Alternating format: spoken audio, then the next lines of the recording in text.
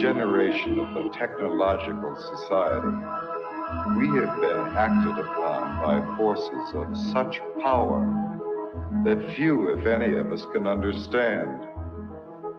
Extensive information gathering on every American, human experiments with drugs and psychosurgery, electronic surveillance, the era of the computer, invasion of privacy, growing government and corporate power over our lives, a people plagued by dehumanization, loneliness, and violence. Dramatic? Perhaps. But we are losing control of our technology and our lives. Not so long ago, people in a similar situation did not awaken to the forces around them. Are we so unwise as to do the same?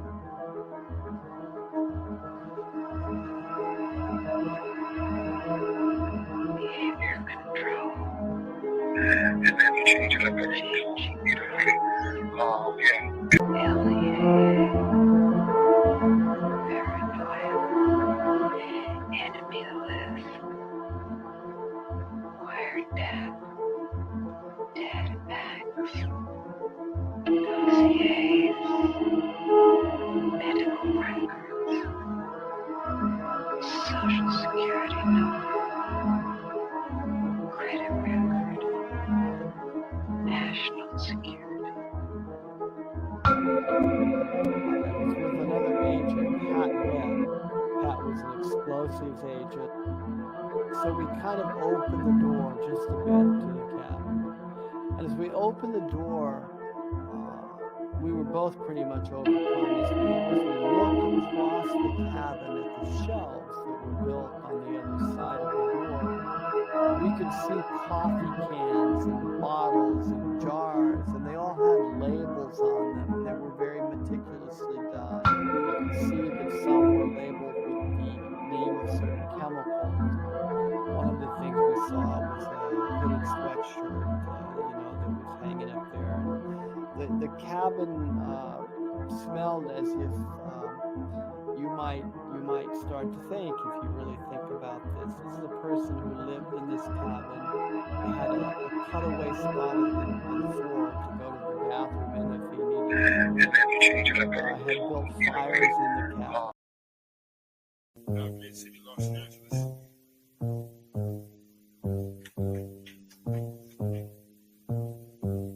Sitting right on the keyboard, working away. Vocals, you got subtitle. I gotta go to work so I can work it out. Come on, computer, make it work. Come on, satellite, work with me. I gotta go to work so I can work it out. Come on, computer, make it work. Come on, satellite, work with me.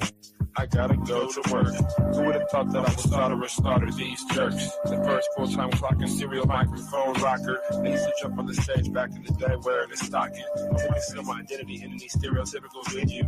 Never will I reveal the serious way that I feel. I'm on job time, all I do is talk into the steel. Use my style to hide and conceal. Profile and be out while they smile and just say that I'm real. Bad luck strikes in 3, all of you will agree. I didn't have a heat shield, they rained triplicate on me. But it's squares versus circles, then, and if you can compare front and back are differentiated by a 90-degree square circle. If you know what I'm talking about, you know the code, work it out. Forced entry, I was disguised as a century. I gave not a care, life is an adventure to me. I obtain secret money and manufacture inventions, fracturing the line between space and time dimensions. Restructure the torque and the structural integrity, so I can walk on water while the returning surface tension. This making me an acolyte of the greater unknown, the word shark, king of these murky seascapes. Within my patriarch society, you cannot dethrone the intricate degree and climate that I seize from the police state. I gotta go to work so I can work it out. Come on, computer, make it work. Come on, satellite, work with me. I gotta go to work so I can work it out. Come on, computer, make it work. Come on, satellite, work with me. I still wish they made more girls like me, intelligent, beautiful, and things like but they don't, so I stay fucked up like King Keeper. She's the type of person that will still rock Latigua. I'm the type of person that will still sport feelers. I found a pair of size 15s out in Pasadena.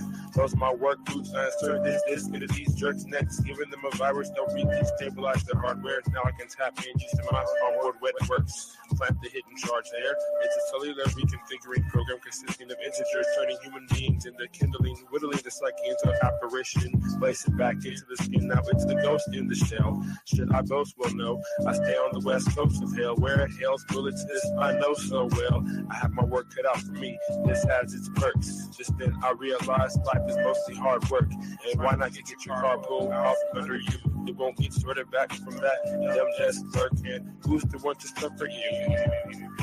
I didn't know what to do, so when in doubt, go to work. When I'm 25, I'll contract myself out once I'm through. Then it's just books and beats for me. I'll leave the rapping to my crew. I'm a good scientist and a world got cuckoo. Imagine how it is to watch them turn crazy around you and then look over at you like you are the insane one. That's how it is. It's okay to meet the controversy bubbles and flattens out like this. Left by little kids. And I've got to go to work so I can work it out. Come on, got to work for me. I got to make it work.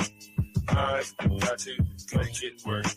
Come on, I can work it out. I got to make it work. Come on, let it work for me. Come on, let it work for me. Come on, jiggler.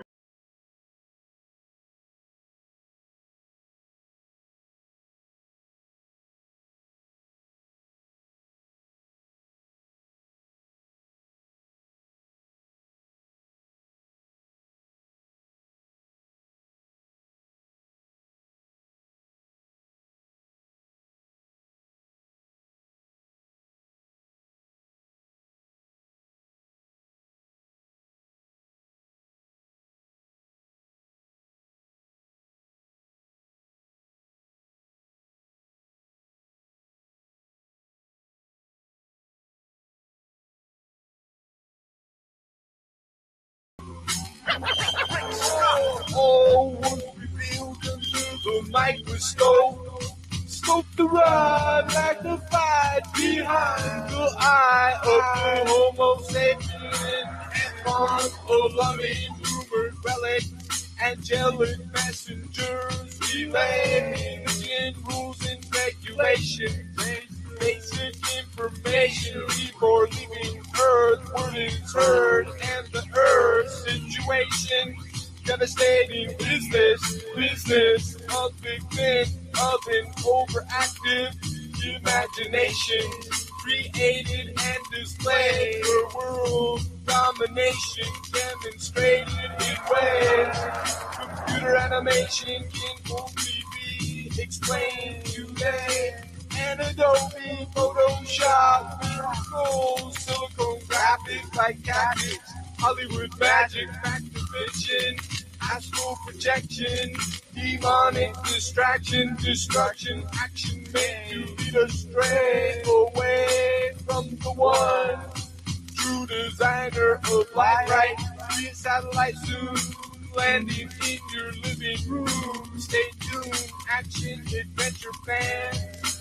More to come, Saturday morning, Cartoon Express. So what's next? Relapse, synapse, economical collapse. Think fast, but not so irrational. Relaxing tax air, so beware. Station identification. Breakdance, people, this is mission control.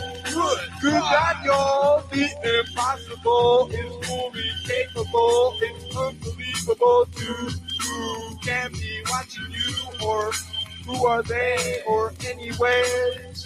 Amazing, yes, amusing, but stop confusing us. Where do we go from here? Where do we go from here? Where do we go from here? Where do we go from here? Where do we go from here? What happened? We drifted. For how long? till the end. There is nothing in this world that hasn't been done. The usurpation of the sun has collapsed the logic of man. In a tragic eclipse, a robot magnet hand grips the surface of planet Earth and rips it open. In the metropolitan, businessmen bow down and crawl through a beacon of lost wizards. Sir Francis Bacon scratches his head and wonders about the prophecies of Nostradamus, and the promise of a new Atlantis hangs in the balance between scientific progress and nature, sorcery, graft, and technocraft, raising humanity's species and exponents, changing society's components and seconds. And everything can be Xerox copied. And everything can be Xerox copied. And in the end, there will be none to burn. Spacemen never to return. The Earth charge, discharge of fossil fuel flying millennium cars. 50 science fiction flicks predict trips to Mars. Mars is no place to Stay tuned, action adventure fans. Because where we land this time is anybody's guess. Where do we go from here? Where do we go from forget here? how much unites Where do we go from members here? of humanity. Where do we go from here? Perhaps we need some outside universal threat to make us recognize this common bound. Where do we go I from? occasionally think how Where do we go our from? differences worldwide would vanish if we were facing an alien threat from outside each world. They don't want I occasionally think how our differences worldwide would vanish about the if we clones. were facing an alien threat from outside each world. TGAF. All difficulties can be overcome. At Rowan, there is some sort of conspiracy. Oh, great Scott, dear Lord, for I cannot believe that it is true that the television tells me to show so much speed.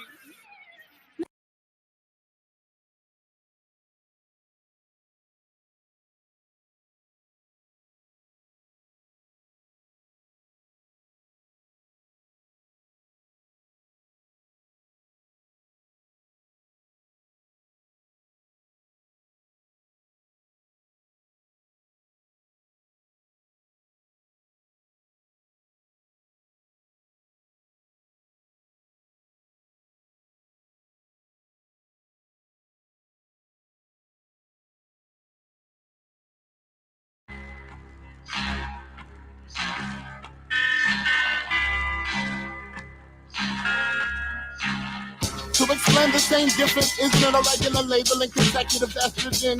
Where to begin felt violated. The next world state of the end of living arrangement blatant. Hostage removers knowing too much. Couldn't touch remarkable strength, unheard the length. Built, running the quilt, downloading to a substance, still not the parasite. Quiet is kept, swept under the rug. LG already explained the bugaboo theory. Stop getting close to me. Near the off-center equilibrium, the replenished thirst quencher. Valuing how much longer until starting the war without an encore. I salute the brave new world order. To me, they're acting like little girls with nothing but cosmetics, making up their face the truth, then letting loose into the street. Repeating, get used to the punishment. Never deflating the lack of confidence. Cause you're not even really running shit. Don't forget to establish get well cards. Delivered in the city, helicopters flying above my head. Gasoline money grubbing backstabbers. Acting like patience isn't ahead of what's said often. Acting like patience isn't what's said often. Why you lying? Why you lying? Recruiting Nimrods started in the century where intellect was neglected by who elected a president entering office. Not me.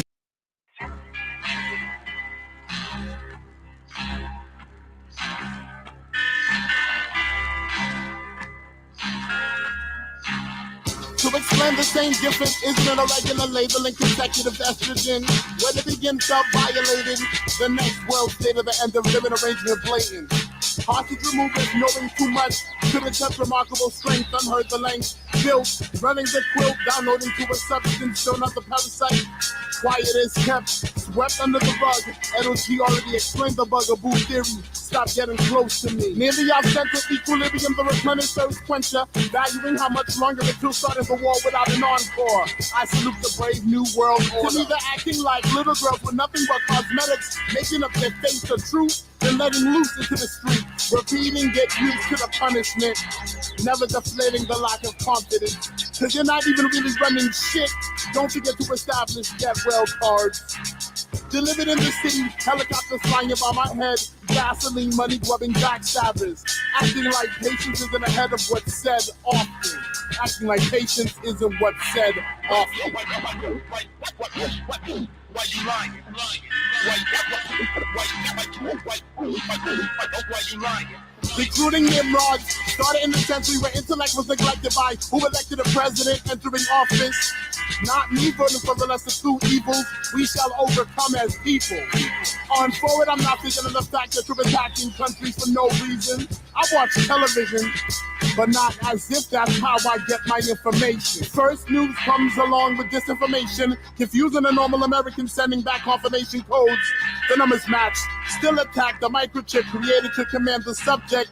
Last response, error invaded. Solve the plan you think you could solve. I'm not involved, the chance. A maniac, the president, to better the situation, communicating, making bombs to detonate.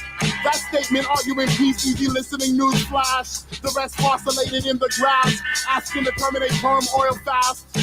Proving mess ups, negotiate fess ups, tell us what's happening, acting like that isn't a place for action. Fast proving mess ups, negotiate fess ups, what's happening, acting like this isn't a place for action.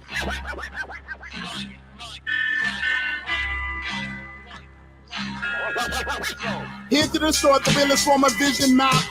Perhaps lapped around the Charles River increases cardiovascular rhythm, the BPM damage. Nanny supplements containing the hemorrhage overload.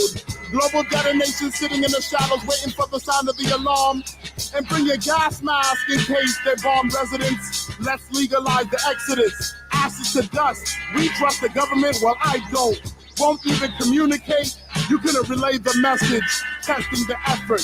You couldn't even relay the message if you're testing the effort. Why you lying?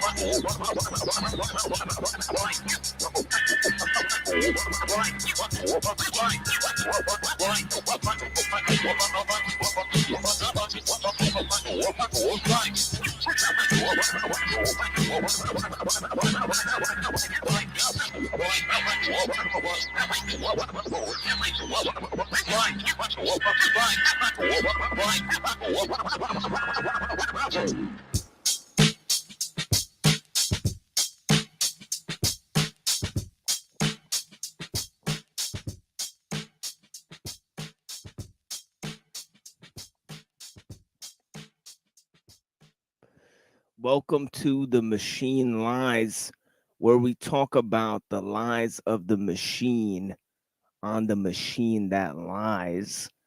And yeah, we're going to be bringing to you some interesting material here from a few of our types of themes that we've already explored here, and yeah, it's going to be an interesting time. We're getting into some Plantinga, some of the views as we discussed earlier.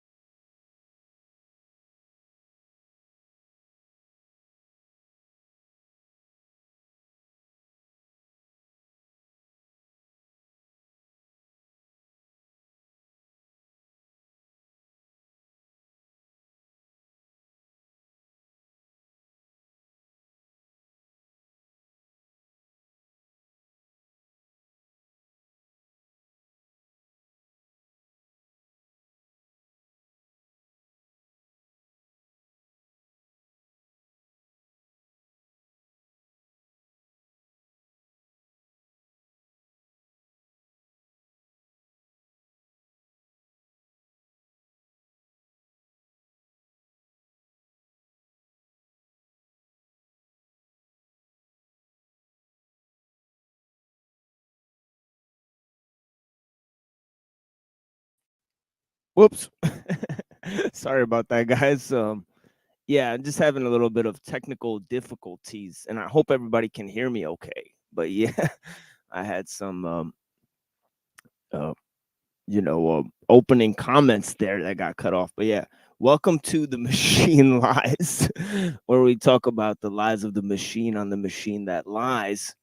And yeah, we're doing some interesting themes today. And if you guys didn't get a chance to look at the many presentations I did recently, let me go ahead and show you guys some of these presentations that I did on my channel.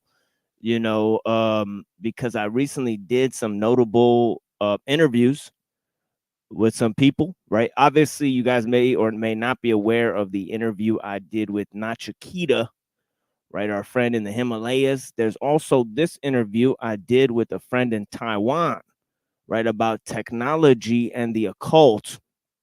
We will be opening up a clip from that. He was nice enough to clip some of my definition that I brought forward of occultism. I think it's interesting when people talk about the occult or the esoteric, right? It's very interesting to know what do they mean by that, right? Some people talk about it in an explicitly negative sense, right? And other people seem to use the term in a very positive direction. So, it's always interesting to note what the general definition, because there's different types of occultism, right? But a broad definition that sort of covers the entire swath of what occultism really is, that is what I was looking for to bring to the people, right? And connecting it with artifice, technique, and the goals of the machine, which we talk about. Do machines have goals, right? Does technology have a goal, right? Right. And definitely technology seems to be moving us in a certain direction, right? And if we learn what that direction is, we can then start to assess the overall character of technique, right? So I did this one with the others there, right? Every time I turn around and you're all on my back for what? I don't know. I mean, group home intro, you know what it is. And then this one right here with Base Oracle. Me and Base Oracle sat down and did a little interesting thing, which ended with a man giving a sermon about jellyfish baseball. So that's why I named this Jellyfish Baseball, and actually I found out that there's an entire SpongeBob block set that actually is Jellyfish Baseball. So yep. Fascinating stuff there. And also Eric Prince's security company is also called Jellyfish. That's what I thought we were all talking about, but maybe I was wrong. Oh, I didn't know about that. Yeah, yeah, I didn't think of that connection there. But yeah, in terms of the jihad unit and the jellyfish unit, they're gonna have to come to a clash one day over the soul of this earth. You know what I'm saying? But until that fateful day arrives, and we all do battle for world supremacy, we have a show here in which we'll be presenting among other things, the Republic. We're gonna go into Plato's Republic with my friend Annapurna and some other notable guests. We're gonna rally the horses and get them to sit down and have many private discussions and readings of this, so that we can actually come through and get on the tip to open up the different ideas that are there. Now, I think book 1 through 4 should have a separate show, and maybe 5 through 8 have a different type of show. Or maybe 5 through 10 we do a different show. 1 through 4 we do a different show. And I think we could start it up reading 1 through 4 and get to the idea of how he starts getting into the personal psychology. And then in 5, he finally describes the role of the guardians. He kind of describes the society and the organization of how he wants these guardians to behave. In 6, he starts describing the role of the philosophers. Then in 7, he starts to describe the allegory of the cave. So there's a basic structure of it. But yeah, this talk we did with Gabriel, he's in the chat here. Blessings, brother. Was a very great conversation we had. No, it was a pleasure. Yeah, it was a pleasure to have that conversation, my friend. That's what I'm looking for is intelligent interlocutors. So yeah, definitely got that there. So check that out on NPC the Game channel. So we got some good conversations lined up for you guys. I talked my head off last 2 nights, maybe collected 8 hours of content there for you guys. So today I will just simply play some of the old material, maybe talk about some reactions to videos, collude with my audience here, and see what else is new with some of the people that are here. So yeah, thank you so much for being here and joining me. This is a regular show. I always come through, and as much as I can, I will always try to come through on Saturday night and Wednesday night for you guys.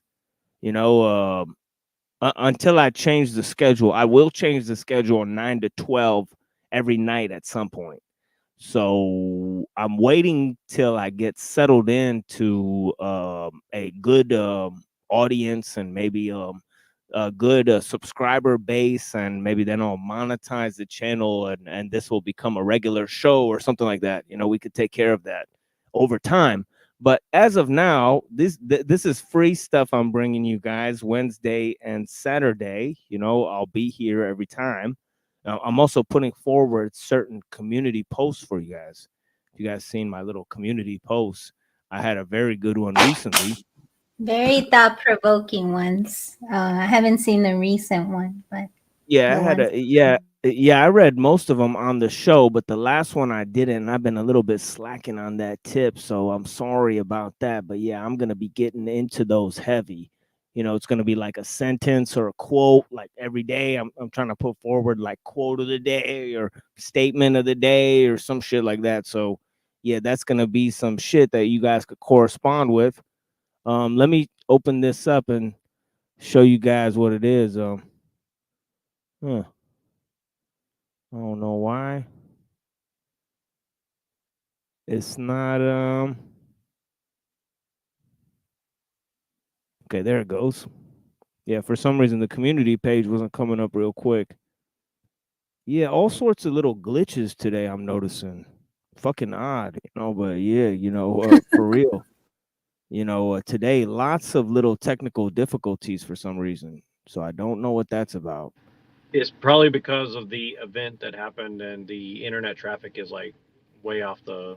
Is that what's happening? Yeah, right. So I'm guessing because like I had a lot of weird glitches the past hour. So yeah. So run me down on what is this new event that's going down. I mean, because I've been very, very out of the loop and what you can say. No idea what event he's talking about. Yeah. Go ahead. Pill Eater probably knows more than me, but very briefly, an attempt on a presidential candidate by some person, and now it's all like. Oh wait, about the Trump thing. So he was in Butler, Pennsylvania. I don't think Machine's aware. I just want to make sure he's aware because that's okay. Today in Butler, Pennsylvania, there was a Trump thing. Some guy tried to shoot him, but he got his left ear. The Secret Service killed him back. We're still waiting who's the origin of this quote unquote shooter. Trump is still alive.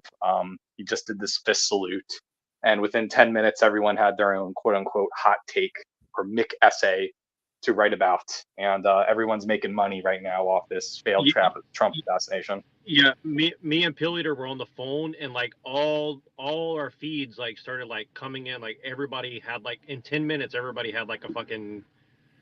Yeah, even Caleb Malton is like, for real, time to do an immediate thing and go off work, even though everyone's at work right now. So it's very weird that everyone has it goes you to show you that the economy is fake and gay if like everybody is going to drop their shit right now to talk about a failed assassination attempt.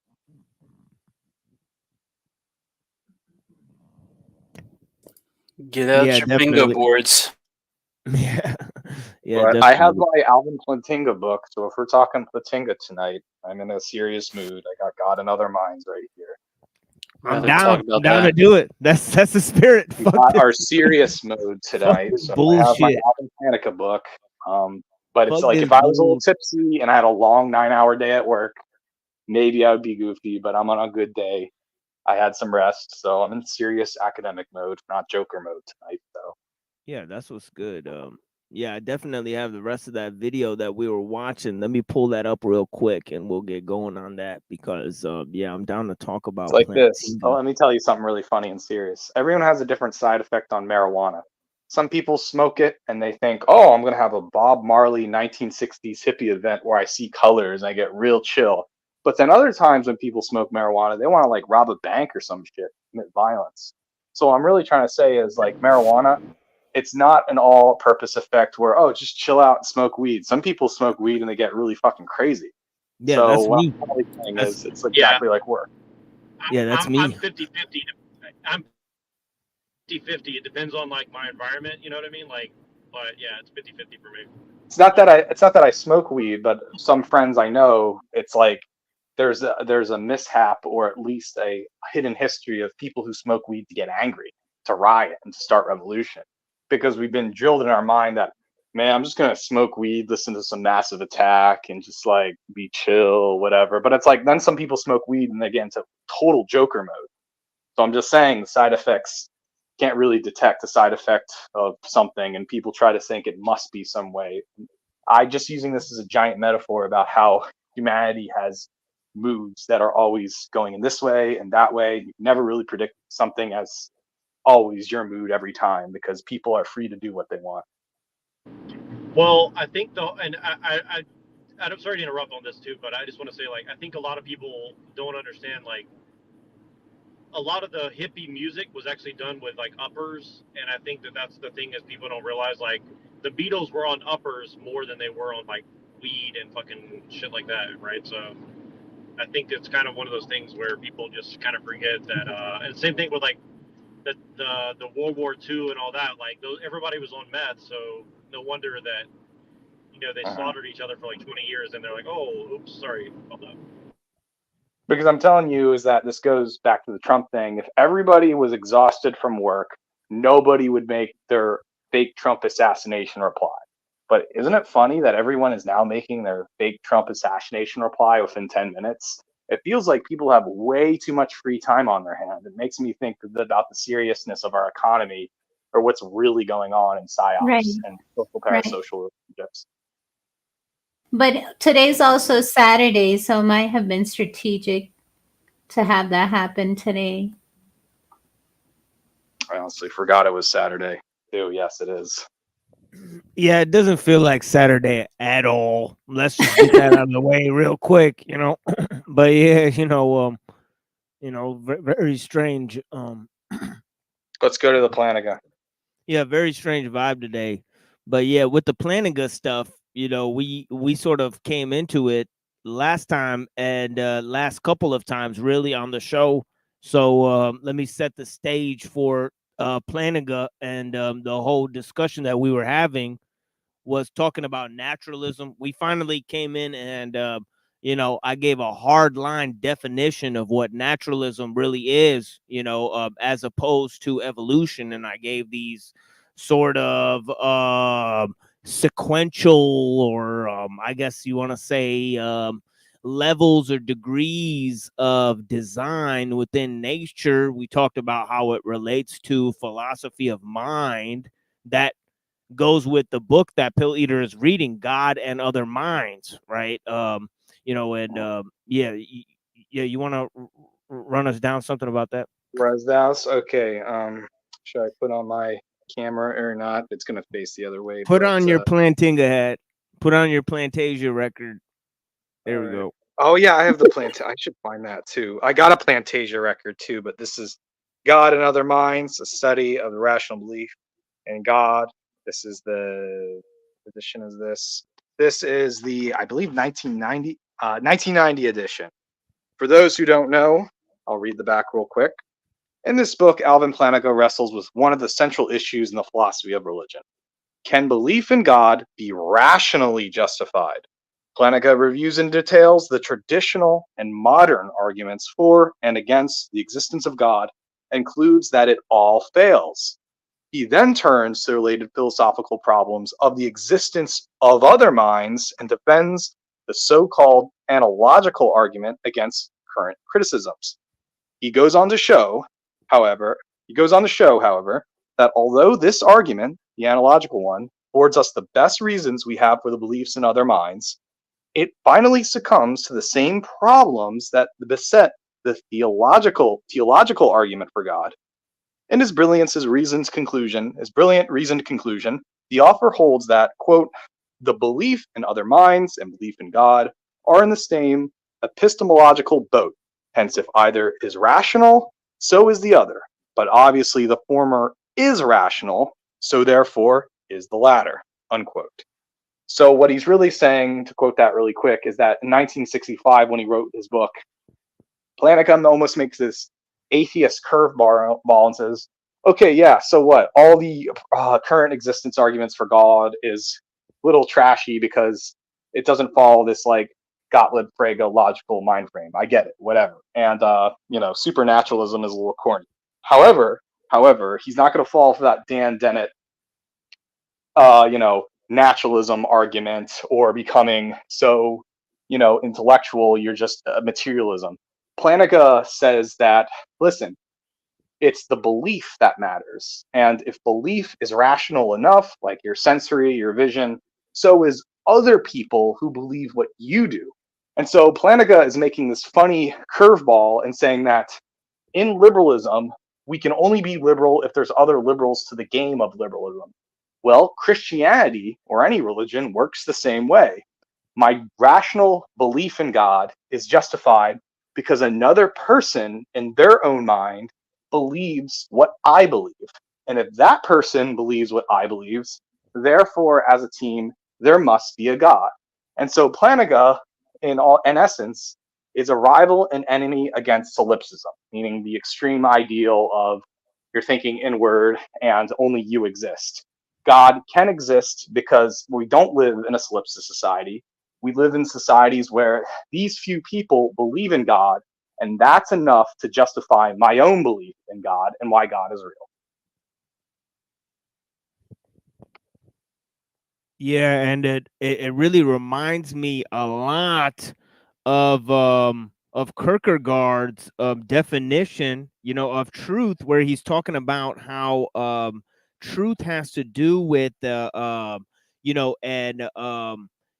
inward sense, subjective. He says an objective truth, an objective incompleteness held in a subjective agent with the passion of infinity.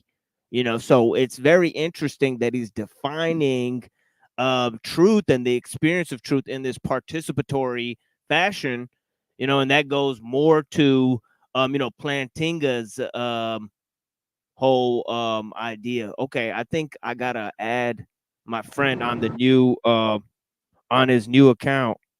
I'll add your new account. Yeah.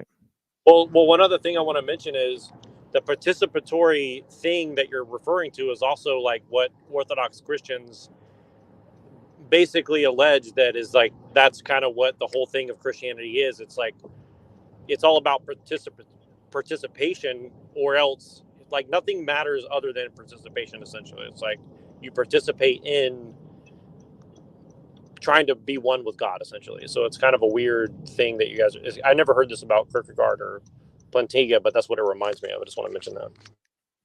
So Yeah, just I mean, What's that? to get it straight, he's changing the definition of what a rational belief is. It's not exactly changing.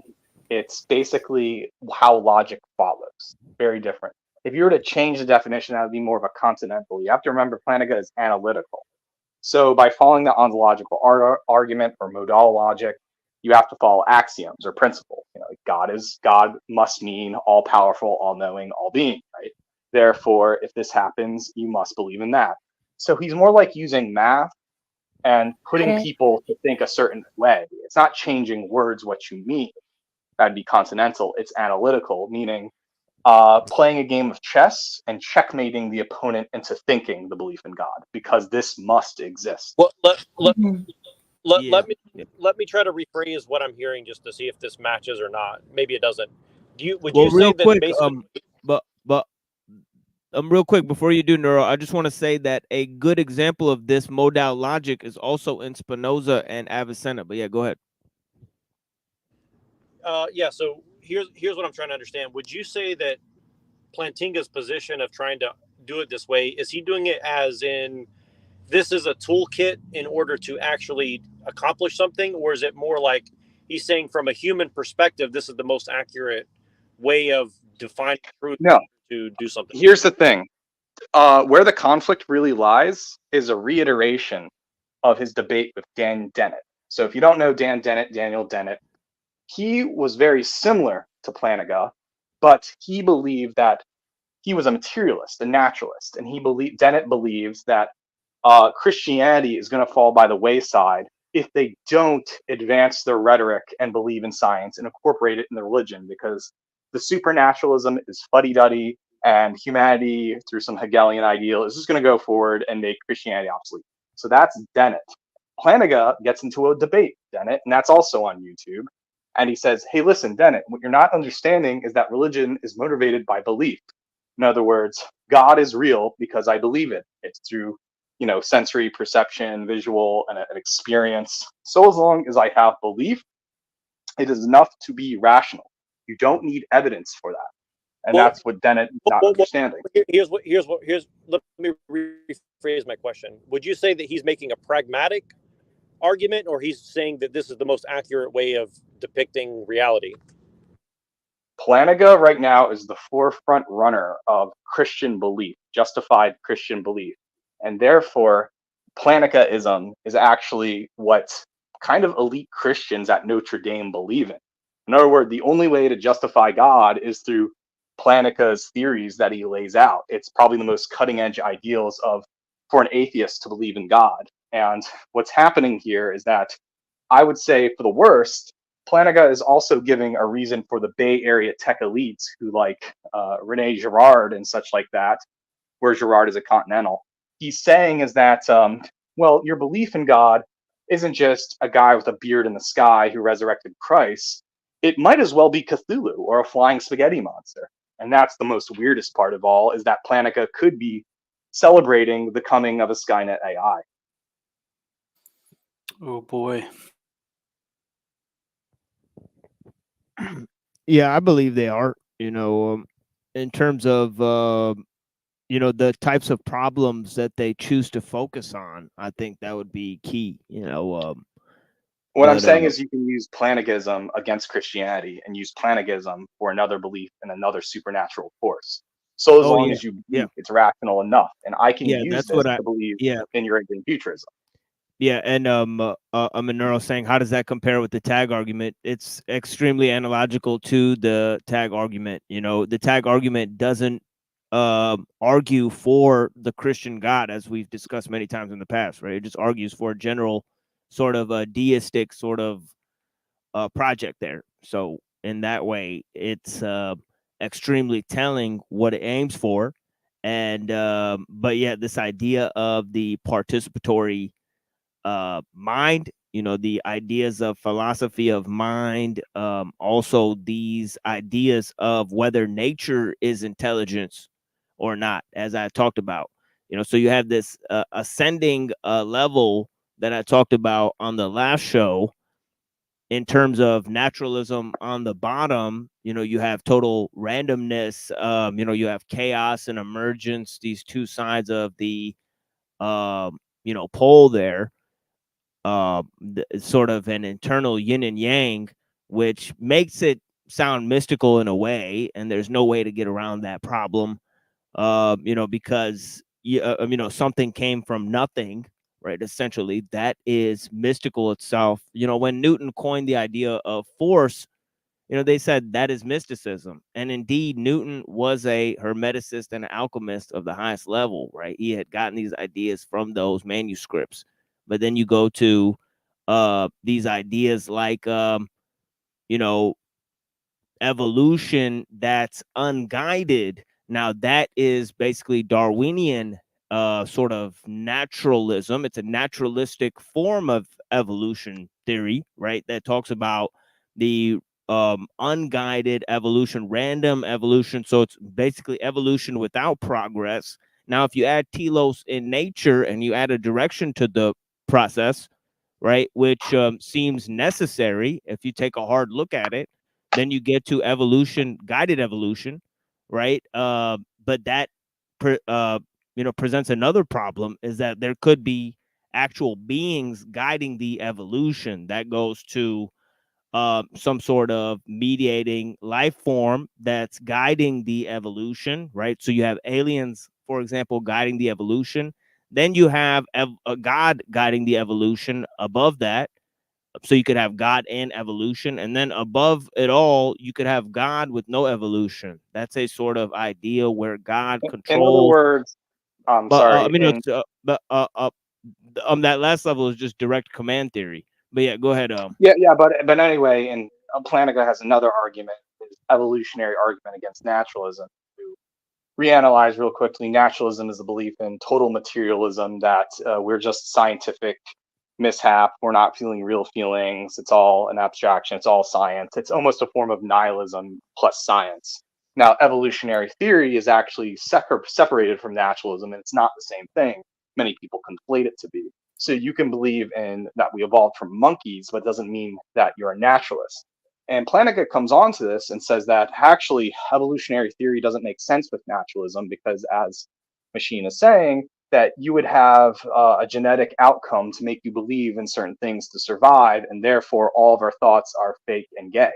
And so what you have to do in order to battle that is to put evolutionary theory with theism.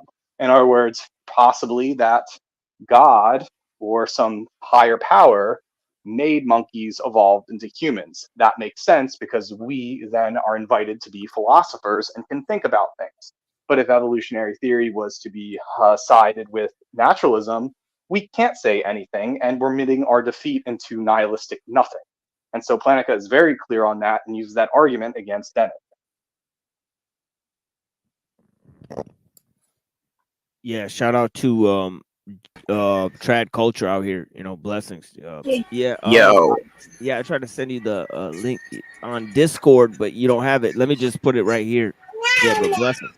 Yo, did y'all ever hear the phrase, you could be so smart, right, that you're stupid? Oh yeah, definitely. All day, you know. That's a lot of what this theory seems to portray, you know. There's a German word called Bach idiot, and that means how can you be so smart in one area but dumb and common sense in the other? It's a German word. It's like it's never been translated to English. savantism, right? And I feel like people in spiritual like study, right, can find themselves in like this savantism. Even in philosophy, it's like they become so hyper focused on one macro environment, like one micro environment, that they're missing the big picture. Like the entire time, it's like they're so fucking hyper focused on this little facet of this fucking branch of a branch of a branch. Who gives a fuck? You know what I'm saying? And it's like they're retarded. Like they're basically obsessed at this point, and their obsession to find the whole truth, that missing puzzle piece, has led them down so many fucking pathways that they've landed somewhere so far out in the Mojave fucking desert. You know what I mean? And that's kind of the issue. It's like everybody's comparing their fucking version of their like crazy journey to the Mojave Desert, right? And nobody even remembers why the fuck they're even going to the Mojave Desert. Yo, what's going on? How's it going? Yo, what's popping? Yeah, it's good to see you. Did you happen to sue those people who were at you?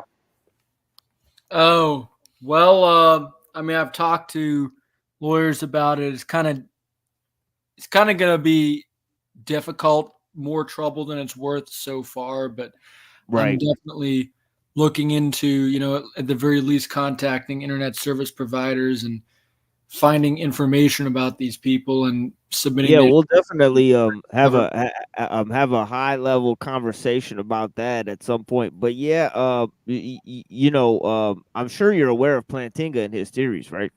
Yes, very Yeah, much so. yeah, for sure. Yes, we're just saying that Plantinga right here is, just rewriting, reinterpreting Plantinga for the audience, and why it matters. In fact, I think Plantinga is probably, if not all the Notre Dame elite agree with him, and it's kind of the forefront of Christian elitism. But whether people agree with it or not, his beliefs can be used for something other than Christianity, such as a belief in a Cthulhu or a Skynet AI. Yeah, well, certainly. And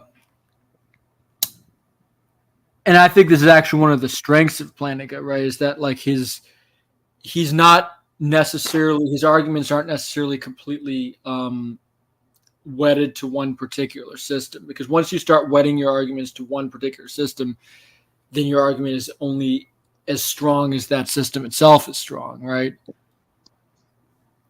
Mm-hmm.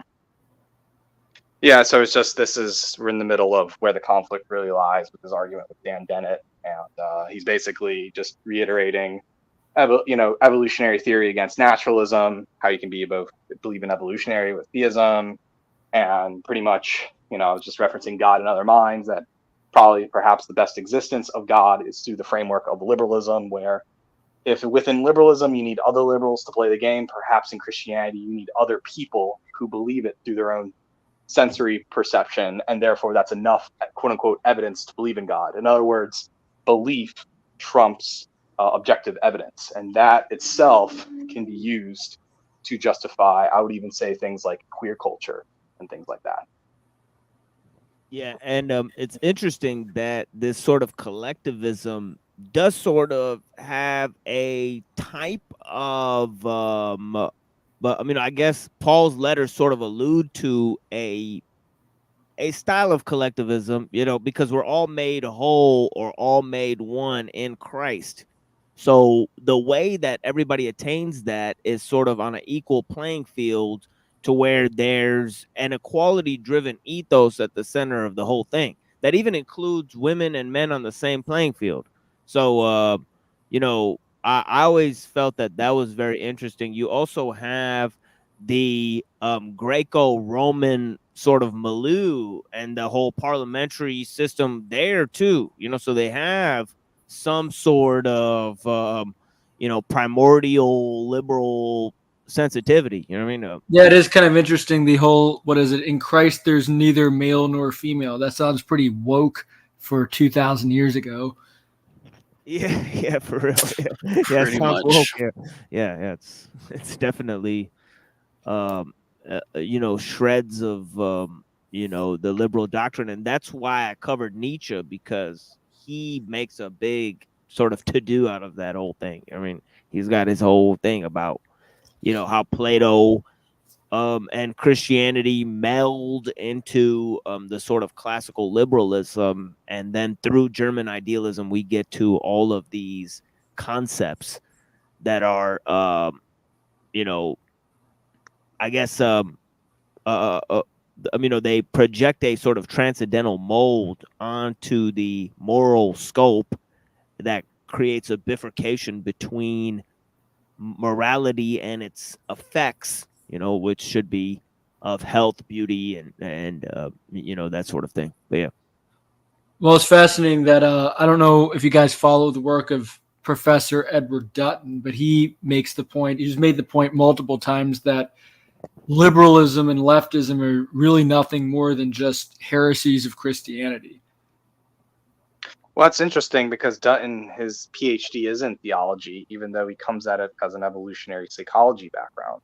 I just think that's because, Dutton's the same person that would say, like, leftism is a form of, like, you have an autism or you're retarded, And therefore, because there's a lot of interesting evolutionary psychological things he says, but I definitely think from a theological background, it's very interesting to say that any liberal ideals is a heresy of Christianity. Yo, Even though you can Plantinga study would the say, lie all day, bro. You're never gonna attain the truth from doing so.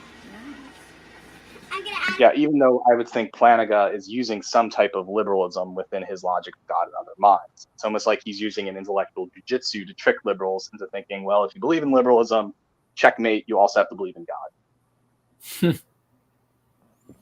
Yeah, that is what it seemed like. It's and that's why it seems disingenuous when people use an argumentation like this. Obviously, a lot of atheistic scholars and those types of people have made a huge splash about that. Let's play a little bit of this video, see if we can get some reactions to it in the next 5 minutes here, and then I'm going to take a little musical break or whatever, as is customary for me, and we'll play a couple of songs, and then we'll come back and have some discussions. But yeah, thank you guys for joining us here. Not that many people watch it today because I cannot stream on Twitter. Now, I don't know what the fuck happened there. They're like on some shit where now you have to pay for it. I'm like, all right, never mind then. You know what I mean? But yeah, I had a good amount of Are you audience. kidding me? You have to pay? Yeah, like just today it happened. So like, you know, like I've been streaming there and getting a little bit of extra people watching the show, but not today. You know, we got like 14 people in the audience, which is sad because it's like, you know, I went on so many of these fucking shows to try to tell people my views and all this type of stuff, but you know, who cares really? I'm so happy to have TML, they don't want the truth, bro. Yeah, really, it is what it is. Yeah, you're right. You know, everything Rant is saying is true, you know, as well, because you know it's visible effect of what you're saying for real. You know, Don't you understand? The most popular shows on this fucking platform are just people yelling at each other about nothing. That's right. That's right. So if you want fucking views, you just have to have people up here talking about ratchet shit and just being straight fools. Right. And then this shit will blow up.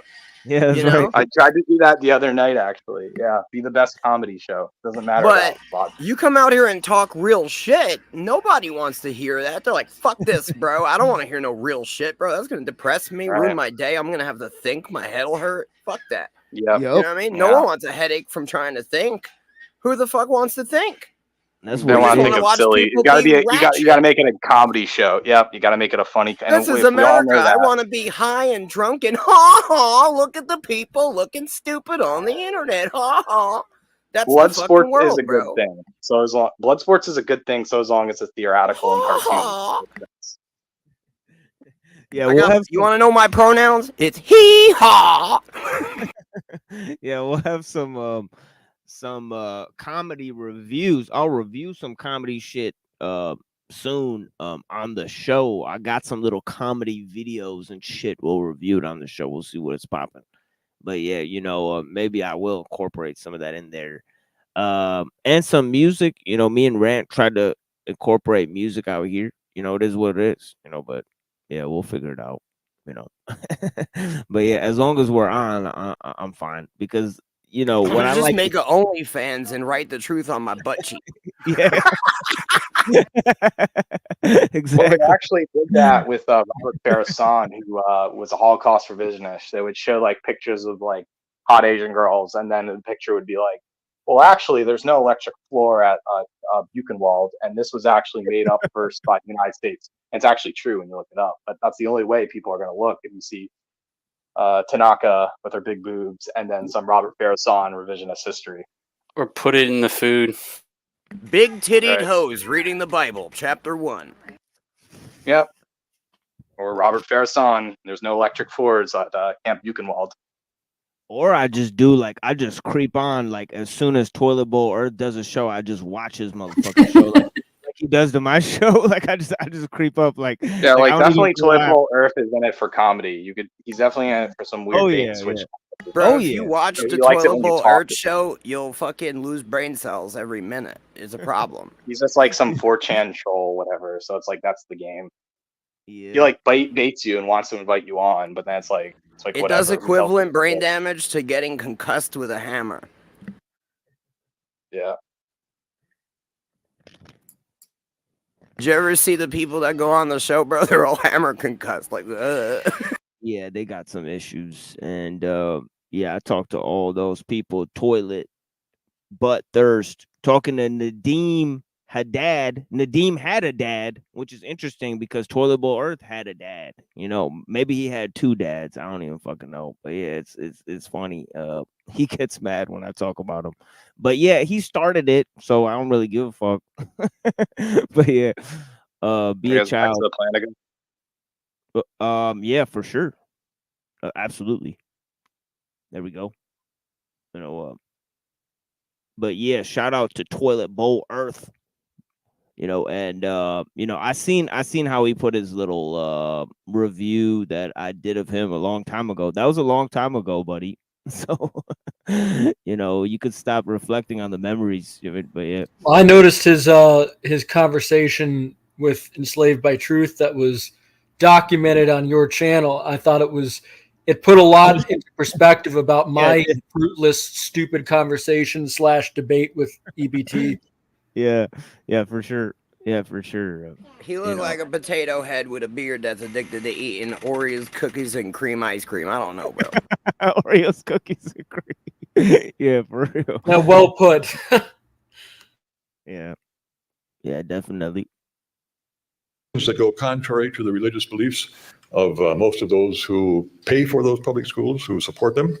Well, that's a whole other question that we could go into, but I won't go into it now. I'm going to skip part 2 and go to part 3. Damn, that's funny. That's what we were just talking about.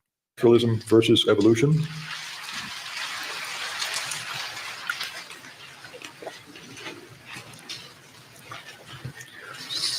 So as I say, I want to argue that naturalism and evolution, though they are often thought of as easy bedfellows, are in fact uneasy bedfellows, don't fit together well at all.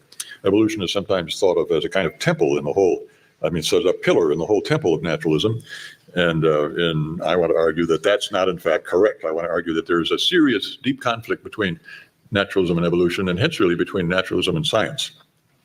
So I'm going to use the letter N just to abbreviate things, make things a little shorter. The letter N to stand for naturalism, for the thought that naturalism is correct, that the world is, that there is no such person as God or anything like God.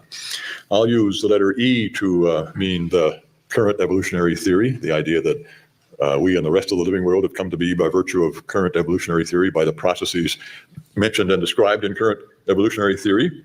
And I'll use the letter R to mean the proposition that our cognitive faculties are reliable. That sounds. By the way, you know, I've been harping on this point a lot, and this is why dialectical, methods actually do explore a lot. You know, it's built on this, you know, sort of dialectical,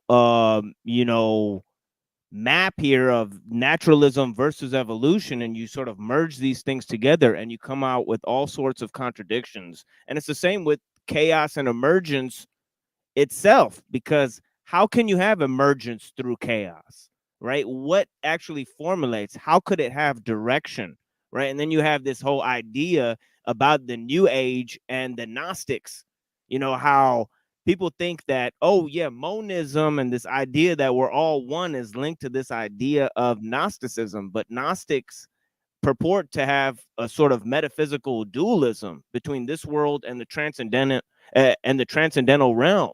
You know, so there's this whole concept where, you know, they're both in conflict with each other. You can't create a utopia in this world if this world is the fallen state. You know what I mean? For example, you know, so the idea of the apocalypse and the kingdom of God are in opposition with each other. You know what I mean? Because you're going to have an end of the world where everything's getting worse and worse, and then it leads to what? The salvation of everyone, right? So there's this whole tension there, right? And if you pay attention, it could be transformed into dualism and sort of Sabbateanism, you know, where it's sort of these two opposites meld together into one sort of quasi-hermaphroditic, form or whatever. And that's the danger of dialectical thinking. You know, things either merge or they collide. You know what I mean? As they say, you know, so, to zoom out on things. But yeah, naturalism and evolution, they definitely collide, and then the residue of the collision leads to several contradictions. Well, I think it's interesting for one thing that he discusses. He's not trying to defend evolution per se. He's saying current evolutionary theory. Now, I don't know. This looks, based on the video quality, this looks like it's from the 90s. So current evolutionary theory in the 90s was already be extremely outdated for today. But I would say that, he's already drawing up sort of a false dialectic in that he's stating that the whole of evolutionary theory has to be one specific sort of strain of it that was created by basically by Charles Darwin, with very little impact from the previous couple thousand of years of evolutionary theories that were in contradiction to it, which, of course, because we're living in the English-speaking world in the modern West, for us, evolutionary theory equals Darwinism / neo-Darwinism. But the reality is that that's not the only sort of concept of evolution that's ever been proposed, and is not even necessarily the be-all and end-all of everything within evolutionary theory, right? There's a lot of people that believe in a form of the theory of evolution, but are highly critical of the Darwinian schema. But of course, in the West, we don't really hear that. Yeah, that's why in my previous presentations I brought up like Prigozhin and Alfred North Whitehead and also Alfred Russel Wallace, Lamarck, and all of these type of alternative versions of the theory. Because yeah, you're absolutely right. One has to take a more nuanced approach when looking at the theory itself. But yeah, was somebody else going to say? I think it's not that it's evolutionary. Theory is not exclusive to Darwinianism. The common people conflate it. It just means to evolve, to be God. And so that means God must have done that. And so again, this is the beautiful intellectual jujitsu is that Alvin Plantinga is doing, is that using these words in very precise ways to make you think something out, and kind of going against the normative world of how liberals would think of things. You kind of, again, checkmate them. And I believe the video was probably 2011, considering that he looks like he was 80 in this. So this is like 2012, 2013, 2011. Oh, wow. Maybe I just have a 90 is when he wrote Warranted. He wrote a book called Warranted Belief. Okay. And this is during Dennett. Where the conflict really lies took place in 2010. It was a debate between him and Dennett. So it was about 12 years ago. So this is the aftermath of it. Oh, wow. So I don't know, just maybe the video quality is just like unusually bad. It looks older than that to me. But because, yeah, in the 90s, he was talking about belief, and then God in Other Minds was the 60s. And then, because it's like every decade, there's like a Plantinga separation, a phase that he goes through. And then the free will defense was kind of the 80s. And that's it kind of evolves from there until we get to this point.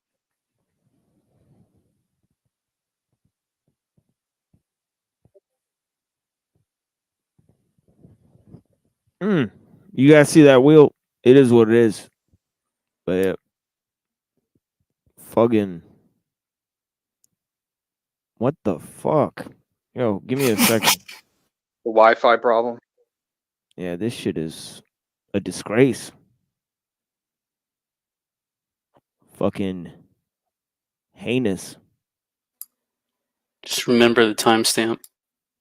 Yeah, it's at the timestamp. It's just fucking jeez. What the fuck is this, yo? All right, so I guess theory, the idea that we and the rest of the living world have come to be by virtue of current evolutionary theory, by the processes mentioned and described in current evolutionary theory. And I'll use the letter R to mean the proposition that our cognitive faculties are reliable. That sounds like a mouthful. But when I speak of cognitive faculties, all I mean are things like memory and perception. Memory is a cognitive faculty whereby you know something of what has happened in your vicinity fairly recently. Perception, you can see what goes on in your neighborhood, or hear what goes on in your neighborhood, or feel what goes on in your neighborhood. So perception is a faculty that enables you to know something about what's going on in your immediate neighborhood. Well, it doesn't have to be your immediate neighborhood either. You can see Mount Baldy from here, and as far as that goes, you can see the moon, and you can see stars that are enormous numbers of light years away. But so there are these cognitive faculties we've got, which produce in us beliefs. So I look off in this direction, and a certain belief sort of just wells up in me. The belief that there are a lot of people over there, and there's a window over there, and some people sitting on the floor over here, and Tom Crisp is here, and Tom Crisp is not nearly 100 years old, but I can't really see that. You can't exactly see that, but I mean, I know that anyway. So there are these cognitive faculties then, and to say that they are reliable is to say that they produce what they furnish us with is, for the most part, true beliefs. Doesn't have to be that all beliefs are true, of course, and of course, not nearly all human beliefs are true. But the idea is that they have to, for the most part, reveal what they, for the most part, the beliefs they produce in us are true. And I guess we ordinarily think that. I mean, we ordinarily just assume that our cognitive faculties are reliable. I just take it utterly for granted that that I really do see people here before me. You know, I don't sort of raise the question. Maybe I'm being deceived. Maybe I'm a brain in a vat or something like that. We all just make that assumption. So there is that proposition that our cognitive faculties are reliable. Now, the first premise of my argument has got these premises here. The first premise is the proposition that the probability, the conditional probability of that our faculties are reliable, given that naturalism and evolution are both true, that probability is low. So I speak of conditional probability. Again, that's maybe an unfamiliar term, but it's certainly something everybody uses and thinks about, is aware of. It's the probability of one proposition or claim or state of affairs, given that some other one is true, right? The probability of some proposition A, given that some other proposition B is true. So you might say, what's the probability that Mr. A will live to be 70, given that Mr. A is, given that, on the condition that, given that Mr. A is now 35, never gets any exercise, but lies around on his couch watching television all the time, eats nothing but junk food, and has grandparents, all of them died by the age of 50. That's a fairly low probability, right? He's probably not going to make it to 70. Then you might contrast that with the probability that Mr. B will live to be 70, given that Mr. B is now 65, runs 11 miles every day, watches his diet like a hawk, and his grandparents, all of whom live to be over 100. That's going to be a much higher probability, right? So you get the idea, the probability of one proposition, in this case, the same proposition, given that this other proposition. And on that one other proposition, the probability is high, and on the other proposition, it's low. So you might say, what's the probability that Jock, who lives in Glasgow, Scotland, is a Mormon? What's the probability that Jock is a Mormon, given that he lives in Glasgow, Scotland? Probably not very high, right? Not that many Mormons in Scotland. On the other hand, you might say, what's the probability that Brigham, who lives in Salt Lake City, is a Mormon? I.e., what's the probability Brigham is a Mormon, given that Brigham lives in Salt Lake? That's going to be much higher, right? So you get the idea. So my first premise then is that the probability of our cognitive faculties being reliable, given that naturalism is true and that we have come to be by virtue of the processes of evolution detailed in contemporary scientific theories, I say that's low. Okay, so there's the ideas that it's hinging on. It's also hinging on the reliability of our cognitive faculties, which takes us back to the fundamental concepts in philosophy of mind, right? So there's three things going on, right? Actually, I guess just three things. There's human perception, right? There's the concept of God, right? And also the way we use our cognitive faculties. So God, mind, and humans are all involved within the theory of evolution. Now, that seems highly problematic because it has some sort of implications, right, for the theory itself, right, which I brought up earlier, that it sort of interjects all of these concepts about whether nature is intelligent, whether intelligence and nature and the sense in which evolution is being guided has anything to do with the issue. So that's why I brought up all of these ideas in my previous presentations, and I'm not going to go back over that. And I even brought in Hegel and his idea of progress. And as you'll see at the end of this presentation, we talk about different concepts during the 1800s.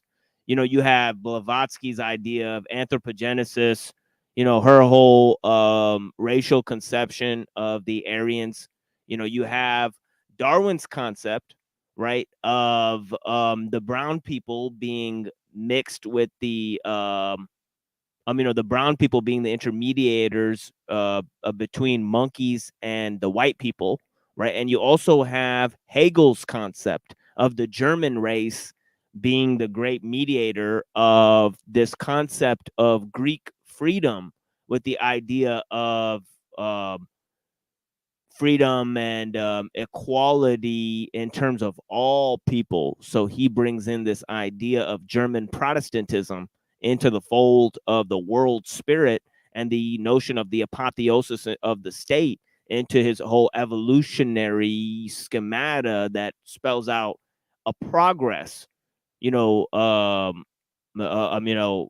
also he's not afraid of talking about these terms like telos and nature within its phenomenology. Obviously, Hegel is inclined towards mysticism, right? So what I'm trying to put forward is that during the 1800s, you had these concepts, so you just have 100 years where people are just hammering you with the idea of progress in nature, progress in man, evolution, and also there's the idea of the second law of thermodynamics and this whole thing, how life on a planet-wide scale basically, disrupts the second law of thermodynamics. More information, more energy per density,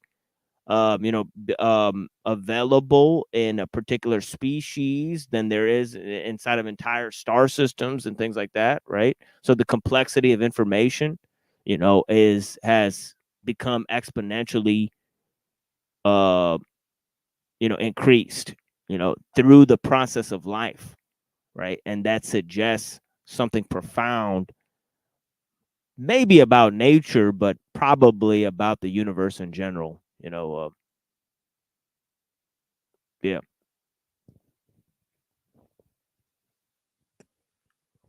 Let's watch a little bit more of this, and then I'm going to take a little break here. But yeah, blessings, guys.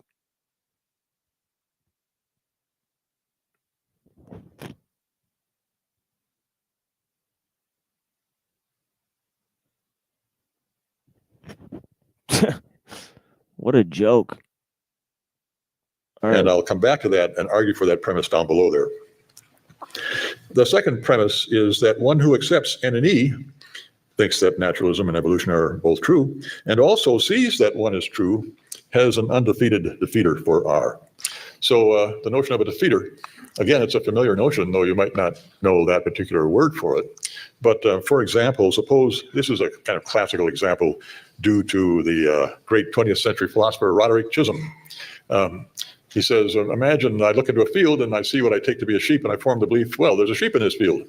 Then along comes the owner of the field, whom I know to be a responsible man, and he says he doesn't have any sheep and he doesn't keep any sheep in the field, but there is, he does have a sheep dog that from this distance looks like a sheep.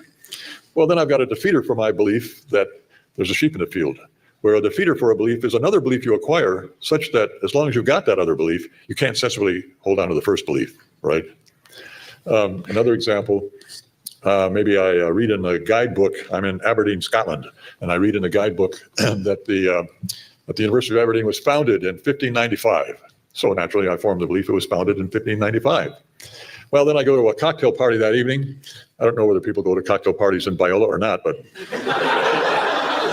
but they do go to cocktail parties in Aberdeen. And I see this guy with a very hangdog look on his face, and he's kind of looking really sad and unhappy. And so I, asked him what the problem is, and he said, well, I'm the author of that guidebook, and I made a terrible mistake.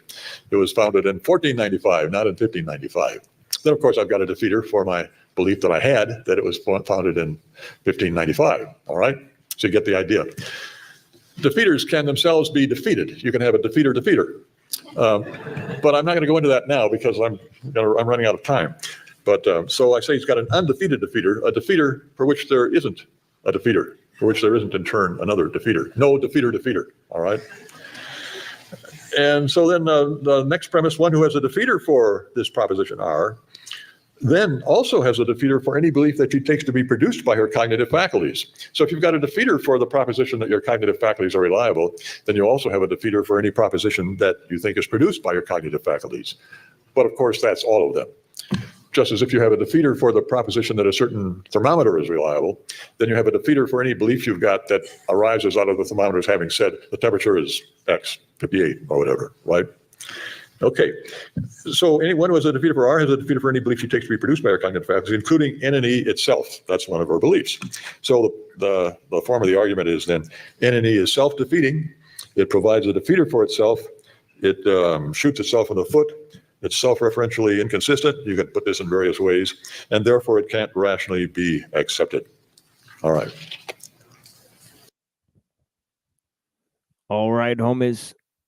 Let's check out some music here. I'll be back in a little bit. Thank you guys so much for joining me. The 12 people that are here. Blessings. You know, I greatly appreciate you guys. You know, yeah, we'll be back in like 10 minutes. Stripped of your visitation rights as Godfather ran the law, a reinvention of the secret weapon, eat the apple, Eve, and atom bomb. The meaning you're a two-stepper, running backwards, leaping to the deep abyss. Flash of thirsty teeth, reaching for a cash purse, wishing bone crack a real. Crash the high horse on broken land of all hopelessness, and leave it as it is, dead and beat, feetless, sober wit and over with. Slowly lead them to the pit by hand, barbecue smoking, nosy kids dove into the Zosa mentality like pass around degrees as we approach the end. Time is now, how did it even come to this? Run and get your lost-minded infant. Good bit in chapter when it's over, really I'm in control of what I thought you already knew. Climbing towards infinity with the ability to make the living arrangement come true. For instance, we claim to be innocent, you're polluting the mind misuse. Shallow as an open grave, empty promises, the piss blood pumps through the heart with shards of glass and paper thin consciousness. Market to the mass land populace, it's on and popping at the mountaintop, ready for collapsing on the village local locksmith with guns cocked, an automatic upgrade. Hell stops, it's raining bullets on the long-awaited bombs drop. Countdown to 2012. Hell's crossfire sells itself without any low-grade demons help. Let's rock and roll, lock the load, stop, drop the roll, and salute the liberty till the rocks assemble Voltron, you got served inside scoop according to the venue. What's to happen to the world now? Make it until you remember our past life rescued. Reincarnated, hyper-extended peace, love ballads.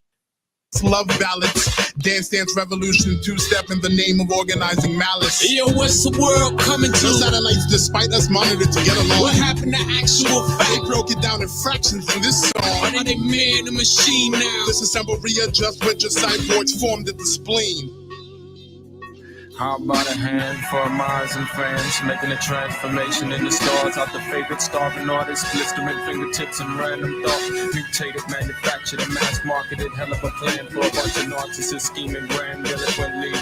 So fuck it, run with the pack, save yourselves and let your savior pick up the slats. Self-mutilation isn't only a once-a-week ritual, it's a necessity. Glamour, fat guys and people blindfolded through the gauntlet with their hands tied behind the back and let them make their own decisions, falling off the rare moments I've compared to the end of the world. We've learned more than we asked for. Can't complain, it helps me maintain my sense of emotion to the brain.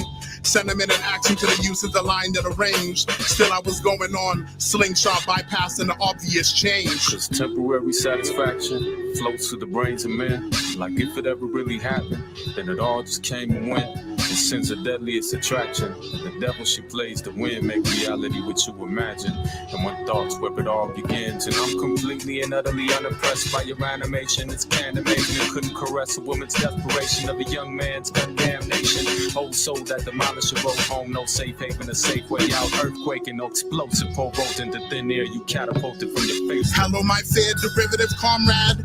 Sadly, the mistakes I made stayed. Wouldn't trade anything in the world to replace my alpha and omega mishap. Along with my feelings towards life, forget that. Hate it, but you gotta love it. I got some energy moving along despite measurements of the mishaps. Yo, what's the world coming to? No satellites despite us monitored to get along. What happened to actual fact? They broke it down in fractions in this song. Are they man and machine now? Disassemble, readjust, with just sideboards formed at the spleen. Projectiles, reptiles, and all sorts of things that go bump in the nightmare. John Mayer compared to rock and roll. Down to the riverbanks, closed down. Tomorrow we'll be open, moping around looking for something to get in. Yes, so you would have believed missing. I seen you in person, press the key. Houdini friends, how many of us actually even have? Not that you're the one, just because you're planning to make it. Opportunity strikes and the leeches were planning to take it. For the sake of balance, I felt to entice revenues. Give it a chance, I keep moving before crawling. Whispers distance itself. Nature applies ocean on the self seashore. Were you sure you actually wanted more of my help? I felt what it felt like to hurt. Ewoks are just mechanized tumbleweeds. Not to sound absurd, but someone, something, sometime words sound different. Yo, what's the world coming to? No satellites despite us monitored to get along. What happened to actual They fact? broke it down in fractions in this song. I need a man, a machine now. Disassemble, readjust, we're just cyborgs formed at the spleen.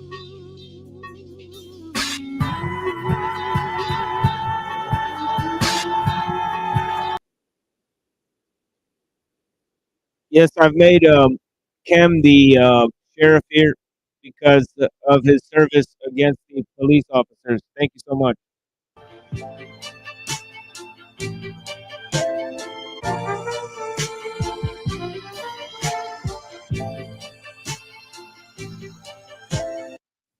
We, the people of the United States. Son of a bitch.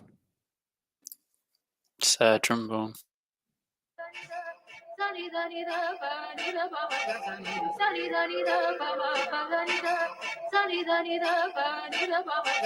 A dragon which escaped from the underground lab. Physical and historical evidence of one of the most notorious figures of hip-hop blast. The spider web helps to solve a killing. You try to find who killed the MCs and why their bodies are mummified in my building. For 200 years, blood was spilled in the name of God. Is that a critical statement? Bomb shelters, jungle hideaways, underground missile base. Professors murdered in their homes. Memoirs decimating victims. There is a majestic death when a computer virus penetrates the radio operating systems. Warships and submarines lurking around. Deep combat conditions. Battlefield photography. At night, something unusual falls from the sky in the distance. A time traveler is sentenced to death for violating laws against technology. An ex-convict in a swamp, nobody follow me.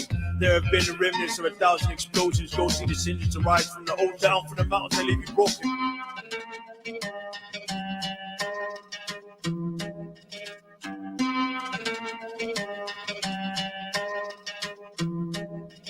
The invention of death, the shrieking earth and threat, far cry instincts, predator, clash of the ninjas, theft, a city fight night to set apart from the rest, the age of earth, wilderness, the societies of insects, the invention of death, the shrieking earth and threat, far cry instincts, predator, clash of the ninjas, theft, a city fight night to set apart from the rest, the age of earth, wilderness, the societies of insects, where archaeologists tell of dangers they face, the sole survivor of a parallel world dies in an earth place, a military tactician drifts towards Hawaiian objects. Listen, I'm the ghost of Christmas past. You die on Christmas. A whale attacks an 1820 whaling ship and inspires Moby Dick. Beware sport. I've infiltrated and isolated an airport. I might write 161 books. I am the night like the glowing eyes of a wolf.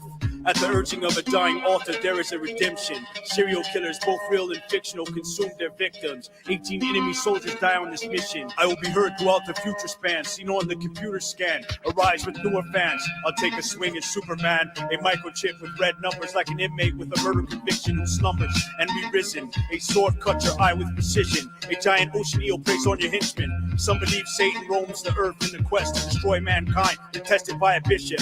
I rip your vocal cord with my sentence. In the heart is true religion. I dance with a dead mistress. The invention of death, the shrieking earth and threat, far cry instincts, predator, clash of the ninjas, theft, a city fight night to set apart from the rest, the age of earth, wilderness, the societies of insects, the invention of death, the shrieking earth and threat, far cry instincts, predator, clash of the ninjas, theft, a city fight night to set apart from the rest, the age of earth, wilderness, the societies of insects, the sound of 6 large explosions and sees bodies found in a helicopter crash. As I'm coasting, a series of bizarre deaths that coincide with strange astrological phenomena. Cherokee and Choctaw, you're poisoned to death by a tomahawk. Threat stories, the crowd treks through the Amazon rainforest. Night vision technology, the shots that started the Great War was probably seen. Thrown from a man in broken MC's collar and spleen. Tank destroyers, elephant gun, dive bomber scream. I initiate psychoanalysis, where the uninvited die this year the longest Halloween. After your battleship sinks, because of me, hundreds of fans survive in shark-infested waters. The sky strikes lightning, race to locate a device that will obliterate the spiking. A military plane and its crew disappear while investigating a UFO sighting. You are an incompetent commander who costs lives in your destruction. Incomparable war machines, a man is brutally attacked at night in his living quarters above his bar for dealing with corruption. The crowd investigates death cases on this production. I will give a king into the hands of his enemy if he can't be trusted.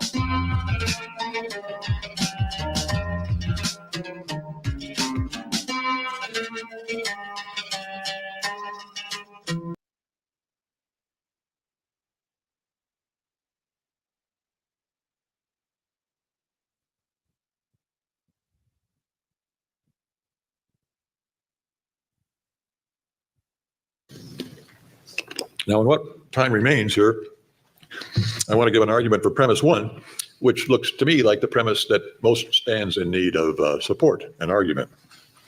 So first, I'm going to take naturalism to include materialism about human beings.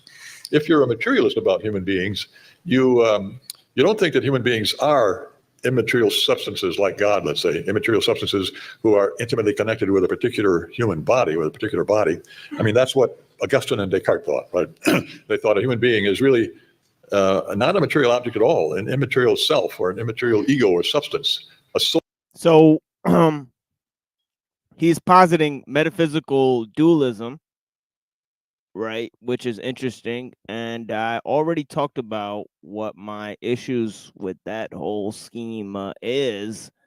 I could perhaps give another little rundown of it, as I've been meaning to do at the end of this episode, about Plato and Aristotle and that whole schema, right? But yeah, so one way to solve the problem of mind certainly is to posit metaphysical dualism, material and immaterial substance, right? Now, substance is as opposed to accidents, right? Substance and accidents, form and matter, right? These are Aristotelian definitions, right? Anyways, let's go on.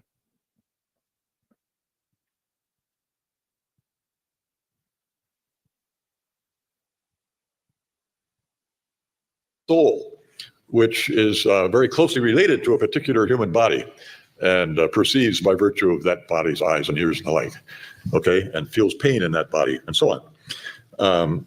If you're a materialist, you think that's not true. It's not the case that a human being is an immaterial self or substance or soul that has a body.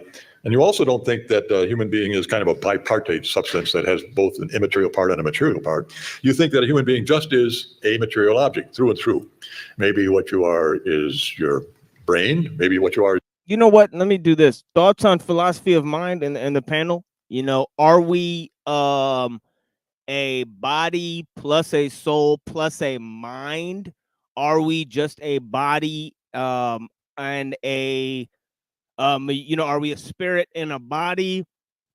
Are we pure mind?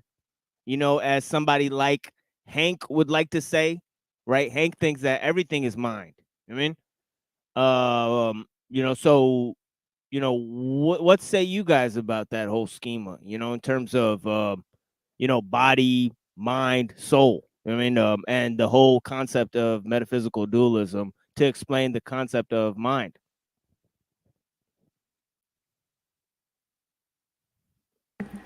Well, yo, like when you drive a car, bro, are you the car? It's like, not really, but if your car hits shit, right, it kills you maybe, and maybe what you hit, right? So are you the body? No, because you leave the body at a certain point, right? But you control the body, and your body represents you in this physical realm. Right, but when I speak to you, it's not my body speaking, even though the body is the instrument that I'm communicating with, no more than the computer is me, right? My microphone is not me. It is an instrument that I'm using to communicate to you through your equipment, right? Which includes the body, the receiver, right? So I'm communicating to you, right? Which is the spirit. You know what I'm saying? your spirit, what you are, what controls your body, what controls your mind. The thing that tells your mind what to think, that's you. The mind is not you. The mind is an instrument. It's like a biological computer that you are controlling along with the body, but you control the mind. So the mind can't be you. You see? Unless your mind is not in control and it's just all over the fucking place. But we also can't be ignorant that there's other things that influence the mind. And so you can't say that there's things that can actually influence you. Because you control you. They're influence something trying to change your behavior. If they could influence you, they wouldn't need to try to influence the mind. You see? Demonic spirit can't just control you. It has to get to you through the mind. That's why these Luciferians are worshippers of the mind. It is the gateway. Yeah, that makes sense. Yeah, anybody else got anything on that? It's not an easy subject. I mean, Right. you Yeah, have lots of phenomena that would point to either in one direction or another. So, but I would think there's definitely body versus spirit. Whether you put mind in which camp or not is probably ultimately not really that important where it is. It's absolutely important. You just don't have knowledge, and so you're trying to make it not important to alleviate yourself from having the responsibility of explaining it.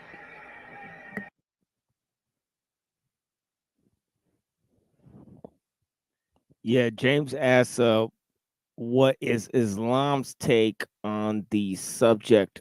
Well, really briefly, and I'll let anybody else get in on this if you want. Well, Islam points to a mystery, right, about God being the totality of existence, right? So in the Quran, it says God is closer to you than your jugular vein, right? That means that God is more real than existence itself, right? And God is experientially all things. So in terms of that, it would have to be that, as Ghazali says, that you are not aware of God, right? That not only is it true that all is God, but that you know nothing of God, right? That that there's nothing that you experience that's outside of God, but you can't possibly come to a conclusion about God, right? So, What do you think the God particle is? Like, what do you think they're really searching for? It's that when they break apart atoms, like the smallest thing that we even know of can conceive of, when they break them apart, they notice that for like a split micro fraction of a second, there's all kinds of shit that flies out of it. And they're trying to like capture these things to figure out what the fuck that even is. How is there stuff woven in between stuff that we can't even possibly conceive anything smaller than? And so, that's just God basically laughing at humans, where he created like a fractal universe that no matter how small you think you can break this shit down, it's infinitely small, it's infinitely large, and it all just points to his glory and greatness. It's just to fuck with you. It's like, it doesn't matter how deep you dig, you'll never reach the bottom. You know what I mean? You'll never really figure this shit out. And that's what it's all about. It's like, it's to fucking fight your own hubris. Like, it's like, it doesn't matter how deep you search, you're going to have to reach a point where you just believe. And for most people, that it's too hard for them to reach that point. They can't. So they keep searching and digging and digging and digging, and it doesn't matter. It's built like that. It's built to fucking break you, to make you understand. I'll get it. You know what I mean? That, like, you have to understand by digging infinitely, At some point, you have to realize, all right, something created this infinite fucking system that I can't possibly understand. Like, no matter how smart you think you get, you're still retarded. And for most people, they can't grasp it. They can't accept that as smart as a human can ever be is still retarded compared to like the consciousness, the level of God's mind. They can't comprehend it. We're not capable. So how do you fucking explain something that you yourself can't even comprehend? Lack the capacity. No man can actually comprehend it in its entirety. How could anyone explain it? Right?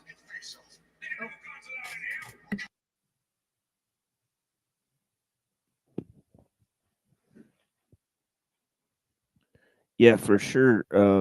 Yeah, blessings. Thank you so much, guys, for engaging me with that. Let's get up on this.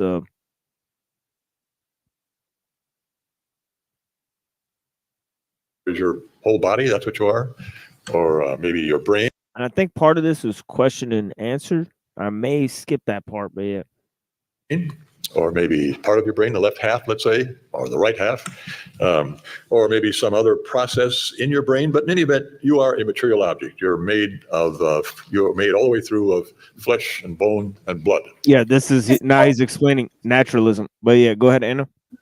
I wanted to just point out that the gut has as many neural connections as the brain. Right. I mean, what is making the brain the brain? You know, it's just this, so many problems. Small view that we have of intelligence. Well, that's what a lot of people understand is that like you can be essentially residing in the lower animal self, right? Or you can be residing in the higher self. Like you could be residing in the mind, or you could be residing in the gut or in the butt or in different parts of the body. It's like, where is your spirit energy collected in your body at this moment? You know what I mean? Like, what are you most aware of? Right? And so these are the things that drive our desires, even. You know, if your energy is focused in certain parts of your body, it's going to increase blood flow. It's going to, you know what I mean? It has effects on even the mind. So, you know, like what is a lot of the Eastern practices, right? What are they doing when they meditate? They're focusing their energy. What are they doing when they try to ascend or reach nirvana? They're trying to focus their energy into a part of their body, like their pineal gland, to increase blood flow, to activate it, open it, to peel back the layers, to start releasing chemicals into the body. The body is the ultimate chemistry lab. Most people's labs are all broken, and that's why they don't understand how to use it. Right? Hello? Is everyone alive? Yes. Yeah, we're here. Will the real Slim Shady please stand up? What? You know what I mean? So, like, I don't know if you guys can see on the screen, but I put an AI, Mr. Potato Head, addicted to eating cookies and cream ice cream with a Virgin Mary background. And this is what I got. It does look a lot like a for real. It's a dead nuts ringer for Toilet Bowl Earth. I'm just saying, that's him. No, you mean EVT, right? Enslaved by Tortilla. Yeah. Toilet Bowl Earth, bro. This is TBE, bro. You got the Virgin Mary background. It put the Virgin Mary on him, but fuck it. I was like, all right, it works. You know. Oh shit. No, it doesn't look like it. Works real good.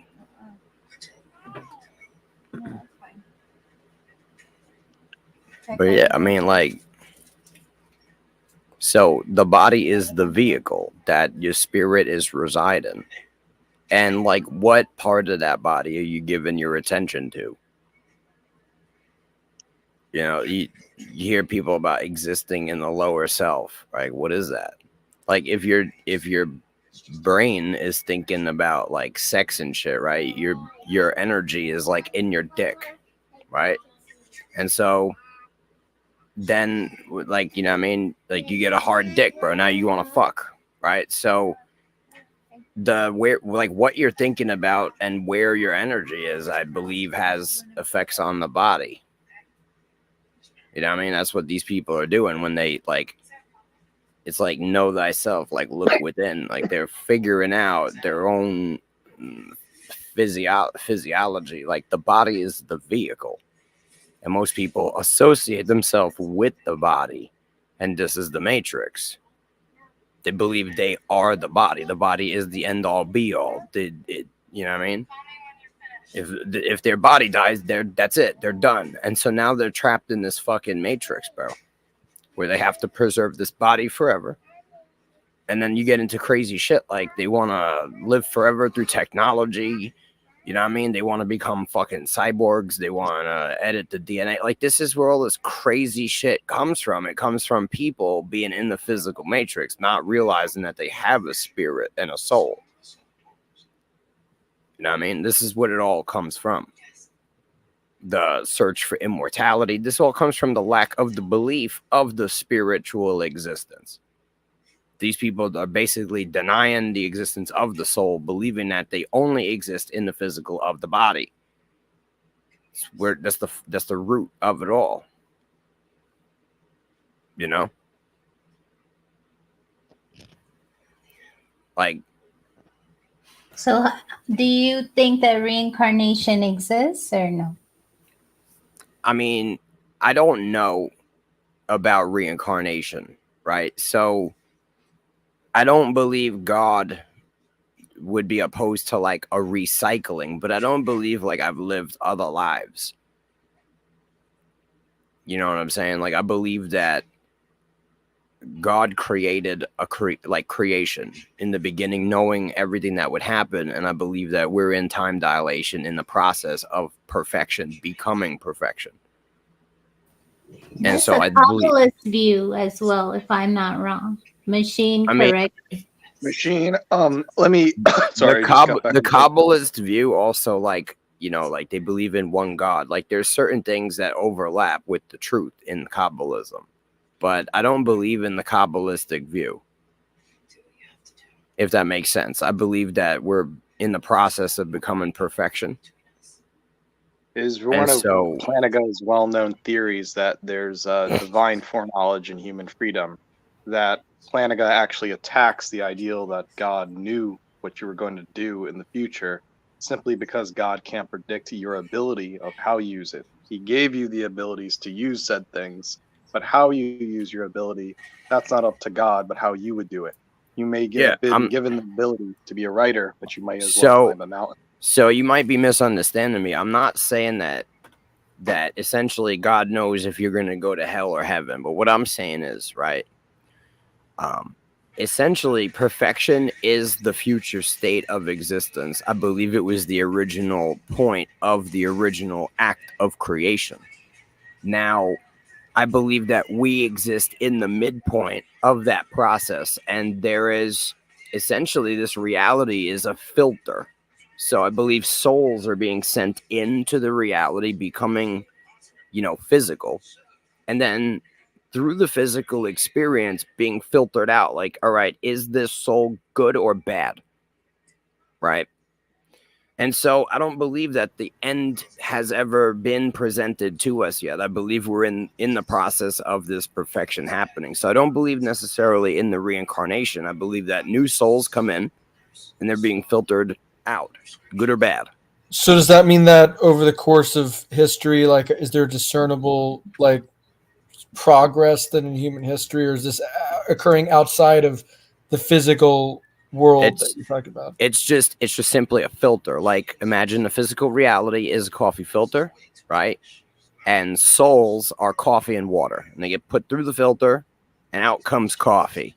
God's goal is to make coffee. And we're sitting here looking at the grounds, looking at the filter, looking at the water. It's burning us. We're like, what the fuck? And we don't understand what's going on because we don't even know what coffee is. You know what I mean? We see a little bit of the coffee running around the beans, and eventually, boom, we're in a coffee cup.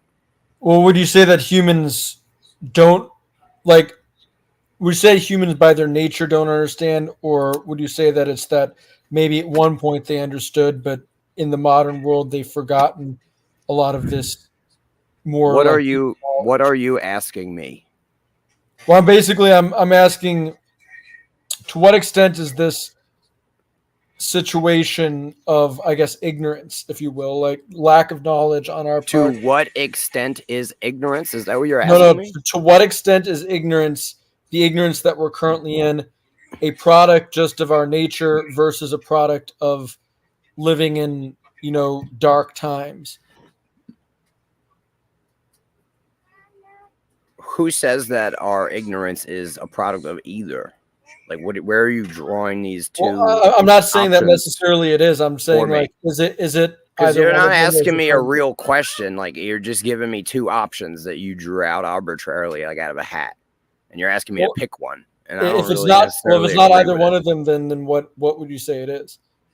I believe that there is not a widespread prescription for levels of consciousness. I believe that the masses are ignorant, right? And I don't believe that they're ignorant by that's nature. real. Yeah, that's 100%. They're definitely ignorant about the matter of consciousness. But yeah, go ahead.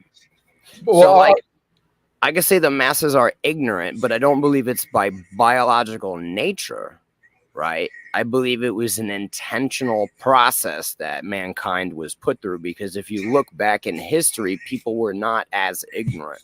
Okay.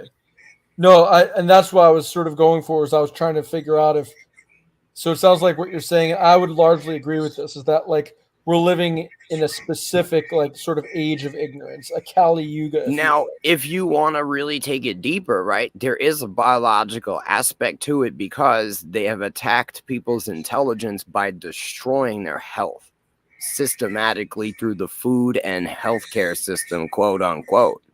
You know, so that's another aspect, right? Like, you got to understand, they've given tons of people Asperger's, autism. They've given tons of people diabetes, cancer. They've given tons of people all kinds of diseases, parasites, and shit in the food supply, intentionally poisons, fluoride, with the intention of destroying your mind and body systematically for generations. So what? Yeah, there is a biological aspect to it, but at the core, at the root core, this is a systematic attack on humanity. Yeah, I think that's largely accurate. Certainly, my own understanding, over the last decade or so, is that absolutely the human condition is deteriorated in pretty much every way imaginable. But they're not attempting to exterminate us entirely. They want to essentially destroy the nature, the biology of a human being, to where it is dependent, so dependent that it becomes essentially an unwilling slave, right? And reliant on the technology being incorporated into the biology. Like, they want to destroy the biology so badly on a DNA level that it requires technology to function properly, right? Like, imagine pacemakers, but for the mind, and just like everyone widespread. They want to get people hooked into the Skynet grid, because they want, essentially, the devil wants to sit on the throne of God, which is the body of man. You see, So then, like, we do operate these bodies, which Can are souls temples. I'm sorry, what are you saying? can souls die then?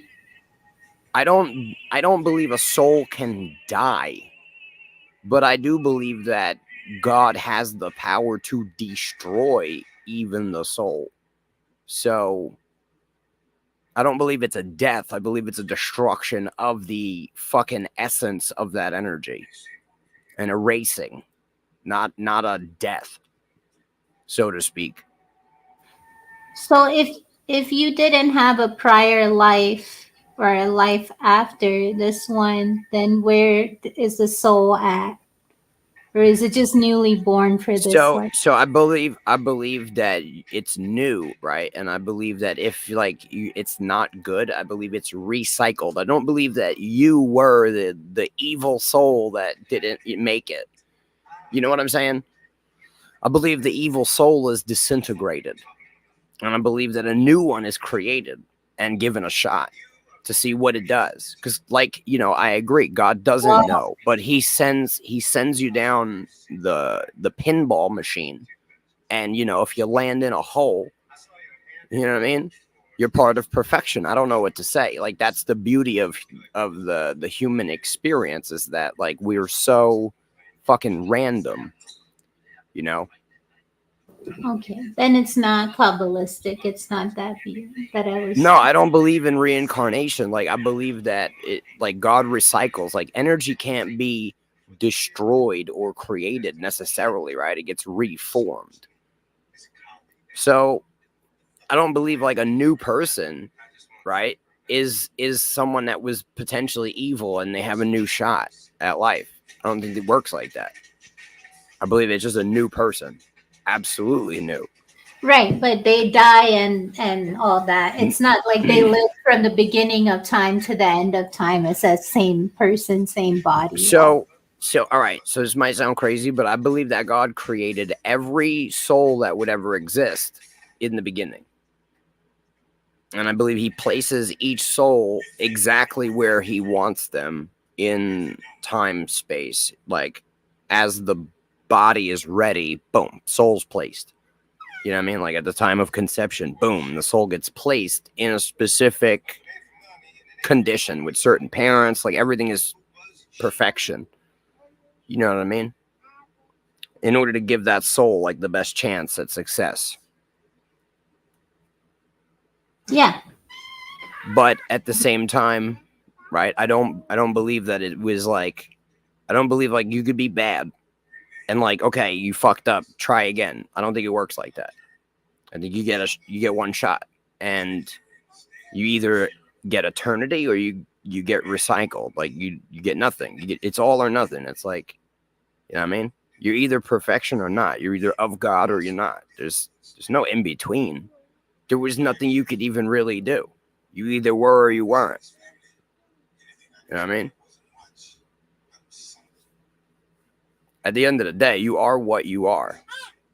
People don't want to face that reality. You are what you are.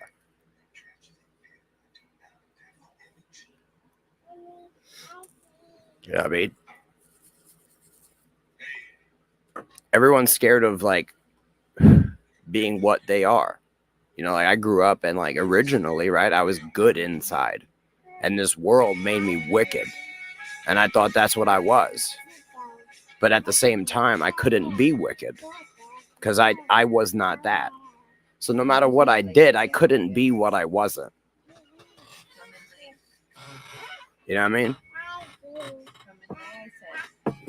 You could try all you want. You are what you are. People don't want to accept it.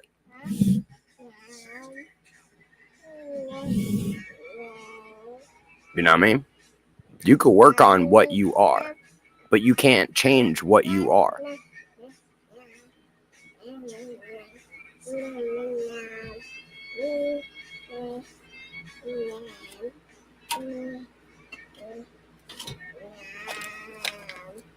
Hold on, guys. I'll be right back. Give me a second.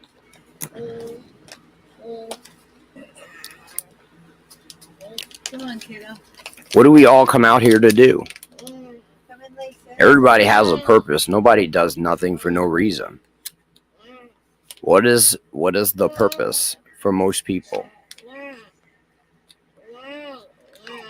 Does anybody care to share their purpose? With not only being here on this panel, but even being here in this reality at this moment in time. What is your purpose? Does anyone know or even have an idea?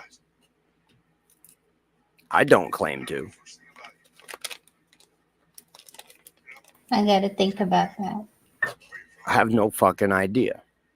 And I've pondered for many years, and I claim to not be an ignorant person. And I've read and I've watched videos and I've spoken to many people and had many intellectual and unintellectual conversations, you know, just for the sake of experience, because you can't just have all one thing. You gotta have a little bit of everything to get a proper overview of the reality. But I still have no fucking idea what is my main purpose. Like, yeah, okay, fucking procreate, you know, teach your children, do all the normal shit. But what is my actual greater purpose than just the run-of-the-mill motions of a human being a good person, right? That's simple. Anyone could just be a person, right? Like, I mean, I've spent my life trying to figure it out, trying to achieve all different kinds of fucking amazing things. Like, right, I've done all kinds of amazing things. Doesn't matter. What's the point? What is the purpose? Right?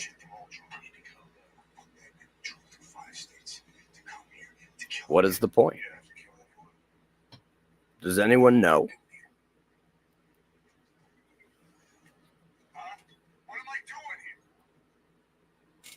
I mean, yo, I agree. Helping others is a great purpose, but is that the main purpose?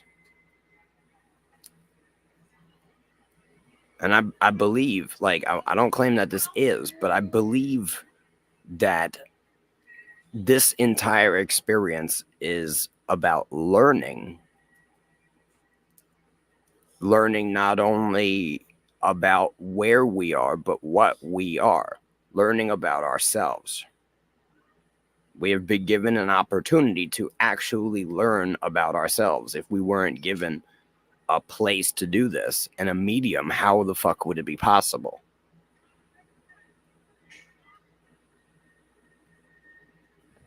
That's what I think. Yeah, why the fuck is this black? All right. It's because if it was white, I'd be Wait, racist. already? I'm sorry, what was that, Anna? If you press play already, because it doesn't show like you did. You're made of There you go. molecules, atoms. You are not in any way immaterial. So I'm saying let's take naturalism to include that. Most naturalists, in fact, all the naturalists I know are in fact materialists. So you guys Oh see no, that it's coming through here. he's moving? Yeah, and I speaking. want to include materialism in naturalism. Copy. Okay. And then ask yourself, well, from this point of view, what sort of thing would a belief be? So suppose you think there are beliefs, as I do. I mean, there's a belief that I've got 7 + 5 = 12, and lots of other beliefs. What would a belief be? Well, about the only thing you can think of, the only plausible candidate would be that a belief would be something like an event or structure composed of neurons somewhere in your nervous system, maybe in your brain, right? That's what a belief would have to be. So if you think about it from that point of view, a belief would have a certain degree of weight. It would occupy a certain place in your nervous system. It could be spread out in a certain way, but still would occupy a certain place. It would be in this general neighborhood rather than, say, 2 miles in that direction. That's what sort of thing a belief would have to be. So here's the argument for premise 1 then. And I apologize for the fact that this argument is sort of complicated and somewhat hard to get one's mind around. So all I ask is do your best. All right. And I should also admit, not everybody I've met agrees with this argument, oddly enough. But I think it's correct. Yeah, it's like. So instead of thinking about ourselves, let's think about a population of creatures on some distant planet in some other universe, maybe. All right. So I guess I just couldn't pause it for a second. I'm sorry, Anna. What was that? I asked if that means that he is cementing his belief that the mind is within the brain, like that mind and brain. No. He's describing the theory of naturalism right now. So okay, yeah, got it. So he's actually in the middle of describing. Yeah. So he doesn't believe these things. He's just describing what they believe, right? So, got it. Right. So yeah, just to clarify that for the audience. So yeah, as well, because a lot of people coming into this first time, they'll think he's defending it, but yeah. One of those other universes that people who like the multiverse idea talk about. And suppose that entity holds for them. So these people, their universe is a naturalistic one, no God, nothing like God. And furthermore, they've come to be by virtue of evolutionary processes. Now, what we can assume about these creatures, so what we know about them is that entity holds for them. We can assume that their behavior is adaptive. Here they are, they've survived, and they've come to be by virtue of natural selection. Their behavior is adaptive, conducive to survival and reproduction. This behavior is caused, furthermore, by processes in their brains. This behavior is caused by what we could call the underlying neurology. I mean, if you say, well, trace back the causal chain, that issues in my arm raising, well, the idea is there'd be a signal sent from my brain, perhaps along a certain chain of neurons, an efferent nerve, a nerve or more than one nerve, all the way down to a certain muscle, which causes that muscle to contract, and up goes my arm, all right? So what causes it? Well, this underlying neurology, these processes in their brains. So we could say this neurology is also adaptive, all right? Still further, this neurology causes their beliefs. So this person believes, let's say, that all men are mortal, or 7 + 5 = 12. And what underlies that, what causes that or determines that would be a certain arrangement of the neurons in their brains, a certain neurology, a certain set of neurological properties. But now here's the crux. As far as that adaptive behavior is concerned, it doesn't matter whether those beliefs are true or false. I mean, you might think of the belief now as a kind of process or structure that has two kinds of properties, neurophysiological properties like, well, it's sending such and such a signal and it's got so many neurons in it, it's connected with these other structures on the one hand, but it's also got a content. It's got to be the belief that P, for some particular proposition P, maybe the proposition that there once was a tavern, a saloon where the Metropolitan Opera House now stands in New York City. Okay, so at face, yeah. Oh, go ahead, bro. No, you go ahead. Yo, so if you have the mind, right, as the interface between the body and the soul, right? Right. How could the mind be in the brain? Because the mind is also affected by other parts of the body, like the gut. You know what I mean?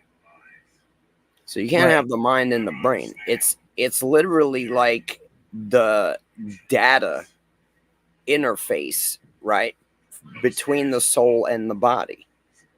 Because you can have brain damage, right, and these people are still controlling their body.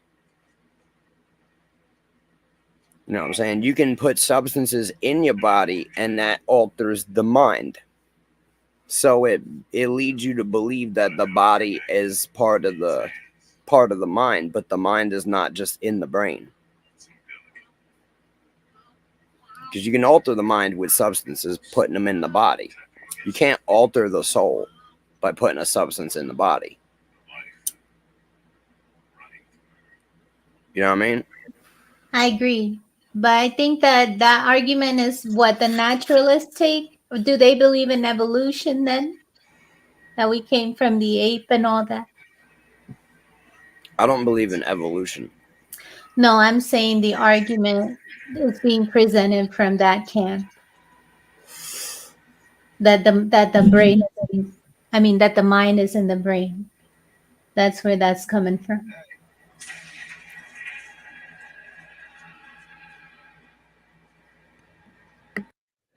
Yeah, I mean, at the face value, the argument is rather simple. Naturalism produced your the reliability of your cognitive faculties. 2, those cognitive faculties aren't necessarily inclined to produce true beliefs about the world. 3, evolution claims to have found the source of both your cognitive faculties and formulates a true belief about the world. Therefore, it presents a self-defeating argument, right? For materialism, aka naturalism, as we talked about in our last presentation, that materialism is sort of synonymous with naturalism or whatever. Yeah. City. It's got to have that. But yeah, also, as we've mentioned many times, there's many different aspects of consciousness. There's the brain, the heart, the gut. The heart has more neurons than the brain. The gut has a lot of input. So yeah. Anyways. that content. And the point is, it really doesn't matter as far as adaptive behavior is concerned what that content is. What matters is only that neurology functions in a certain way. What matters is only that this belief structure has got these particular neurological properties. It doesn't matter what the content is. So it doesn't matter, therefore, whether these creatures' beliefs are mostly true or mostly false or 50-50. All what we know about them is they've survived and reproduced. But as far as that goes, and so we know that their behavior has been adaptive, but it doesn't matter for adaptive behavior. It's not necessary for adaptive behavior that the content of their beliefs be true. So take any particular belief on the part of one of these creatures. What's the probability that that belief is true? Well, as far as we know, it could be true, it could be false. We'd have to say the probability is something like a half, all right? But then the probability that their cognitive faculties are reliable, that's going to be very low. If you have, let's say, 100 independent beliefs, and the probability with respect to each one of them that it's true is a half, then the probability that, say, 3/4 of your beliefs are true, and maybe 3/4 would be what you need for reliability, that's going to be very low. That'll be something like 1 out of 1,000,000 or so, all right? Okay, so what we've got to say then is the probability of R with respect to N and E for them is really low, but the same goes for us. If naturalism and evolution held for us, then the probability of R with respect to that would be really low. Okay, well, I'll stop there, right? So he's just given an argument, whether he believes it or not, that you can't trust your cognitive, like what your senses, essentially, you can't trust them. Yeah, and that's why a pill eater was pointing out that he's giving people a logical excuse as to why to believe in God. Get it right? Mm-hmm. You know, but yeah. And Think for of it that, like you playing. have to disprove. Do you have to disprove self-governance in order for that? Well, think about this. In analytical philosophy, it is math. It is just A is B, therefore this is C. And people have an absolute truths about thinking of it. Think of it like a game of chess. The point of chess is you're supposed to checkmate the opponent. Right. Well, in continental philosophy, like Rene Girard, you create your own terms. You bring in terms that you made up or think about things to your own emotional feelings. That's like when you go into debate and you can define the terms of the resolution. Like Precisely. exactly like Nietzsche, Kierkegaard, Schopenhauer, those are all continentals, and they just believe in just sheer because I believe it and because this is how I feel, and they're relying more on the artistic expression ideals of the world. This is why we basically Democrat shit. Right. You know, Right, that's what they're arguing, that these are the proto-democrats. But it's true. analytical philosophy, it has its origins in whether it makes sense or not, like a science. So Frege says thought and reference. You could say that the morning star is the sun, but the morning star was only a term described at a certain, has to meet a certain conditions. And so in a way, our language isn't just Wittgenstein, language is absolute. In fact, it was Wittgenstein that misinterpreted Frege to make it more subjective. But The point morning being is star analytical was philosophy. believed to be Venus. Right. It could mean Venus, but another, it's That's the way what it it's was thought and believed. It was believed to be Venus. thought and thought and reference, correct? So it is Venus, and then, but then Because again, of, wait, like- but what is the morning star could be its own thing. Yeah, I'm getting a sort of trinity between Venus, Saturn, and Mercury at this point. It's sort of weird. Right. That's what I'm saying. Do you believe the morning star is Venus, or is the morning star its own thing? And that's nominalism.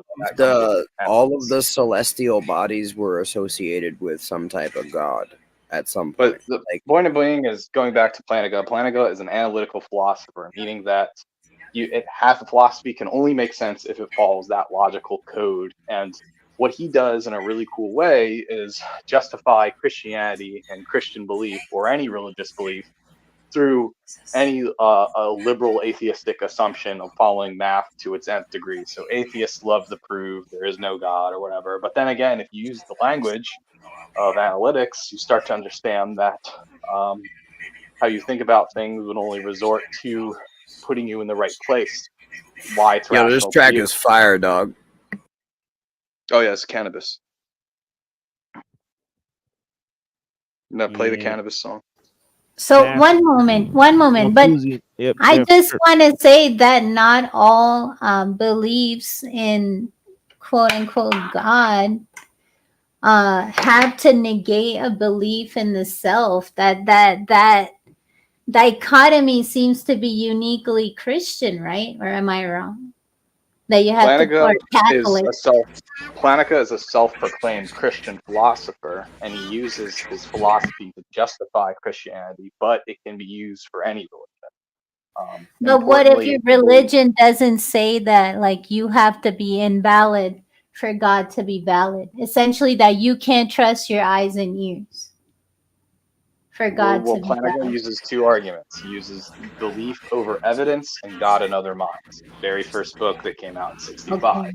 Okay. That, for one, later on he said, you don't need evidence to justify belief. As he said in this lecture, you just need sensory perception, and that's rational enough to have a belief. So as long it's, and so it's like, again, using that liberal rhetoric to be like, not just, there's it's a truth higher than evidence. And then God in other minds suggests that God is real because there is another external being that also believes in God.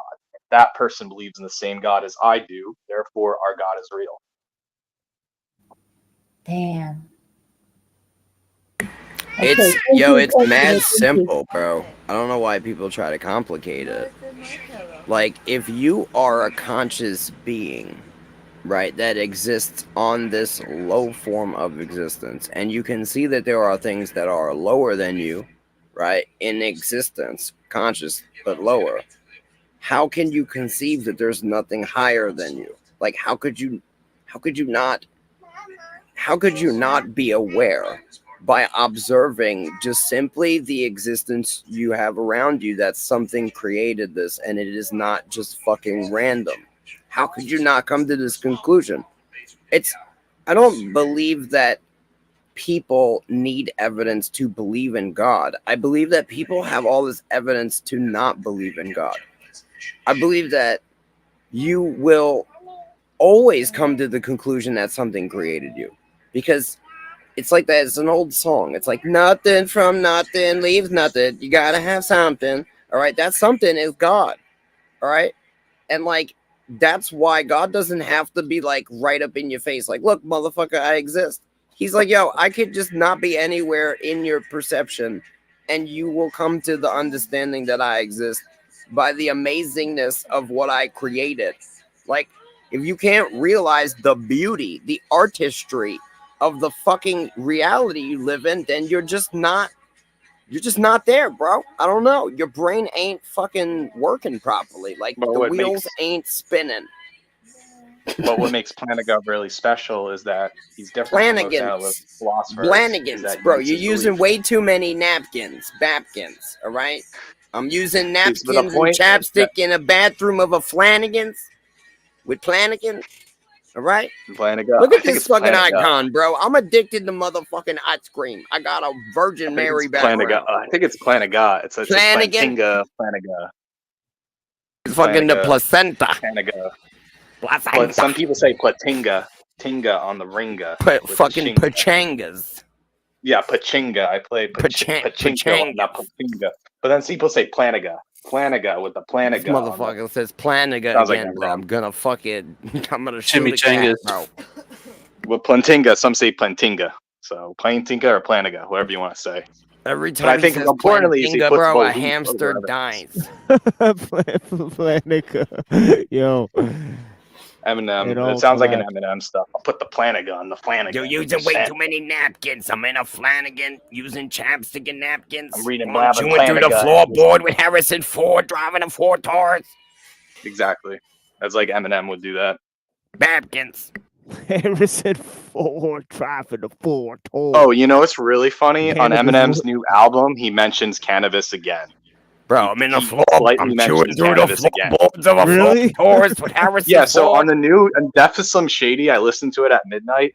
At the very end, he talks about all the people he defeated, and he said he went to toe with cannabis.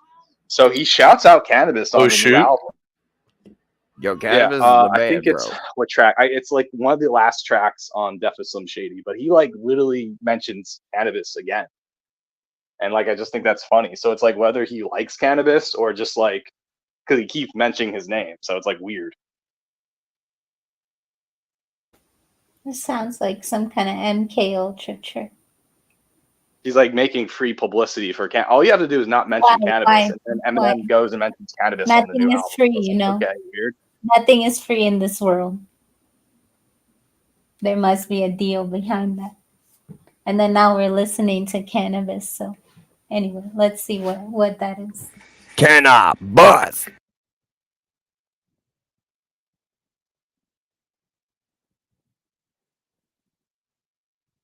Hey, Pill Eater, but you said that there was something special about this man that was interpreting. Oh, well, it's because Plantinga is different from most analytical philosophers, is that he justifies belief over evidence.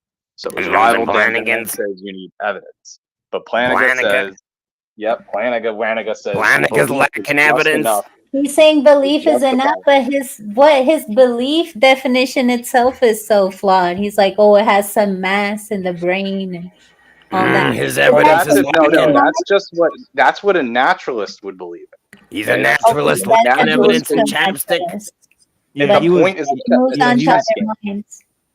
he was that's what the describing naturalist other- would believe, yeah. and then you play the chess game, and then you checkmate and say, well, if you believe that, you must then succumb to belief. His evidence is lacking as a naturalist. He's slacking. Hey, shut up for a second. Cecil, you're using way too many napkins. Dude, Scottish people are being assaulted in like broad daylight now, man. You know what I'm saying? You using chapstick and napkins in a Flanagan bathroom with chapstick? You know what I'm saying? You know what I'm saying? Yo, I heard Trump got his ear pierced with a wireless hole puncher. Yeah, you know, like that one game that ends with Creed, but you know, that dude is like flying around in pyramids and shit like that. You know what I mean? You think it's real? Dude, my go-to answer is no. But I mean, who knows, man? I wasn't there. I don't believe nothing they put on TV no more. You know what I mean? I'm right there with you, but I mean, like, so many people's minds are immediately like, "Oh, okay, that happened. What are you trying to manipulate us?" Like, okay, yeah, okay, but what are you trying to get to the point? Like, what? Yo, it makes Trump like a war hero. It makes people have sympathy for him instead of hating him so much right before the election. You know, That's it's like, think about it. You know, like it's like, bro, he's like, I took a bullet for this country. You know what I mean? Now he's gonna be all crazy. Some people might hate him more. Dude, I took some freaking barbecue sauce to the ear off camera for this country. You know what I'm saying? Like, It could also be ritualistic because, like, you know, like they're always about blood, right? So there's got to be blood. Mm-hmm. And so, you know what I mean? Like, there's always weird shit with blood. They do things with horses covered in blood. They make paintings of them, the prince of like the devil in blood. Yeah, these people love blood. They're a death cult. Okay. But you're right, though. Like on the super lowest level, I'm sure everybody's gonna be going on. Oh, you know, now did they hate him so bad? He took a freaking bullet for this country. Blah blah blah. We definitely got to vote for him now. You know, it's like it's also right. Like effectively, they know that they do this one thing, right? And now they've literally caused everyone on the whole fucking planet to talk about this event, this man, this event. Right now, they have literally changed reality for All the eyes on masses. All eyes on me, right? Yeah. Yep. Yeah. Distraction. Yeah, I mean, even we just stopped our day for even if it's just 5 minutes. We paused this fucking live broadcast of intellectual debate about God to talk about this dickhead, right? Yeah. So, but what are they trying to do right now? Because they got everybody's attention on that. Who the fuck knows what they're trying to do? I mean, to try to take over the world, Pinky? I don't fucking know. There's, you know, Nice reference. I could, you know. What do? They try to do everything they can to fuck our lives up and make us more and more slaves daily. How are they doing it? I don't exactly know. Maybe cannabis knows. Yeah, mass Malthusian Malthusian delusions. delusions. Yep. Exactly. Me and Bill Hader talked about it. Me and Rant talk about it. It is what it is. I mean, birth Yeah, I bought control that is. album when it came out Yeah. too. Good Oh album. yeah, for sure. Yeah, I bought this when this came out. Yeah, hell yeah. Yeah. Remember when Mike Tyson bit Evander Holyfield on the ear in that fight, and everybody was like, "Hey, Mike, did Evander have some barbecue sauce on his ear? Like, what was?" Yo, now Mike Tyson sells THC gummies that are in the shape of ears, bro. Dude, I'm not surprised about that at all. He's selling Holyfield ears, bro, by the bag. All right, filled with Mhm. THC gummies.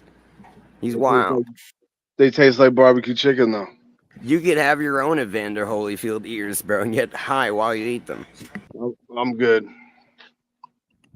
The storage container. Cecil at the storage container. Mysterious. As always. He's setting up his office. I am. I got my freaking dude. You want to see my freaking Prediction: Trump gets elected, but there's another pandemic. Agree, disagree. No, I think they're gonna do aliens this time. Yeah, aliens.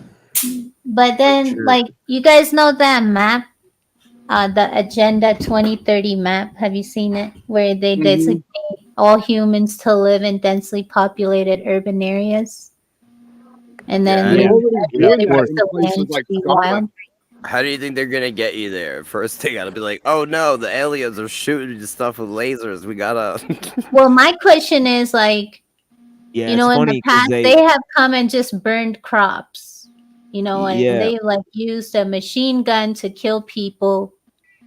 Yeah, it's Like- funny because the aliens always land in the rural areas in the movies, you know, so that's funny, you know what I mean? But yeah. Yeah, well, Crop whatever circle. guys that it's done under, like what happens then? Because All right, most so here's what people- happens. You ready? I'm gonna Nah, tell you because I or- seen the movie. Let me tell you. All right, so so Trump's gonna get elected, right? And then it's gonna be the alien. Well, actually, all right, Trump's gonna get elected. There's gonna be like a World War III breaking out, and shit's gonna get real crazy. I don't exactly know how that's gonna play out. Then the aliens are gonna step in, right? And then Trump is gonna be like, "We're gonna fight the aliens," right? And it's going to unite the world against the aliens, and that's going to create the one world government, one world order, and that's what's going to unite the world into the Hunger Games, mind you. Okay, then the Hunger Games is going to happen with the districts. Okay, and, wait, how did the alien government or whatever the one world government? no. The aliens are not real. All right, the aliens is just Starlink direct energy weapons that they're gonna fucking quote unquote fight against. All right. Don't forget about the holograms. They got the holograms. Yeah, they got holograms too that they're gonna put up there to make it look like an alien invasion while they shoot motherfuckers with But just what if, laser, but what laser if, weapons. what if they could? They're like, come with us, and they could actually. You can't get taken away in a hologram, right? There is no aliens. I'm Okay. not saying there is. I'm just saying if one showed up. No, there is none. If one showed up, bro, they're biological engineered fucking hybrid cyborg fucking What if- machines. They're what not if it real. was- Okay. What if it was Michael Jackson flying the UFO? Never mind.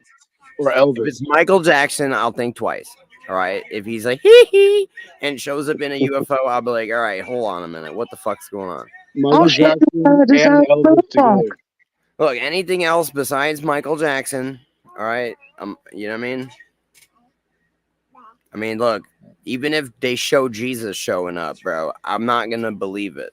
All right, because even Jesus was like, yo, if they say that I showed up, bro, it's not even me. Such All a right? contrarian. We don't have the Antichrist, you know what I mean, up in this motherfucker yet. So essentially after the alien shit, right, the world's gonna be united under the one world government, and that's when the Antichrist is gonna be revealed, I believe, and people are gonna be assimilated into the cybernetic matrix in this one world government, get the mark of the beast, right? And that's when everyone in the world is gonna worship this one motherfucker. That's how it's gonna go down. And you know, the occult mystery religion that's been spread out throughout all religions and throughout the world is gonna finally reveal itself, and that's how they're gonna be like, bada bing, bada boom. We actually all do worship this one motherfucker Lucifer after all. And ladies and gentlemen, you know what I'm saying? I mean, That's when shit's gonna get real. I think that's their plan, but I don't think that like. I mean, I'm not trying to hate. It's just there's clearly going to be variables to that. Bro, you can believe whatever you want. Don't believe me. I'm Yeah, just saying no, that's what I believe. That's what I'm saying too. Believe. You know, I think that we're headed towards this technological one world government, fucking matrix, fucking. You know what I mean? It's just getting deeper. It's like a matrix within a matrix within a matrix. I think the aliens. World War III is gonna break out, right? They're already setting it up. World War III is gonna break out. A pandemic is gonna kick off, like bird flu or whatever the fuck, right? And then the aliens are gonna show up, or the fake aliens, or whatever, and they're gonna be like, "Y'all are some savage motherfuckers. You guys are dirty. You know, you don't wash your hands enough. You got pandemics still. You know, like." You're saying you could be living in the freaking promised land with all of this technology, but here's the deal: we're gonna strike a bargain. You can't do this, you can't do that, and basically the aliens are gonna instill the new world order and be like, okay, you gotta live in these cities and leave the nature alone and stop shooting people with lead bullets or whatever the fuck. Like, this is like savage shit. And then we're gonna give you the freaking all but this here's the technology. thing. That's when the war is gonna break out against the aliens, because people are like, nah, bro, we're gonna shoot shit with lead bullets. Like, we don't care, bro. Yeah, there's gonna be like the underground and shit. What Because about we got Pop aliens, off. there's aliens living under the ground and in the sky. Bro, there is no aliens, Cecil. There's aliens underground and in the sky. There is no aliens. There is no aliens. Is there more like outside of 66 parallel, and can we escape there? Talking about them frills. What if they're robots? Oh yeah, that's the other thing is there might be we totally forgot about the attempted AI robot takeover shit. That might happen. Like, what if like there's like humans basically that like look like humans, but like we're told they're aliens, but really they're actual robots. Like, so you're saying alien robots? Homie. I'm not sure what I'm saying. Dude. You lost me there. Is it alien robots or is Not, it what is like Crystal? Are you talking about like Crystal and Nick and them? I believe that of them. Probably like that, yeah. That was funny. No, I mean maybe it's just robots that are on top of it. What happened? I said robots wearing a meat suit. I mean, I can't prove it, but wouldn't surprise me. Silence. Have you been around that individual that I mentioned? Me, I haven't been. I mean, I can just look at people though and sense things, but my friend's been around them. Yeah.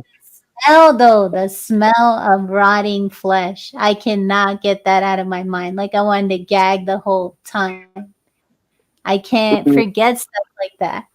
Wait, who? Well, it's somebody I know of. I just happen to have met that person. They're on YouTube, but somebody What are you talking associated. about? They got bad BO or something? Like what You know happened? what? I don't know if you know this, but he used to do a lot of he did a lot of drugs, and I don't think he really came back from it. No, you know I'm what talking about Crystal. I'm talking about Nick. Oh shit, that dude is weird. Like he can't even finish a sentence when you speak to him. Well, all right, guys. I have no idea who you guys are talking about, but yeah, I'm gonna go ahead and. I can vouch for that experience. That much. Thank you. I'm sure. I'm that- sorry, sir. I didn't mean to derail your. I was just wanting to talk a little bit about current events and shit like that. But yeah. No, it's all good, Cecil. You're good.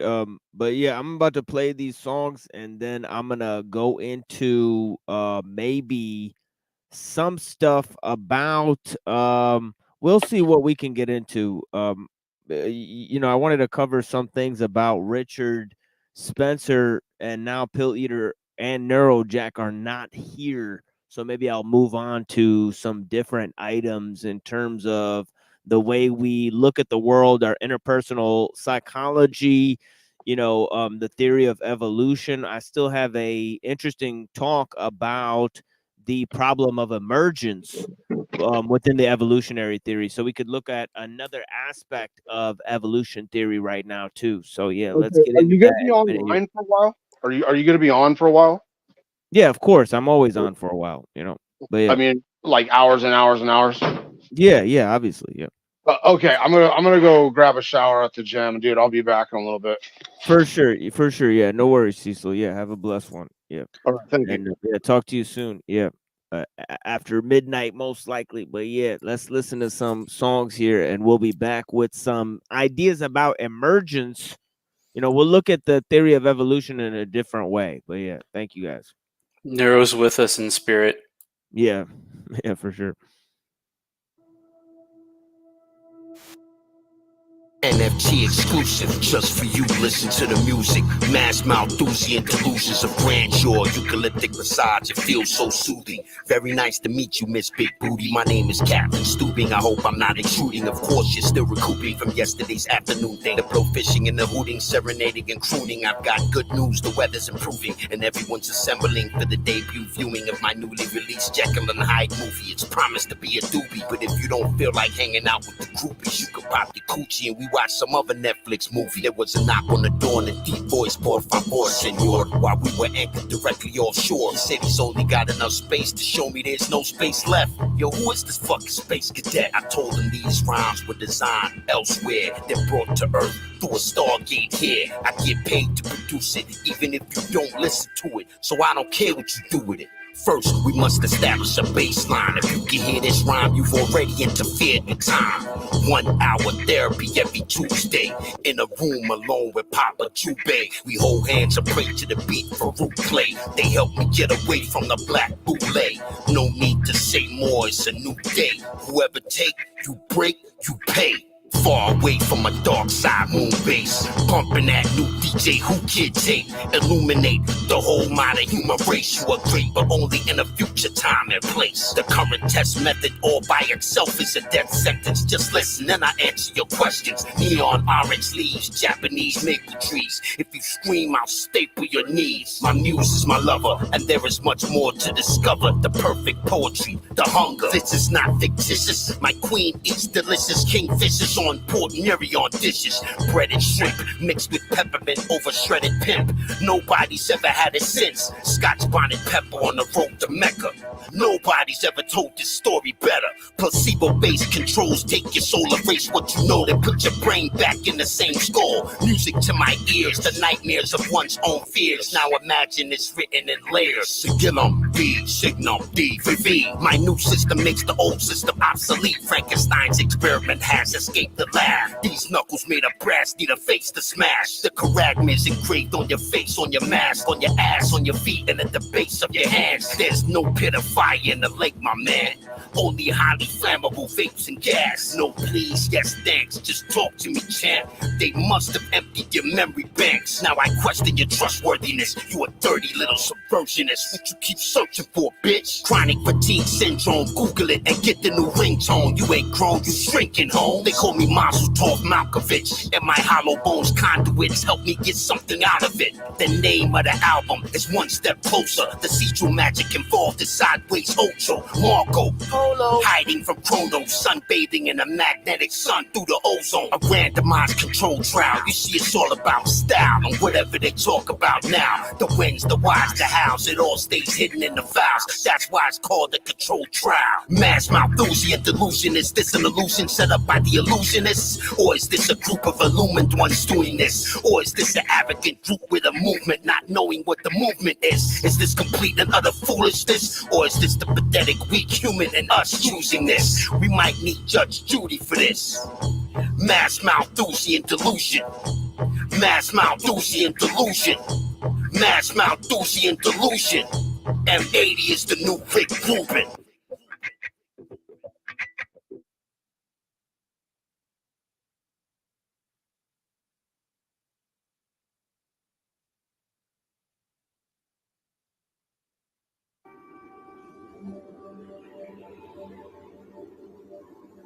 Track 0, layer 0. Man's relationship with music is rooted in nature and goes back over 40,000 years to the time when our cave-dwelling ancestors first began making musical sound. He found them by dividing pieces of metal by 2/3. If you carry on dividing by 2/3 again and again, you create an infinite sequence. Gradually, man started to create a musical scale by arranging notes into some kind of natural pattern.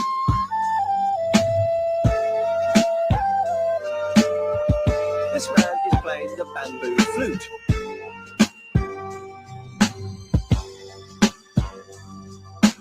Welcome to infinity composition theory.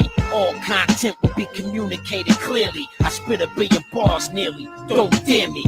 I'm about to show you why they fear me. You see the air in Sumer, it's ripe with grief and despair. I sacrifice trimmings of hair. I place them on the top of the gold ox. Pick up the gold unk. You know I got soul, but where from? The rap juggernaut hip-hop. Dilettante hip-hop savant. A poor man's hip-hop god. Why you rhyme lazy as fuck? Like you just got your dick sucked. I rhyme like I'm a self-destruct. Metamorph in metaphors. The formula transforms forevermore. War like reservoir dogs. If you don't want none of this at all, eat your goddamn balls. That's why it's called to make war.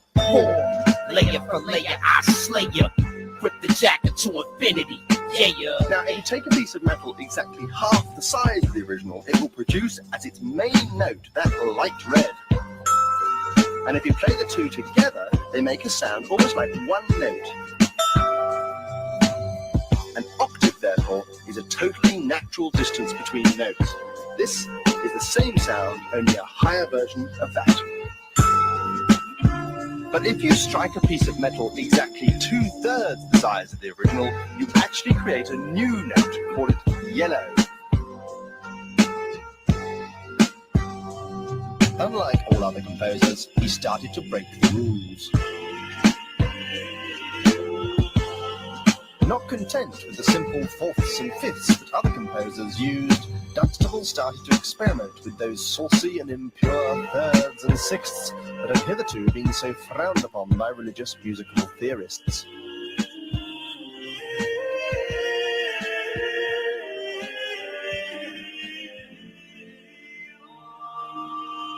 To make these new harmonies work, he kept well away from keyboards whose tuning was already fixed and inflexible.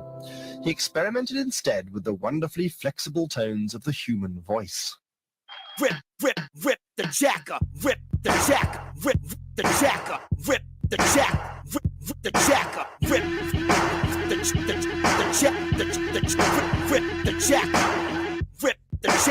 rip the jacker, rip the jack, rip the jacker, rip the jack. I got bored with 4 beats to the immense kilotons of pressure. I only recorded one in such a way you will remember. Inspired by God, the boss, I don't govern them, I summon them, speaking to puzzle them. Started with the jacker, hot but cold-blooded. Fuck it, I'ma have to show these niggas something. Too easy, other MCs be nervous or something. The rhyme is a weapon, I bust it.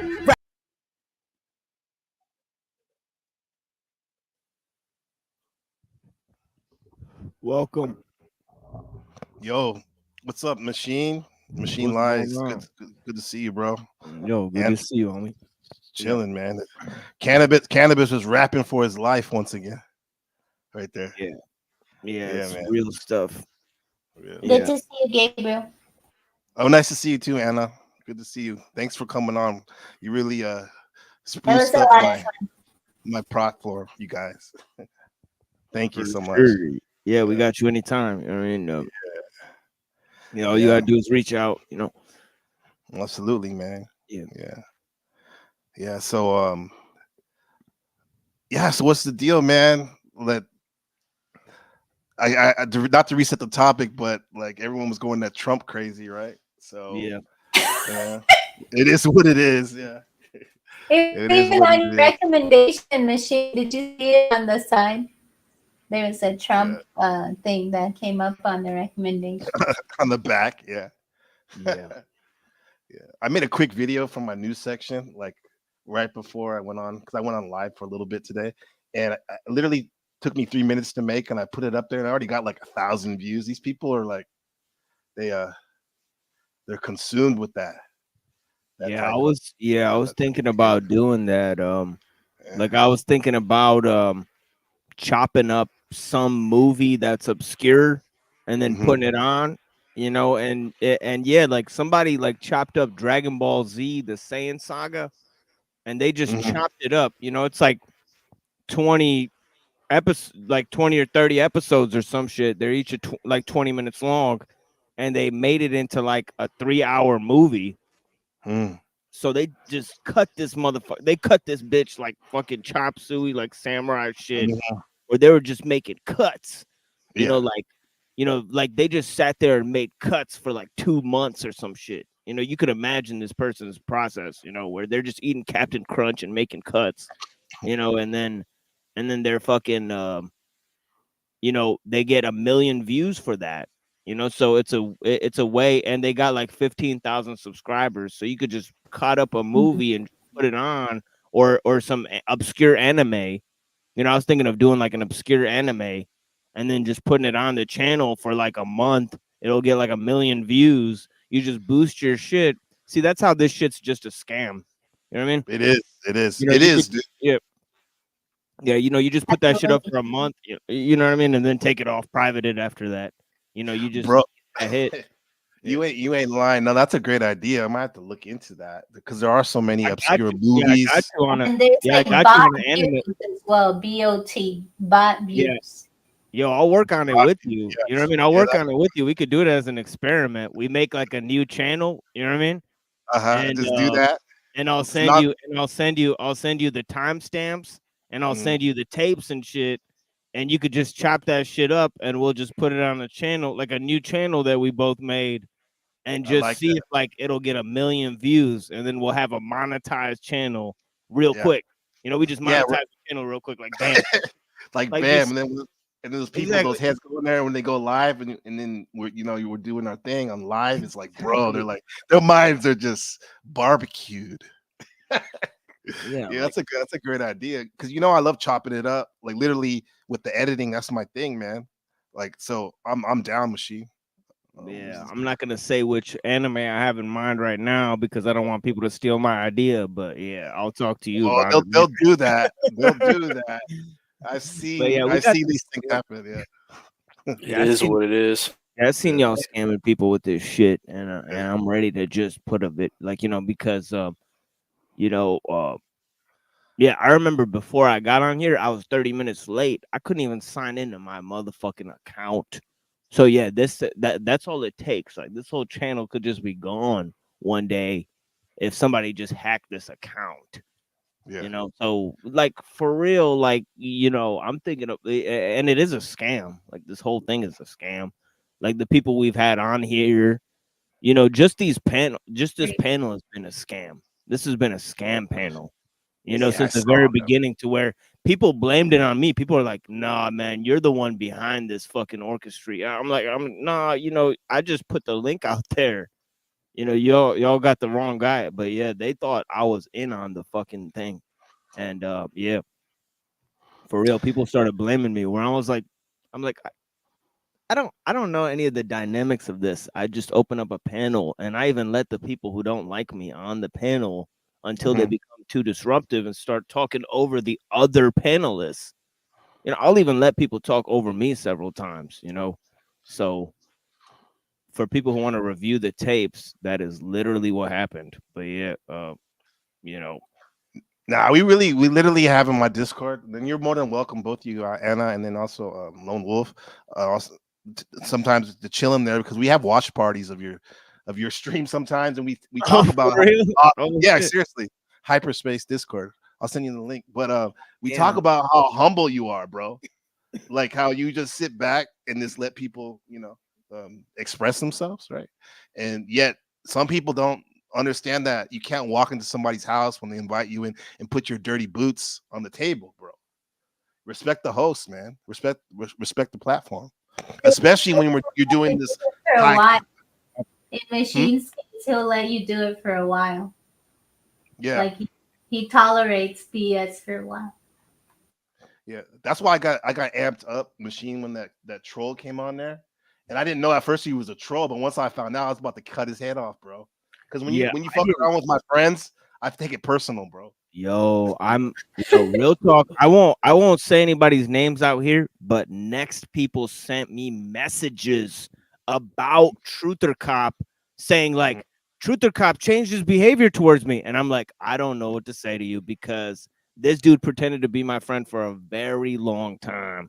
So you could see how people operate out here, to where, like I'm talking about like I was talking to this dude on the phone, and then I'm getting nonstop text messages from this fool talking about like you should quit, like you don't know what you're doing, like you're mentally unwell. And I'm like, what? I'm like, what the fuck are you talking about, fool? Bro. Yeah, Like, like for what? real? Yeah. Like I could show you. I could publish the text here, but I have better things to talk about. But yeah, For sure. But yeah, he is a very strange character, and I could publish next messages I got from other people explaining how Truther Cop is like very weird and strange behavior. But yeah, Truther Cop is 100% bona fide LARPer. He's That was in with him? That he's guy? in with he's in with the wrong crowd online. And it is what it is. It is strange how the Glazers want to glaze you up and like suck like they suck up, but then they flip it. And they they flip it even and become the yeah, biggest haters. yeah, and they even play videos of me complimenting them now. This is the new trend. So it's incredible. It's like I could do the same thing. I could play videos of them complimenting me. I have all the tapes where I was on screen with these people. So, I don't understand what they're suggesting. I already showed them that I recorded every single interaction we had. So, you know what I mean? So, I don't know why. It's generally just a clown show. I'm so behind. I have no idea. Yeah, the thing is that if you guys watch these streams, and I don't know how long they'll be available on the channel because there's lots of very experimental, I'll put it that way, and unjustified like rhetoric content. Soul Read Analytic, he's aware of what's going on here, but yeah, there's been lots of strange characters that me and Soul Read Analytics and Reddington are aware of since the beginning of these streams that don't really appear here anymore. And not only that, entire audiences have left the stream. So I've had an interesting effect on people, to where so yeah, there's been entire audiences of people that have came and went out of these out of this. You've been doing the same kind of stream. Yeah, I've been doing the same thing. I've been doing the same exact thing. I've even said the same thing since the beginning. I've talked about the same concepts. It's only that now there's less interruptions, which I assume is a blessing in disguise. But it's balanced off also with less interaction with people, which I think is fine because the types of people we were having interactions with were qualitatively I guess you could say just unhinged, really. So Well, yeah, I mean, it's like with your core audience, I see. I mean, your heavy hitters with Remington, Anna, and even Brown's boy. You guys are really on the same page with a lot of things. You just say differently. So when you guys are speaking, I'm really engaged. But with some of these agents of chaos come on there, wow, it's you got to be strong to handle their cringe. But the core of this channel is really you're onto something, bro. You guys are onto something. I like it. and I think it's good that and I will always have the full streams available, maybe not on this channel because of the extreme amounts of I would just say degenerate behavior as well. There's been since the beginning of these streams, there's been a lot of just degenerate fucking strange behavior. So eventually I will just move that off the channel and just only include the discussions of people like me and Trad Culture, me and Neurojack since the beginning, and then the other sure. Yeah, and then my other solo presentations, which I'll just keep that on the channel. and remove all the rest of the people flipping out and all that type of stuff. But that's in due time, you know. But yeah, I'll have the streams, the full version of these streams, to document, because I also want to show, you know, the types of disruptions and deceptions and the people trying to take it off and how the conversation gets switched. And you know, I think that's all part of the game, because that's real life. You know, when you go out in the streets and you talk to people about these things, you know, let's face it, they look at you like you're crazy. You know, so you know, we all have that experience. So I know what you mean. And so it's like, for me, I'm hopping in and out. I don't mean to be rude because I gotta leave in a second. I got family day, you know. Oh, no worries, no worries. But that's what the beauty of this. Like, we're in these high intellectual conversations and dialogue with such great people, and then going out into the matrix, aka the matrix real world. It's like pretty surreal, bro. You know, that's why I call it test streaming right now. It's like I'm half awake, half asleep. So I really, I appreciate you guys, and yeah, man, I might jump off, and thank you for having me. For sure. It's a pleasure to see you again, my friend. And yeah, I'm definitely gonna play the little clip you made, you know, soon here. You know, yeah, the one where I defined the occult. Yeah, that was some real. Yeah, that's getting good traction in Reddit right there too. And I got you, Anna. I got a nice clip of you. Some of the stuff you were saying about For 2024. That's gonna come out too. So blessings, guys. Peace. Yeah, blessings to you, my friend. Thank you so much. Take care. Yeah, we got some good people coming through today. We had Pill Eater, Rant, you know, my friend NPC the Game, Book of Gabriel, you know, out here, and some other people too out here on the stream. We had my friend Neuro Jack joining. So yeah, we put in a brilliant first little 2 hours or so about the ideas of Plantinga, right? And that's talking about the untenable reality of naturalism, you know, defining nature as pure, you know, mechanistic processes, right? You know, mind is untethered there. You know, now we're talking about the emergence of mind from dead matter, you know, the problem of brute emergence, right? And that physicalism, materialism, naturalism, these are all words for the same thing, right? It's saying that the brain is reduced to material substrates, right, within matter, right? And what is that combination of things that produces the experience of mind? Well, they can't answer that question, right? So here it goes. You know, man, here goes another aspect of the theory, right? Which we briefly touched on earlier, but we're going to get into a little expanding on it here right now. Blessings. And this is my teacher, Dr. Scribina, here talking about his theory of panpsychism. So yeah, it's going to be an interesting one. He's talking to a known internet commentator, you know, and he kind of takes a view of evolution and naturalism, exactly what Plantinga was saying was untenable. Right now, we'll see that it's not only untenable in that way, but it's untenable in many ways. It's untenable in just producing a sound theory of mind. Remember, when we were looking at Plantinga's theory, one of the main aspects of it was this concept, right?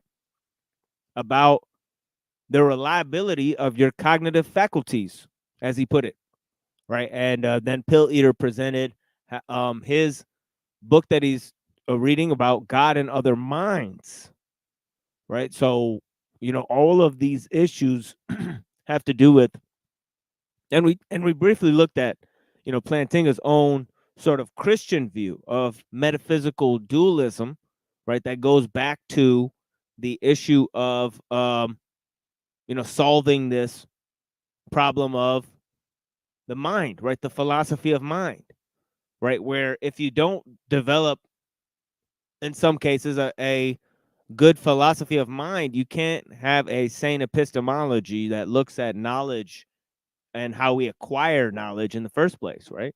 So there goes that sort of philosophy 101 there for you guys that are in the chat and learning about these things for maybe the first time. Right? Of course, we're speaking on many different levels, right? Me and Pill Eater are talking in maybe a postgraduate level about certain issues. Rand is talking as a scholar of Bible and lots of different occult traditions, and we have many different people here on the panel that are scholarly. They've read, tons of books. So yeah, it's always a very interesting discussion. And they've given lots of presentations or I've had many discussions with them in private that signify their intelligence. But yeah, for now, the link is also pinned other than the people that were already on the panel, which obviously I personally invited everyone that was here so far, but I would like to have, anybody who can just join the panel. The link is pinned for you guys. So, we've pinned the link up there. So anybody who wants to join the panel has any questions about the material we talked about for the first 2 hours, please come and join the discussion. Even if you have views in which you would like to push back on some of the things we said, debate or try to understand or elucidate some of the ideas. If you're an atheist and you believe in evolution, okay, you believe in material reductionism, maybe that would be a good place for you to come and join the discussion, right? Since we've presented many theories to the contrary of your beliefs, right? But maybe you don't take those seriously and you don't care about that, right? But nonetheless, we'd appreciate anybody, even people who have negative commentary to offer, as we've entertained many times. We discuss how we entertain many negative commentators, so it doesn't matter what attitude you have. There is a open panel. We just, this, you're not going to harm me through the computer. As some of the triggered, fellows, online have offered this type of behavior. The environment. Yeah, I mean, I think a lot of things that. Yeah, I mean, I think a lot of things that. Yeah, I mean, I think a lot of things that. Yeah, I mean, I think. Well, I don't think he was interested in what trad culture was saying there. But yeah, some people join the panel to be disruptive and to show that they're triggered. But yeah, if you want to start a fight, you got to bring out the big guns. It is what it is. It's gonna come down to who has the bigger guns. Right? And over here, it's bigger words and bigger and a bigger voice. More traction. And ideas that will remain will be ones that have been tested throughout time. Anyways, certain people they don't got the big guns. They don't have what it takes. You know what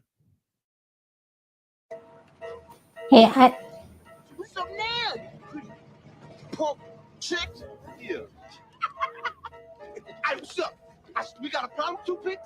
I said, do we have a problem? Oh, you got a problem, boy. Right here. Here's your right there. Right there. All right. Say, little game. Right here. I said, do we have a problem? Huh? Oh, USSR. Now you better get your stank asses up out of here before I cause a nuclear holocaust up in here, fool. Let's go. Oh, come on now. Fool, it'll be Hiroshima and Nagasaki.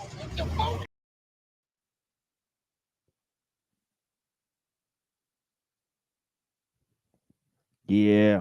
And I got the triggered people. We also have the hotline, the Cockboy hotline for people who want to talk that smack. Call me up, son. You already know where I'm at. Come and get it. Nice and hot. Let's see here. Where did this go here? I'm trying to look for. I have a question, machine. Yeah. Does Oh, wait. is Scribina's panpsychism materialist or not? Yeah, for sure. 1 second, I will answer that, but I gotta show this for the people that are triggered. What's up, nigga? You want to talk some shit? On the spot.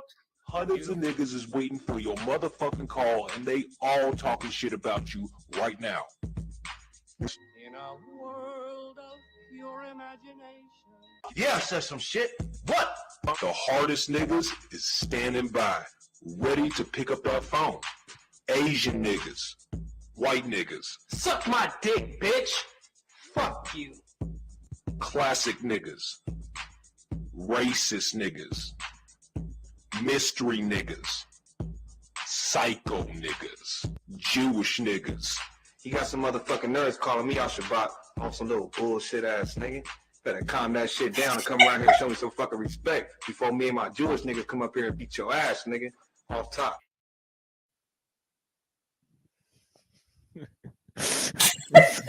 The Neurojack made that like a long time ago. But yeah. It's excellent. Yeah, Neurojack, before he got expert with the video editing software, that was him in his first phase. Yeah. And yeah. But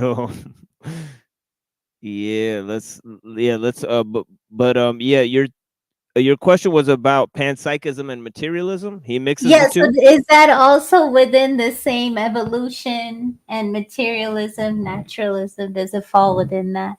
Well, see, that's the funny thing is that Scribina ties these things together, right? Through a complex series and array of ideas, right? For example, he would posit that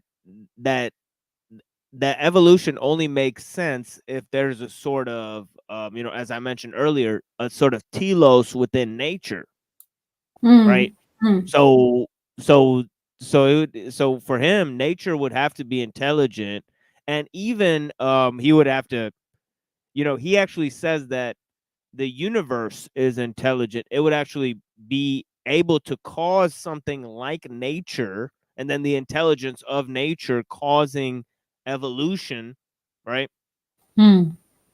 So he Right. thinks that something like macroevolution happens on a by the universe changing nature, and then microevolution is just done by nature itself, which is from the earth, I guess. So the earth has its own intelligence, which is part of the universal intelligence, right?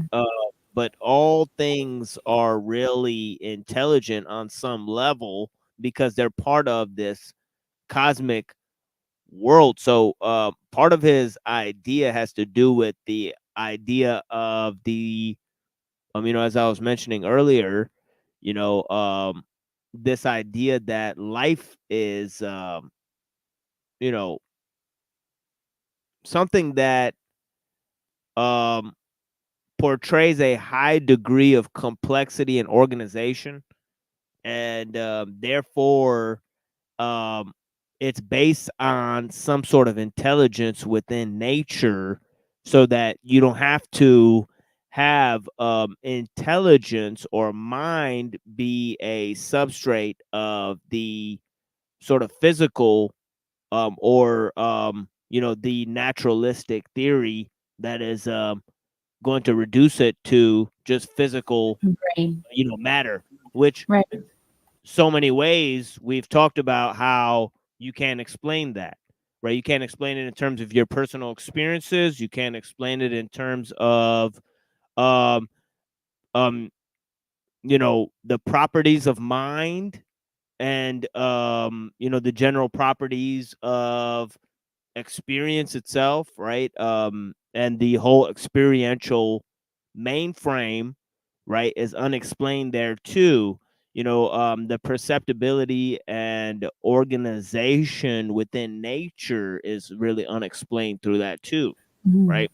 So there's so it doesn't work on so many levels, as we already talked about, And now there's this idea of the emergence of mind from dead matter.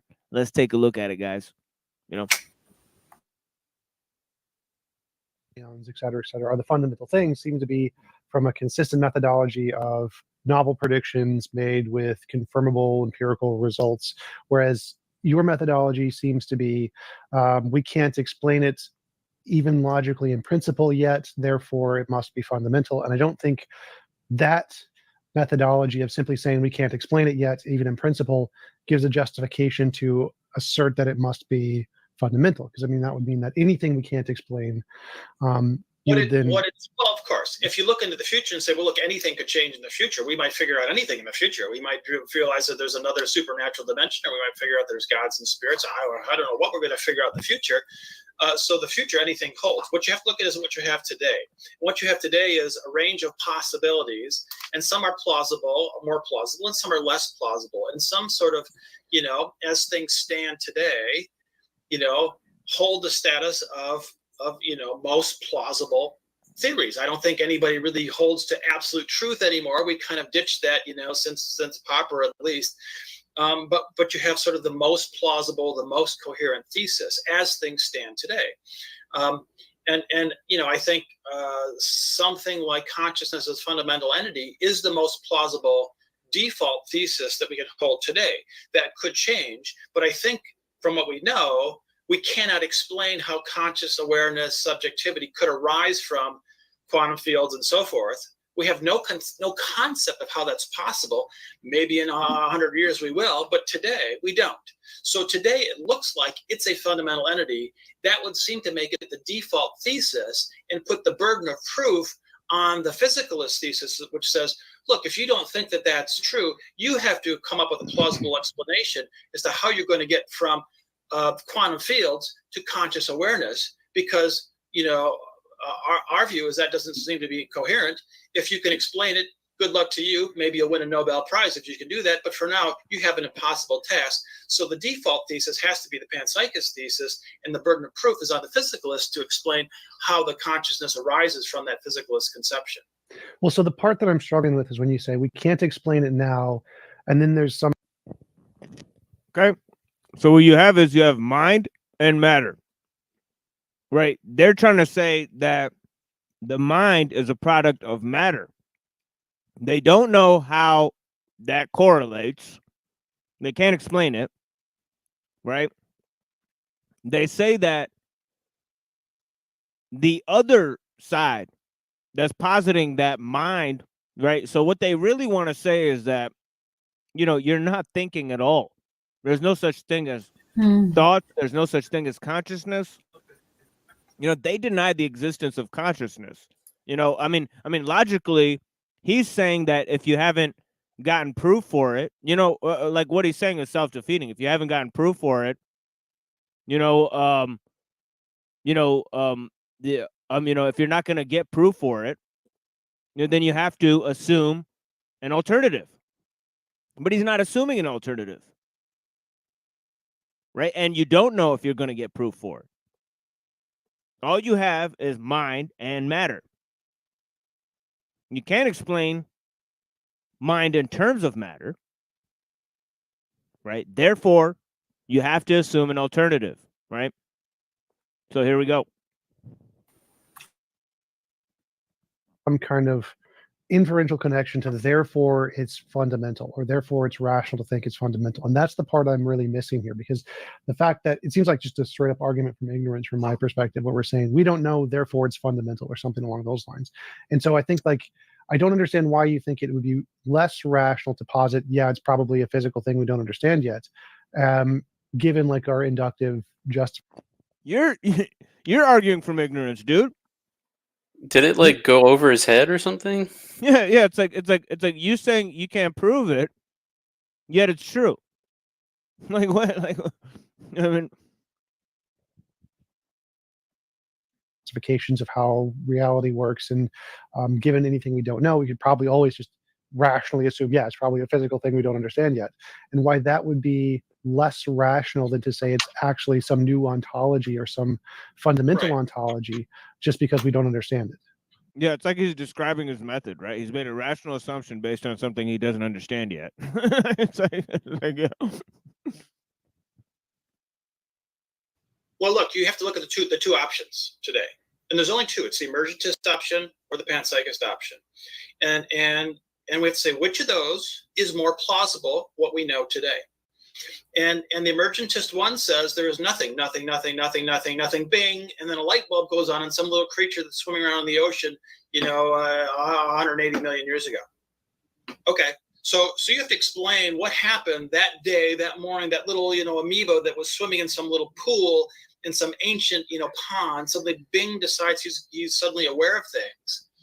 I mean, that's so absurd and so impossible to explain how, one day he did and one day he didn't, or, what little baby creature that its parents weren't conscious. Suddenly that one was a little bit more complex, and then Bing, suddenly he's consciously aware. I mean, that's just an absurd story on its face. And no one wants to deal with. What do you mean by absurdity? Because I would have that consciousness continue. Well, I would say parent organisms with absolutely no consciousness. Oh wait, I'm sorry. Say that again, Red. If it's pretty much impossible, or he's arguing that it's impossible for one, consciousness to emerge in one generation. it just emerges in one generation. Well, and then on top of that, what laws of physics or whatever would keep that consciousness continuing for the next X amount of generations? It just compacts the problem, in other words. Yeah, no wonder people go to all of these sort of arcane, scientific theories like quantum physics and all of this type of stuff. On the, you see this at the obviously Institute of Noetic Sciences and the whole movement there. But yeah. I was going to ask, I'm sorry, I was going to ask No, go if ahead. the previous guy was related to the Institute of Noetic Sciences, the Plantinga. No. He's he went to Wayne State, and I think that other thing he's given at Biola University, right? So yeah.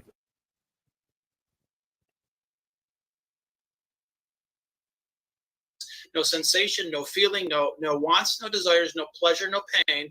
And then suddenly there's a baby that's born, a little one-cell baby that Bing, suddenly he wants something and he feels pain. And that never existed in the history of the universe before, but now that little one-celled creature does. That's an absurd theory. Nobody in their right mind will defend that theory. Well, I don't see how that's different from saying there was organisms with no wings and then wings evolved, or the organisms with no hearts and hearts evolved. Well, of course there are. There's a myriad intermediate forms of wings to no wings. Same Right. with eye. People would say, well, look, where did eyes come from? Well, we have all kinds of, conceptual stages, and we have even some fossil record of evolution of organisms to skin-covered organisms to transparent skin-covered organisms to, indentations that became convex, that became the body of the eye. We have evidence and we have a plausible story that how it went from no eyes to organisms having eyes and nothing with wings to having wings. You don't have like a lizard that suddenly had a baby that boom has full-blown wings and he's flying around the next morning. That would be ridiculous. Nobody would argue that. You would be laughed off the stage if you tried to argue that you had wingless lizards and suddenly a baby, boom, here he has wings and now look at him, he's flying. Well, that's ridiculous. But it seems like that seems like a straw man. That seems like a straw man. Seems like a complete straw man. So the argument here is that consciousness is kind of like the evolution of the eye, where you have a single cell that's divoted in such a way that it interacts with light, and then that evolves into a full-blown eye. But it didn't just pop. Eyes didn't pop into existence. And so evolution of consciousness would essentially be the same thing, whereas there's some intermediate beginning stage that is really not consciousness, but it can then evolve into what we think of as conscious experience as the full breadth of consciousness, like the eye is the full breadth of what we think of as vision. There's But no such thing as being an intermediate conscious awareness. As far as we know, there's no conception of being a little bit. It's like being a little bit pregnant, okay? You can't be a little bit aware. You can't be a little bit in pain. If you're a little bit in pain, that's pain, and that counts. Wait, one sec. So there's no intermediate to being able to interact with photons. You either do or you don't. Sight is the same thing. It's either 100% on or 100% off. There's no intermediate between no sight and sight. It's a black and white. But there are obviously, once you have sight, there's a different levels to it, different complexities to it. And so I don't see why saying consciousness a false would be the exact same as equivocation, though. eyesight would be, or wings or hearts, where there's no heart and then it starts to evolve and there's little tiny bits of it and then you get the full complex. Yeah, I mean, we have no idea what it's like to be a bat, what it's like to be a plant, how a plant experiences consciousness without eyes and a mouth and all these types of things, right? You know, maybe we can imagine, like, for a Venus flytrap, you know, it kind of has like a mouth type of thing, you know. People anthropomorphize it in the Super Mario video games and all this type of stuff, you know. But yeah. I'm just so trying to the arguer, the T Jump or whoever he is, he's saying, well, of course there is like a lead up to consciousness, and then Scribina says no, there actually has never been anything like a half consciousness. And then he's like, well, then it can just arise, or like he's like, this T Jump is not making sense to me, essentially. Right, that's what I was trying to but then he's see saying if I'm he's tracking right. Because What's he's that, now Reddington? talking about the. I'm seeing if I'm tracking this right, because you know Scribinus was saying, you know, that there's no half pregnant or it's either full pregnant or not, and then he's like, well, the eye is you have to have full all the mechanisms for the eye to work to have sight. Well, how is that even the same thing as consciousness? It's seems like a false equivocation to me. I agree.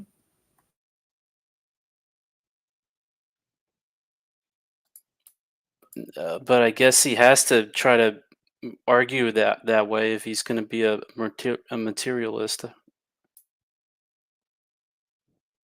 Yeah, like you can't That give the consciousness correlate. is an appendage. Yeah, some of the people who espouse physicalism, they see it as epiphenomenal.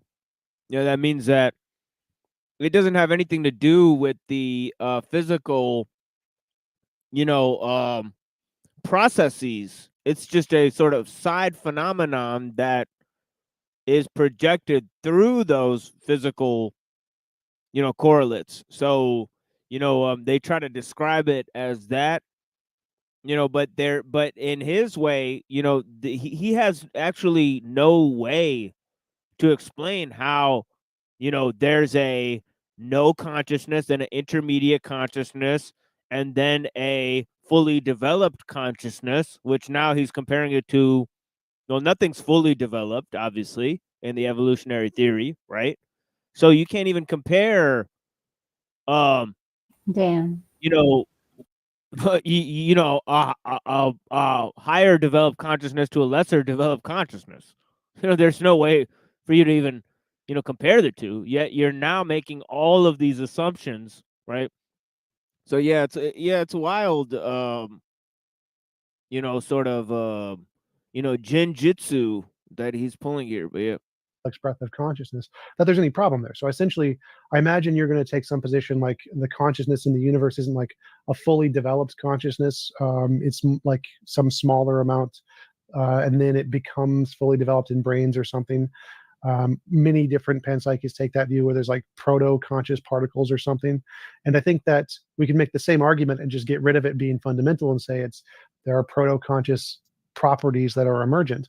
And so I don't see why saying that consciousness evolved and then from one day there was no consciousness to the next day there was is any fundamentally different than saying one day there was no eyesight or eyes and the next day there was. I think it's my hypothesis is that it's weakly emergent, so I don't think it's strongly emergent. And I think that that's the most rational position. I don't understand, even though I give you no explanation of the story of how it happened.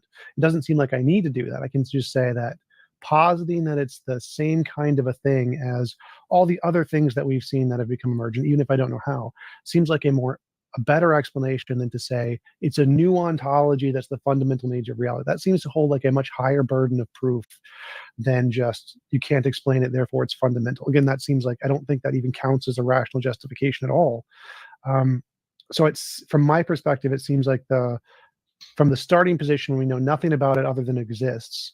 It's based on our prior information. It seems more rational to infer it's like all of the other stuff that we've interacted with, that it's emergent, rather than it's some new kind of fundamental ontology, because to posit a new kind of ontology seems to hold a much higher epistemic burden of proof that you need to justify before that becomes rational. It can't be the default. It's not a new kind of ontology. It's a very old kind of ontology. It's not new to posit that mind is fundamental in reality. So that's a very ancient idea. So to clarify, I don't mean like it's actually a radically new idea that says only physical things exist. That's the radically new thesis. Okay, so just to keep things in perspective from a historical time, right? Right. So by new, I don't mean like right. Like Vedic, to Zoroastrian, to all the way to Plato and Aristotle, right? All the way to the Christian ontology, right? All the way to, obviously in the Christian ontology, the logos was with God. We already talked about that, right? All the way down to some of the, Enlightenment thinkers and the scientific Enlightenment, like Spinoza and Descartes. They were basically, obviously Descartes was a dualist. Spinoza was a panpsychist, right? So there's many different, for the majority of history, right? Most experts, right? Philosophers, scientists, astrologers, were positing that mind was a fundamental part of, nature, right? That nature had some sort of intelligence.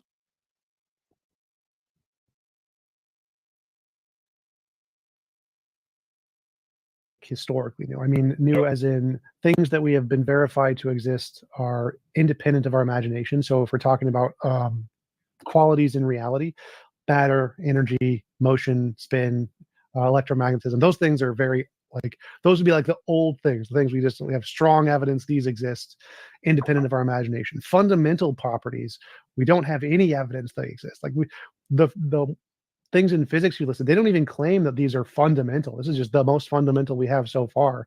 They can always be emergent from somebody else. Nobody in physics claims this is absolutely fundamental. And so if you're claiming that there's some fundamental force to all of reality, that seems like a new ontology whenever you make such a claim like that. And so I'd say that. But that's what I said. Yes, today every theory has fundamental entities.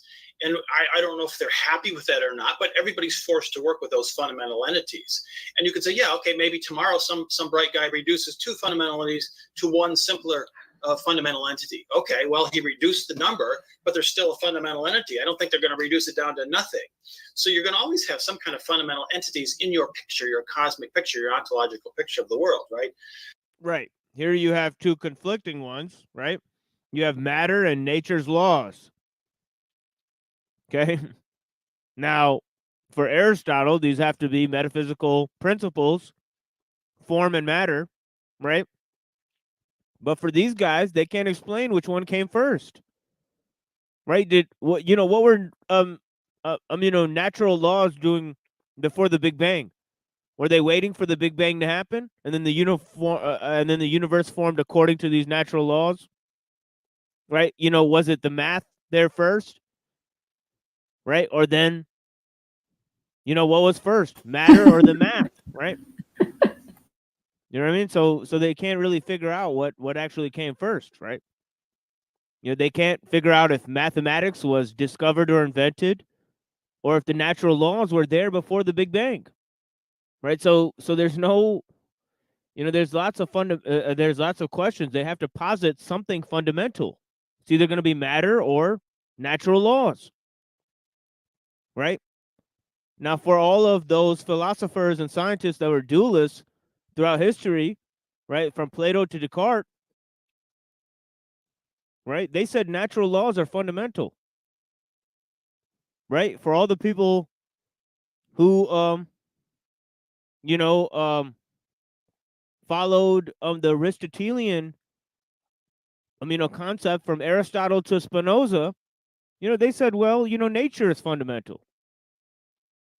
Matter, and like, Spinoza actually said nature is God. So he was sort of pantheistic in his summations, right? Anyways. Sure. So I don't know that that's a problem. I don't know that people, Oh yeah. Also, that goes to Thales, right, and Anaximander, who said all things are full of gods. So and all the way to Henry Bergson, who followed the Spinozistic view and understanding. He was talking about, well, he said the universe is a machine for creating gods. Right. So there's all of these, they come to these pantheistic conclusions, pantheism, panentheism. Right. Anyways, most Christian philosophy is basically panentheism. Yeah, I said it.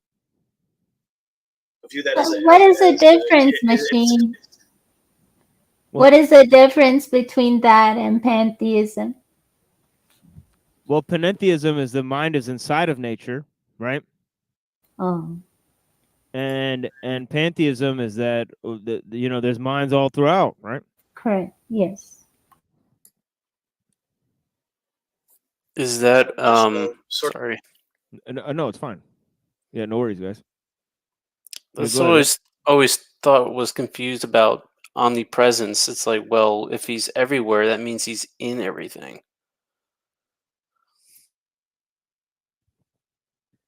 Yeah, in is a strange term itself, right? So it goes to like what that could really mean, right? It all depends on whether by in you mean some sort of sense of immaterial nature, or not, and that goes to, obviously the Gnostics talk about the soul being within the body, and they have this sort of fundamental way in which the soul actually exists in a mirror realm, outside is trapped in this realm. In other words, so they have this whole ontology or cosmology to deal with that one, and for them it solves the problem of evil, right? For other people it's it's different. They say, well, you can't blame nature, right?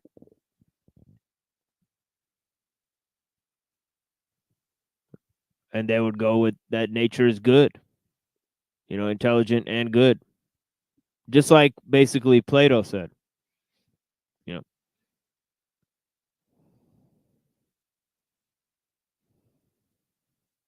But within that scheme, he also says that matter is evil, right? Nature good, matter evil. Most of history, most philosophers through history assume that. Very strange, isn't it? But would not matter be part of nature then? I'm not understanding how they. Yes. See that only happened when they got rid of transcendentals, right? That sounds kind of Gnostic, doesn't it? Well, it's kind of like it's nature as in with a capital N. So it's more like a system, and then you have matter. They thought of matter as like things that change.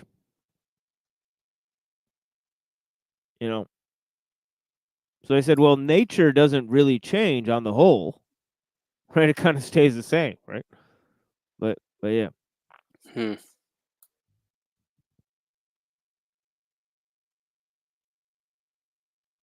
sort of an interesting thing to wonder about what the nature of these things are, and maybe they do indicate that we have things that we don't know and that we have further progress to make down the road. And I think panpsychists too are open to the idea that, you know, maybe consciousness, awareness, and experientiality may someday would be plausibly reduced to or shown to emerge from what would be considered purely physical, non-experiential entities, because that's what it would take. So I think, you know, in principle, we're open to that, say, well, okay, maybe someday that could happen. In theory, that could happen. Today, we have nothing. We have absolutely nothing, absolutely zero. I'm talking philosophers of mind who do this for a living, they do this full time for decades. They have zero, nothing. I'm telling you, nothing, no plausible solution how mind or experientiality emerges or reduces to completely non-experiential entities, whatever you want to call it. And they're reduced to saying what you said. Well, look, a billion years ago, there was no consciousness, and today there is. So, well, clearly it must have emerged somewhere in between, and I don't have to worry about when or where. That's what right. So I agree with everything you said there. Doing, right? But my question is more, and this is an epistemic question. It's saying, what is the methodology that justifies? Oh wait, I'm sorry. Did you say something, Anna? No, it wasn't me. Oh shit. Yeah, I think maybe I'm okay. Let me check this here.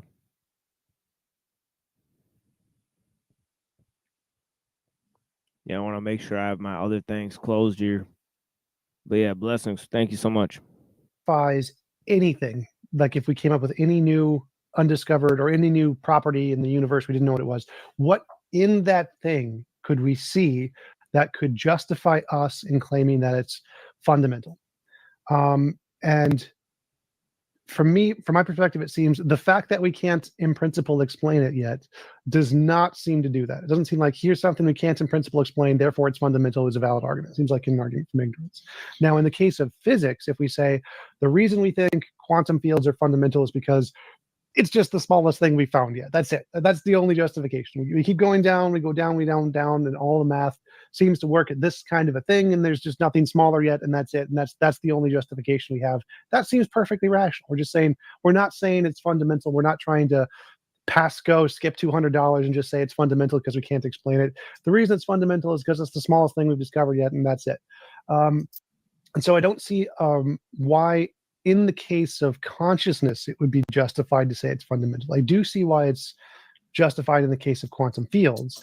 And it seems like the methodology you're providing is that because we can't fundamentally explain it with any of the other stuff, therefore it's rational to infer it's fundamental. That's the argument I'm trying to understand why that would be more rational, or like my original question is, if we discovered something new, what is the properties in that thing that we could rationally infer it's fundamental? Well, we have good examples. We don't have to speculate. We have the most recent fundamental entities in physics have been discovered in the last 20 or 25 years, and that's dark matter and dark energy. So we know these things must exist. Dark matter, right, is the unseen matter that holds the galaxies together, because otherwise they would spin apart. Dark energy is a repulsive force that causes the increasing acceleration of the expansion of the universe. So these two forms of energy, dark matter and dark energy, according to the physicists, is about 96% of the total reality. Sure. And the ordinary matter stuff that you're talking about is about 4% of the total reality of the universe. So just in the last 30 years, we came up with dark matter and dark energy, which do not reduce to any of those particles and forces that we knew about. We can't explain them. They seem to be fundamental. They're not little tiny things. They're vast things that work on the scale of the universe. Those may well be two more fundamental entities that we have to incorporate into our fundamental picture of what counts as real, because they're indisputable. Yeah. And that goes to the paradox of this entire thing, that, if everything is matter, then that matter itself is 99.9% space, right? And only 1.001% actually matter. Right. And that goes to the idea that, that space is not infinitely empty, but it's infinitely full, as the Tao says, right? That, something that is has a significant density has to be inside something more dense than itself in order to have, or appreciate its movement throughout this In space. order And to that's be why, held, yeah. right? But I'm sorry, what was that, Anna? In order to be held. Yeah. Yeah, exactly. And that's why they posited this idea of the luminiferous ether, earlier than, when they had the idea of gravity. Like they thought it would, and now this whole concept of, dark matter, dark energy, it's like they're bringing it back, as a wolf in sheep's clothing. Well, maybe we could posit dark consciousness or anti-consciousness. Yeah, exactly. Yeah, right. Yeah, exactly. Optical illusions.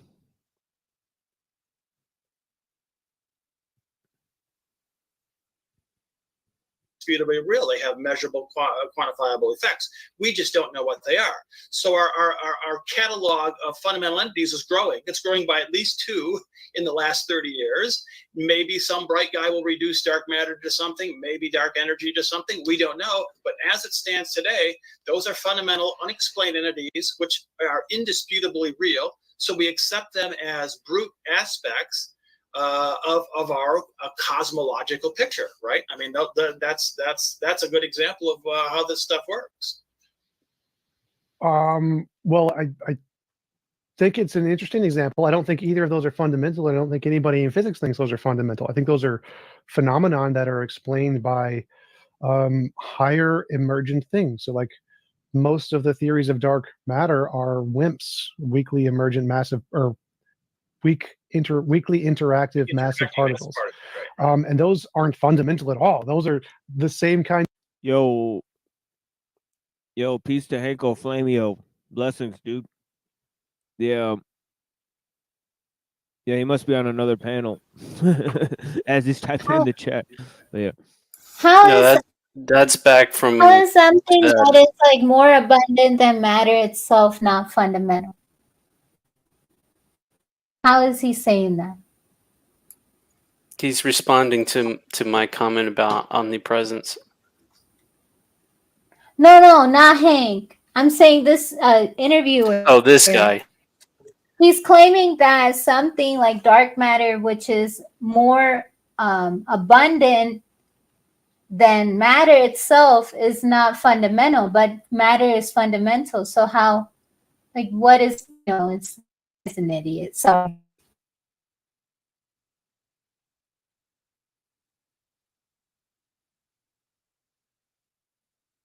Kinds of things that are built of gluons and fermions and bosons as everything else. Nothing about them is fundamental. Nobody thinks that the fact that there's excess gravitational force holding galaxies together is fundamental in the universe. Nobody thinks that. They think it's caused by something else, which is caused by something else.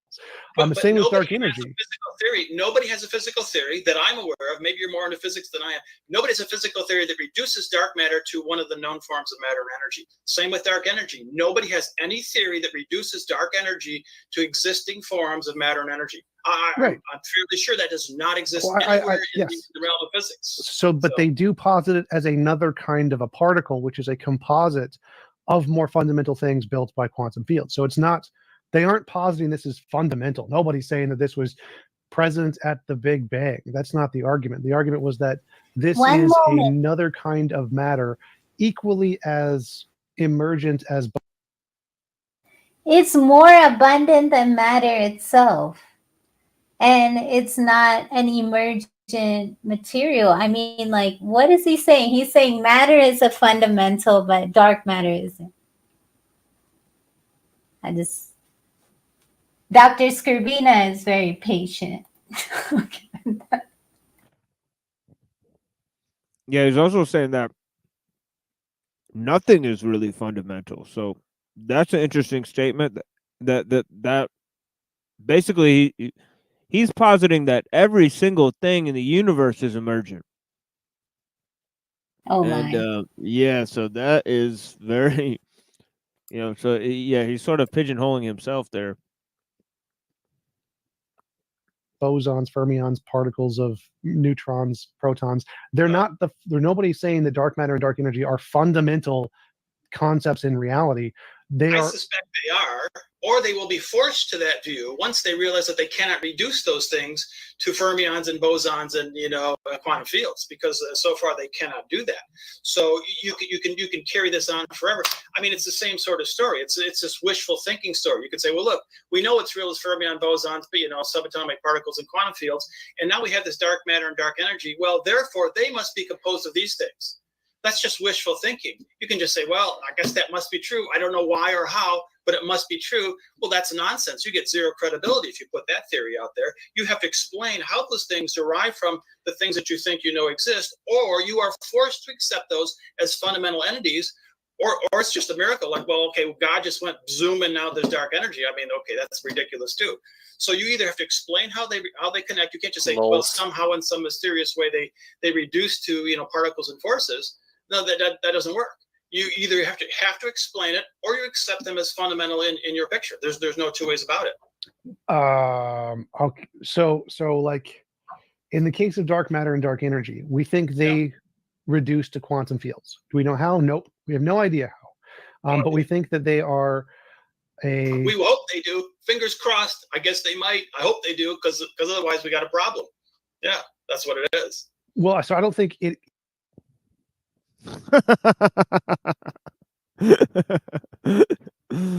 Yeah, you better hope so, sonny boy. Or else you got yourself a problem. That's right. Could be that it's radically different from what you assume. You're gonna have to bring out Thomas Kuhn and the fucking little drummer boy, right? And you'll be up Schitt's Creek, right?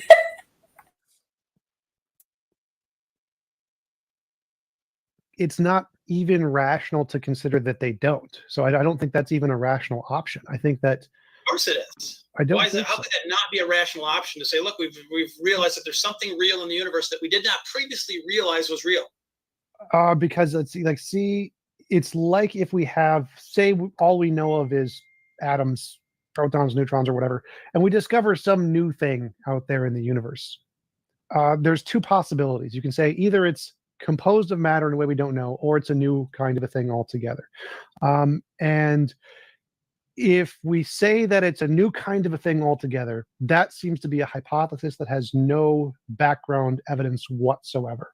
If we say it's composed of protons, neutrons in a way we don't know yet, that seems to have tons of background data. So if we see a hoof print in the snow, we say it's a horse. A horse caused the hoof prints. That seems to be rational. If we say a unicorn did it, totally irrational. You need more evidence for that. Same thing applies to this new ontology hypothesis. If you want to say something is a new ontology, that's like saying it's a unicorn, and it can never be justified by.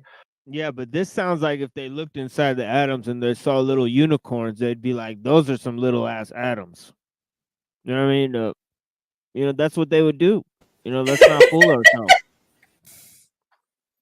Let's not fool ourselves.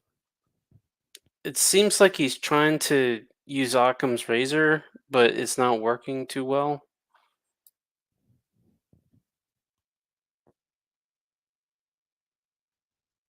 Yeah, and then as a result, he's saying that leaving the room open for many changes, to occur within his own thought system, because he's saying, well, new discoveries could be, he's making that so open-ended, but then also he's saying you have to find what you've already seen. So it's like, those two are really conflicting in a lot of ways, that, yeah, if we find something new, it's probably going to be like atoms, because that seems to work. Is essentially what he just said. That's incredibly weak justification. The observation of an unknown. You would need some other new novel testable predictions to confirm that. You could never simply say, here's an unknown, therefore unicorn. And so the same thing seems to apply to this new ontology hypothesis. If there's some unknown, dark matter, dark energy, you couldn't say it's a fundamental thing, just like you couldn't say it's a unicorn. You'd have to say it could, I'm going to assume it's produced by the known stuff, and that seems rational. Or you could say, I have no idea, and that seems rational. But you could never say it's a fundamental thing. And the reason for that is because we don't have like a full knowledge of all different ways in which matter could combine. And so of the things, of the ways in which protons and neutrons could combine, we know maybe 10%, let's say. I don't know, that's probably small. It's probably more like 1/1,000,000th of 1%, but let's say 10%. And so of the 90% of ways matter could combine, we don't know them.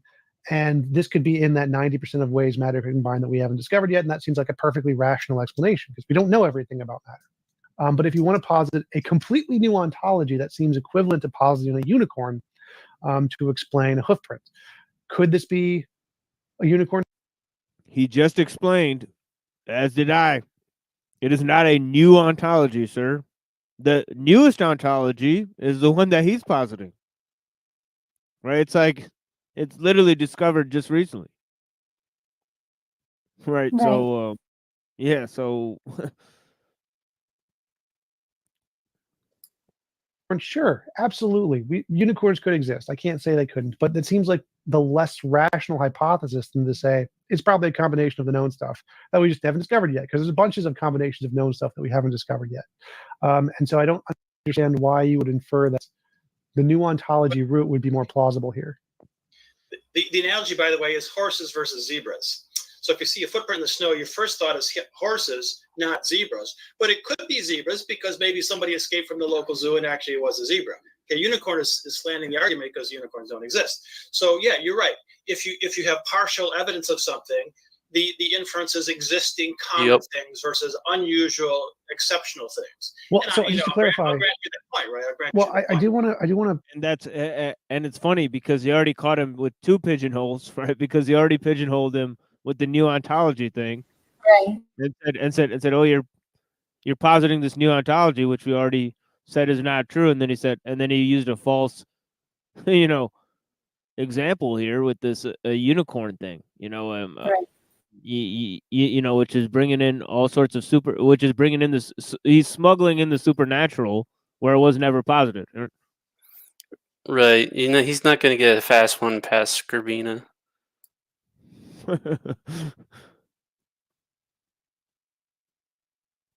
push on the unicorn thing, because to me, the concept of fundamental property seems to be the unicorn that I'm talking about. Not consciousness. Consciousness obviously exists, so consciousness would be a unicorn, like a. You should see the Jay Dyer debate that he had with him, where he had a total meltdown. It was crazy. Wait, Scribina or this guy? T-Jump and Jay Dyer, they have a debate. Oh, on okay. the stream, and Jay Dyer has a complete meltdown in the debate. They sad trombone. Yeah. Zebra, but the thing that I'm arguing is like the unicorn is saying that something is fundamental. That part is the part that I think is like a unicorn. Like there is no examples that we can say because of X, Y, and Z it's fundamental. Like that doesn't seem to be a thing in scientific research that I've seen. That's the unicorn I'm talking about. But there are things that we accept as fundamental, which at some point in the not too distant past we didn't even know existed. So you can take quantum spin, and that's generally considered a fundamental entity in physics today. And you go back 100 years, and they had no concept of quantum spin. And somebody said, well, look, maybe these things, and there's some analogy to spinning. We don't think they're physically spinning, but some equivalent thing. And we now accept that as a real new fundamental entity. So I mean, we've done this many times in the past. I don't know what would give us the confidence to think, yep, now we're done, man. We've got all the fundamental entities and there's going to be no more because we've got them all figured out now. That's like an incredibly arrogant view. It's been disproven countless times over the history of science. You go back hundreds of years. You can try to take that view and say, look, man, we've got it all figured out. We know all the fundamental entities. There's no more allowed. The box is sealed and we can explain everything. I don't know anybody that's willing to take that kind of a view. I mean, in principle, you could just sort of throw that out for discussion, but I don't know any physicists who are willing to say our catalog of fundamental entities is done and finished and we're permanently fixed and there's never going to be a new one. I agree. I totally agree. So the argument here is that the reason in physics we can claim those are fundamental is because it's the smallest thing that has successfully made novel testable predictions and got them right. That's it. That's the full criterion that I use to establish that it's plausible to claim something that's fundamental. It's the smallest thing that can make successful novel testable predictions consistently. That's it. Now, Why is that the consciousness smallest, though? panpsychism doesn't seem to be able to do that, but I think that Yeah, it seems unnecessary for there to be, this idea of less complex to higher complex, right? It begs the question, right, about how that came about, right? Is greater complexity within the smaller structure? Is that its goal? We talked about this so many times, right? Does nature have goals? Right? And of course, we're talking about nature with a capital N, right? So don't get it twisted. But yeah. the problem is that your criterion for why we are trying to claim that consciousness fits in that category is because we can't explain it. So my standard for quantum fields is that smallest thing to successfully make novel testable predictions that can be confirmed in laboratory testable in conditions consistently. That seems rational. Now, obviously, I think that there could be smaller things, and I'm fine with that. I don't really care. Just like you're happy to posit that there could be smaller things in consciousness, and that's fine too. But mine seems to be based on the successful methodology, and so we can just grant it tentatively as being fundamental, and that's fine. Look at Feynman looking like a Hindu boy. We can't tell the universe who she is. She is the Prakriti.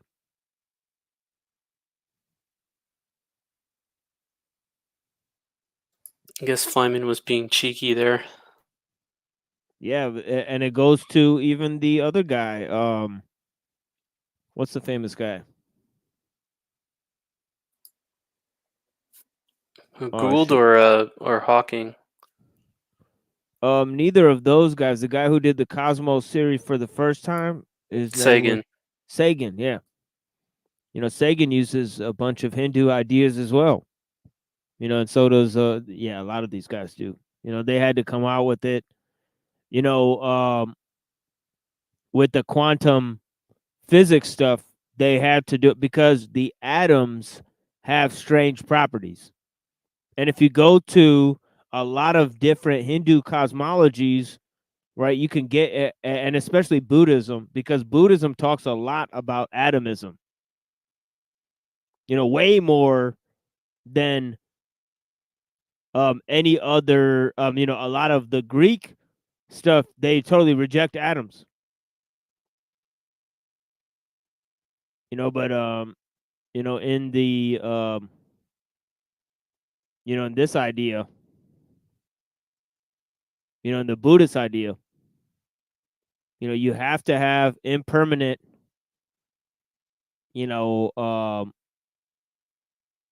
basically,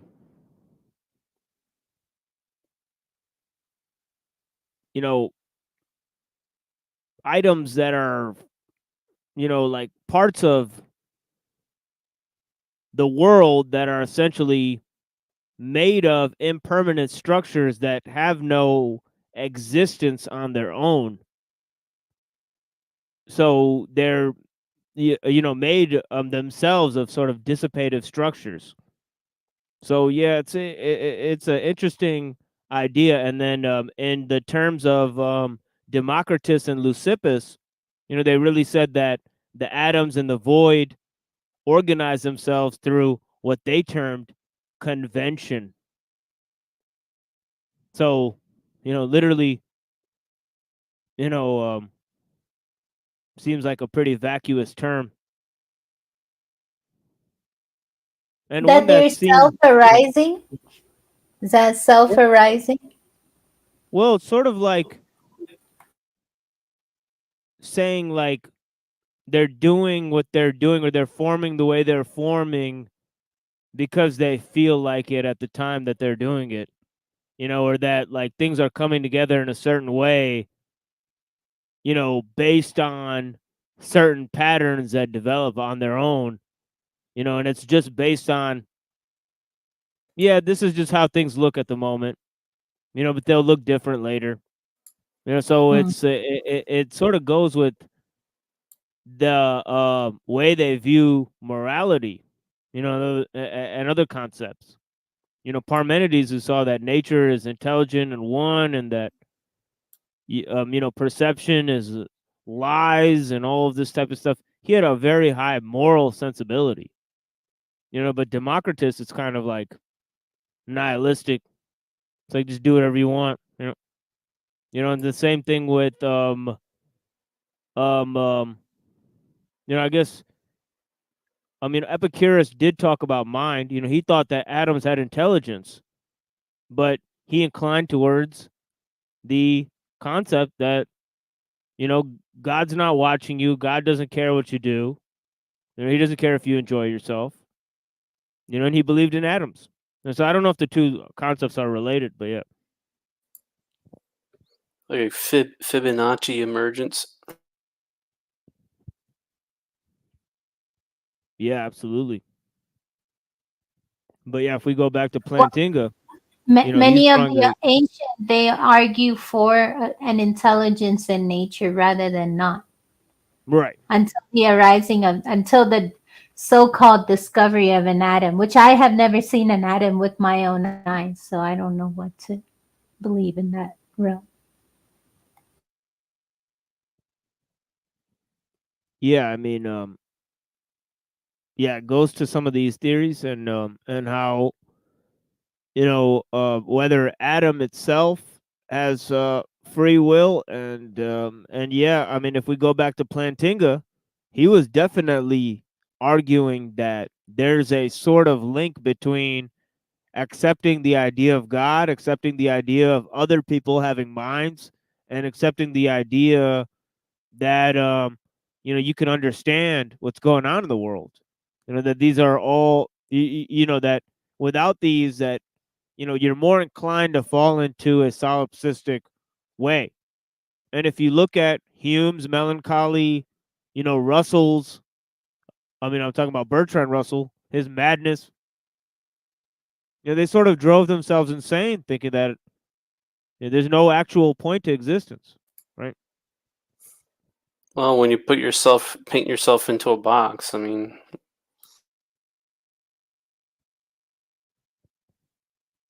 Yes, most certainly, and that's the thing, is that these guys are saying that they're allowing for new discoveries, but, you know, they're really hampering themselves down in a way that's you know, doesn't allow for new possibilities, you know, or actual For logical true possibilities, possibilities, yeah.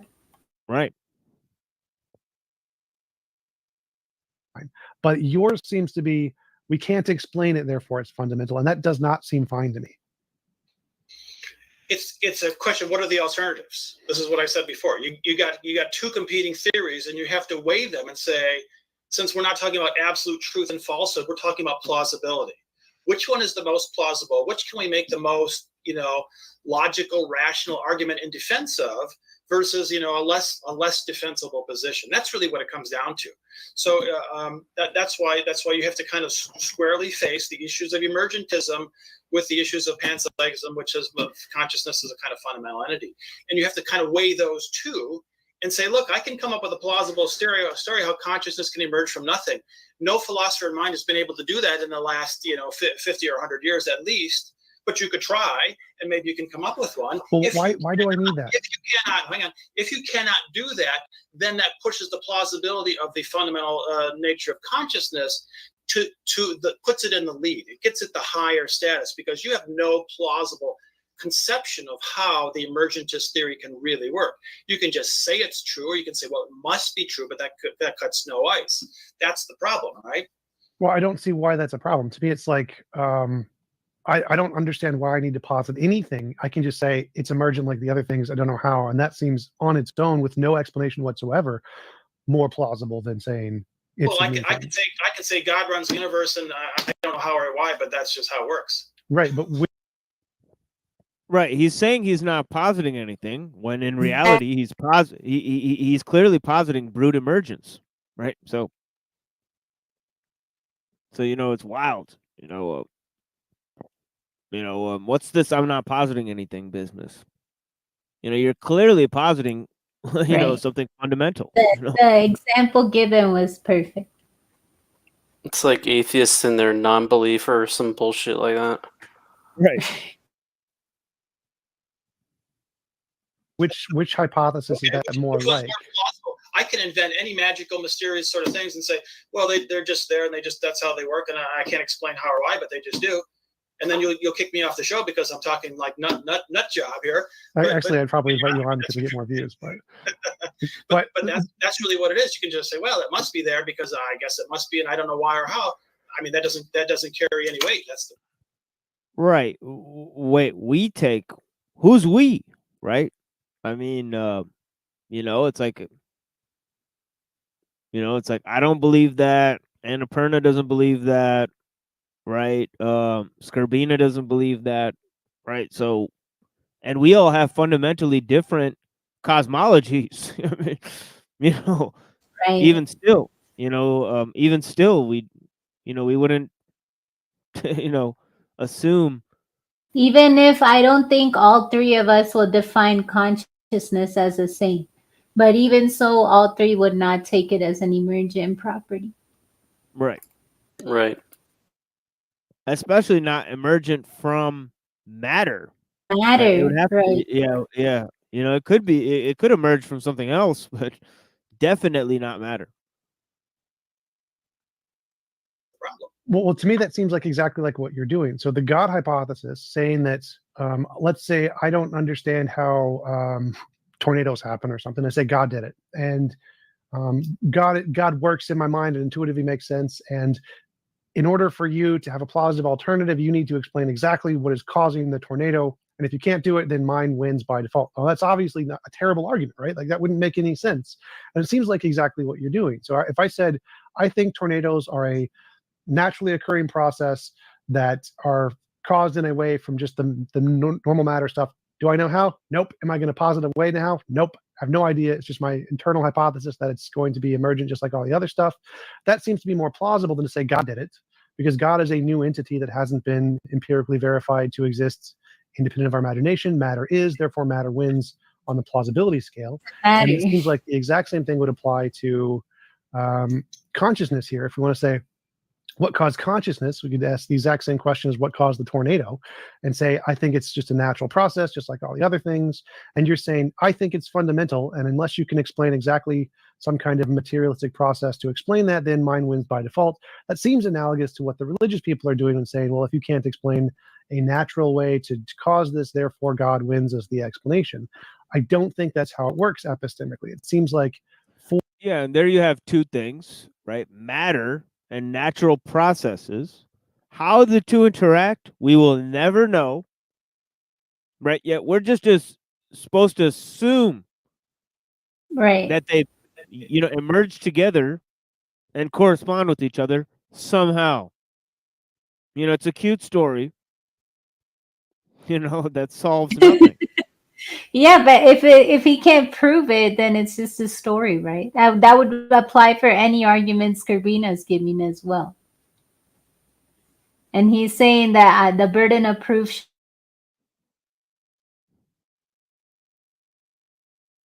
ridiculous. Wait, you cut out there, Anna.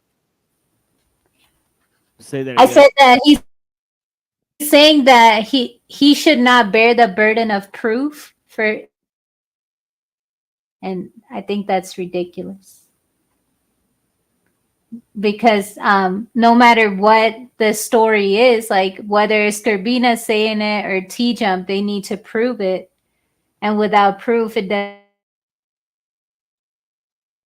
each one has to bear the burden of proof for their claim. Otherwise, there's no debate. Yeah, for sure. Yeah, your audio is getting a little choppy, but Damn. Okay, I'll see what I can do. For sure. But yeah, no worries though. for your alternative of saying consciousness is fundamental to be as plausible as saying that it's an unknown emergent property of matter, you would actually need novel testable predictions to actually confirm your hypothesis, like I have about matter. Otherwise, mine has defaults. So here's another consideration to keep in mind. There's an argument, it's held by some panpsychists, Galen Strawson in particular, which says the mental or the experiential aspect of reality is more fundamental and more essential to the fabric of reality than any of this physical stuff, because all that you really know, your only sort of awareness of anything is the awareness itself, right? The conscious experience of things. Sure. It's a kind of argument for idealism, really, right? And so you can say, well, look, the most fundamental entity that we Yeah, there's Hank there, with the idealism, right? So yeah, yeah, that's one solution to the problem, could even conceive of, because it involves conception and it. But yeah, that's the thing, that's a plausible, right, solution to the problem we're facing, right? The things that T-Jump is saying are totally fanciful, right? They're non-explanations, right? Well, yeah. Involves, rationalization and cognition and so on and so forth. So you could say, well, look, experientiality is the number one factor of existence. That's ahead of any of the physical stuff that you want to talk about, the little blips on your radar screen and your little particles and your masses and whatever you think that you can touch and feel out there in the world. So there's actually a very good argument that says, well, look, the mental aspect is the single fundamental aspect of existence, and that all this other stuff has to be explained as in addition to, or maybe emerging from, this experiential stuff, which is really the most basic fact of all existence. And that idea goes back to Descartes. It's an old idea, but it's a good argument. It's not an easily defeatable argument that says, well, look, this experientiality is the ultimate nature of reality in itself, and we're not even sure if there's anything else beyond some various forms of experiential nature, right? So kind of forms of subjectivity. So that puts the experiential aspect, the mental aspect, at a more fundamental level, not just co-equal with mass and charge and spin and space and time. It puts it at a more fundamental level than any of those entities. And there's also that argument, which carries a lot of weight independently of the emergence arguments that we've been talking about. Oh yeah, so I grant epistemic solipsism. I start from the position of consciousness. I'm happy to grant that, but I think that if all we have like initially is just our consciousness and we start with no other background knowledge, then yeah, absolutely, fully agree. That's the most primitive thing that we can use as a basis of hypothesis making. But then after there is some difference between my imagination and my experience. I imagine a unicorn, I don't see a unicorn, and we need to differentiate between which of the things that we are consciously experiencing are the experiential things and which are the imaginary things. And we find that many of the things we're experiencing are not real, they're fantasies of some kind. Now we know that our conscious experience isn't a reliable guide to reality, and so we have a good reason to say that the other methodology, whatever we're using to differentiate imagination from reality, is more primitive and better than using consciousness in and of itself as the basis. And so if we have competing hypotheses of one is using our direct conscious experience as the foundation of its reality, and one is using novel testable predictions, or our method to differentiate imagination from reality, as the fundamental basis of determining what's in reality, it seems like we're going to prefer the one that makes novel testable predictions over one that uses consciousness as its basis. And I think that's the more rational approach to take nowadays. And so even though I grant that we start with consciousness, we have now evolved a better methodology to trust than consciousness to determine what's real, science. Part of the problem is that's a self-serving definition, because it's inherent into the physicalist worldview that testable predictions is the ultimate standard by which we measure reality and so forth. And that's a self-serving definition. Obviously, if you allow physicalists to determine its own standards for validity, it's going to determine that what it does counts as the most valid criterion. So if you want empirical objective predictability, then And you can say, well, look, yeah, exactly. Physicalism dictates the terms of measure, and it rates itself as number one in the hierarchy of possible ontologies. That's no surprise. That's a tautology. It's proving itself by declaring that plausibility and predictability is sort of are the essential criterion by which we measure reality. That was never historically. That was never considered a criterion by which you determine the validity of a particular ontology. It's Man, Scribner really shows how dumb this shit is. But yeah, it's funny. The ideas. I mean, well, physical structures. I mean, yeah, it's funny because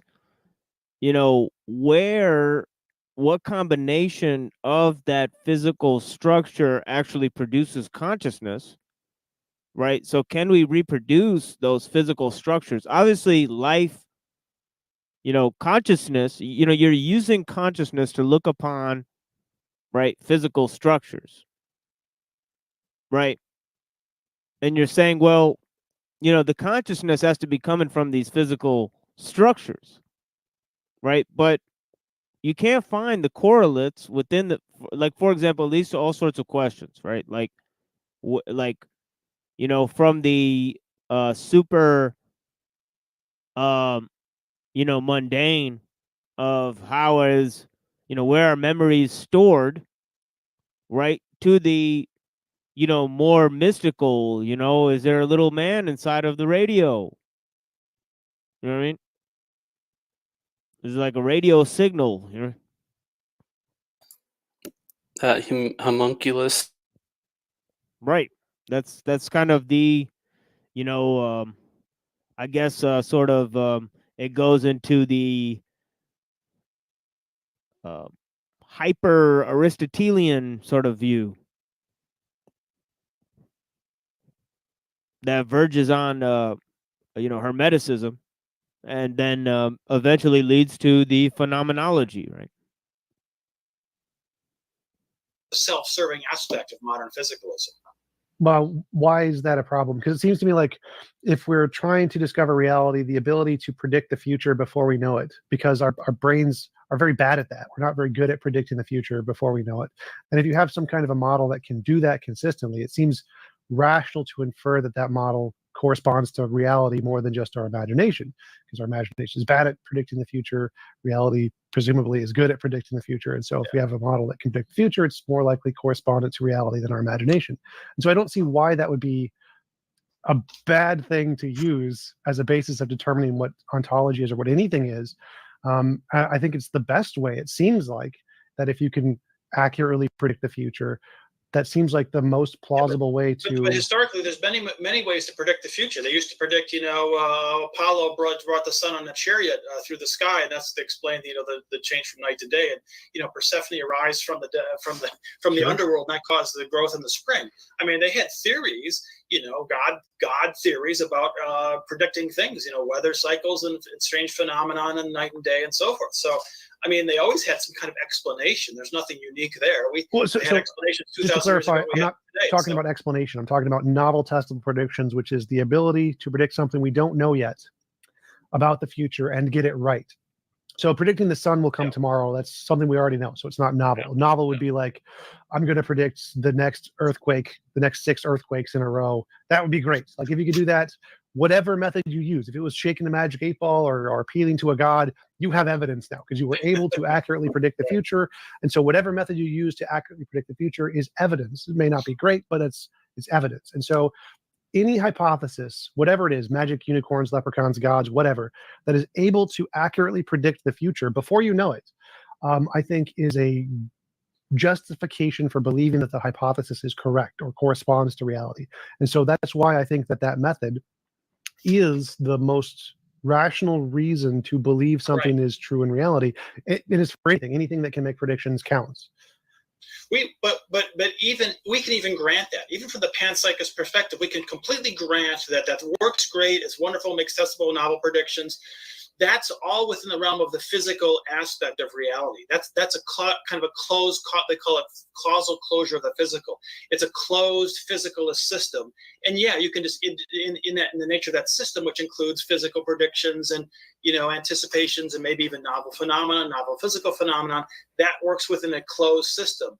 But the problem is that it has no bearing on the experiential aspect, which does not fit into that closed causal picture.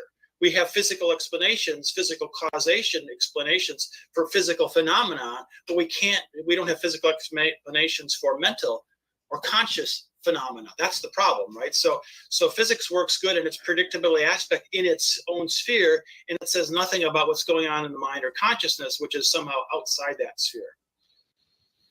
Right, but I'm saying that independent of the consciousness question, we're trying to ask what's a reliable method to determine what's true of reality.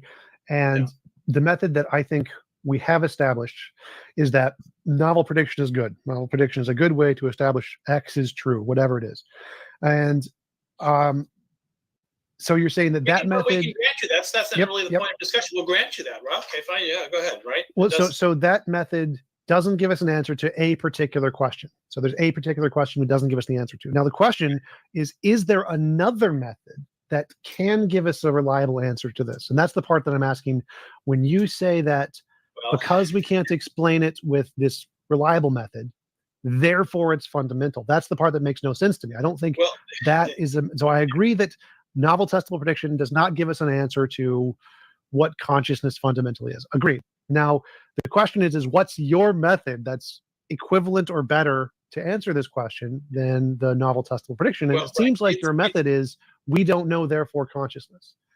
It's usually phrased slightly differently. It would say, well, in a panpsychist universe, what is your kind of new novel predictions that you can produce that are comparable to what we can do in a physicalist universe? That's usually how the objection is framed, right? Because you could say, well, look, we demand novel predictability, and if you want to be a panpsychist, you have to show some evidence of novel predictability based on your panpsychist thesis, and then we'll believe you. Sure. That's usually how the objection is framed. It's similar to what you're saying, right? Yeah. And I guess the counter argument is, well, wait a minute, you're taking a toolbox from the physicalist universe and you're bringing it over here to the non-physicalist universe, and you're demanding that this tool works.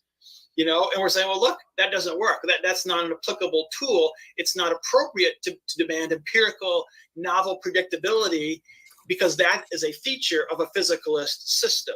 And we're not, and the hypothesis is this is not a physicalist system, so you can't take the same tools out of the old toolbox and apply them to this new system. It's not reasonable to demand, right, that these old tools will work under the new thesis. It's a self-serving assumption. That's totally fair. I can totally agree with that, but I wouldn't say that that's the objection that I'm making here, or that most people are making in my case. Now, I think novel prediction is the only tool in my toolbox. If it doesn't do that, it's got no basis from my perspective. But if you think there's a different methodology that works to the same or works in the same kind of a way to justify beliefs, that's what I'm asking about. So I think novel prediction is the only tool that makes something rational or reliable to believe. And so obviously if you had novel predictions, I'd believe it. But since you're saying that tool doesn't work for this case, what's the other tool? Because to me, it seems like the other tool you're arguing for here is we can't explain it with this tool, therefore I'm right, which is argument from ignorance. I don't understand that. What's the other tools? The other tools are introspection, by which you become aware of conscious entities of yourself. It's logical inference, by which you build rational arguments that would explain an emergentist thesis. That's not a predictability question. That's basic, building a rational, logical argument from non-conscious entities into conscious entities, right? So that's not really in the realm of predictability. I mean, if anything, that's like a retrograde. We're going back in evolutionary history and saying, well, how exactly did this magical emergence actually work? And that's sort of the burden that's being thrown on the physicalist. You have to explain that. If you can't explain it, you can't just say, well, somehow it happens, I don't really know how. That doesn't work. You have to give a plausible explanation in rational terms about how that works. If you can't, then you have no standing for your physicalist theory. I mean, that's as simple as I can put it, I think. It's the first order level knowledge trying to say it's better than the second order level knowledge. Right. Yeah. That's what it comes down to. This is philosophy 101 here. Yes, definitely. And we're gonna come back with that in a minute here. Yeah, introspection.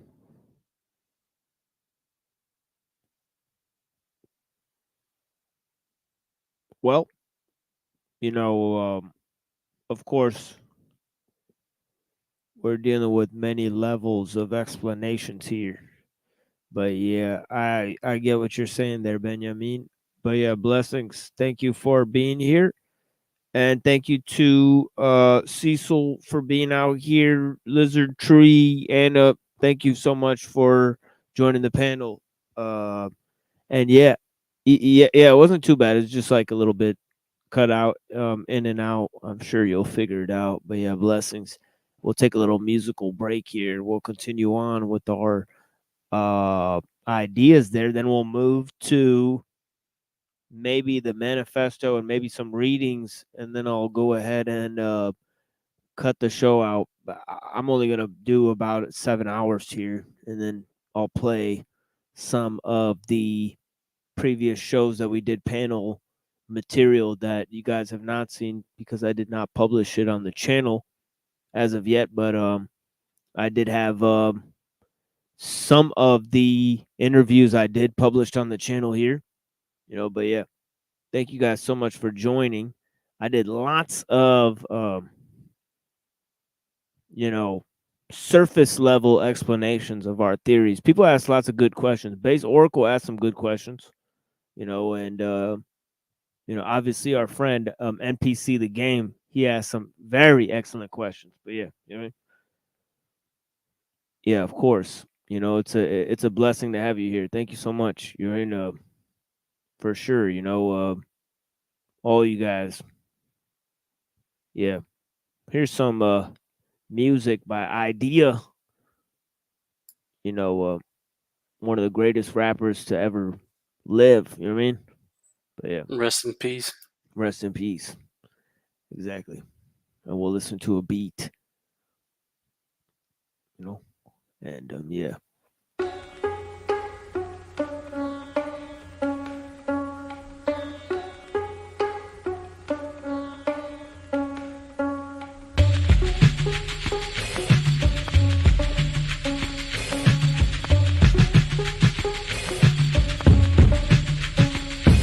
Blue slowly gurgles purple, then purples turn to red.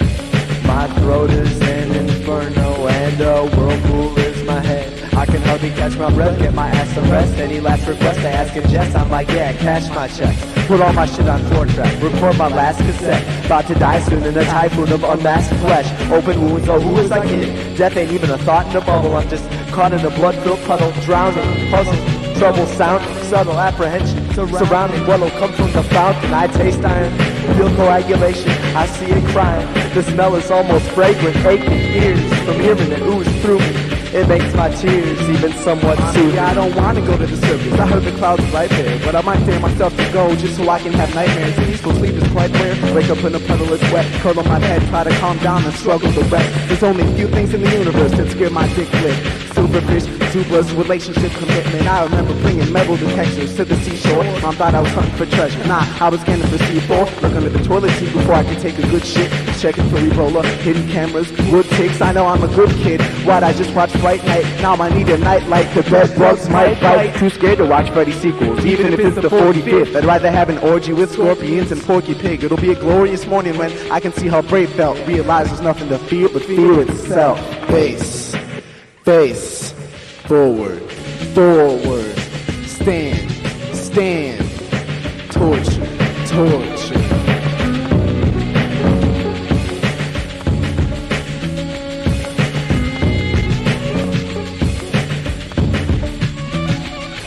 As an individual, I became the system's target. Now I close my eyes and dream of a governor's pardon. I don't want to die. I lied when they said criminals hardened. I hope they're proud clouds in my carcass.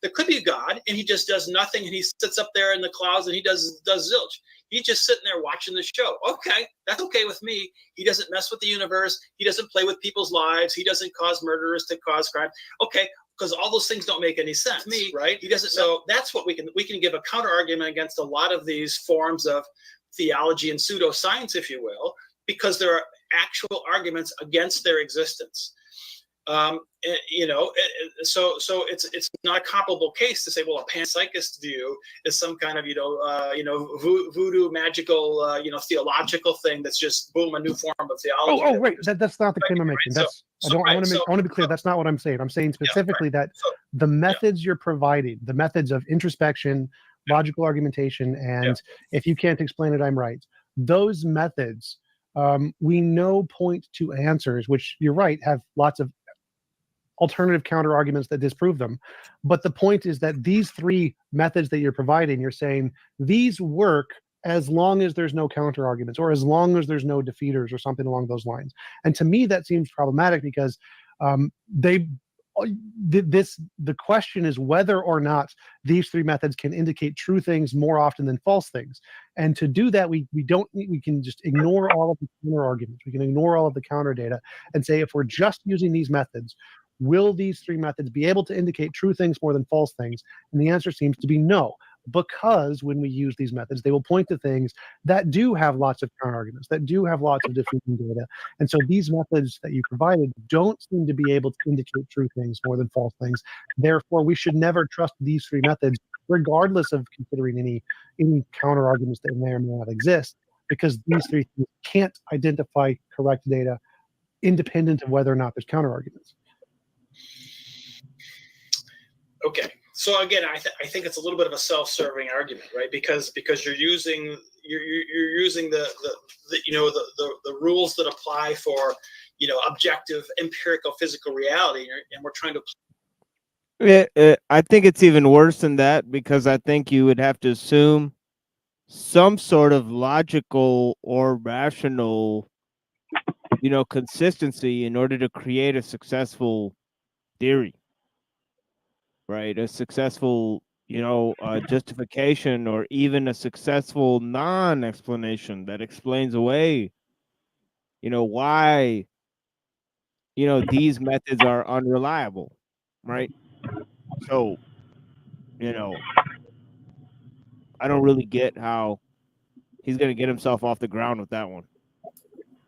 It seems like he's arguing himself into a loop because, I mean, if you take it with the issue of consciousness, you're using your consciousness to study consciousness. So, like, how are you going to come to any objective observations?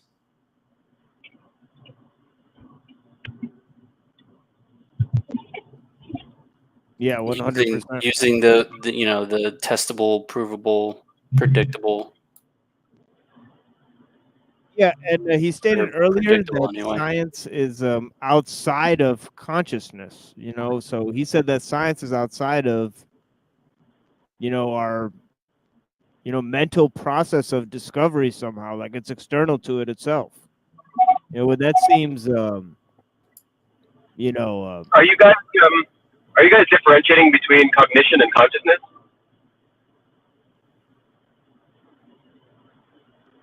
Well, they're two different things. Yes. It's yeah, you are differentiating. It's like the difference between brain and mind.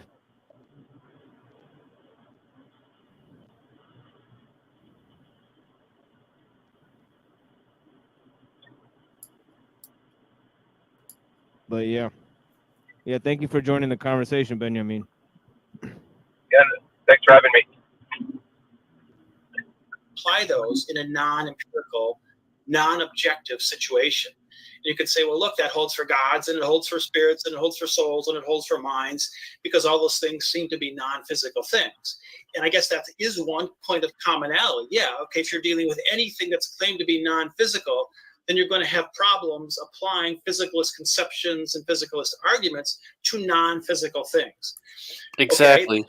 Mean that they're true. It doesn't mean that they're not true. It just means that those tools and those conceptual approaches probably will not work when you apply them to non-physical things, right? Well, I don't think that was my argument here. So my argument here is that ignoring the physicalist conception, this is just saying that you've posited a new methodology, and we want to know, does this methodology that you've posited work? So it has nothing to do with physicalism here. We're saying that you've posited this methodology of internal introspection, arguments, and if you can't explain it physically, that's evidence of my position. Now, we want to know, do these three things constitute a rational justification to believe true facts? And when we apply these things, it seems like a lot of people apply the exact same three principles to a lot of different things. And it seems like they can use these as justifications to try to believe God, astrology, homeopathy, UFOs, et cetera, et cetera. And we know many of those are false. And so it seems like these methods that you've applied are broken compasses. They don't rationally lead us to mostly true things. These things can lead us to lots of false things, and it seems to be predominantly false things. And now you're saying that yours don't have counter arguments. Those all have counter arguments or whatever. Now that to me seems to be irrelevant, because we're trying to figure out, do these three things point to true things more than false things? And so whether or not a false thing has counter arguments doesn't seem to matter, because we want to know if these three methodologies you provided can rationally indicate truth more than falsehood. And it seems that bullshit prove that your theories aren't based on introspection, logical consistency, and rational justification. What theory doesn't have those three requirements, right? They seem pretty simple and intact. So I don't really understand what he's getting at, unless he's going to claim, and make a basically a frivolous, assumption that science is somehow outside of all of those, right? So how would you attain it? That kind of knowledge, right, would be then the final question, right? So the background I'm doing in cognitive psychology. Oh, sorry. You can keep going. No, go ahead. Yeah, well, just because of the background that I'm doing in cognitive psychology, I can recognize they're kind of stuck in their own cognition on how to interpret truth and proving truth. Because I've seen this argument over and over again, the argument between like the internalization and externalization of reality versus the introspection, extrospection argument of reality. And they're both like viable, relevant ways to get to something. Yeah, and then it fundamentally points to what Reddington was saying, that perhaps, it could be that,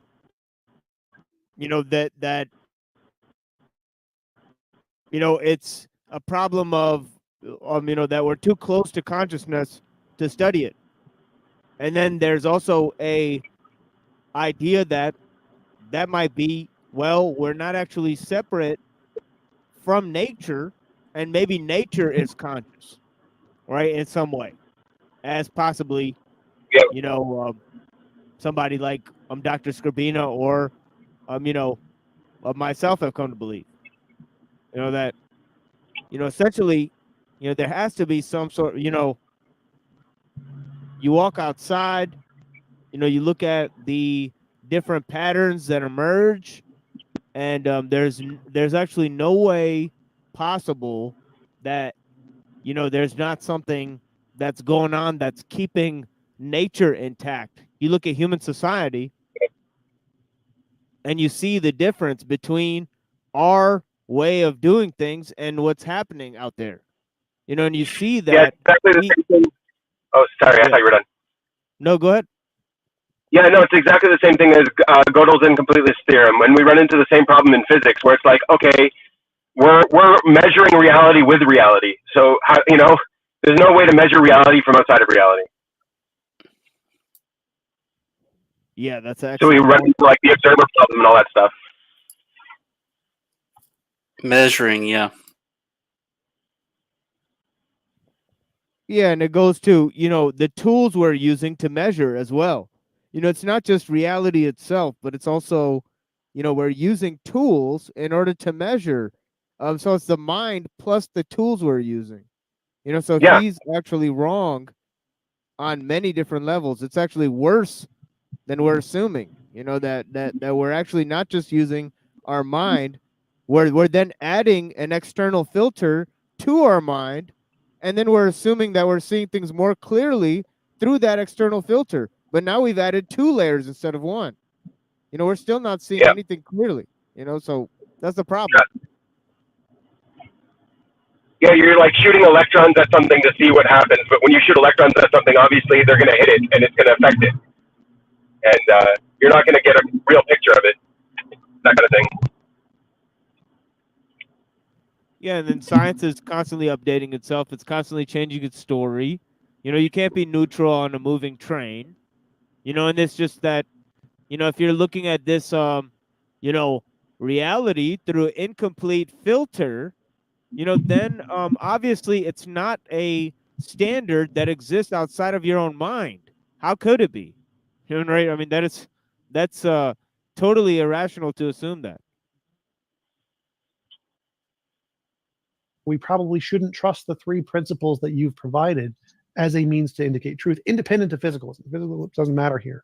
The point is that the methods you provided don't seem to be a rational indication of truth, because they can work equally as well for alternative hypotheses.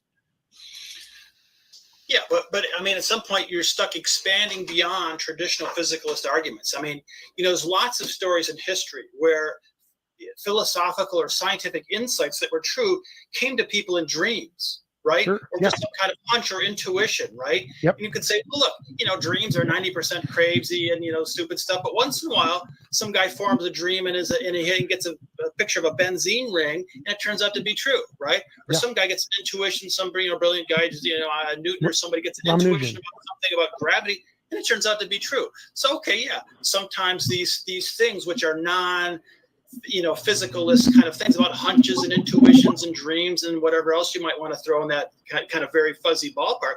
Sometimes those things are right, and some of our greatest scientific insights have come from those things. Sure. So in a sense, those things are neutral, right? I mean, a lot of times they give rise to nonsense, but sometimes they give to brilliant, you know, truths that we accept about the world today. Wait, I don't think that's neutral. So like, there's that phrase. Sometimes they fail, sometimes they don't. I mean, well, it's like occasionally even a blind squirrel will find a nut occasionally.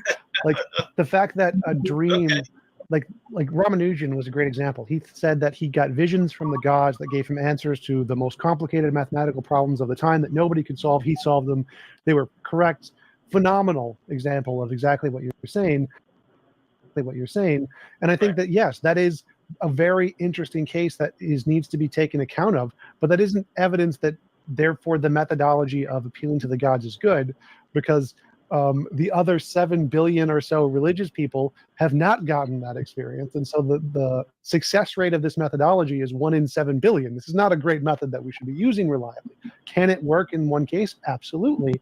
But it seems to work at the same rate as chance, which would prove that this is not a reliable methodology. And so it seems that if you're arguing that the same rationale should apply to your methods, that it can occasionally work in these very minute cases and fail in the majority of cases, therefore we should trust it. It seems like the opposite is the case. If it may work in 1 or 2 cases, but fails 90-something% of the time, we probably shouldn't trust it. But the point is we're stuck, right? So if you're dealing with non-physical entities, your physicalist conceptions, by definition, are insufficient. So yeah, we might, you know, like really wish we had better, more solid approaches than we do. You know, rational arguments, logical inferences, you know, the kind of things I've been talking about that panpsychists for centuries have used in their favor. And it's been some of the brightest people, by the way, in all of history. We didn't really go into that, right? But some of literally the most brilliant philosophers in history, they were panpsychists, and they had different reasons for thinking that. It's interesting to read the book, and you kind of see what they were thinking.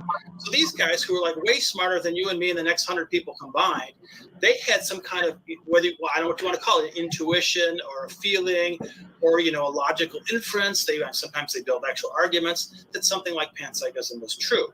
So, you know, you might say, well, I wish we had sort of more calculable, concrete, predictive, analytic methods. But like I say, those things are sort of born in a physicalist conception.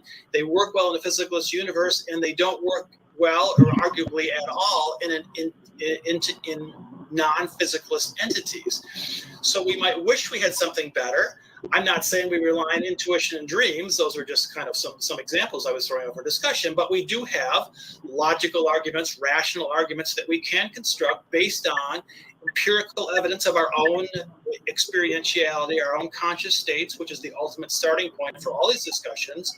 So it is, in a sense, partly empirically based. It is a rational argument, and it's a question of not that I'm true, I'm right, and you're wrong, or this is true and this is false. It's a question of gradation of plausibility, which is what I was saying all along. It's a question of plausibility. What is the most plausible based on what we know today, based on the arguments that we can construct? I mean, a lot of it is that's how it's going to work in a non-physicalist universe. And today we have certain theories that are more plausible than others. And tomorrow or 10 years from now, maybe things change because we get some brilliant guy who comes along and he's got some new, even better, more plausible arguments or new ways to think about non-physical entities that will shed some new light. And we accept those things as being correct or true, maybe until the next brilliant guy comes along, and then we change it again. I mean, that's how the progression of knowledge goes. It's not just progression of science, it's progression of ontological, philosophical knowledge about what counts as reality in the universe that we're in.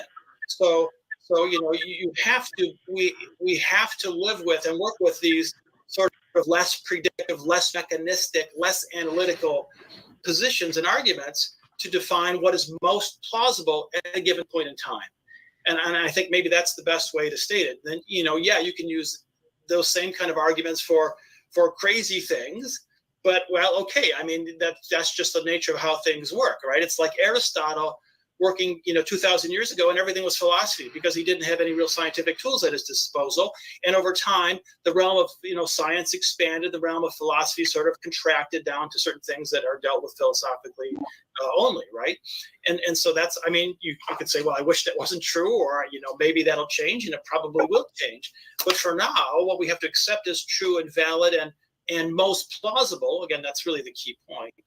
I think that's what we're stuck with. We're stuck using these tools, and we have to do the best that we can with the tools that we have. Yep. So I would agree with that. I would just think that the tools that you're using have proven to be unreliable, and so we shouldn't trust them in this case.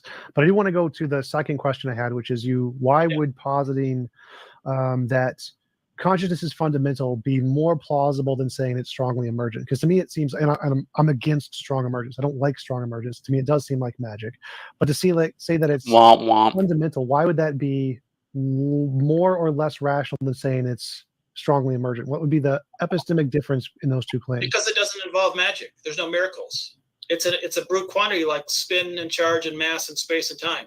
Well, why saying it's a brute quantity fundamental in reality any more plausible than saying it magically popped into existence at time t?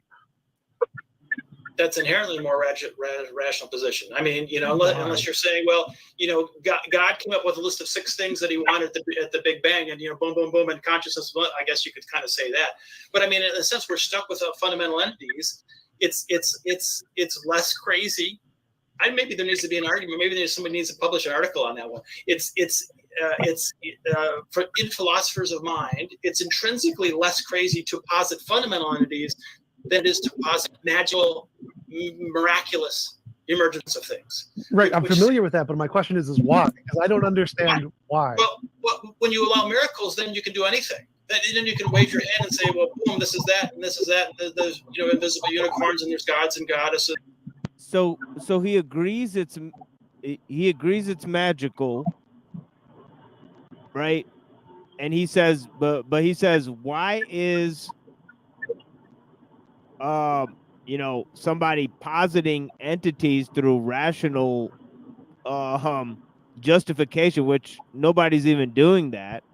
They're just saying that there's a rational order of justification that seems much more fundamental, right? In positing any sort of understanding of how we derive consciousness, that seems a lot better than what's magical, what's clearly magical. So he's again trying to obfuscate the what's already been established here, right? Which is that emergence is magical, right? So emergence at time t is just as magical as any other form of emergence.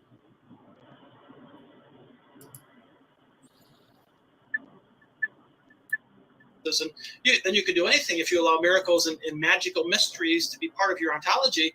That's when you open the can of worms to all those things that you don't like, all those pseudoscience things. But why can't you do that? That's not allowed. That's not rational. It's more rational to posit something which you know is real to be fundamentally real. That's more plausible and more rational than to allow magical, miraculous mysteries to occur at some point in evolution, right? What's the difference? Like if I want.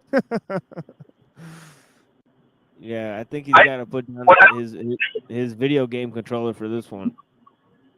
But yeah, I don't understand why you're trying to force it to be one or the other. Why can't it just be a combination of both? Like, why can't it have an emergent side and a fundamental side to consciousness? Because the relation posits a possible third entity. Well, consciousness would be that third entity, and then an emergence. Right. The emergence. So see, you're already saying there's three now. No, well, consciousness as we know it, because we don't see consciousness express itself through a rock as much as we see it express itself through a human. And so there has to be some kind of physical structure that aids it to some degree.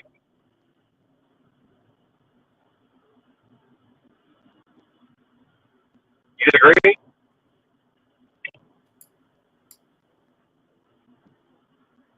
Did I cut out? No, you're good. Well, I mean, in the sense that, can there be a golem? You know what I mean?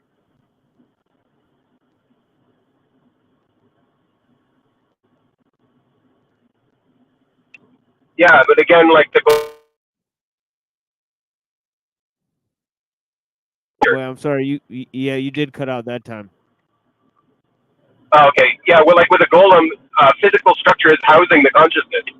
Like consciousness does have a house. Yeah. So, see, there is then those three entities, right? And then you can just as easily, well, really the problem exists not only in how do they correspond to each other. So there's not only a combinatory problem, right? There's a problem in how they correspond and relate to one another. And then there's a problem in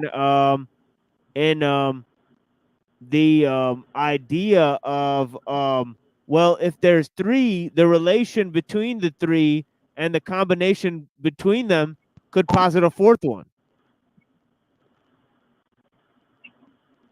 Like another emergence, yeah. The fourth one would be emergent. So, yeah, so you're going into almost like an infinite regress of emergent properties, possibly, right? Yeah. It could be something along the same lines of the problem of physicalism in the first place, of breaking it down into more fundamental entities, where then you say, well, the smallest one is the most fundamental. It's like, well, how do you know it's the smallest? It's like, well, we don't know. That's pretty much this guy's position. Yeah, yeah. I mean, I'm kind of restating what he presented here. Yeah. It just looks like that there is something emergent, because there's a difference between us and a rock. So there is some emergent thing. And you don't have to call it consciousness, but it's something.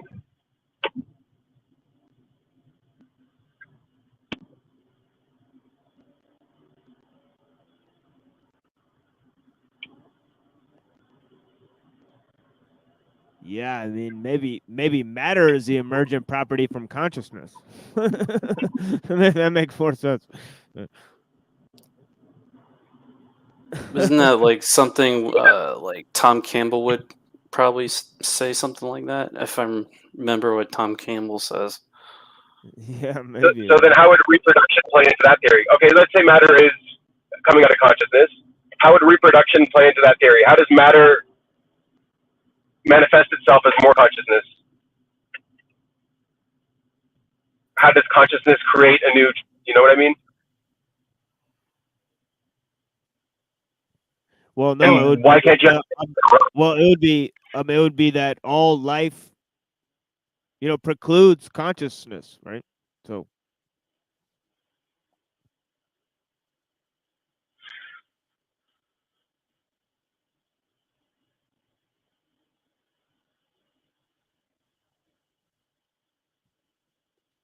yeah. So yeah, and that's really part of what Dr. Scarbino says, anyways. That there's different types of conscious experience, obviously on different levels, but it seems like all life is has a a sort of consciousness, and it's not a form that's reducible or an intermediate form of consciousness. It seems like everything that is conscious is sort of conscious in the same way, right? So basically, it becomes how did life emerge?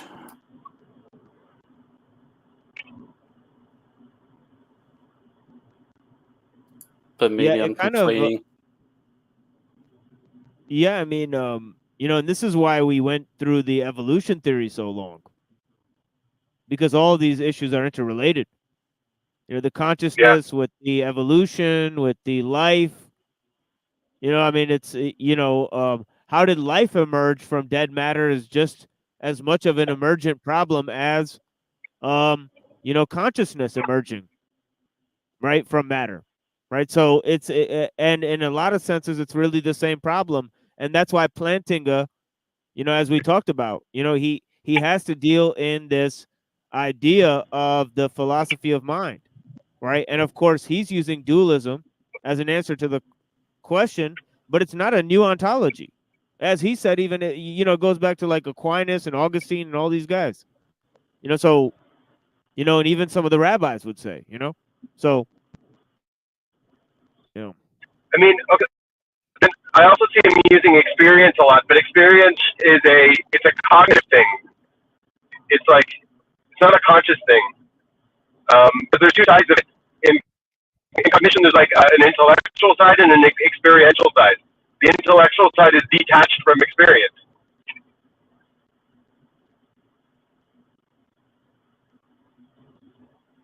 Yeah, so I would have a hard time pointing at consciousness being an experience.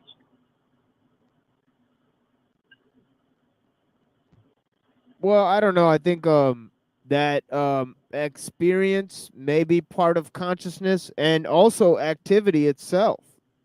It could be that movement and form are part of consciousness, right? Because as it seems, right, why should anything have intelligibility whatsoever?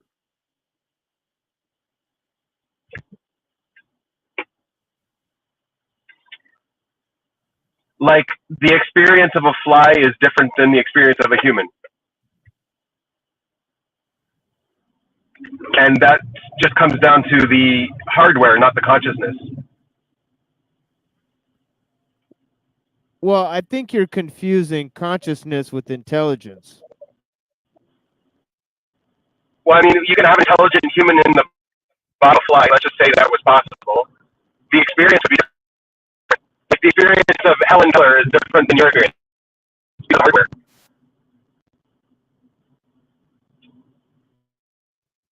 Yes, but that brings us back to the problem is that we don't know what physical correlates from the hardware create the conscious experience.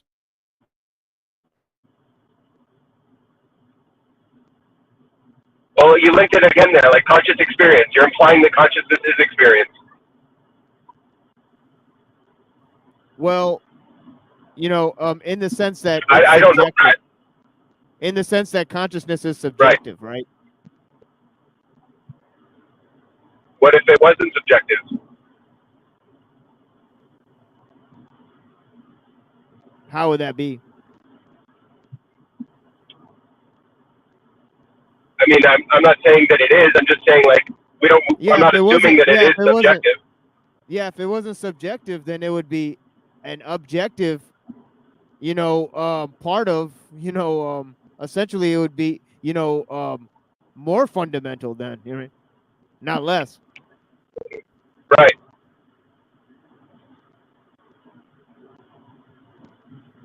So yes, I think you're moving in the wrong direction there then, right? No, I'm not trying to move in any direction. I'm just fleshing out. You know? I don't have a direction in mind. Well, I was thinking that you were claiming that it was coming from a physical. Well, I don't know, and I don't know if it's like like it could be a marriage of the two. Like our experience could be a marriage between the physical hardware and our consciousness, and that creates experience, right? But you're saying experience And is that not part of creates consciousness. Well, experience is part of cognition, and is cognition emergent from consciousness? Like, is cognition that third child, right? The child of consciousness and physical body creates cognition. You know what I'm saying? And that's where experience lies. Yeah, I see what you're saying there. Okay. Okay, I'm getting how you're mapping these things. For sure. Yeah, but then that goes to what about imagination, right? Imagination is part of like the detached side of experience. It's the intellect. The intellect is experience too? No, the intellect is detached from experience, but it's still part of cognition. Okay, so intellect is so there's two parts of consciousness. There's intellect and experience. Two parts of cognition, yeah. Oh, two parts of cognition. Okay. So, right. But cognition itself is part of consciousness and body. You said. Right. Like maybe cognition emerges from consciousness, or it's independent of consciousness. Who knows? Well, it goes back to just that consciousness is still the source of pretty much everything there, right? Yeah, it could be. Yeah. It's not falsifying that. Right. So. Right.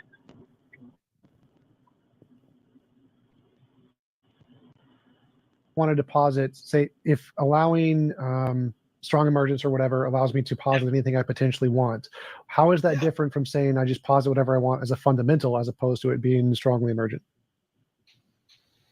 Because things that are evidently non-emergent don't seem to be plausibly emergent at some random point in evolutionary time. I mean, it goes back to, like, quantum fields or space and time. It doesn't seem plausible to say, there was a non-spatial universe, and then suddenly one day the universe, boom, woke up and it was spatial, or boom, it woke up and it was temporal. I mean, or there was no quantum fields for the first billion years of evolution, and then suddenly, boom, there was quantum fields.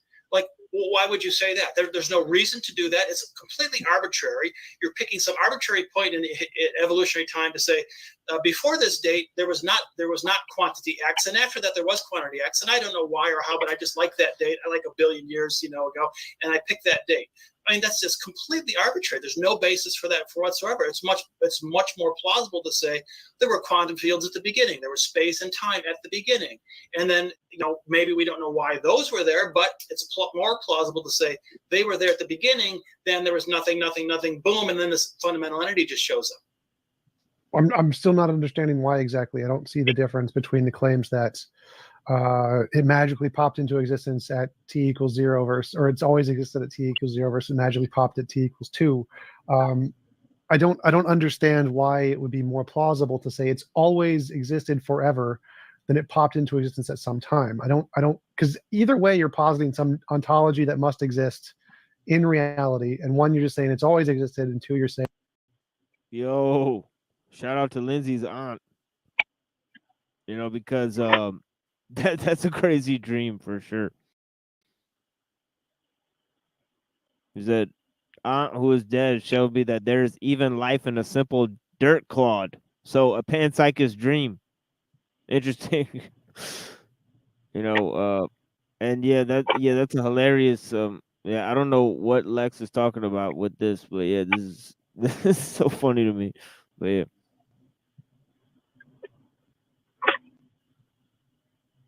define consciousness. Right.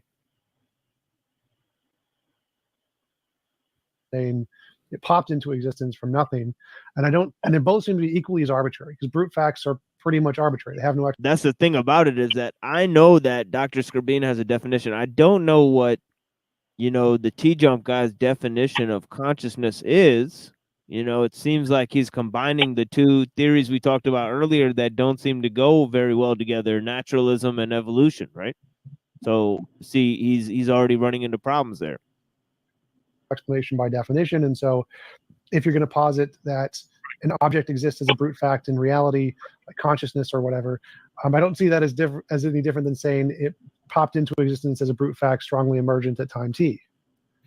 Well, you're right. Both views are axiomatic. It's a presumption of a kind, right? So you're arguing about the basis of these axioms, right?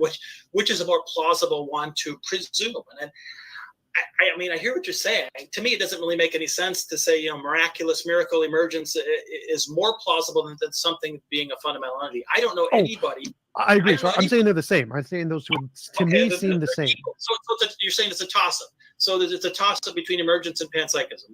They're on equal. Strong emergence. So I think strong emergence, the thing popping into existence from nothing, is epistemically the same as claiming something is fundamental. I think both of those entail the same kinds of ontological commitments, and so epistemically are about the same. So I think we're making progress. So now you're saying panpsychism is equally plausible to the non-panpsychist. Strong emergence. Is that what I'm saying? Uh-oh. Saying? Is that what you're saying? Yes, so I think we made progress, because you were up here before at the beginning, and now I think at least you're on equal footing, right? Well, as I it's like you're backpedaling, right? Essentially, that's what it was, right? He said, yeah, fundamental entities. Which then, if you don't believe in any fundamental entities, which I think he admitted that he believes in a few during the course of this, and then he's denying that he believes in them, of course. Then he's alleging that everything is pure emergence. So it's emergence all the way down. Turtles all the way down. Which is wild.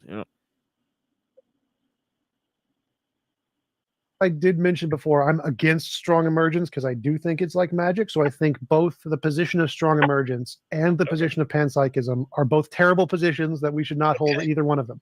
I think weak emergence makes perfect sense. I think that's a good starting point, even if we can't explain it. But strong. So what are you, like a philosophical window shopper? Like it's just like take a shit or get off the pot here. You know what I mean, right? Like, what are you going with? Emergence, I think strong emergence is terrible, and I think panpsychism is probably pretty terrible too, because we're positing ontological entities seems like a kind of position that we don't have any kind of rational methodology to make justified as of yet. And you're putting no weight in the fact that literally dozens of the most brilliant philosophers in history found intuitive plausibility in panpsychism. No. Carries no weight. Absolutely zero, and that carries negative weight. I feel like just want to make that clear. Let's just make that clear. So we're smarter than Plato and Socrates and Schopenhauer and Spinoza and Leibniz, all those guys who are panpsychists. We're smarter than all those guys because their intuition was they were just really off in left field in those cases. I would say that humans are dumb. That would be my position. So even if we're not as smart as those people, the methodology they were using of intuition is a bad human methodology that no one should use ever under any circumstances.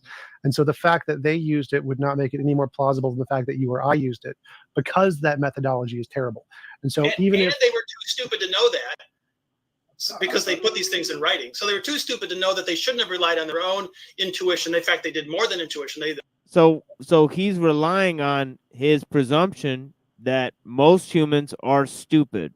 So he's essentially just going with some nihilistic nonsense at the very end of this to justify his lack of an opinion, and then, which is laughably insane, and then essentially what it boils down to is that,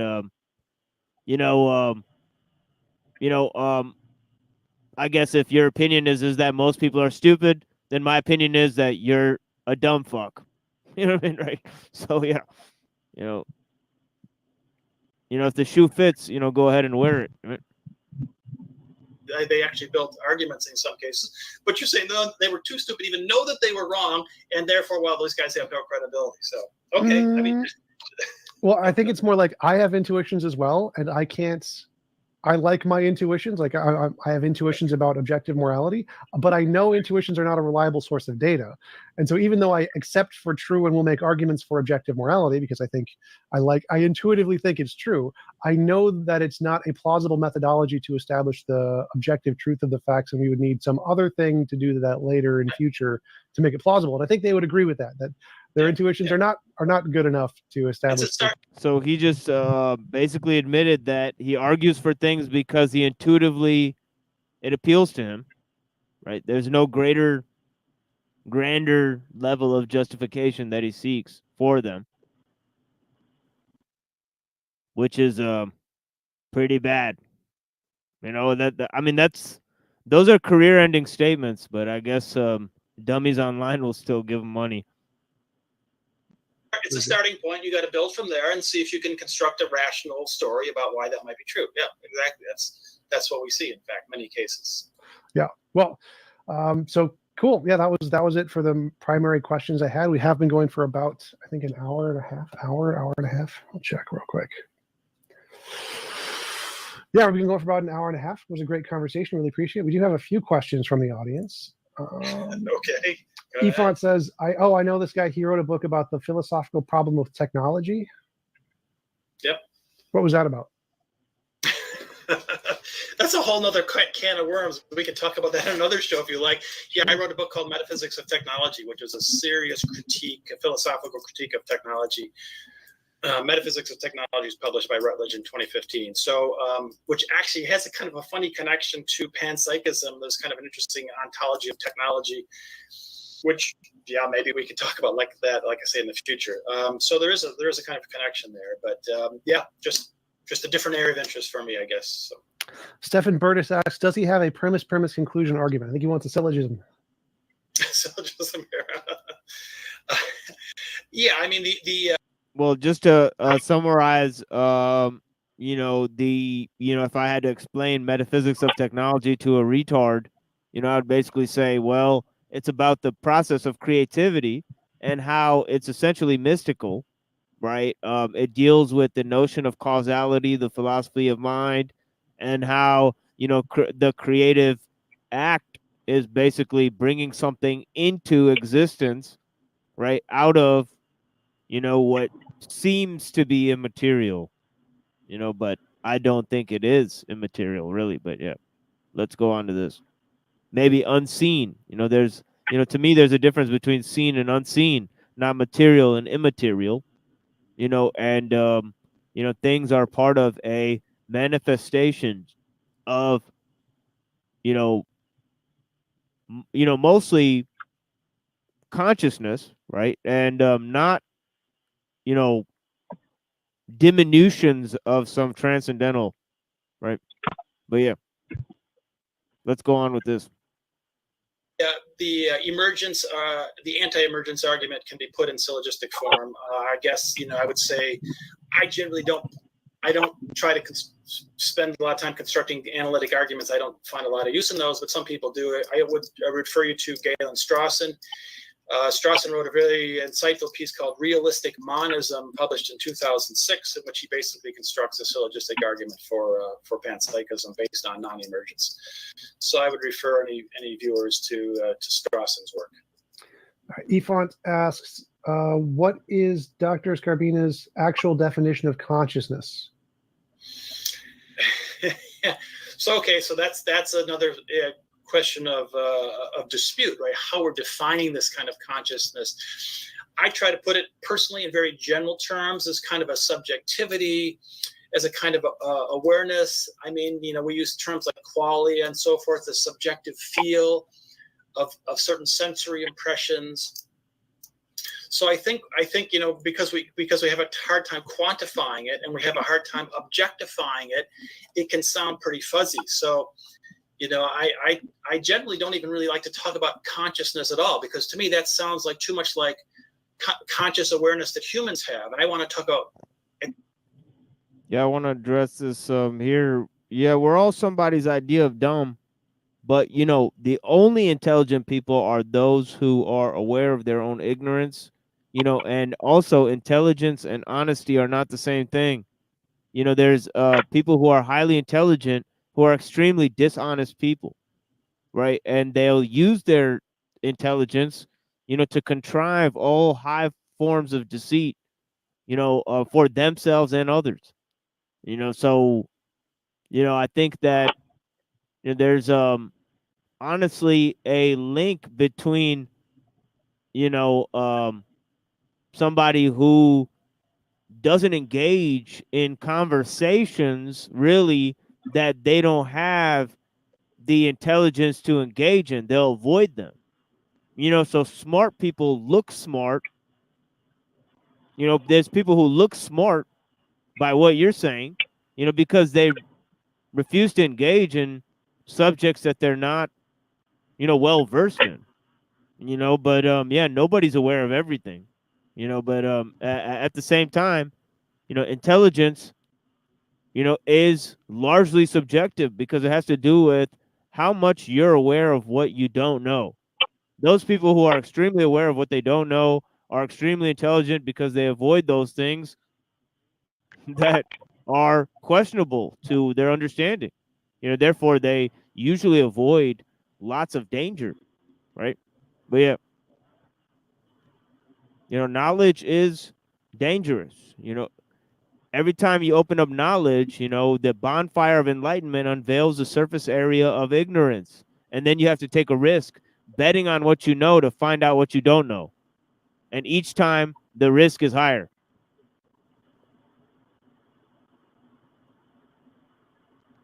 Experientiality or mind in a more general form.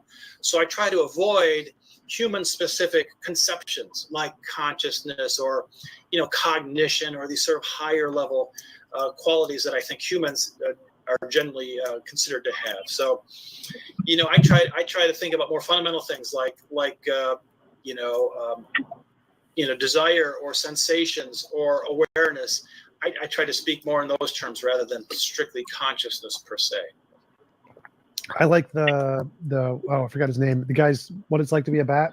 That's Nagel, Thomas Nagel, what it's like to be something. What it's like is what's it like? Right. There's this sense of it's like to be something, and right, he uses the fact that the bat can echolocate, and we can say, well, look, the bat has some kind of crazy mental states that we can't even conceive of, but we know that they're there.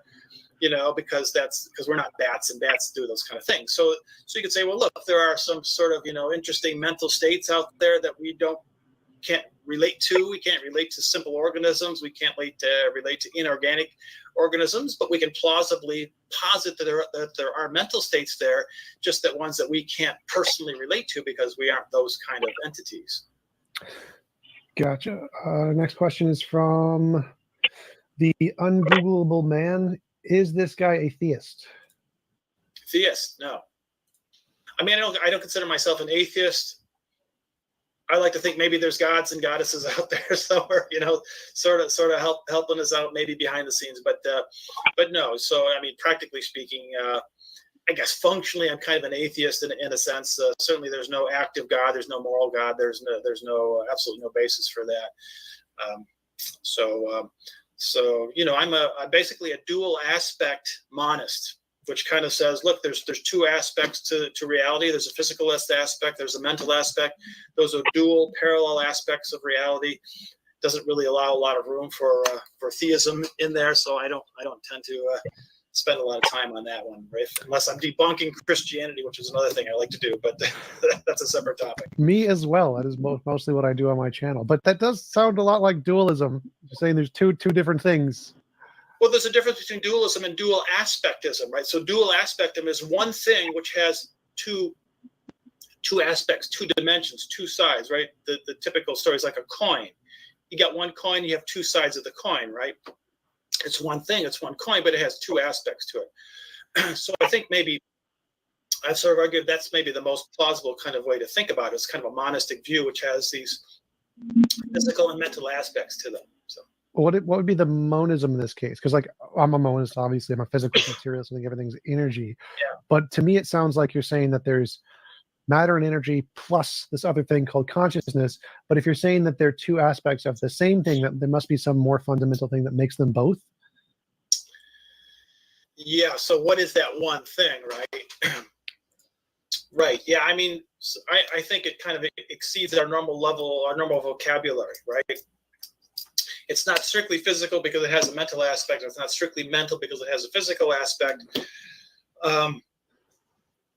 You know, I mean, you're sort of grasping at straws. Like, how can you describe this thing? You know, Schopenhauer, for example, was a famous dual aspect monist, and he said the will, that one thing, that one entity was the will. And the will solidifies itself and it becomes physical things. And the will is also a mental thing. It's kind of a will. It's a psychic thing as well. So, I mean, you know, Spinoza had sort of his, you know, he called it God or nature. His monist thing was kind of a panpsychist system, God or nature. He said, you can call it God, you can call it nature. It's a one monist entity. So, you know. Yeah, Spinoza uses a sort of will too. And I think if you don't have will, then you have force or emergence, something like that. That kind of sounds like will. You know, it's an aggregation of various, you know, formalities and states of being, you know, that then sort of coalesce into, you know, in terms of this, it sort of seems like an emanation, right? To a certain extent, the original sort of idea of this was a, you know, the idea of emanationism. You know, that, you know, matter emanates from, you know, some sort of super material, super mathematical, really, form, you know, which is really how Plato had it going, that he thought that there was highly advanced forms that contained all possibilities of matter within them, right? And that's where, you know, in the supersymmetry and the simulation theory stuff that they're coming out with, they sort of say the same thing now. But yeah, it's a very, very old concept. But yeah, I'm sorry, what was that, Benjamin? Oh yeah, I was agreeing with that. From what I've seen in Nietzsche, he's talking about wills in plural forms. I don't know where he's getting that one. Well, yeah, that's the thing. In Nietzsche, there's this sort of concept that he extrapolates that the will, because he was influenced by Schopenhauer. So it's sometimes hard to tell. Yeah, so it's hard to tell if he thinks that this will is actually some sort of supernatural thing, you know? But like he talks about different wills, like the will to power, the will to truth, the will to survive, all that stuff.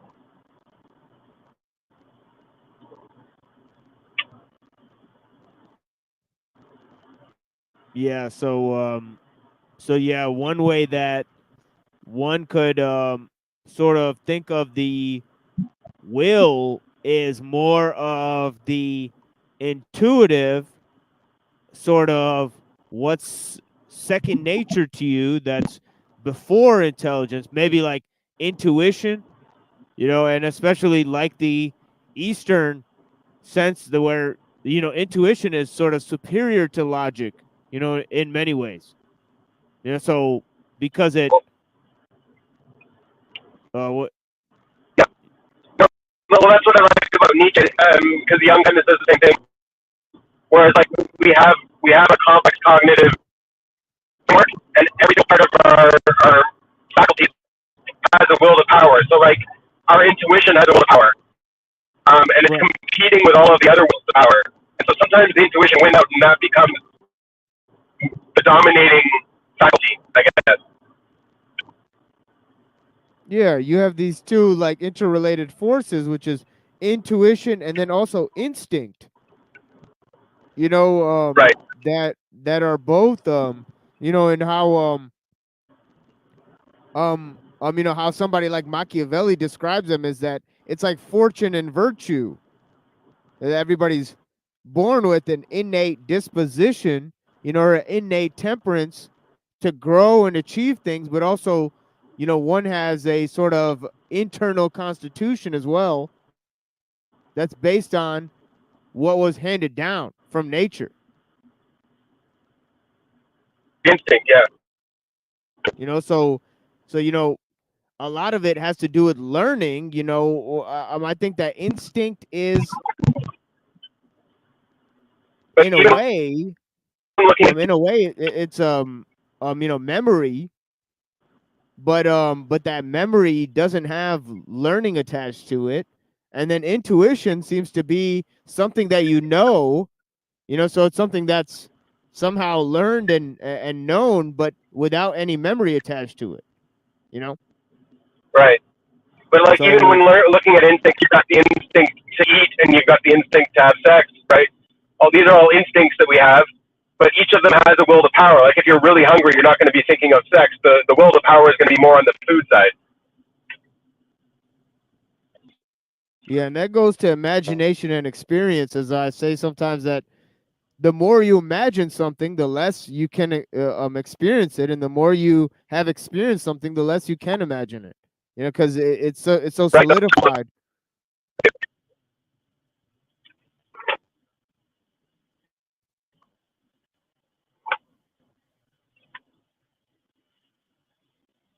You got these. Sorry, did I cut out? This monist entity. Yeah, you're a little choppy there, Benjamin. I was just agreeing with you that, like, yeah, the instinct, the experience, and the intuition both have will to power as well. But like, one has to dominate. Yeah. Yeah. Yeah, it's hard to tell which one, dominates, and that goes to, well, then they're on equal footing, and that goes to, well, how do we know that, and which one's fun? It could be that one's fundamental, right? Or yeah, they are on equal footing. I mean, like that was Nietzsche's argument, at least, was that like everything has a will power. Nothing dominates the other unless it has a higher will power in that moment.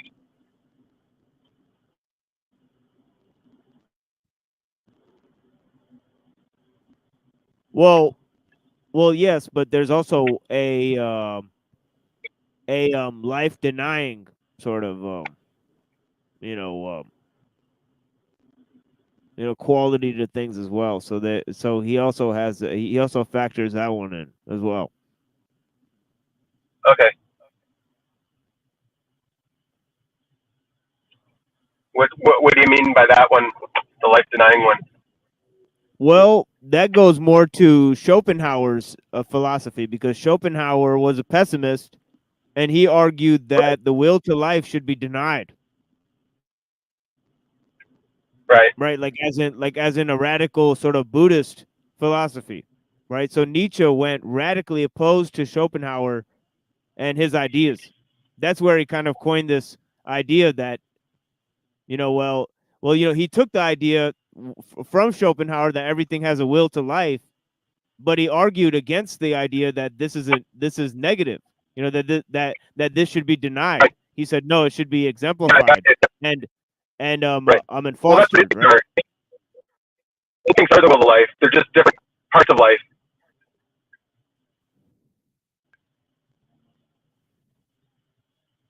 What, the life denying and the life affirming? Oh no, the will to life as instinct. So when he's talking about denying the will to life, he's talking about overriding your instincts, being stronger than your instincts. And yeah, Nietzsche is not being a pessimist on instincts. He's not saying they're all bad. Yeah, exactly, right. Entity, this dual aspect entity, you can kind of refer to it from the mental side, you can refer to it from the physical side. There's different ways. I guess I don't have any particular preferred way to talk about that. Maybe that's something that needs to be elaborated in the future. Yeah, so it sounds like you're saying that matter is fundamentally made of consciousness in some way, so it's kind of like an idealist position.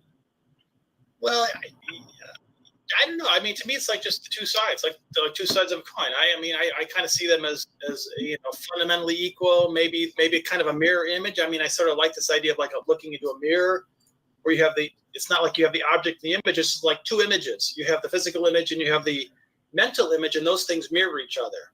And that's a very old idea. It goes back to Spinoza, at least.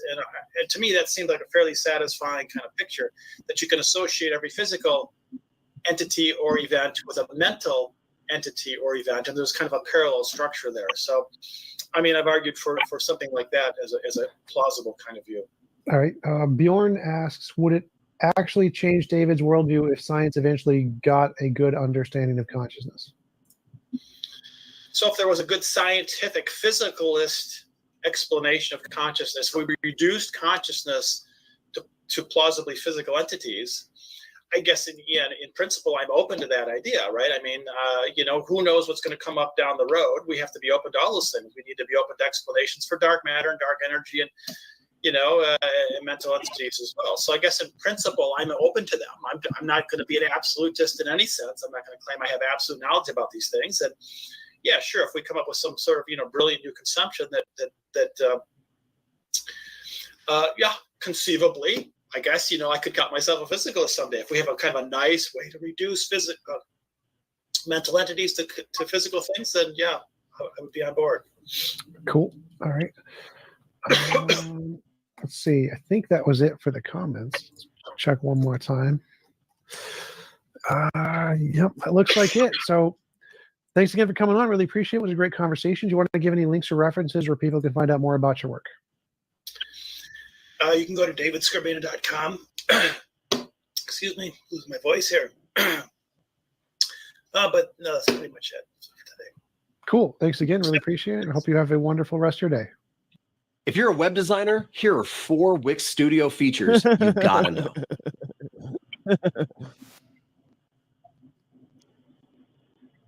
Yeah, he absolutely never talks more than an hour. I can already see him like, what the fuck am I? Like when he went into questions, he's like, oh, hell no. Yeah. There you have it. T-Jump. Straight up ice.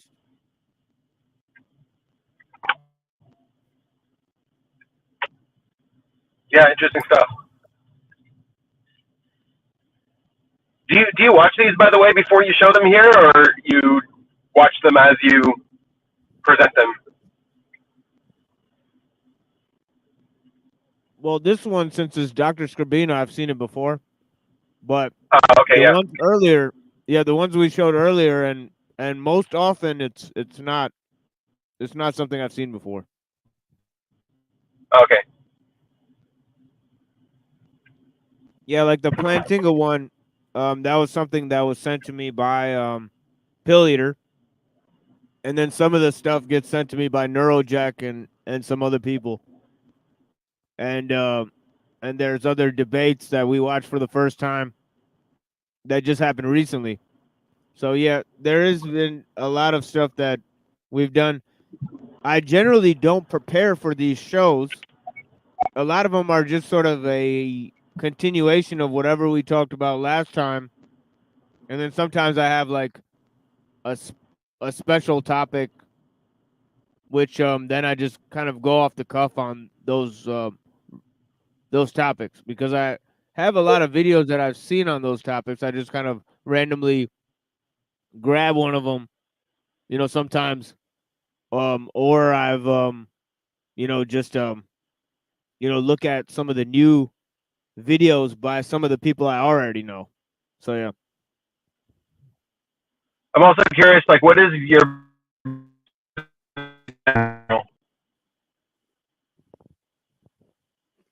Yeah, you cut out bad there, my friend. You're going to have to repeat that one. Oh, I was wondering, what is your biggest resistance to science in general?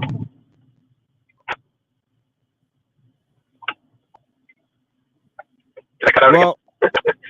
Well, I don't think it's actually a resistance to science, actually, but a resistance to the historical progression, that led to the scientific worldview, and how we're almost in a sort of post-scientific worldview now, but people don't really realize it, right?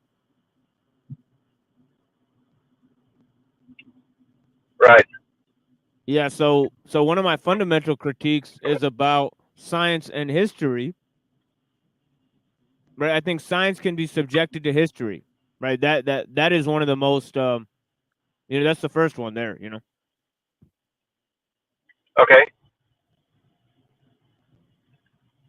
And I could move on from there. I actually have a good thing I wrote on this, but yeah, give me a second and I'll break that out.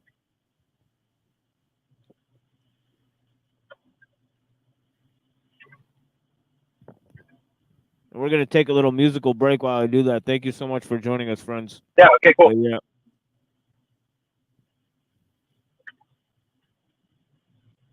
Just so there's not dead silence here.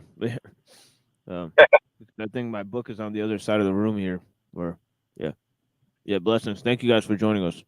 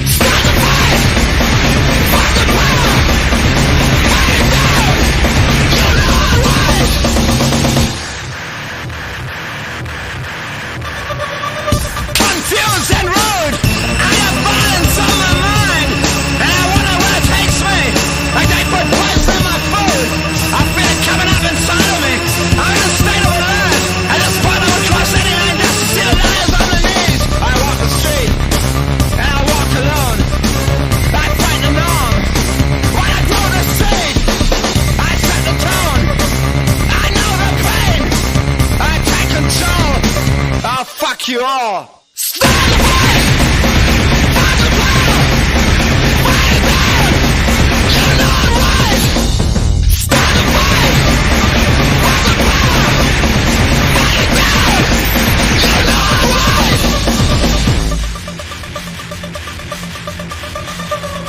When you are back to the state becomes the enemy. And when money dictates justice, your life is ruled by hate. Do everything on orders. You want me to do everything on orders. I fear being locked into some box. And the only real way out is the way I'm headed. The slaughterhouse. Find the place in you that still you. And hold fast to it. It can happen all over the world. Everything that thought me would flow through me, and all it took was a hit from a dead man. I don't care about staying alive, but sure I care how I look. Is it just the drugs? Maybe it is. I would be better off in the wrong direction, where they even can't begin to imagine. Start the fight! Fuck the power! Fight it down! You know I'm right! Start the fight! Fuck the power! Fight it down! You know I'm right!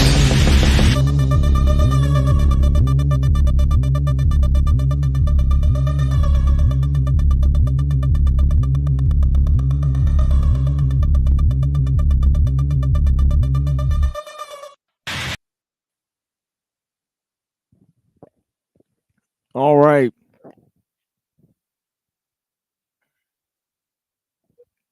Okay, so two Hey, you short find it? paragraphs.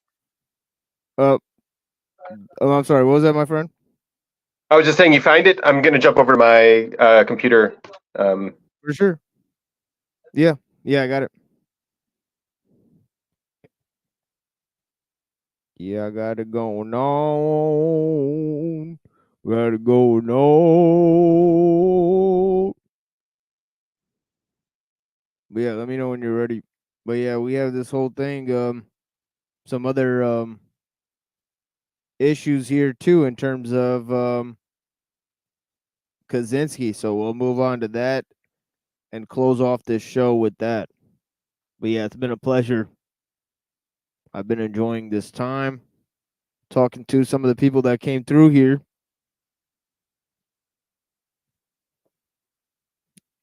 For this sort of regular experience that we have. And yeah, it's become a pretty good tradition here. You know, whether or not we have many others watching here. Well, the number of people in the audience has changed since we, came up on the scene.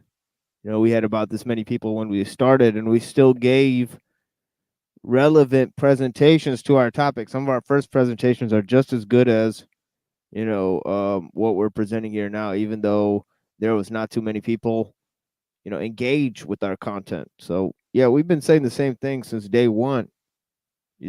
We haven't changed up regardless of who's been in our midst, right? We presented an honest critique of how we feel. We haven't kowtowed to those internet philosophers and YouTube celebrities. We've kind of done our own things. Even though we've hosted them, we've been honest with them. Many of them have not contacted us again. You go and figure out why.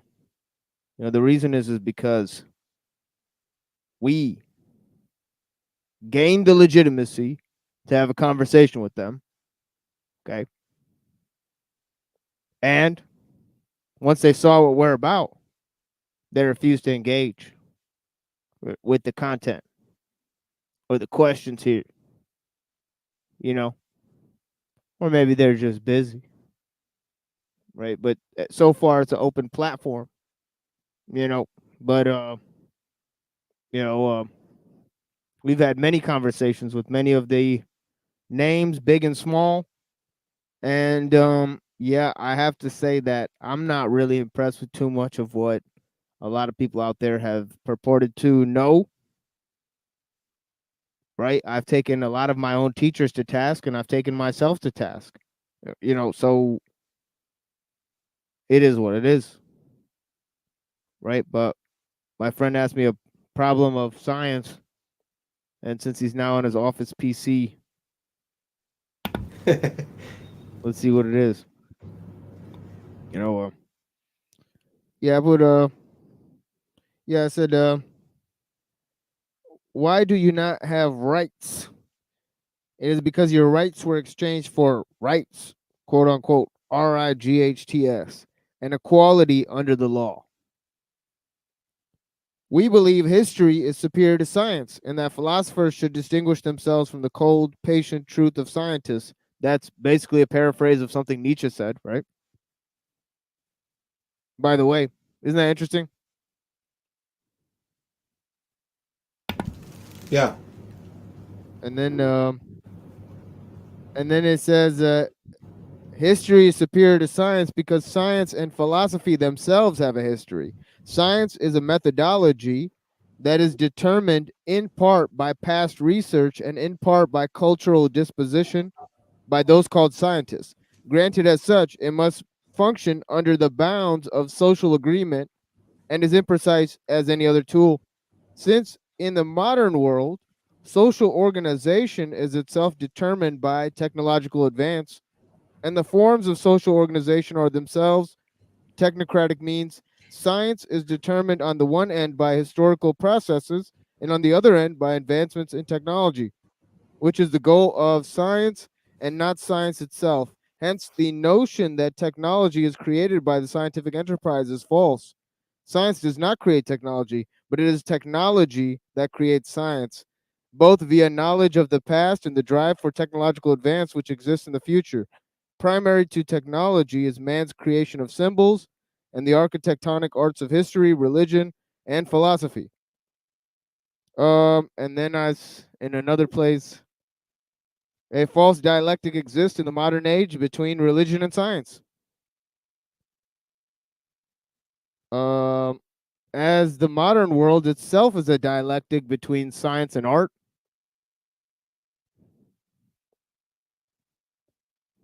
Oh, wait. Whoops.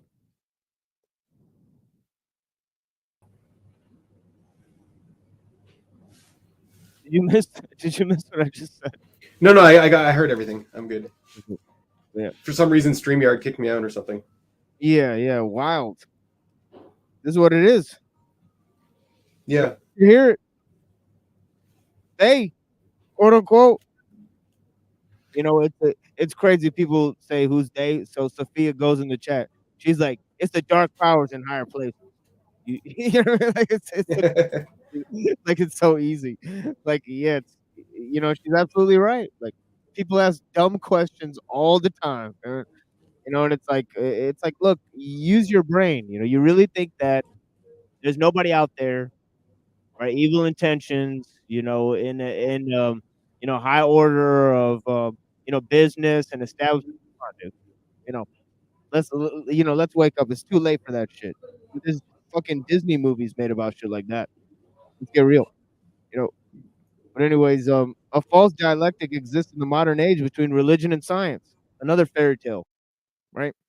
As a modern is itself a dialectic between science and art.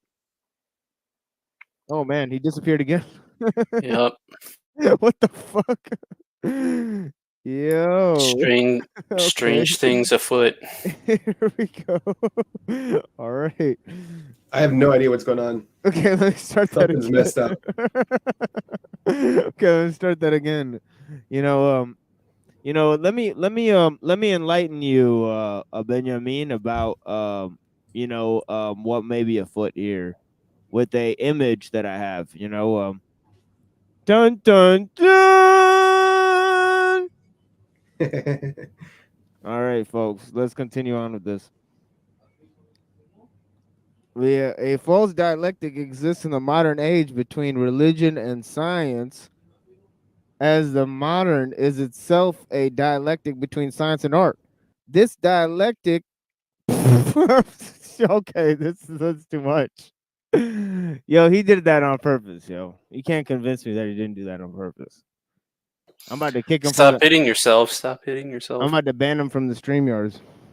This is too much.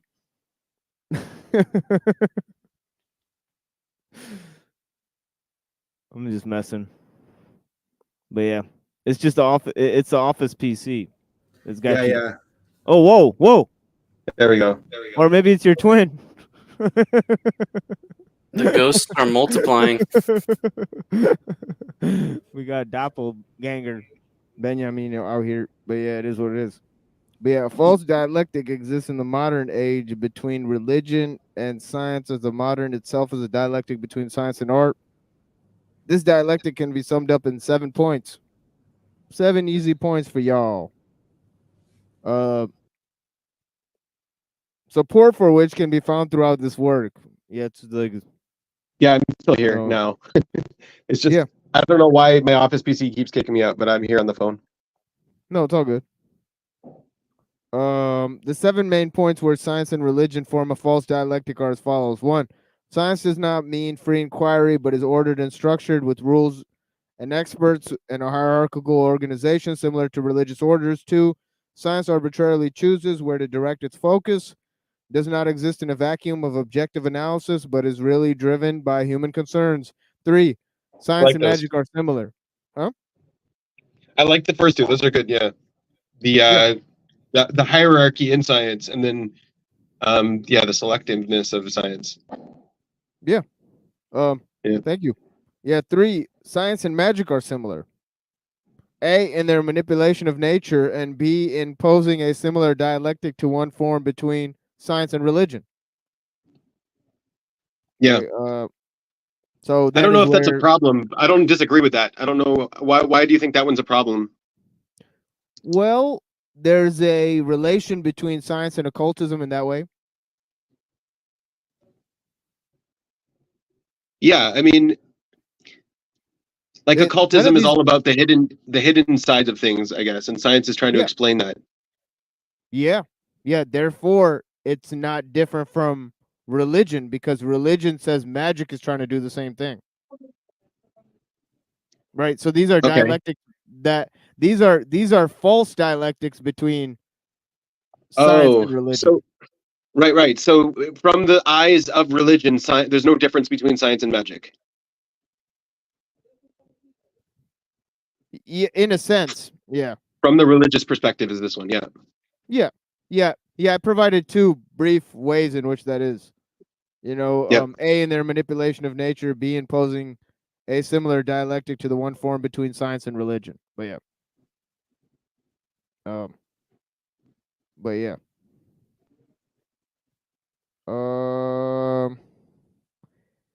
So essentially, science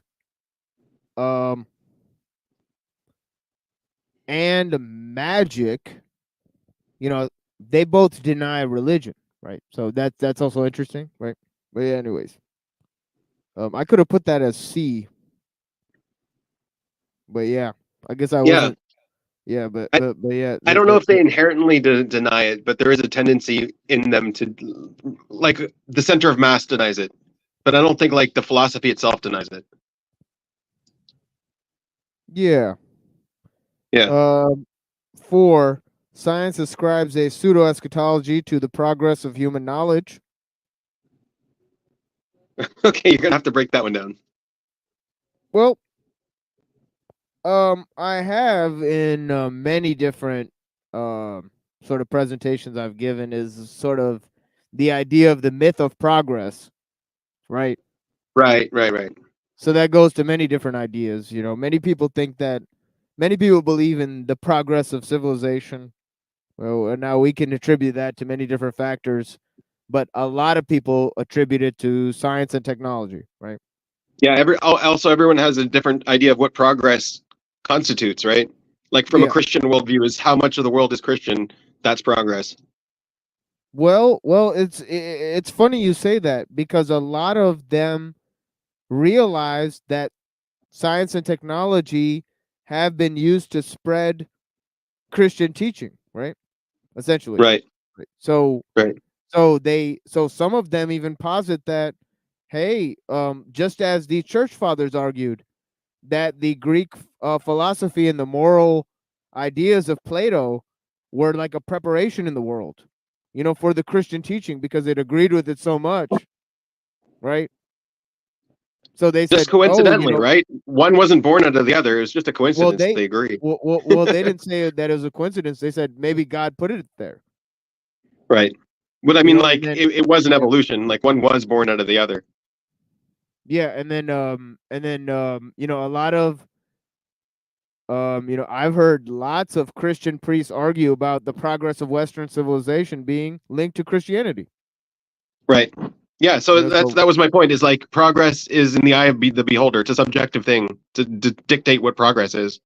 oh yeah, yeah, that's another Yeah. reason why it's a myth, and that's another reason why it's linked to religious eschatology, because that's also in the eye of the beholder a lot of times, isn't it?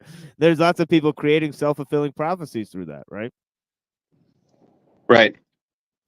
So that's another way in which it becomes, or it you know, sort of falls into magical and or religious thinking, right? Mm-hmm.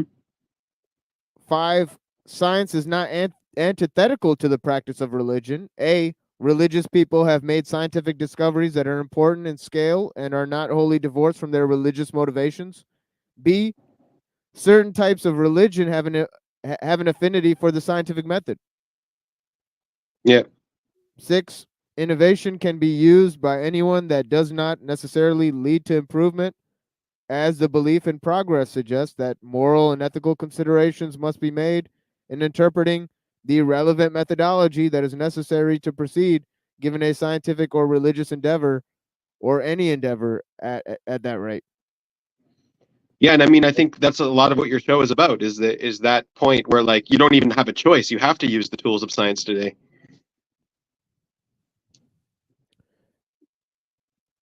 Well, I think science, as I described earlier, is distinct from technology, right? So Right. not Yeah. Yeah. necessarily, right? But yeah. But yeah, you have to Uh, use the tools of technology today. Yeah. right. But yeah, if we had the tools of science at our grasp, then we would develop different technologies. The science is almost an arcane pursuit that's guided by the rule of experts, right? So there's a lot of Yeah. gatekeeping going on, you know. There definitely is a lot of gatekeeping in science, for sure. And And I think there's a yeah, counter movement to that now. Like, science is a little bit under attack now in the, I don't know, the public narrative, the public discourse, because of that reason. yeah, and that's why my point number 1 is so strong. You know that the hierarchical order of it sort of gives it away. You know, just like that's how the religion was challenged, right? They Yeah. attacked the hierarchical structure. You know, that's And the I same mean, thing like, that's been happening to science. Yeah. someone like Einstein came in and he was against this hierarchical structure, and everyone came against him. And just by being right, he overpowered them. But not everyone's at the level of Einstein that they can do that.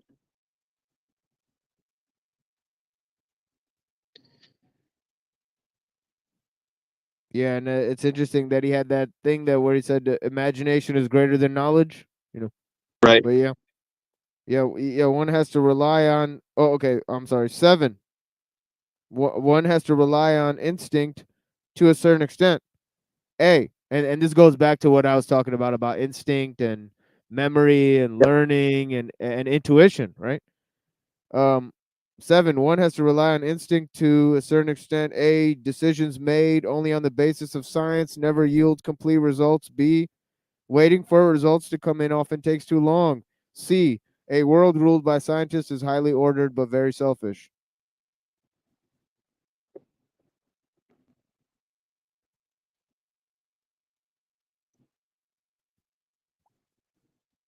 That Yeah. concludes.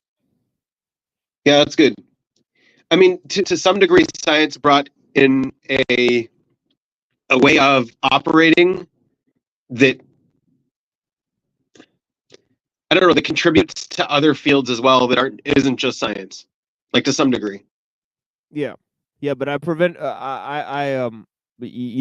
to provide 2 points of analysis there, about science and its relation to history, You know, how history is, in a sense, you know, how science is subject to history, you know, and it's subject to the other architectonic arts, Yeah. right, such as Well, yeah, and philosophy. subject to hierarchies and subject, like you brought in all that stuff. It's subject to a lot of Yeah, things. yeah, and then it's not exactly, you know, antithetical to religion. So there's this false dialectic between, you know, the scientific and the religious, which leads us to this idea of the secular, which Right. so many ideas we presented during the course of this show implode that concept, right? So, you know, Okay, I so what won't belabor that. specifically here is, yeah, so what specifically here is just the scientific way of thinking and not the hierarchy and not the history and all that kind of stuff. Like something about the scientific way of thinking that's independent of time, that has stayed consistent, I guess, in science, and it's independent of hierarchies. Oh yeah. Yeah. I mean, science is based on very rudimentary principles, is it not? You know, just as philosophy is, right? Right. You know, Right, like but like that was philosophy is, something that did come in new. Like that, there is a new aspect to science in history that is yeah, just a way of thinking. yeah, like for example, you know, I've been through this, how, you know, Plato said it's all math, you know, it's math all the way down, right?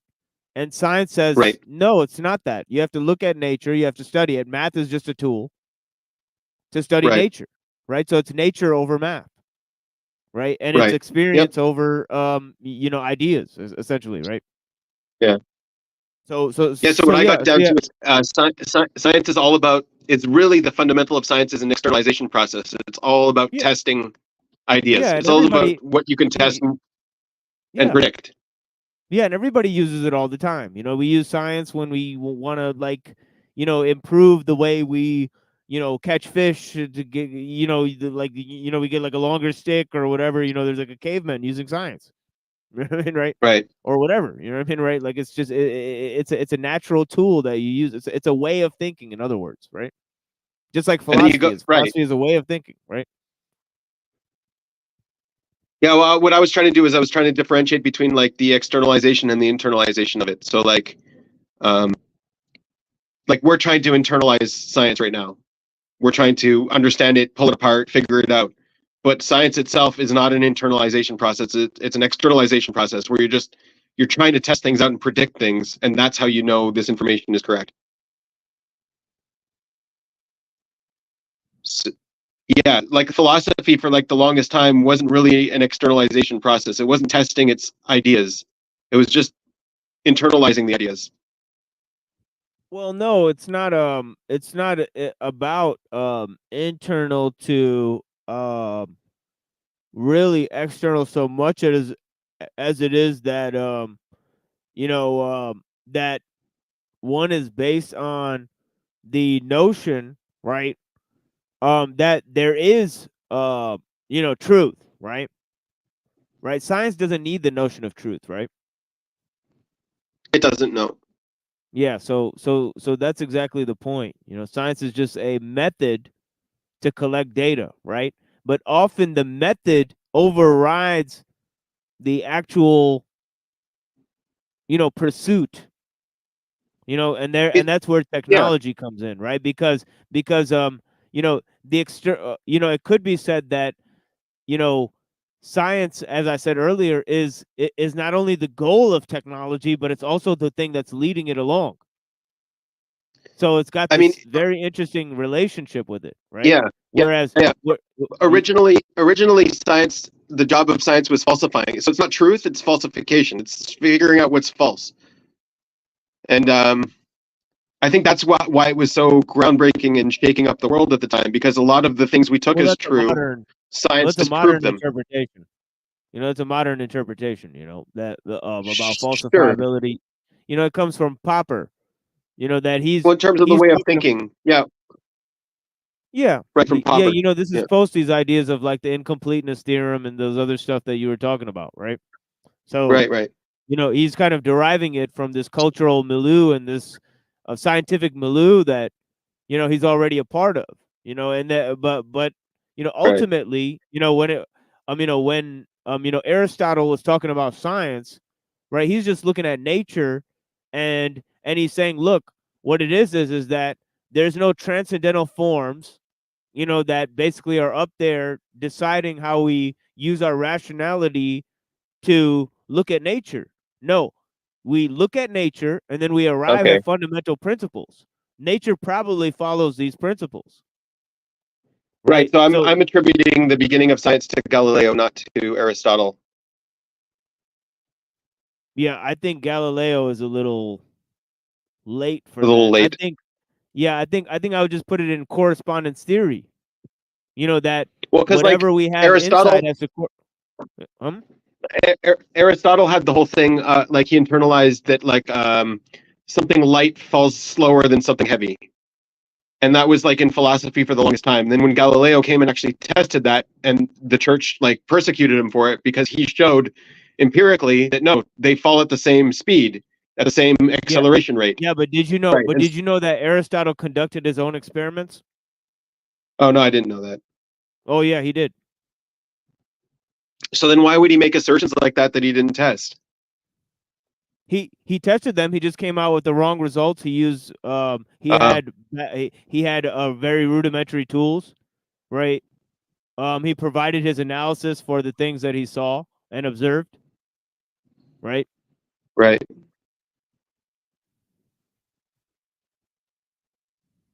And he thought that nature was following these fundamental principles, which Galileo refuses to believe.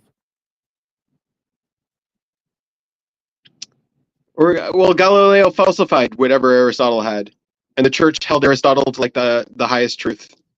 Well, at the time. I don't know if he falsified all of it. He falsified his No, he just understanding of falsified science. this one thing. He just falsified this one thing, but through he the falsified way the way he falsified it for me was the birth of science. Well, I don't think that's necessarily true. I think science is just the experimentation, just the factor, that you use to experiment and observe nature. It's the observation of nature that is a critical thing, not the falsification, right, of previously existing. Aristotle already believed that you could do that, right? Yeah. But like there were gatekeepers at the time of Galileo, and that's kind of what he was fighting against. Oh yeah, there was gatekeepers at the time of Aristotle.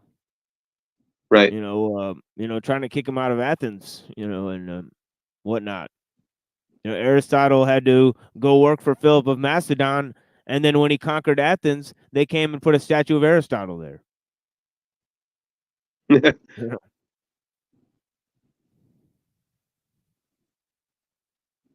But that's neither here nor there. But yeah, I think the critical work is the rhetoric of Aristotle. He talks about different ideas, epistemology, the use of science, the tools we use to study nature, how it relates to logic and rhetoric, and all of these types of different arts or tools that we have in the bag, based on language and understanding and correspondence with the things around us, that they're actually different ways we use to study thoughts and nature and the environment and all of these types of things. So he coined several terms. He basically coined the terminology of a lot of scientific disciplines like biology and all these types of things, right? So yeah, he thought, well, you could study biology on its own merit, and use that as so he had different journals and stuff where he would look at different life forms and talk about how this one behaved and how this one was different from this other one.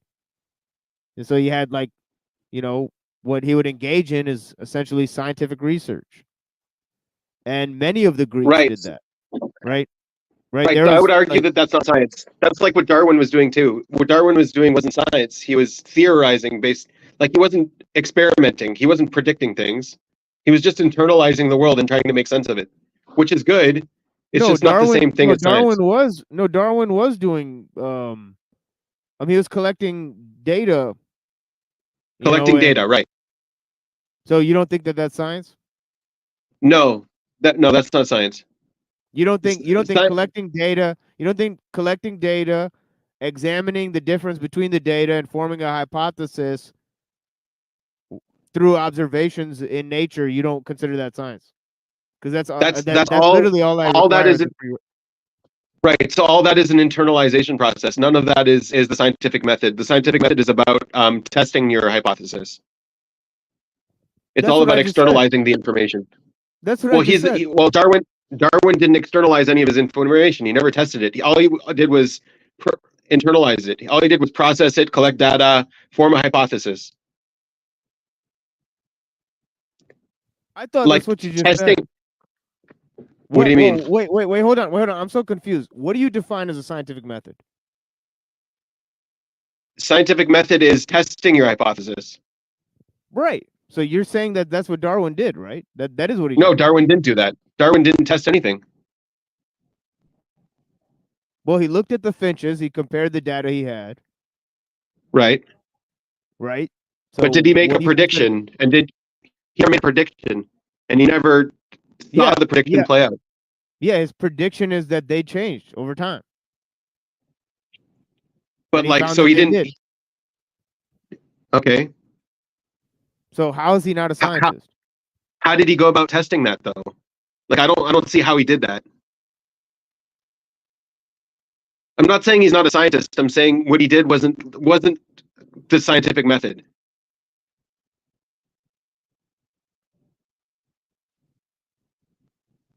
Yeah, I mean, maybe not to your satisfaction, but I think to most people, I think it would pass mustard in terms of, just a rudimentary. He was going off of principles that Galileo had already established, and all these types of things. About physical properties and nature and these types of things. So right, but Galileo actually dropped two things and he saw what happened. Darwin never did that. Like, he never had an actual experiment. Which is fine. Like, he did contribute to science. I'm not saying he's not a scientist. I'm just that he didn't use the scientific method. Well, yes, you can't. And that's the thing is that although Galileo dropped two things, he didn't prove gravity. It's still a theory, just as Darwin's evolution is just a theory. In order to prove that it exists, you would have to go back millions and millions and millions of years, observe change over millions of years. Okay, I don't think he heard me, but yeah. No, I heard you. Oh, okay. I'm just jumping in on this to show something. I don't know if you're into this, but bring it up. Well, let's check it out. As long as it's not porn, I don't mind. No, it's not porn. Okay, so here's where I've defined internalizing and externalizing. So what I'm referring to as science and the scientific method is this externalizing side. It's applying, projecting, results focused, extrapolation. And then what I see philosophy as is more the internalizing side, like the dissecting, interpreting, cause focus, interpolation. And these I got out of just the Jungian cognitive functions and seeing. That's interesting. Yes. Yeah. And then here I have the experience and intellect.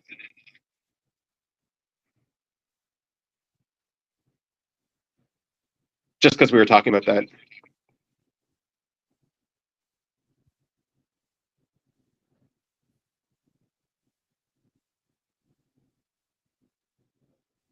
Anyway, so what I was seeing Darwin is doing is more this process.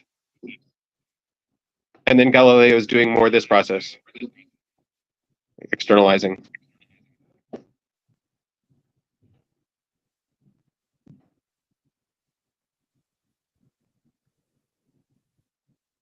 Yeah, I mean it's interesting because Galileo makes this distinction between qualitative and quantitative, that I don't think that Jung would make that leap,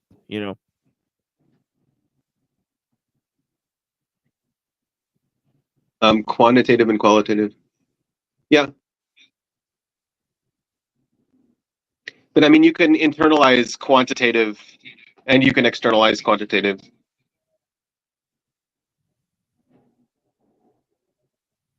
Like the collecting of data is internalizing quantitative.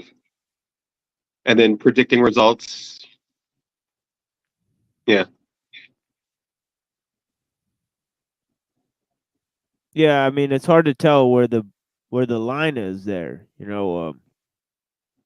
but yeah, I mean, definitely it's interesting, but yeah, what's interesting about it is that, I guess Jung believed in these concepts like the universal mind, in the supersensible realm of, Plato, and obviously Galileo would happily reject those concepts,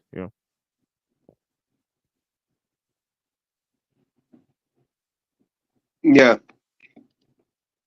Well, I mean, I was just looking at this in terms of human cognition and breaking down the information elements in Jungian cognition. And then I noticed that this externalizing, internalizing thing is really what the scientific debate is. And obviously you need both of them, like, because you want to interpret your results after you've externalized them and try to figure out what went wrong and then make a new prediction. But it's like the play between these two is really what the scientific method is trying to get to.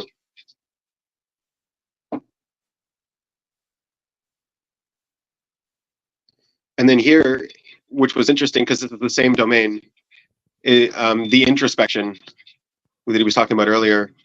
I should have it here. Oh, I have it down here. Yeah, here, introspection.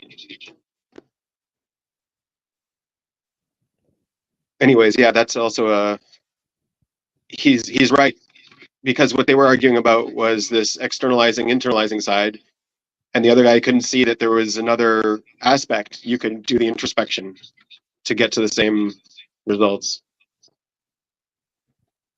I have it sort of here.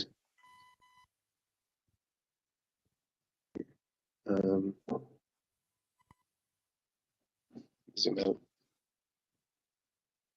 Here. So here you got the internalizing and externalizing, and he was talking about the introspection, which is also relevant.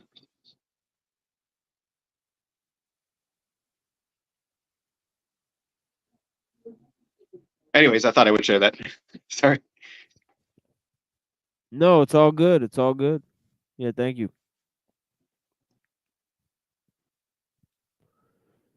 Yeah, and so yeah, lots of different theories of mind is what we're noticing. And we've almost unraveled like 6 different ones today. So yeah, we're just stacking them up today, and it just goes to the deeper, that there's a rabbit hole of the philosophy of mind. Once you go down it, you get to the finer edges of what this sort of realm or what we experience or what our purpose really is. Like one of those shows I was trying to open up, Closer to Truth, it says God, consciousness, cosmos. That's the 3 things it has. So it's interesting, that fundamental questions require fundamental answers, right? As I say. So it goes down to the deepest questions we have. That's why I've been ringing this this sort of rod or whatever, this fucking my bailiwick recently has been fucking about this shit about the relation between God, humanity, nature, and technology, right? So, four things that if you mix them up, for example, God is equal to nature, nature is equal to technology, technology is equal to God, God is equal to man. You can have many different iterations of these concepts, that posit several different worldviews, some of which that we've seen today, right? So it all goes to, whatever that's amounting to. If anybody would like to hop on the panel, we don't have much more time, so I would implore you to do it now rather than later, because we will be closing this up in about an hour and a half or less than that, if I could manage. And because I have been on the internet almost every night. Tuesday I was on the internet. Wednesday I was on the internet. Thursday night I was doing an interview. Friday night I was doing an interview. So I am tired of being on the internet. I'm happy to take this time off, until Too much Wednesday. technology, bro. Yeah, too much technology, and until Wednesday. I think I'm losing my mind here. But yeah, I'm happy to provide some extra material because this upcoming week I will be planning to move to bitch ass Ohio, as I've been saying. So we'll see how that goes. But yeah, it's going to be definitely an adventure in terms of life in general. But yeah, it's also just something where I wanted to make some extra tapes and material just in case I had to take time off. So I don't know if there's that many people watching now. Most of the people that watch will probably miss this announcement. Doesn't really matter. Yeah. Good luck on the move, man. That's big. Detroit to Ohio. Yeah, but it's not that far at all.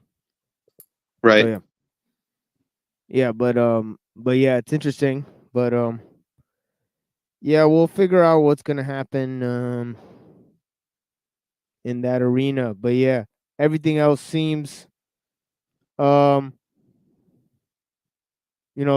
it was just a tiring time going in, putting in all of that time talking, especially since like a sore throat and all of that type of thing. But yeah, blessings. And yeah, we'll provide some other material here for you guys. Maybe an hour more of this, and then we'll go ahead and conclude our findings here and move to some other stuff that we've derived on the other channels here, especially London Man's channel, where we've been doing some presentations on Friday, and Talcott's channel where we do presentations on Tuesday. But yeah, the Thursday and the Friday interviews are still on the channel. So if you guys missed those, go ahead and check those out. One of them has a lot of time of me talking about my different views. The other one provides some of the more fundamental motives for the different views that we cover. That would be the one with Base Oracle. He kind of went over, he wanted to know more, why I'm getting into these different topics. He's more about motivations. And then in terms of NPC, the game, that interview we talked about how, the essentially, technological world relates to those ideas that I was talking about earlier about magic and the occult. Let me play a little clip of that. Actually, I have a little clip of that. Let me play that real quick. And yeah, we'll be back in 5 minutes here. But yeah, I'm gonna play this clip that we did yesterday because this is a very excellent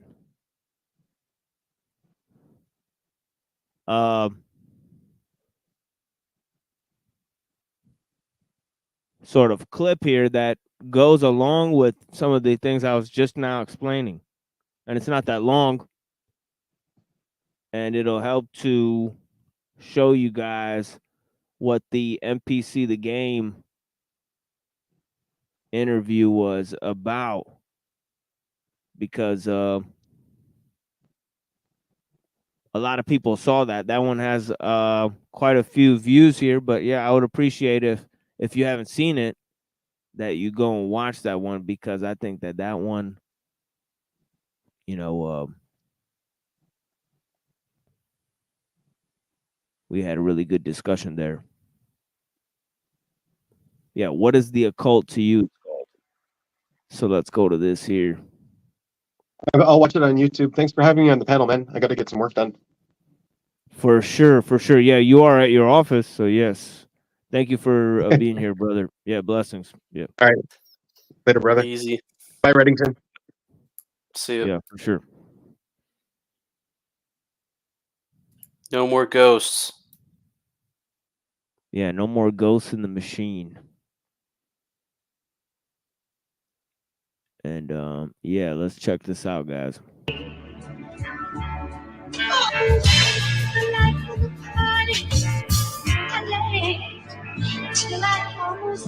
First of all, what do you think occult is? The definition of it.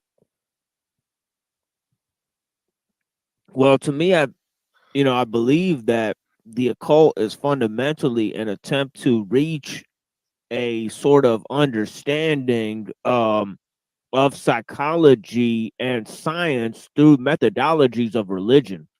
It's an attempt to really apply the techniques of science to those of religious, or spiritual, growth.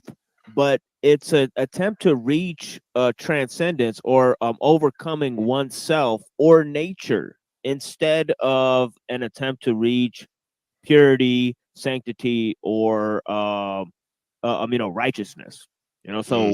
So at the bottom, really, it's an attempt to basically apply the methodology of science to religion itself. And there you could see why it's become so popular, because in our world, there's a concerted sort of suspicion about both science and religion at this point, right? Right. Definitely. It's like, who do we trust? Who do we trust? Yeah. Right. Yeah.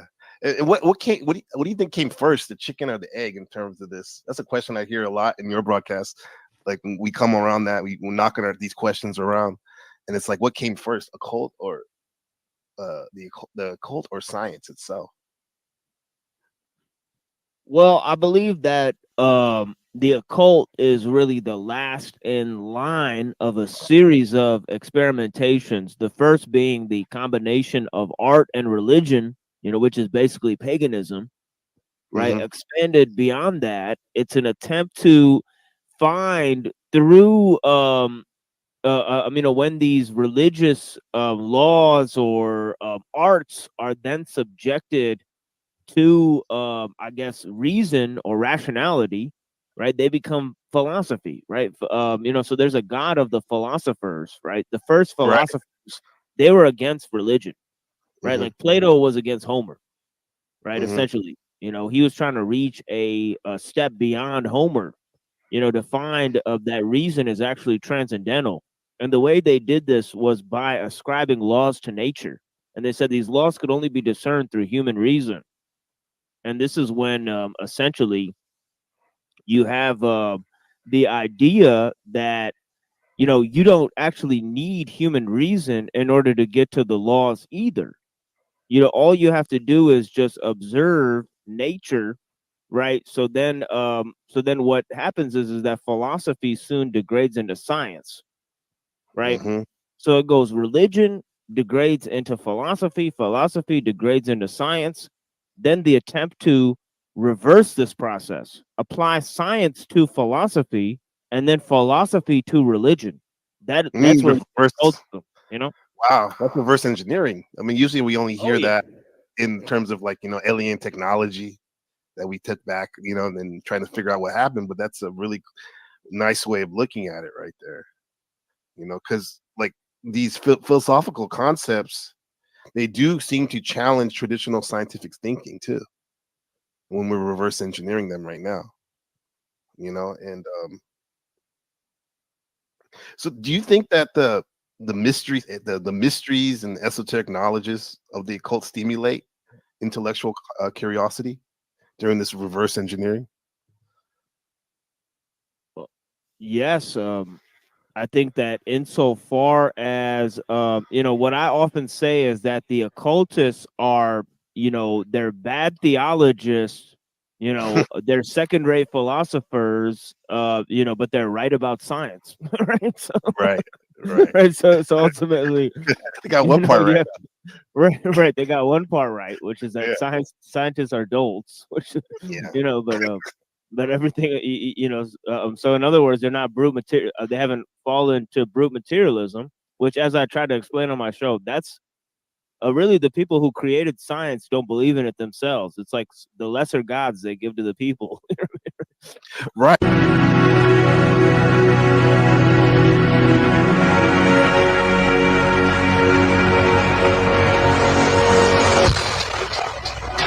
Yo, that's all. What's next? What's next? What's next? What's next? What's next? What's next? What's up? What's up? That was abrupt. Yeah. Shout out to my friend for that. That was a brilliant little clip there. And yeah, I should start making little clips of myself like that. Because not all of this show is technically, you know, hard explanation. Some of it is talking to the various people, chit chat, and current events and those things. We could, you know, eventually we'll go ahead and siphon that out and provide clips as the one you have just seen, because that is a brilliant idea. Thank you so much. But yeah. Let's move to the manifesto for a little while here.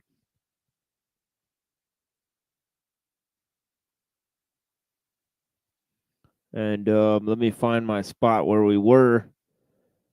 A little bit going to, we'll go back to 50, where he talks about conservatives. And of course, before that, he's already accused the leftists of a lot, but he also includes the conservatives. And we talked about those ideas that have to deal with the, you know, evolution, macroevolution, you know, which we've sort of tried our best to cover those ideas and see where we're at with those. But yeah, I hope you've enjoyed or been engaged in the ideas about evolution, you know, and also those concepts about feminism. We've looked at modern philosophy as well as ancient philosophy, as well as theological problems in the past. So yeah, thank you for being here.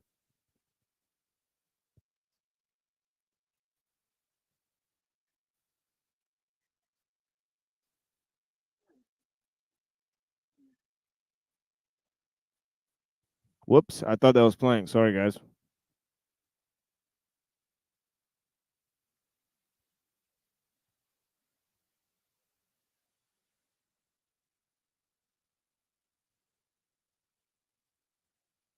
Are excessive density of population, isolation of man from nature, excessive rapidity of social change, and the breakdown of natural small-scale communities such as the extended family, the village, or the tribe. 48. It is well known that crowding increases stress and aggression. The degree of crowding that exists today and the isolation of man from nature are consequences of technological progress. All pre-industrial societies were predominantly rural. The Industrial Revolution vastly increased the size of cities and the proportion of the population that lives in them, and modern agricultural technology has made it possible for the Earth to support a far denser population than it ever did before. Also, technology exacerbates the effects of crowding because it puts increased disruptive powers in people's hands. For example, a variety of noise-making devices, power mowers, radios, motorcycles, etc. If the use of these devices is unrestricted, people who want peace and quiet are frustrated by the noise. If their use is restricted, people who use the devices are frustrated by the regulations. But if these machines had never been invented, there would have been no conflict and no frustration generated by them. 49. For primitive societies, the natural world, which usually changes only slowly, provided a stable framework and therefore a sense of security. In the modern world, it is human society that dominates nature, rather than the other way around, and modern society changes very rapidly owing to technological change. Thus, there is no stable framework. 50. The conservatives are fools. They whine about the decay of traditional values, yet they enthusiastically support technological progress and economic growth. Apparently, it never occurs to them that you can't make rapid, drastic changes in the technology and the economy of a society without causing rapid changes in all other aspects of the society as well, and that such rapid changes inevitably break down traditional values. 51. Yeah, so the link between leftism and technological progress is, in a sense, quite obvious, because without secular humanism, there would be no, technological progress, right? So, in a sense, leftism is a natural coupling with the idea of technological progress, right? As we talked about earlier, the myth of progress and all these ideas, right? But then, there's this whole other aspect of it where the conservatism, right, it totally loves liberal ideas, right? Like capitalism, right? Technology, right? It actually holds these up as standards of the progress, right? Okay. Of civilization in general. So, the whining about the decay of traditional values then seems to be contradictory at the very least, right? And I apologize about the choppiness of what I'm saying, is because I'm eating something. But yeah, blessings. The breakdown of traditional values to some extent implies the breakdown of the bonds that hold together traditional small-scale social groups. The disintegration of small-scale social groups is also promoted by the fact that modern conditions often require or tempt individuals to move to new locations, separating themselves from their communities. So yeah, the point of what I was saying was that the left-right paradigm, Kaczynski is sort of exposing that that's not a viable, that neither leftism or that includes environmentalism and anti-colonialism, that's seen as the harbinger of modern leftist critiques of politics and society. And then you have the conservative critiques about traditional, right?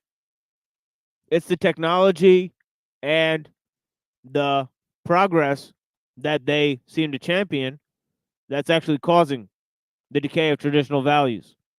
And their whole philosophy is a cope to deal with this fact. But anyways. Beyond that, a technological society has to weaken family ties and local communities if it is to function efficiently. In modern society, an individual's loyalty must be first to the system and only secondarily to a small-scale community. Because if the internal loyalties of small-scale communities were stronger than loyalty to the system, such communities would pursue their own advantage at the expense of the system. 52. Suppose that a public official or a corporation executive appoints his cousin, his friend, or his co-religionist to a position rather than appointing the person best qualified for the job. He has permitted personal loyalty to supersede his loyalty to the system, and that is nepotism or discrimination, both of which are terrible sins in modern society. Would-be industrial societies that have done a poor job of subordinating personal or local loyalties to loyalty to the system are usually very inefficient. Look at Latin America. Thus, an advanced industrial society can tolerate only those small-scale communities that are emasculated, tamed, and made into tools of the system. 53. Crowding, rapid change, and the breakdown of communities have been widely recognized as sources of social problems. But we do not believe they are enough to account for the extent of the problems that are seen today. 54. A few pre-industrial cities were very large and crowded, yet their inhabitants do not seem to have suffered from psychological problems to the same extent as modern man. In America today, there still are uncrowded rural areas, and we find there the same problems as in urban areas, though the problems tend to be less acute in the rural areas. Thus, crowding does not seem to be the decisive factor. 55. On the growing edge of the American frontier during the 19th century, the mobility of the population probably broke down extended families and small-scale social groups to at least the same extent as these are broken down today. In fact, many nuclear families lived by choice in such isolation, having no neighbors within several miles, that they belong to no community at all, yet they do not seem to have developed problems as a result. 56. Furthermore, change in American frontier society was very rapid and deep. A man might be born and raised in a log cabin outside the reach of law and order and fed largely on wild meat, and by the time he arrived at old age, he might be working at a regular job and living in an ordered community with effective law enforcement. This was a deeper change than that which typically occurs in the life of a modern individual, yet it does not seem to have led to psychological problems. In fact, 19th century American society had an optimistic and self-confident tone, quite unlike that of today's society. 57. The difference, we argue, is that modern man has the sense, largely justified, that change is imposed on him, whereas the 19th century frontiersman had the sense, also largely justified, that he created change himself, by his own choice. Thus, a pioneer settled on a piece of land of his own choosing and made it into a farm through his own effort. In those days, an entire county might have only a couple of hundred inhabitants, and was a far more isolated and autonomous.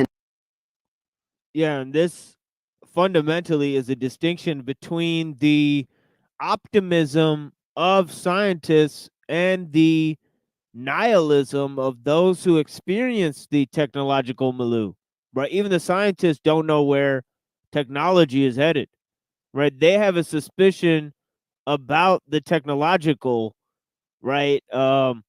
They sometimes ascribe all sorts of magical properties to the technological. There's mainstream scientists who have said that technology and humans will evolve together, right? There's mainstream philosophers who have held to some sort of, transhumanist viewpoint, right? And we've talked about what this suggests.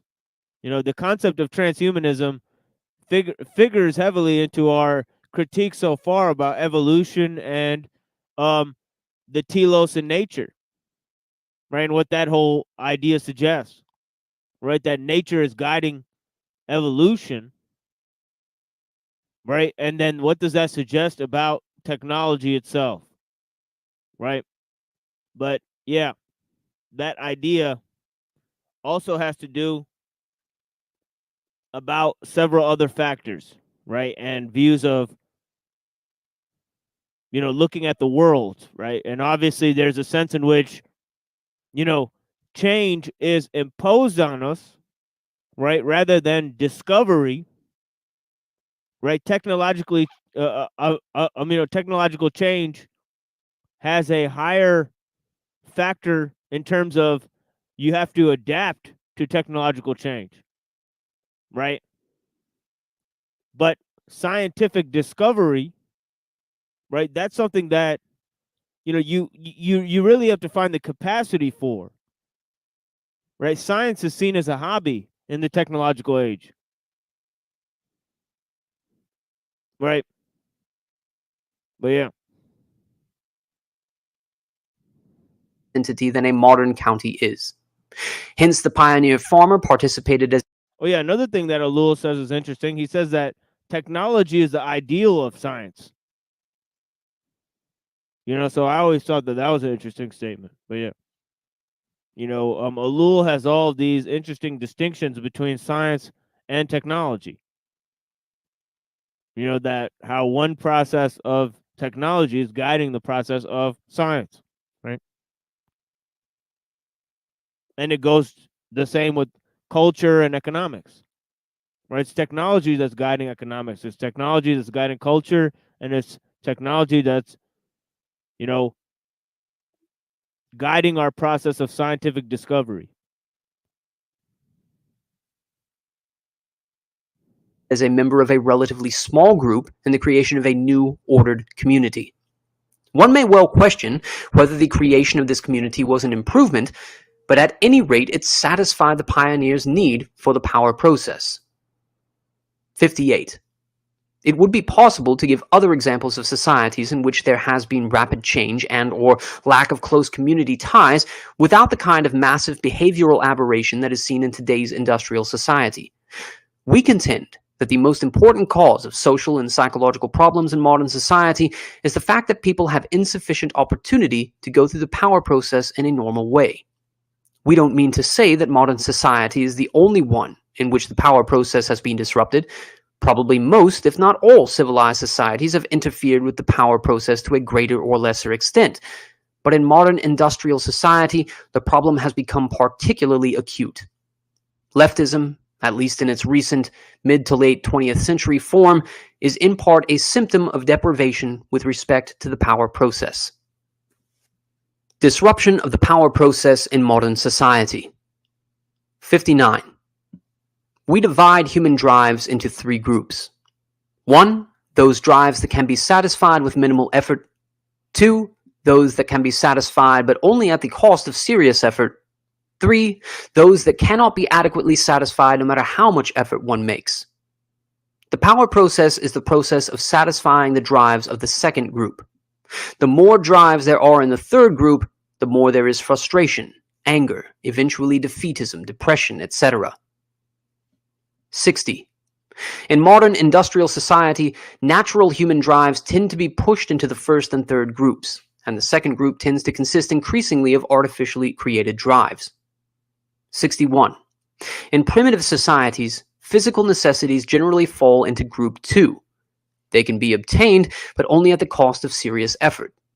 But modern society tends to guarantee the physical necessities to everyone in exchange for only minimal effort. Hence, physical needs are pushed into Group 1. There may be disagreement about whether the effort needed to hold a job is minimal, but usually, in lower to middle level jobs, whatever effort is required is merely that of obedience. You sit or stand where you are told to sit or stand, and do what you are told to do in the way you are told to do it. Seldom do you have to exert yourself seriously, and in any case you have hardly any autonomy in work, so that the need for the power process is not well served. 62. Social needs, such as sex, love, and status, often remain in Group 2 in modern society, depending on the situation of the individual. But except for people who have a particularly strong drive for status, the effort required to fulfill the social drives is insufficient to satisfy adequately the need for the power process. 63. So certain artificial needs have been created that fall into Group 2, hence serve the need for the power process. Advertising and marketing techniques have been developed that make many people feel they need things that their grandparents never desired or even dreamed of. It requires serious effort to earn enough money to satisfy these artificial needs, hence they fall into Group 2. Modern man must satisfy his need for the power process largely through pursuit of the artificial needs created by the advertising and marketing industry and through surrogate activities. 64. It seems that, for many people, maybe the majority, these artificial forms of the power process are insufficient. A theme that appears repeatedly in the writings of these social critics of the second half of the 20th century is the sense of purposelessness that afflicts many people in modern society. This purposelessness is often called by other names such as anomie or middle-class vacuity. We suggest that the so-called identity crisis is actually a search for a sense of purpose, often for commitment to a suitable surrogate activity. It may be that existentialism is in large part a response to the purposelessness of modern life. Very widespread in modern society is the search for fulfillment. But we think that for the majority of people, an activity whose main goal is fulfillment, that is, a surrogate activity, does not bring completely satisfactory fulfillment. In other words, it does not fully satisfy the need for the power process. That need can be fully satisfied only through activities that have some external goal, such as physical necessities, sex, love, status, revenge, etc. 65. Moreover, where goals are pursued through earning money, climbing the status ladder, or functioning as part of the system in some other way, most people are not in a position to pursue their goals autonomously. Most workers are someone else's employee and, as we pointed out in paragraph 61, must spend their days doing what they are told to do in the way they are told to do it. Even most people who are in business for themselves have only limited autonomy. It is a chronic complaint of small business persons and entrepreneurs that their hands are tied by excessive government regulation. Some of these regulations are doubtless unnecessary, but for the most part, government regulations are essential and inevitable parts of our extremely complex society. A large portion of small business today operates on the franchise system. It was reported in the Wall Street Journal a few years ago that many of the franchise-granting companies require applicants for franchises to take a personality test that is designed to exclude those who have creativity and initiative, because such persons are not sufficiently docile to go along obediently with the franchise system. This excludes from small business many of the people who most need autonomy. 66. Today, people live more by virtue of what the system does for them or to them than by virtue of what they do for themselves. And what they do for themselves is done more and more along channels laid down by the system. Opportunities tend to be those that the system provides. The opportunities must be exploited in accord with the rules and regulations, and techniques prescribed by experts must be followed if there is to be a chance of success. 67. Thus, the power process is disrupted in our society through a deficiency of real goals and a deficiency of autonomy in the pursuit of goals. But it is also disrupted because of those human drives that fall into group 3, the drives that one cannot adequately satisfy no matter how much effort one makes. One of these drives is the need for security.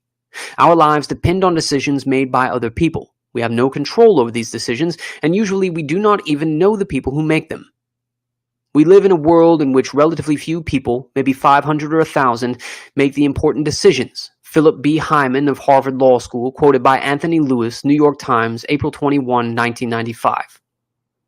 Our lives depend on whether safety standards at a nuclear power plant are properly maintained, on how much pesticide is allowed to get into our food, or how much pollution into our air, on how skillful or incompetent our doctor is. Whether we lose or get a job may depend on decisions made by government economists or corporation executives, and so forth. Most individuals are not in a position to secure themselves against these threats to more than a very limited extent. The individual's search for security is therefore frustrated, which leads to a sense of powerlessness. 68. Okay, we'll begin here next time with 68. But yeah, that goes to one of the last paragraphs we looked at last time anyways. But yeah, essentially, these ideas that also I developed in the different presentations I gave in the last couple of days, which I will explain in several short videos now that I found on the internet that succinctly make the point about surrogate activities, artificial needs, the rule of experts, the sense of powerlessness existentialism that Kaczynski argues is a result of modern society, right?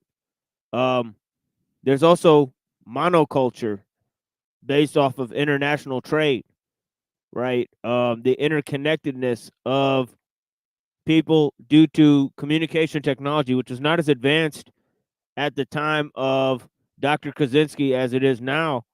Nevertheless, he predicted the rise of things like mass surveillance, right? So, there's lots of just interesting issues. Rupert Sheldrake has an interesting experiment where he talks about how some of the ideas in science are about observer and observed, and he has an interesting way of talking about it where he says that people can tell when they're being stared at, and he did an experiment where he sits behind like a screen and he tells people to mark down on a piece of paper when their back is turned, that when they think that somebody's staring at them, and they usually get it right. Right at the moment when somebody looks at you, you're almost certain that they're looking at you. And how does this relate to technology when we're being watched? And does it change our behavior? Who knows? It's interesting, right? And maybe people who are watching us and and trying to read our thoughts and looking at that, maybe it's affecting them back.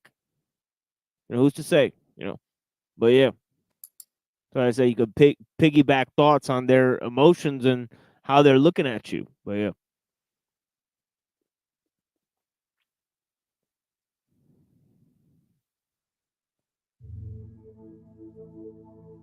It is necessary to show that as the consumption of man and mankind becomes more and more an issue of economics and the machinery of interests and services becomes more intricately integrated, a counter-movement is inevitable that aims to bring to light a stronger species, a higher type that arises and preserves itself under different conditions from those of the average man.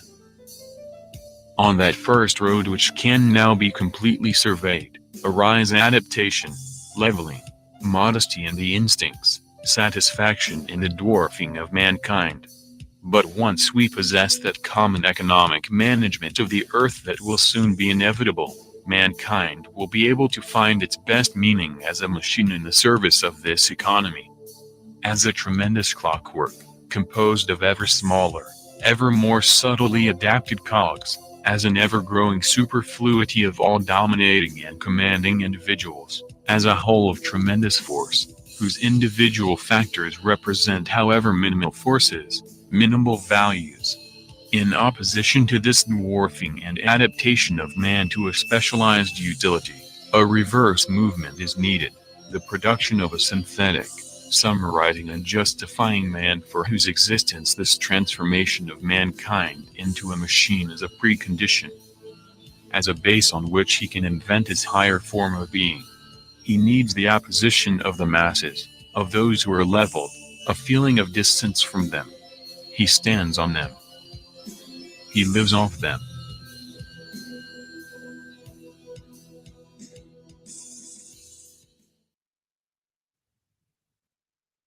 All right. There's some words from Nietzsche about it, and I've read some of his other words, in terms of what he's got to say about that. But yeah, let's go to the technological, some of the ideas of Ellul. Here, this is very interesting. What Ellul has to say. System. And this is just a sample of his thoughts, but yeah. By Jacques Ellul. And of course, Ellul influenced Kaczynski to an extreme degree, right? We've talked about that in the past. And we're going to get into the work by Ellul, the Technological Society, and his work on propaganda after we're done looking at some of the works of Dr. Kaczynski. But yeah. And that's how we'll spend some of this time where we don't get any guests here, Of course, we have tons of commentary and ideas that we could offer based on these concepts. 1.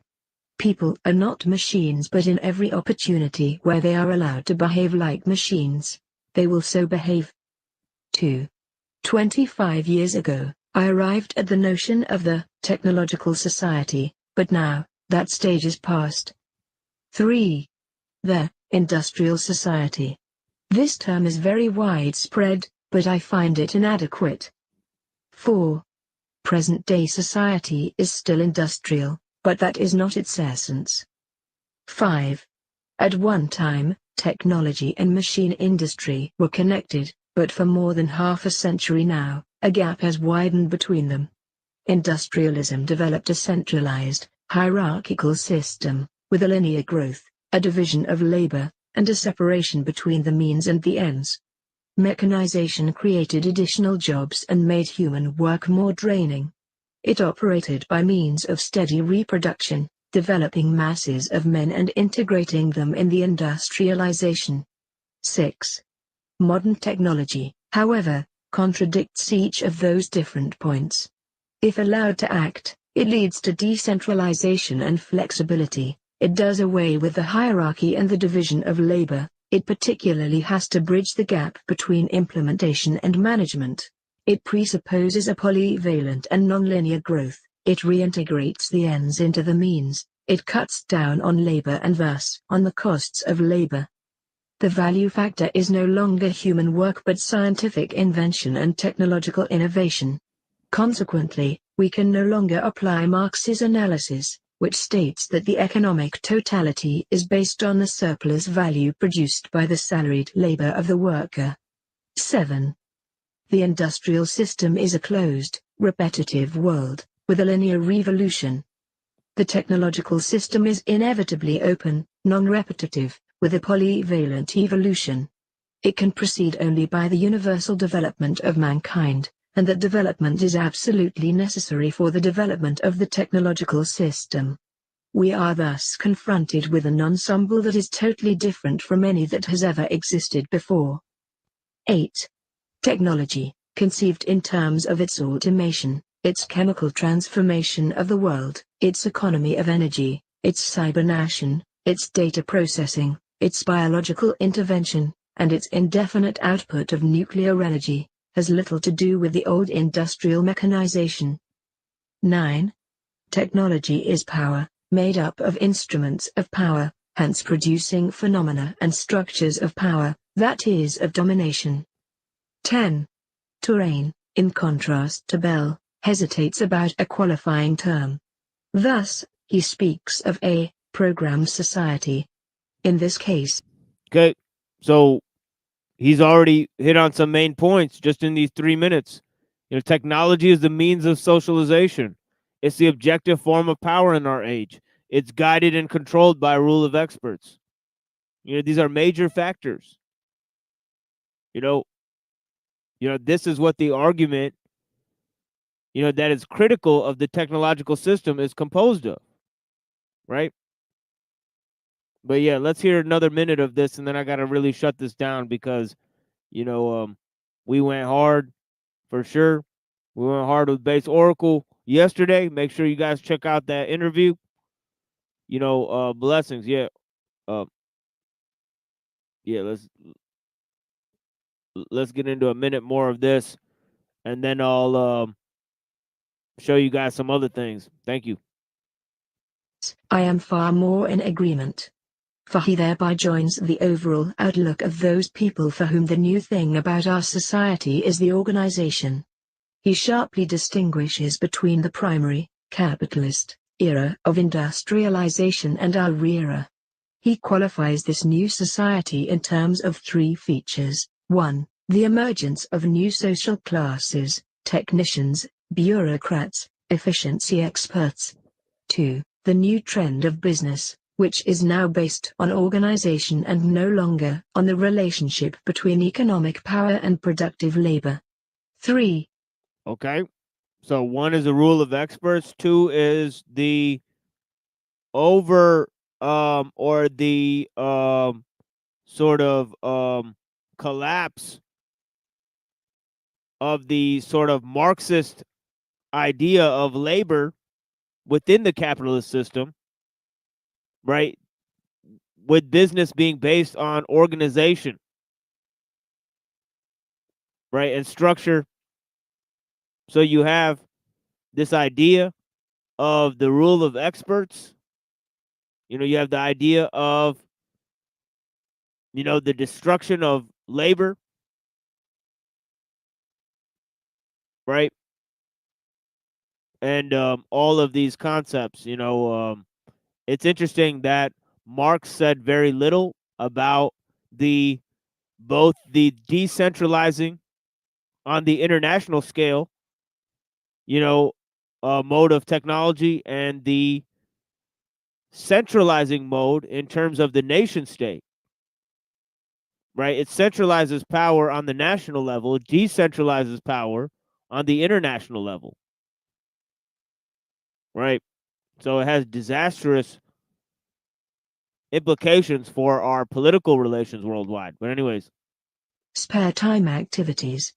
All three characteristics boil down to a reduction and to the necessities of the technological system, which, as Turing realizes, transforms the social struggles themselves. They are becoming more technological and are no longer subject to a takeover by the proletariat. Turing adds one more essential feature of post-industrial society: the importance of the student movement with its deep contestation, its challenge, and its political weakness. But, as I have tried to show in my studies on revolution, I regard this feature as episodic and contingent. 11. What triggers consumption?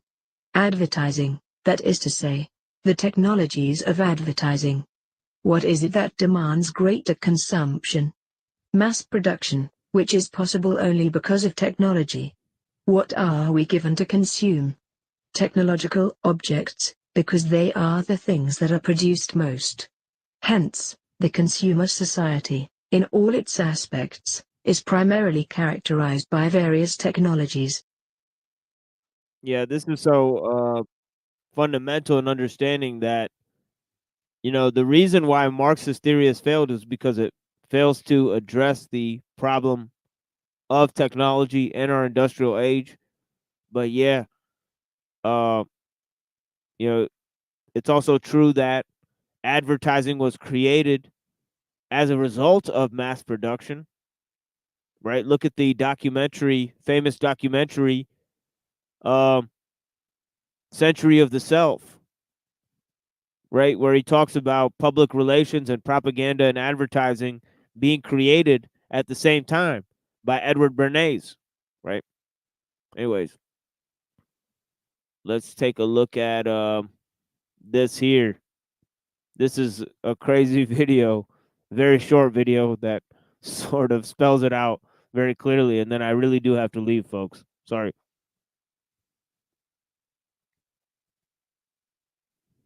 What's being served up for dinner?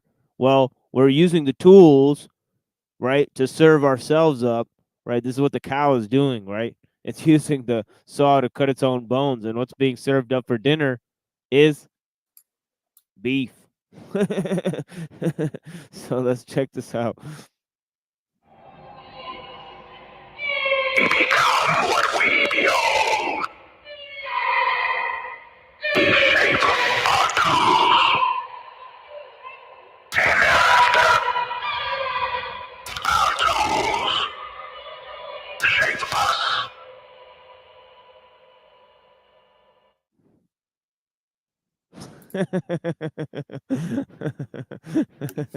That does remind me, Arthur C. Clarke in Hitchhiker's Guide to the Universe. Near the end of the book, they're all waiting for the universe to end. There was the restaurant where the cow was walking around, offering parts of its body to the patrons. Interesting. Yeah, that is If I remember the book correctly, I think that's how. Yeah, that's excellent. Tale of science fiction for sure, especially about what it's talking about, the nature of reality, and as John C. Lilly put it, the Earth Coincidence Control Office. These carefully guided coincidences that seem to be, counted as scientific discoveries, but they're just sort of ways of explaining things that are quite mysterious. And the rats in the walls, sort of Lovecraftian dark mystery behind it all, but in the sense of the Hitchhiker's Guide to the Galaxy, it sort of reverses it and turns it into a funny, sort of comical. It takes like the Lovecraftian mythos and puts like a smiley face on it, which is funny. For sure. Yeah. But yeah, thank you guys for joining us here on the Machine Lives. You got anything for them, Reddington, before I go?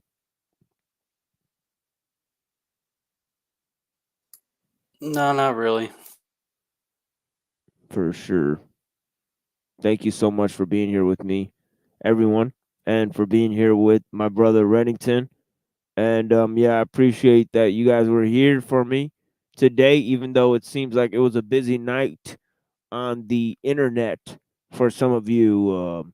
Nobody had time to watch my little program. That's okay. I'll still come through on Wednesday and Saturday. It'll be a nice time, no matter who's in the audience here, because it's not about an audience, it's about having the conversation in the first place. Obviously, there's people who produce shows for millions of people, and they have very little impact. Yet there's somebody who has a unique insight and it has a very profound impact on them. Obviously, a single person who takes something to heart, a man who is a master of himself, learns how to control himself, is can lead to thousands of men who have no control over themselves. I mean, as I've said earlier, an army led by, an army of lions led by a donkey is going to lose to the army of donkeys led by a lion. So it's all in where you put the key effort, right? Obviously, a blind man's deaf son is a dumb father of a blind child. Uh, we're all visiting in the jungle, and the lion is gonna come home. We're just visiting. And the people that are sitting on the throne, it's gonna be a very bitter day for them once the lion comes back to claim the throne in the jungle, where they are strangers. We are all strangers in this world, visitors, right? That's why I'm not sad about going around having to leave. I've always moved. I was born in Pakistan, moved to different places, But yeah, the thing is that we have a limited amount of time here. We have to have clarity to see between the lines. The devil is in the details. The devil works through organization of truth. What is true does not need to be organized, right? It's right there at face value, right? The truth may be hidden in plain sight because it's been reorganized, right? That's the deception, right? As I explained in previous interviews and things that I did. But yeah, I hope you guys will go and check out those interviews I did.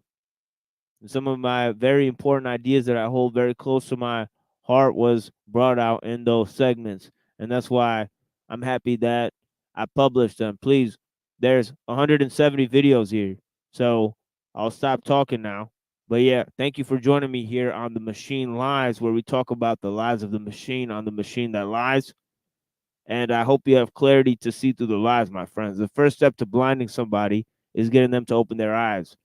And I hope you have the ability to see past your programming and, all these ideas. The first step to seeing past you know, our programming is to realize that,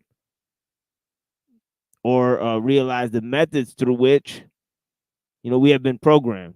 But in order to do that, first we must realize and admit that to a certain extent, we have been programmed indeed. You know, so yeah. Yeah, let me, you know what? Let me go ahead and refresh my page so I could turn my camera on for a second. Give me a second, guys.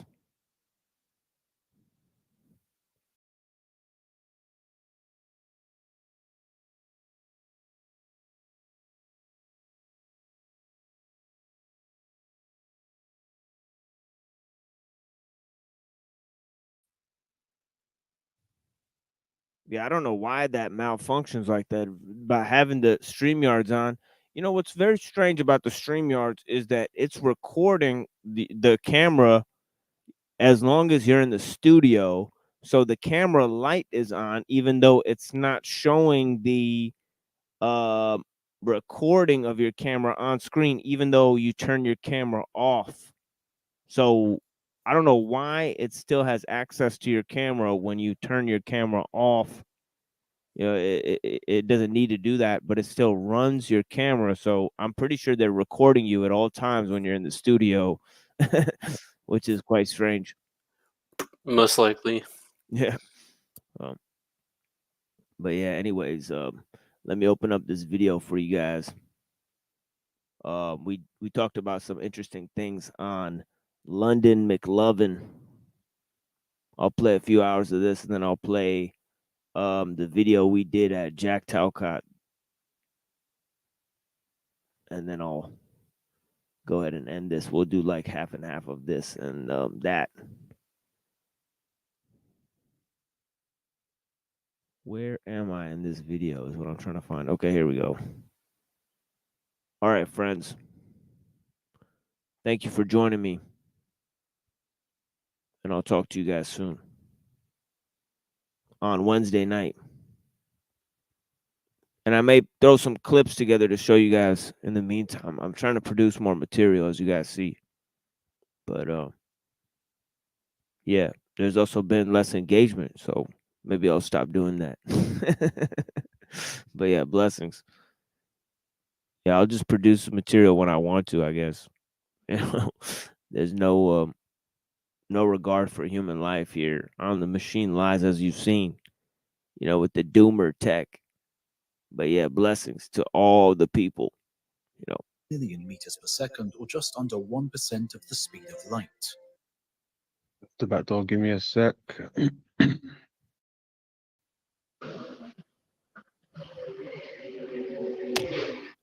There you go. Sat in the machine. Yo, what's going on, my friend? How you doing? Welcome. I'm doing great. How about yourself? I'm not too bad. Not too bad. Chilling out here with Andy. Kicking back. Was waiting for you. Chilling. Watching something that I put together. Yeah, my bad on the time. You know, I could never get the time figured out between us. But Yes, I understand. It happens, bro. It happens. But we're gonna go ahead and finish watching this. You know, your input's always welcome. For sure. Just keep going.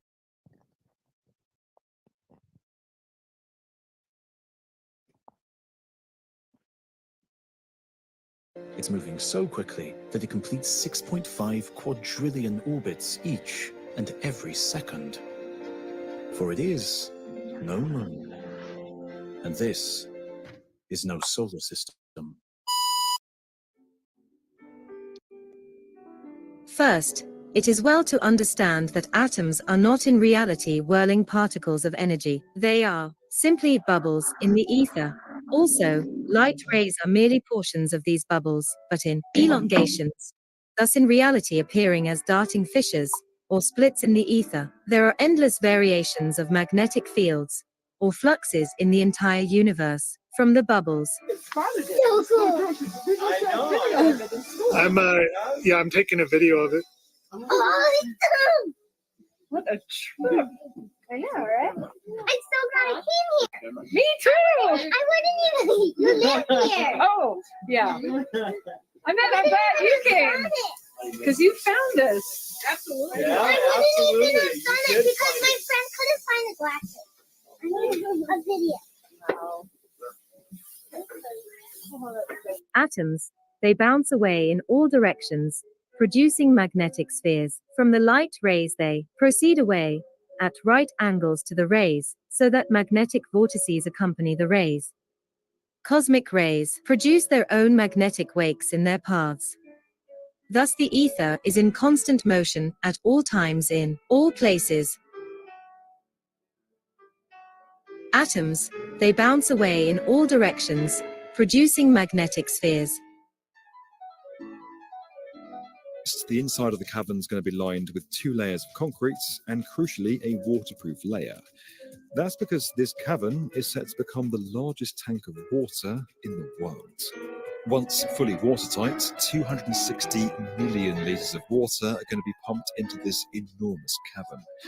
That's nearly 4.5 times larger than the world's largest aquarium over at SeaWorld Abu Dhabi. It's going to be flooded from the water table in the mountain and will take about half a year to fill. But as clean as this water is, it undergoes further treatment with UV light and other means to create water so pure it's capable of dissolving metal. Now, the massive tank of water creates the perfect conditions to spot neutrinos in. Time for a bit more science. When neutrinos pass through the tank, occasionally they'll collide with electrons, giving off a weak glow known as Cherenkov radiation. And that is what this whole thing is being constructed to observe. Tiny glimmers of light in a giant cavern full of water. The Hyperkamiokande isn't complete yet, but to get an idea of how it will look, here's its smaller sibling, the Superkamiokande, which is less than half the size. Here, the cavern's been drained because engineers are performing maintenance on these photodetectors, the thousands of light sensors that together acts as a giant camera. The ones in Superkamiokande are so sensitive that a single sensor could detect the light of a torch being used on the moon. Together, they act as a giant camera that picks out the faint traces of Cherenkov radiation created by reacting electrons. 40,000 of these are being manufactured for the Hyperkamiokande, each one almost twice as sensitive as their predecessors, and specially designed to withstand the enormous weight of 260,000 tons of water. UFOs have a physical reality or not, they are in any case psychic realities. Even if there's nothing physically tangible about these phenomena, the rumor of the existence of such objects is an incontestable fact. Whether the rumor corresponds to a physical reality or not makes little difference to Jung as a psychologist. For him, the interesting thing is to know why the human mind creates such products, because that throws particular light on the activity of our unconscious. So, what are the psychic aspects of the UFOs? The flying saucers utilize all these forms of energy. They direct in precise control the conversions of. Thus, their directors can use magnetic and gravitational forces far beyond our wildest imagination. They do not require our Earth's fields. Indeed, Earth's field and ether slipstream are in their way. Outer space the flying disks flow and seem to dance in gracious beauty. Many of the flying saucers that we have seen in our skies are actually crystal disks, grown in chemical baths. Like the stem and capillaries of a leaf or flower, all the functioning systems are grown into it. Usually, however, we see it only as a fuzzy halo fringe around the object. The crystal property of the flying disks refines all the electromagnetic and corpuscular energies into varying frequencies and wavelengths. Among the etheric beings, however, it is possible to create a saucer of any degree of materiality merely from a projected thought form which attracts material substance to it. Since, however, the majority of saucers thus far cited have been of the crystal disk type, we shall confine explanations to these alone. Although the thought form projections behave in a very similar manner. What as a rule is seen as a body of round shape, disc-like or spherical, glowing or shining fiery in different colors, or more seldom, a cigar-shaped or cylindrical figure of various sizes. The round bodies in particular are figures such as the unconscious produces in dreams, visions, etc. Jung writes, in this case, they are to be regarded as symbols representing, in visual form, some thought that was not thought consciously, but is merely potentially present in the unconscious in invisible form, and attains visibility only through the process of becoming conscious. The visible form, however, expresses the meaning of the unconscious content only approximately. In practice, the meaning has to be completed by amplificatory interpretation. The figures in visionary rumors can be subjected to the same principle of dream interpretation, namely by means of amplification, that is, using mythological, historical, and cultural parallels in order to amplify the symbols present in the unconscious. UFOs express the symbol of totality, represented by the mandala. Insofar as the mandala encompasses, protects, and defends the psychic totality against outside influences, and seeks to unite the inner opposites, it is at the same time a distinct individuation symbol. The soul too is supposed to have the form of a sphere, on the analogy of Plato's world soul. This symbol leads us to the heavenly spheres, to Plato's supracelestial place, where the ideas of all things are stored up. The alchemists called it a rotundum, which expresses the totality of the individual. Jung defines it as the archetype of the self, that is, the totality composed of the conscious and the unconscious. Jung, in fact, had a dream of a UFO which he associates with the problem of the self. He writes, in one dream, which I had in October 1958, I caught sight from my house of two lens-shaped, metallically gleaming discs. They were two UFOs. Then another body came flying directly toward me. It was a perfectly circular lens. At a distance of 400 to 500 yards, it stood still for a moment and then flew off. Immediately afterward, another came speeding through the air, a lens with a metallic extension which led to a box, a magic lantern. At a distance of 60 or 70 yards, it stood still in the air, pointing straight at me. I awoke with a feeling of astonishment. Still half in the dream, the thought passed through my head. We always think that the UFOs are projections of ours. Now it turns out that we are their projections. I am projected by the magic lantern as C.G. Jung, but who manipulates the apparatus? Jung compares this dream to another similar one in which he entered a chapel and saw a yogi in lotus posture in deep meditation. When he looked at him closely, he realized that he had his face. He became frightened and awoke with the thought, aha, so he is the one who's meditating me. He has a dream and I am it. Manifestation that they seen in the sky. Petroglyphs all around the world are showing this manifestation. It appears as a torus field, explained as the sun of the once great god, now releasing tremendous energy that jolted the entire formation of the solar system. The primeval mound is the birthplace of the squatter man. Shiva lingas are reenacting the pillar that became broken. Pouring milk is a symbol of the auroras. Ganesha, Shiva, Vishnu manifests from the pillar. The tree of life becomes Ganesha. Shiva's deadly dance. They remember the age of Shiva as a deadly event. Earthlings were being obliterated by this plasmatic instability. Auroras coming down the pillar from the spiral. The pillar with the spiral can be seen in the geoglyphs of the Casely area. David Talbot points this feature out in the Saturn myth. But it seems no one has a clue that these connections exist. Yo. Yo. Yeah, I just want to say, shout out to Run to Christ. That's from Run to Christ video. You know, that gentleman that was speaking there. You know, Yes. I've been watching this channel for a minute. That guy has some good shit for sure. Yeah. Thank you, because I Yeah. actually forgot his name, so thank you for bringing it to my attention. Thank you. Yeah, yeah. I mean, let me see if I can find his channel. I'll throw it in the back here. But yeah, he's got some great stuff. Yeah. Good stuff. Good stuff.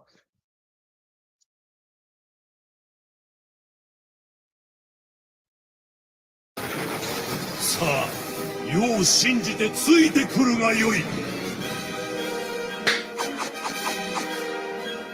見よ、砂漠の怒りの力を。世を信じよ。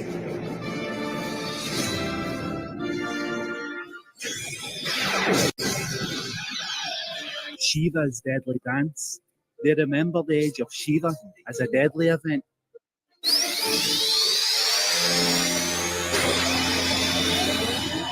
Shiva's deadly dance. They remember the age of Shiva as a deadly event. Shiva, Shiva.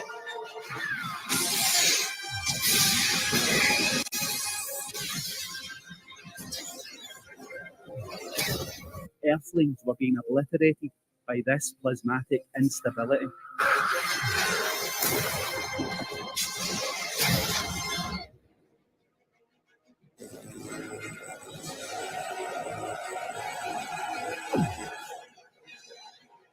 In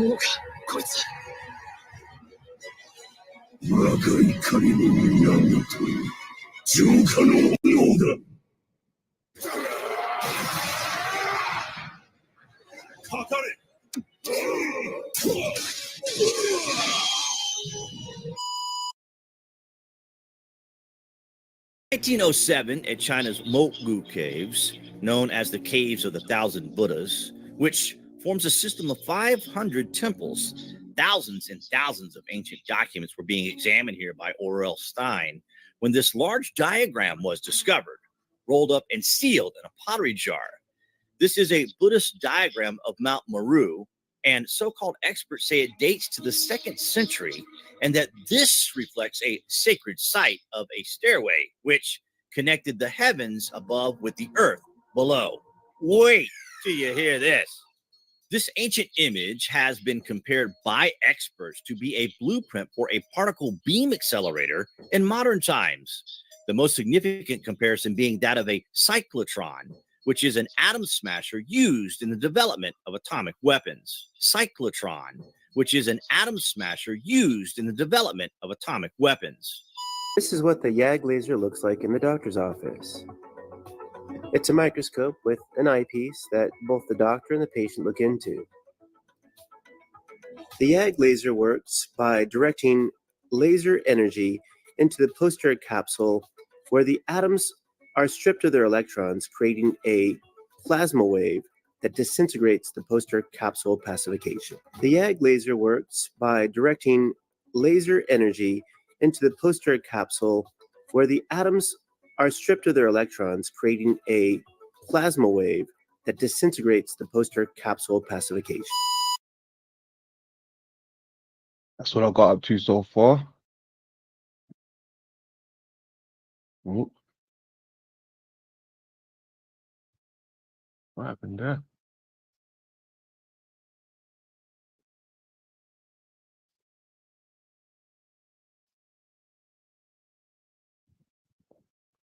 Yeah, there you go. lots of interesting stuff there. You know, especially in terms of the Big Bang. You know, they got the Big Bang and the neutrinos, right? Nobody knows if that really happened, right? The Big Bang, just a theory, right? Yep. So, you know, that's their alternate explanation, is that they have these neutrinos that from the beginning of the universe, right? And then the whole understanding of atoms, you know, might be fictional. You know, atoms were basically made up, you know, a made up thing that came from Buddhism and in ancient Greece, right, where they came up with the concept of atomism, that there's an uncuttable substance, and for years they've been trying to smash the particles and find this substance, and they can't find anything. You know, so the existence of atoms is really pure theoretical, right? And then once you do have particles, right, their movement is not explained. Like, for example, if you separate a photon into two parts and move one in direction, even if it's in a different room, the other one will change directions. So, you know, they don't understand light, and the only way they could really make sense of it is through these other concepts that he brought in, like these these Jungian concepts of the universal mind. He used a term from Neoplatonism called the world soul. Where they got the three hypostases, which is really where they get the Trinity from. It's from these the concept of these three hypostases, right, that exist in heaven. Yeah, that's interesting. Especially, how they, when they, how you'd mentioned when they would be contained together, but they would move in a different direction. Yeah, I like that. Because even with the theories of atoms, really, isn't everything, when you break it down by atom, is that what they mean? Everything individually, we're made up of atoms, right? Is that what they say? Yeah, I guess they would try to talk about particles, and that goes to an idea that they were trying to disprove. Basically, Parmenides said that there's no such thing as matter, right? That everything's just basically, that matter is just based on perception, right? But the truth is one, right? It's undivided. Nature is one, so there's no such thing as change, right? And then the people who disagreed with him said, I'm sorry, yeah, but yeah, I'm hearing voices out here, folks. Yeah, blessings. But yeah, the thing is that in terms of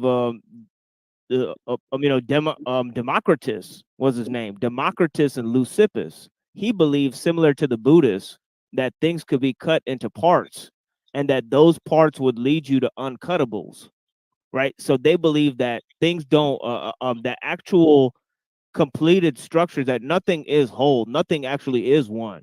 Everything can be cut into parts, and those parts are impermanent. So Democritus and the Buddhists, they basically summarized existence in terms of atoms and the void. They said there's nothing but atoms and the void. They said, well, how does shit change? Like atoms don't really, so people had different explanations. For Democritus, he said that the atoms, they don't have any origin point, right? So so basically people like Aristotle said he's a dumb fuck, right? Because he said, how could that be? That atoms just come to be out of nothing, right? Because that was Parmenides' whole line. He said, from nothing, nothing comes, right? And the Buddhists, they wanted to explain away the self. So they tried to explain away the identity of the self through the personhood and all of that type of stuff. So they said, well, the person is just parts of different materials, and those parts are impermanent. So it's just based on impermanence and change. So the whole thing is that's why Plato had to bring in this concept of the universal mind, because how to where do atoms come from and why do they change, right? So he basically said that that they form that they're formulated through the mind. But yeah, sorry, London, you were gonna cut in. Yeah, no, I was just gonna say thank you, by the way. I was just gonna say, even when I think about, the atoms and how people explain it, and what I played earlier, right, when they were speaking about atoms being bubbles, right? So when I think about, the creation story and what was here first, the waters was here first, right? So I feel like what could have caused bubbles in the water, if we're talking about the creation story, we're talking about the egg, or atoms make up, what's really going on. But what if we're enclosed in the atoms, like as the nucleus, as the Yeah, nucleus? it's funny because the bubble itself is a metaphor for impermanence. Okay. When I say like the bubble is gonna burst, right? Like it's a thin shell, right? It's made of something else. So it's like the bubble, the situation of a bubble is really external to itself, because it exists within impermanence. As one poet said, he said, all of life is panika bulbula. It's a famous Punjabi line. And they say all of life is but a bubble of water. Mm. That like if Okay. there was no bubbles in the water, there'd be no life. You know what I mean? Life, exactly. Exactly. And within the eye, right, there's waters, and wherever there's waters, there's bubbles. Wherever there's bubble, there's life. So, but I mean, all right, what could have caused bubbles though? I mean, because bubbles don't just appear, do they? Depending how we're talking, if we're talking technology or if we're talking light and heat, could that possibly stir up a bubble?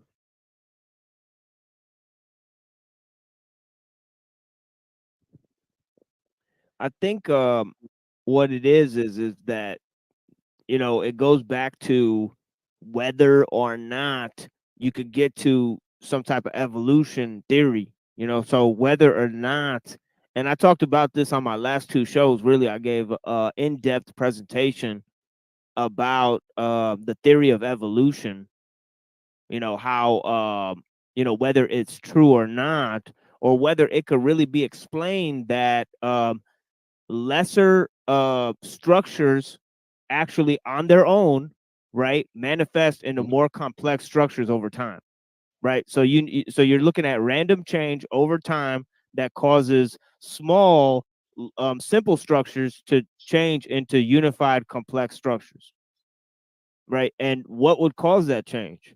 Well, some people have posited that it's got to be something in nature, it's got to be an intelligence in nature that's causing it to happen, because otherwise it can't be explained. Like, why would bubbles or acid just show up in a pond? Like, from what? Right? Mm-hmm. Because what you need is acid and nucleotides and shit, Mm-hmm. to form. And those nucleotides and DNAs and shit, they basically look like complex machines. That's You it. know, like so much so that they're basically have the same exact structure as self-replicating machines.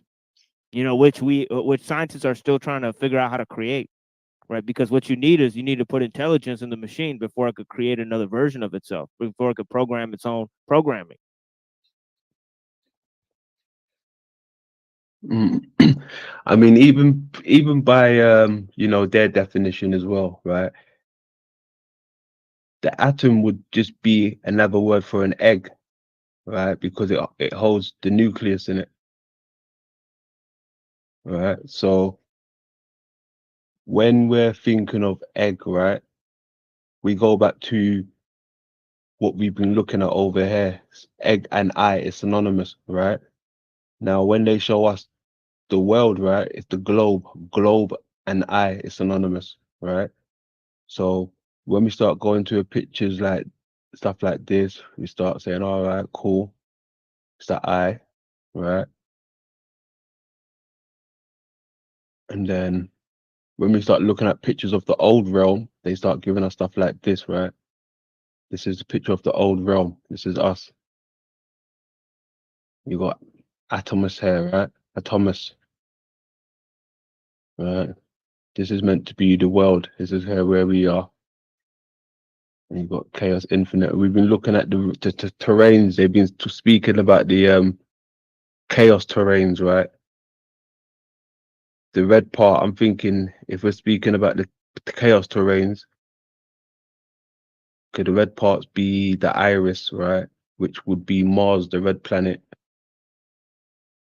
Right, so you got like Earth, then you got this cholera, probably with the waters, the white part, and the vitreous, and you move out.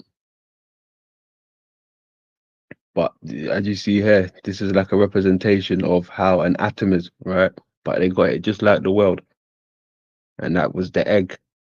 The atom is the egg, and the eye is the egg. Could they be showing us something here?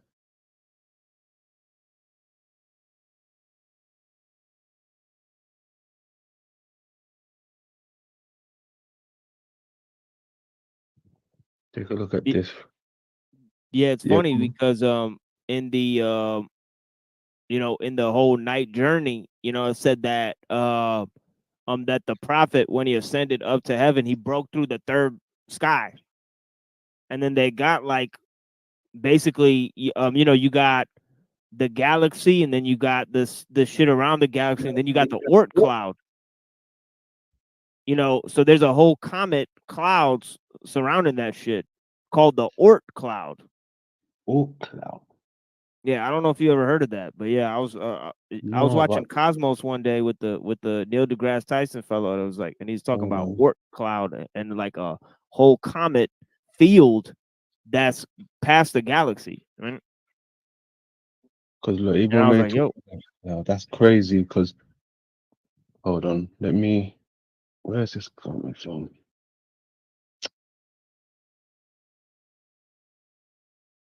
Is it? Where is it? Right, since you mentioned the clouds, right? I'm sticking to the topic of the egg, the eye, the atom, and now you've mentioned clouds, right? So let's get rid of this. Come over here. This is another picture of the realm, right? But you see the clouds.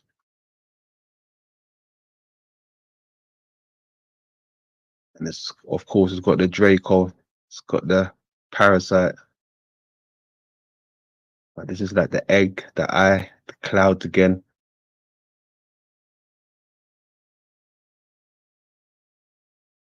So that's interesting you mentioned that past the clouds, right? Scarring, like scarred up, the eyes scarred up. This could be like the great rifts in the sky and shit.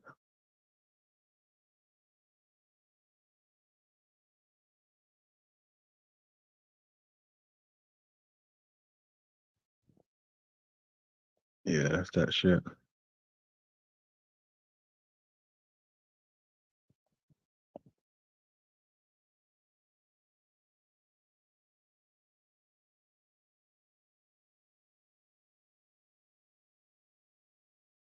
The egg. There's your little atoms, there's your little bubbles coming out of the big one. Right? It's the egg. That's what they're showing you. No, it's been popped open. Two halves, right?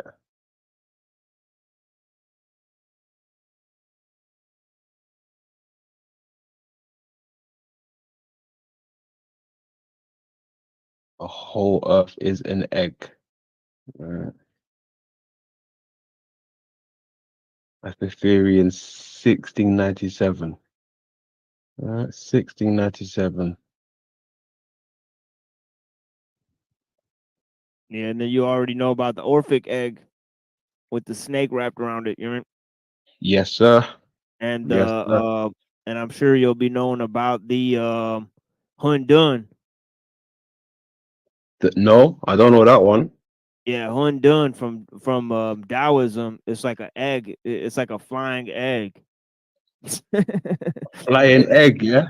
Yeah, yeah. It's like yeah, it's literally like an egg with wings that literally gives birth to everything. It's called like the primordial egg of chaos. That just gives birth to everything. It's called Hundun,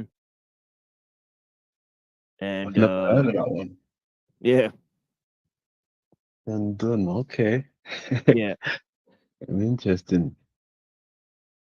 Yeah, that's interesting.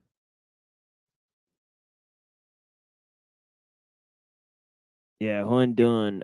It says here, Hundun, a legendary uh faceless being in Chinese mythology, the primordial and central chaos, comparable with the world egg. It even says comparable with the world egg. Oh shit, I gotta share this now because it Yeah, just please, please, yeah, please. because it Nice. just said straight up. It just said what I wanted it to say.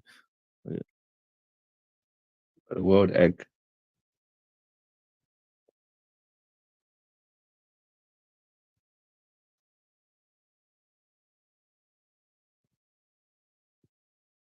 The vessel. Look, showing you the eye.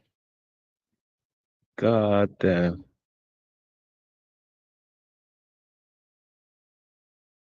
See if we got something.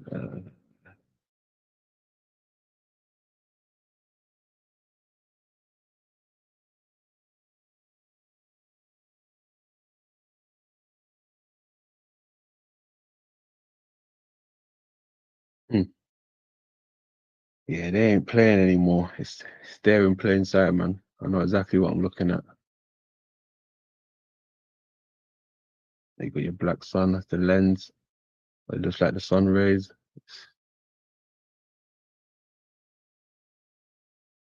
Yeah, that's that shit. But there's your egg. Boom.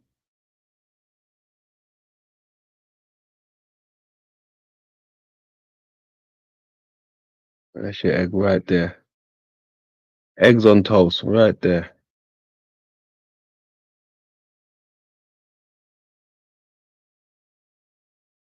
Crazy.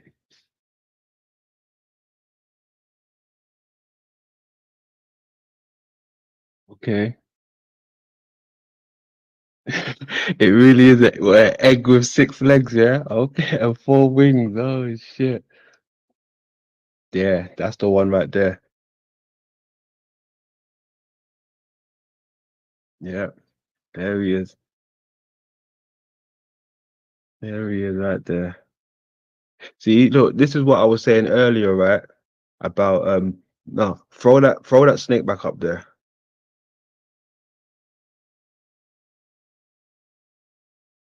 Yeah, thank you. We was talking about multiverse, right? I brought this to the table, through my research. It looks like we're living on the eye of something, right? Or in the eye, whatever way you want to look at it. But also, this serpent thing that you're seeing, that is also within the eye. It's the parasite, right?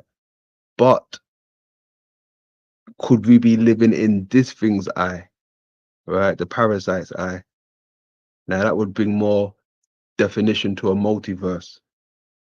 Living inside something that's living inside something, right? Because this thing always seems to be around when it comes to the egg or the eye, and a lot of old scriptures and folklore spoke about the great serpent was a part of the world, right? And not only a part of the world, we were inside of the serpent or the dragon, so that's another, direction that I was going with the multiverse. We're living inside something that's living inside of something.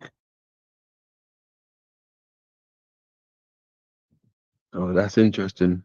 When I see the snake, I also look at the snake of living inside of the eye of the snake.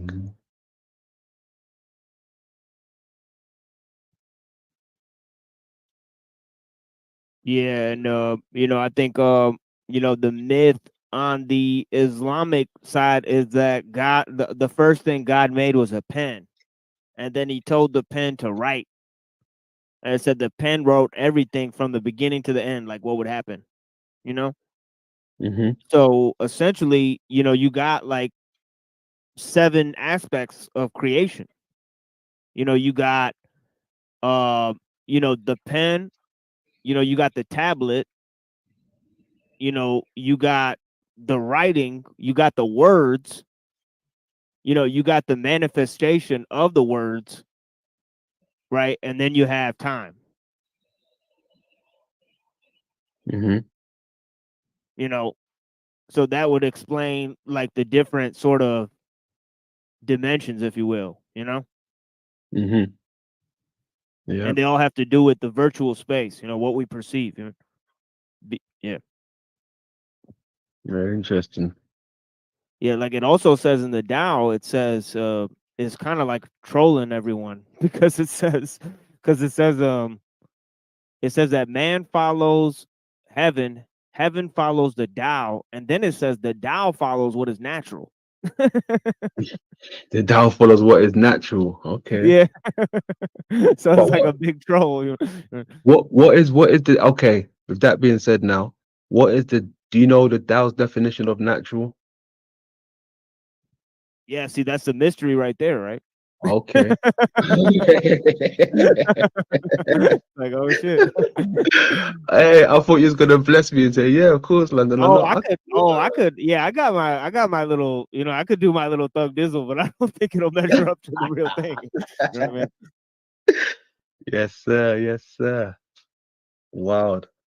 Yeah, I'll be explaining stuff, but yeah, Mhm. I you know, that to me, like some things is like better off left alone. You know what I'm Yes, saying? It's sir. like, you know, I feel I don't you. even want that type of knowledge.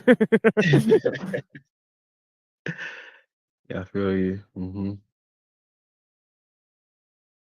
Interesting. You know what, as well? I wanted to maybe have a discussion within the, the Hollow Earth and the Hitler type shit with the UFOs, because I just touched on, the atoms and the UFOs. Oh yeah. The UFOs being somewhat of a crystal type material, they were saying, right? These phenomenals, are crystals, they were saying in that little scripture that I showed you guys earlier. So that's something I want to get into, the hit the side of stuff, the UFOs plus the Hollow Earth shit. Oh yeah, I got that up for you. But yeah, you know, I was gonna talk about how there's in relation to what I was just saying, there's a whole quote by Ibn Abbas, one of the dudes who was interpreting the Quran, because there's a verse in there that says there's 7 earths, 7 races of man, 7 skies, and 7 heavens. And so they asked him, like, what does this verse mean? You know what I mean, right? Like, what is this verse actually referring to, right? And he said, if I told you the meaning of this verse, I swear you would leave your religion. I'm not going to tell you. Okay. So like basically saying, like, there's types of knowledge that'll fuck you. Like, like, you know Yeah. what I'm saying? And it's like, it almost sounds like Lovecraft, right? Like some Lovecraft. H.P. Lovecraft shit. Yeah, that's wild. That's wild. But yeah, esoteric Hitlerism. I got that up for you guys. Oh, good stuff. Yeah, Good stuff. I got a tons of notes too for you guys. Hey, good stuff. Yeah, I wanted to bring out a text here, transhumanism, and talk about some of the issues there, because they're talking about the Scythians, right? And the Khazars, right? And it says the Scythians were originators of haplogroup RM17, known as R1A1, a unique for its diversity and distribution. It is found in disparate pockets of concentration in Poland, northern India, and the Altai Mountains of northwestern Mongolia. Particularly high concentrations are found among the Pashtuns of Afghanistan, who claim to descend both from Alexander the Great as well as the lost tribes of Israel. So in Afghanistan, right, it's weird because you got people who don't look like Indians, right? Yeah. And they basically got red hair, green eyes, like I got red hair in my beard and I have green eyes, right? For some But you reason, don't have that red. Their red's different to your red that you might have, right? No, it's a little similar. It's because I'm from northern Pakistan, so I share some of the genes there, with the Afghani people, right? So I think my grandmother had some Afghani ancestry or something like that, or something like that. But yeah, it's funny that, basically this thing saying is we got the same genes as people from Poland. Is this the Scythians or the Khazars are the ones that basically started this thing, right? And it goes from the Shambhala myth, right? With Buddhism, right? It says Blavatsky, left for Bombay in 1882. They founded headquarters of the Theosophical Society in Idar in the southern suburbs of Madras, which still exists today. Once in India, Blavatsky became inspired to see the East rather than Egypt as a source of ancient wisdom. right? This is where they got the swastika from, right? Okay. But the real appeal of Buddhism to the occultists like Blavatsky was not the Enlightenment teachings of the Buddha himself, but the magical and occult trends found in the more eclectic brand of Buddhism of Tibet. And then it goes on to say Xinjiang, or the Altai Mountains. The Altai Mountains are reputed source of early form of spirit or divine communication known as shamanism, regarded among occultists as the Oriental Kabbalah, a supposed remnant of the migrations of Aryan survivors of Atlantis, which they claim were were those people, the Scythians, right? Scythians. Okay. Yeah, and so basically they came through from Shambhala in the Xinjiang mountains, they said, right? So they're the lost survivors of Atlantis, right? Mhm. And it says in 1408, the Holy Roman Empire, Sigismund, founded the Order of the Dragon, right? And it says, oh yeah, here's an interesting thing. Crowley actually said, he said, before Hitler was, I am. Before Hitler was, I am. Yep. What do you That's mean a by real that? quote. That's a real quote by Crowley. He's referencing the Gospel of John, right? Mhm. Where the Jews asked Jesus, right, how he's able to do all the things he does and why he's claiming authority, right, on God and stuff like that, right? And he says, before Abraham was, I am. And the Jews pick up rocks to stone him, right? So Crowley said, he said, before Hitler was, I am. What? That's crazy. Yeah, comparing himself to basically God, right? And Yeah. comparing Hitler to Abraham. Yeah. Yeah. Some wild shit. Yeah. Father But Abraham. That's crazy. Hey. he's saying that the occult is pulling the strings of Adolf. You know what But I've got. Hold on, there's a plane going by. 1 second. I can't even hear myself. Okay. Do you know what I got from that as well? What was pretty interesting when you said they got their Black Sun occult teaching when they went to Egypt. Is that what you said as well? Yes. Yeah. See, I mean, that's crazy because when I see the Black Sun now, I definitely see the eye. I know what they're showing me. And the Egyptians, they're heavy on the eye symbol. So I know exactly what they're showing me now. Yeah, that's interesting. That is the original source. Because look, the Egyptians, right? They're known for the sun and the eyes and the pyramid, right? Now, like I've been saying, with the capstone missing, that's known as the truncated pyramid, right? Our eye socket is known as the truncated pyramid, right? So that's one. And I think it's missing for a reason. Maybe, it's supposed to be missing, so it's showing you the eye, right? But with that now, they show you the sun, right? And the eye in most of their artwork. But when they show us the sun with the colors, right? And now we go back to Hitler and those guys, they're showing us the black sun, right?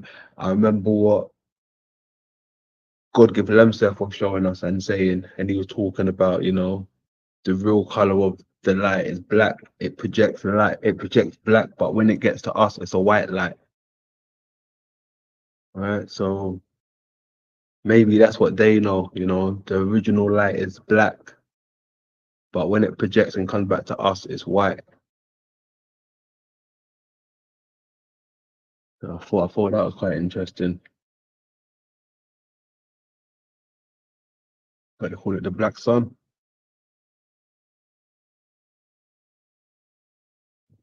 Yeah. The black sun, and people think they're talking about Saturn, right? Somebody pointed out that they have a storm going on Saturn on the top of Saturn that look like a hexagram. It's not a cube. You know, so somebody was saying, what's all this cube stuff? What about the hexagram storm on top of the fucking Saturn? You know what I mean? But yeah, you know, that's definitely not about Saturn. The black sun is the sun inside of the Earth, right? That's what it's actually referring to, you know, and it's also referring to Mercury, right? You know, and not Saturn, right? Because Mercury is the one that's hidden by the sun, you know. You know, it's funny you mentioned Mercury, right? Because they've been showing me these images of Mercury, right?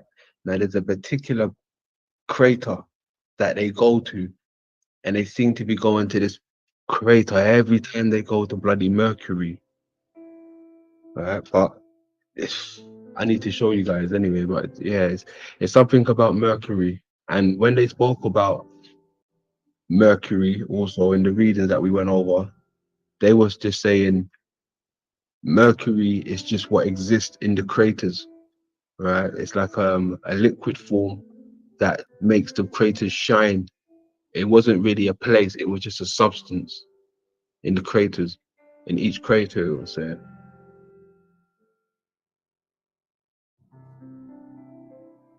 Yeah, because that's funny because there's the element named Mercury too, Facts. Mm-hmm. right? So in terms of that Mercury, it was one of the major things in you know, the alchemical process. You know, it's described as the green lion eating the sun. Okay. You know, it's the use of mercury in alchemy. You know, you guys can look it up. Even Newton writes about it. The green lion eating the sun. I mean, The green light in the sun. Okay, that's interesting. I've never heard that one before. Yeah, I never heard that one. What's this? Okay. And sent me this. Who's that? That looks like Pan. I'm not sure who this woman is. Mithraea or something.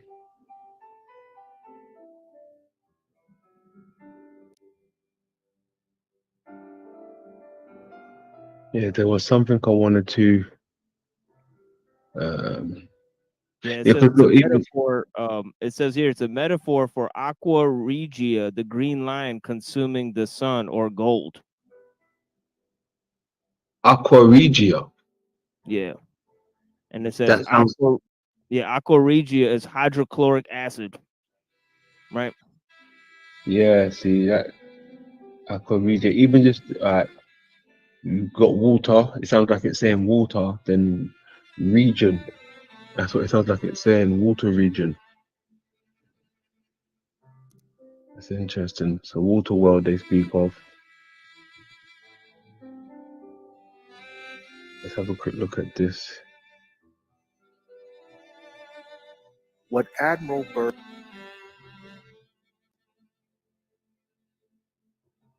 Oops, wrong one. Where's it gone?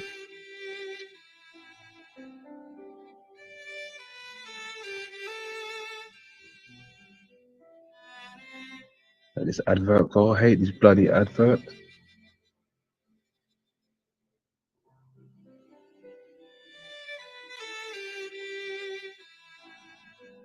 Adverts after adverts. Bear with me.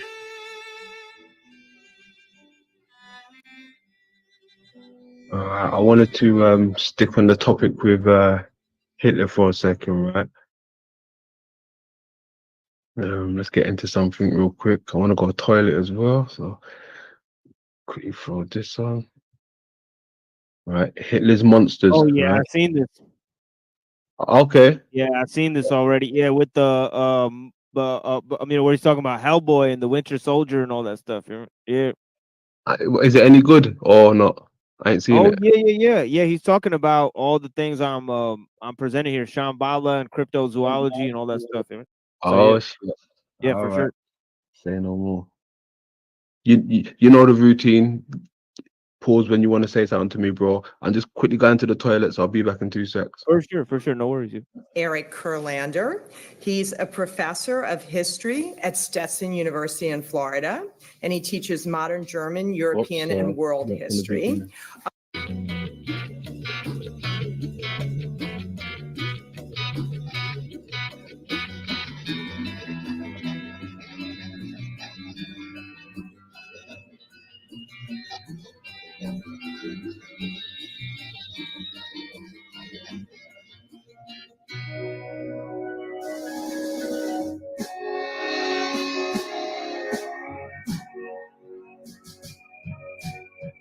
Good evening.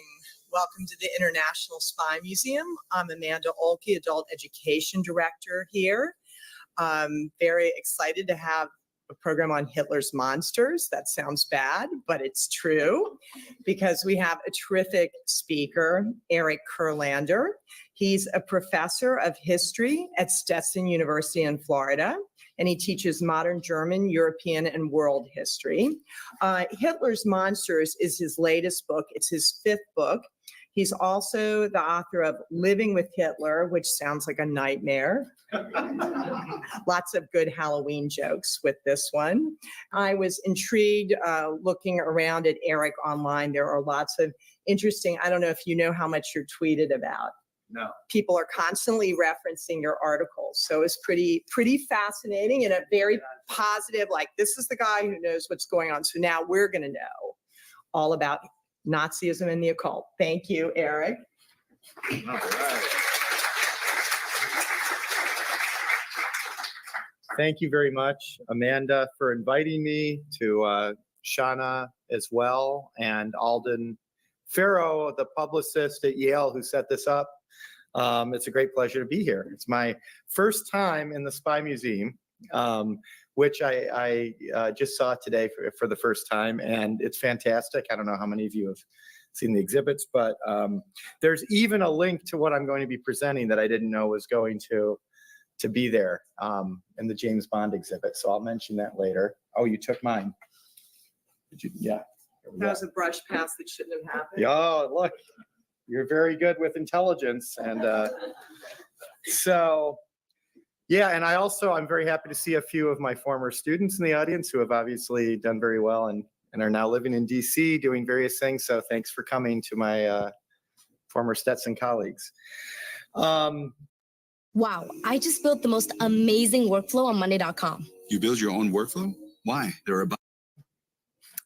As you see, this is a title, and I'd like to start, and I'm going to proceed this way tonight with a little bit from the book, and then talk through some of the context, and then read some other passages rather than give a formal talk. So I'm going to start with the first paragraph of the book. So early in the blockbuster movie Captain America: The First Avenger, which many of you have probably seen, a Nazi officer enters a small Norwegian town in search of an ancient relic, the Tesseract. And you can see the Tesseract in a couple iterations up there. The Tesseract promises its owner infinite power. It's a cosmic artifact of sorts. We soon find out that the officer, Johannes Schmidt, has imbibed the prototype of a super soldier serum developed by a fringe or border scientist, we'll get to that later, named Abraham Erskine.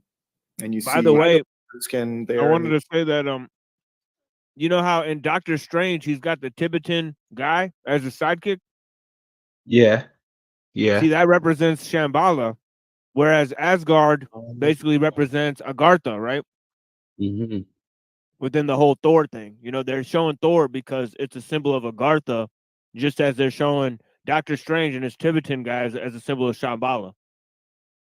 Yeah. Yeah. For there's a lot of gems in that one, bro. A lot of gems. I still need to put it together with that one. I found so many gems in that one there, man. Crazy. Yeah, the aliens that come to Asgard, they have a damn Jewish star on their uniforms. Yeah, okay. So did you see the image that I showed you earlier with the the Star of David, but it was within it was it was within the atoms and the crystals. Did you see that earlier? You might have not seen it. It was pretty quick actually. But yeah, these are anyway, we'll touch on it after anyway. We'll touch on it after with stars again and the atoms. In the original 1940 comic book.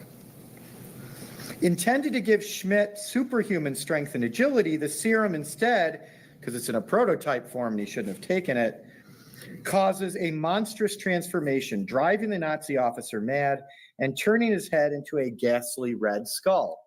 Hence, the supervillain, one of the first in Marvel comic book history, the Red Skull. Erskine escapes to America, where he perfects his serum, and that happens to the best of us, don't worry. Transfiguring the prototypical 98-pound weakling, there you see him, Steve Rogers, into our hero. Now, Captain America has little time to hone his combat skills before confronting the Red Skull and the insidious occult society known as Hydra, which it turns out pulls the strings behind Hitler and the Third Reich, kind of an analogy to Spectre downstairs in the James Bond exhibit. Now, Wait, notice I think he either mentions it or he doesn't, but Hydra is obviously the Thule Society. In Hellboy, they call the bad guys the Thule Society. Yeah, you're It's right. fucking crazy. Like, Yeah. you know, in the real ass show, they just call them the straight up the Thule Society. Like, it's Yeah. wild. Yeah, yeah, that's indeed. Hell Hydra. That's how you know that this is being written by small hats. It's like, whoa. It's like they literally called the Hell guy. yeah. You know, the bad guys is literally the Thule Society that Hitler was a part of. You know? So it's like, you know, they're playing the same games. It's just another, you know, what do you call it? Holocaust movie, basically. You know? Yeah. And what's the guy's name again? The red guy? Red Skull Red or Skull. or more Hellboy. They both red. Yeah. That's thinking of Red Skull. I think that Red Skull. Yeah. Hellboy and Red Skull. They're both red facts. Yes.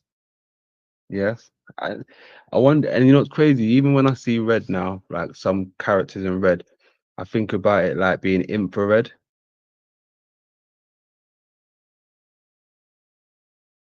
Infrared Yeah. type. Interesting. I wanted to point this out. Baron von Strucker, who's the head of Hydra, and he's in the second Avengers movie, I believe. He's at the beginning of that. That's what it looks like in the Marvel movie. It's very similar to the Wavelsburg, which is Himmler's order castle, where he has Grail ceremonies and a black sun, just to show you the fiction and the history coming together.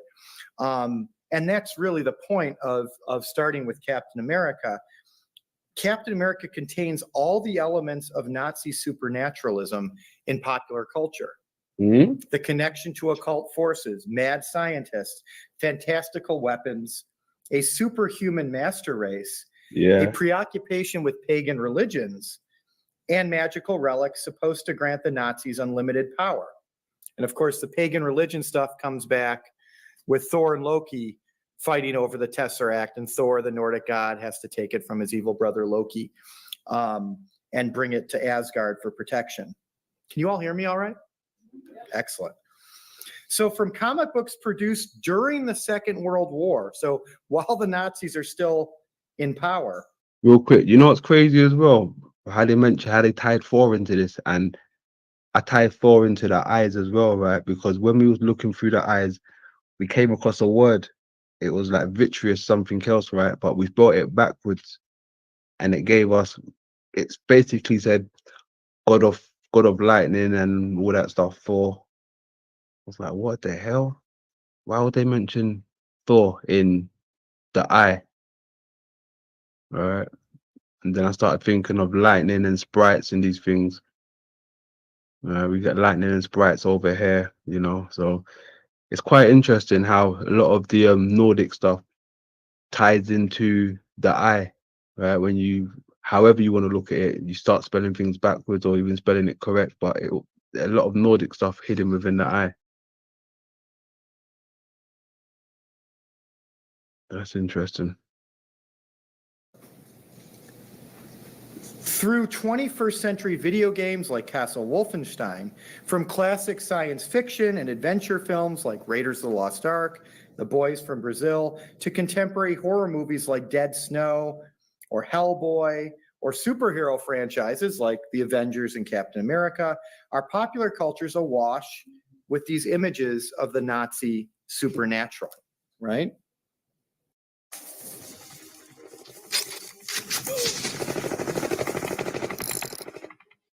And it's not really, you know, hard to understand why that is. You know, you look at America, it was started by the occult, right? And then America, the media is taken over basically by the small hats. And where do most of those small hats come from?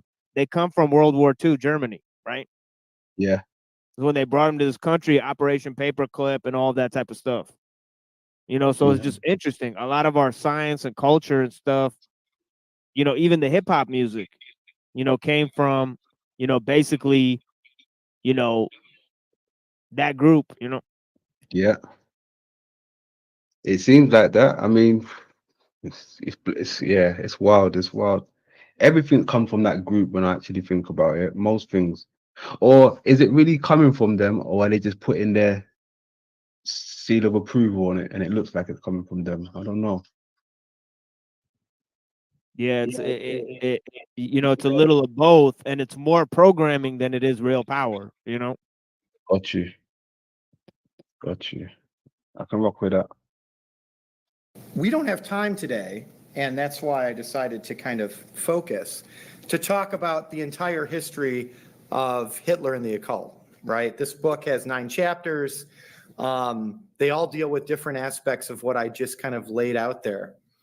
So what I thought we'd do, and then leave the rest for question and answer, is I'd give you some background on the historical relationship between Nazism, occultism, and what I'm calling border science, or what they called border science.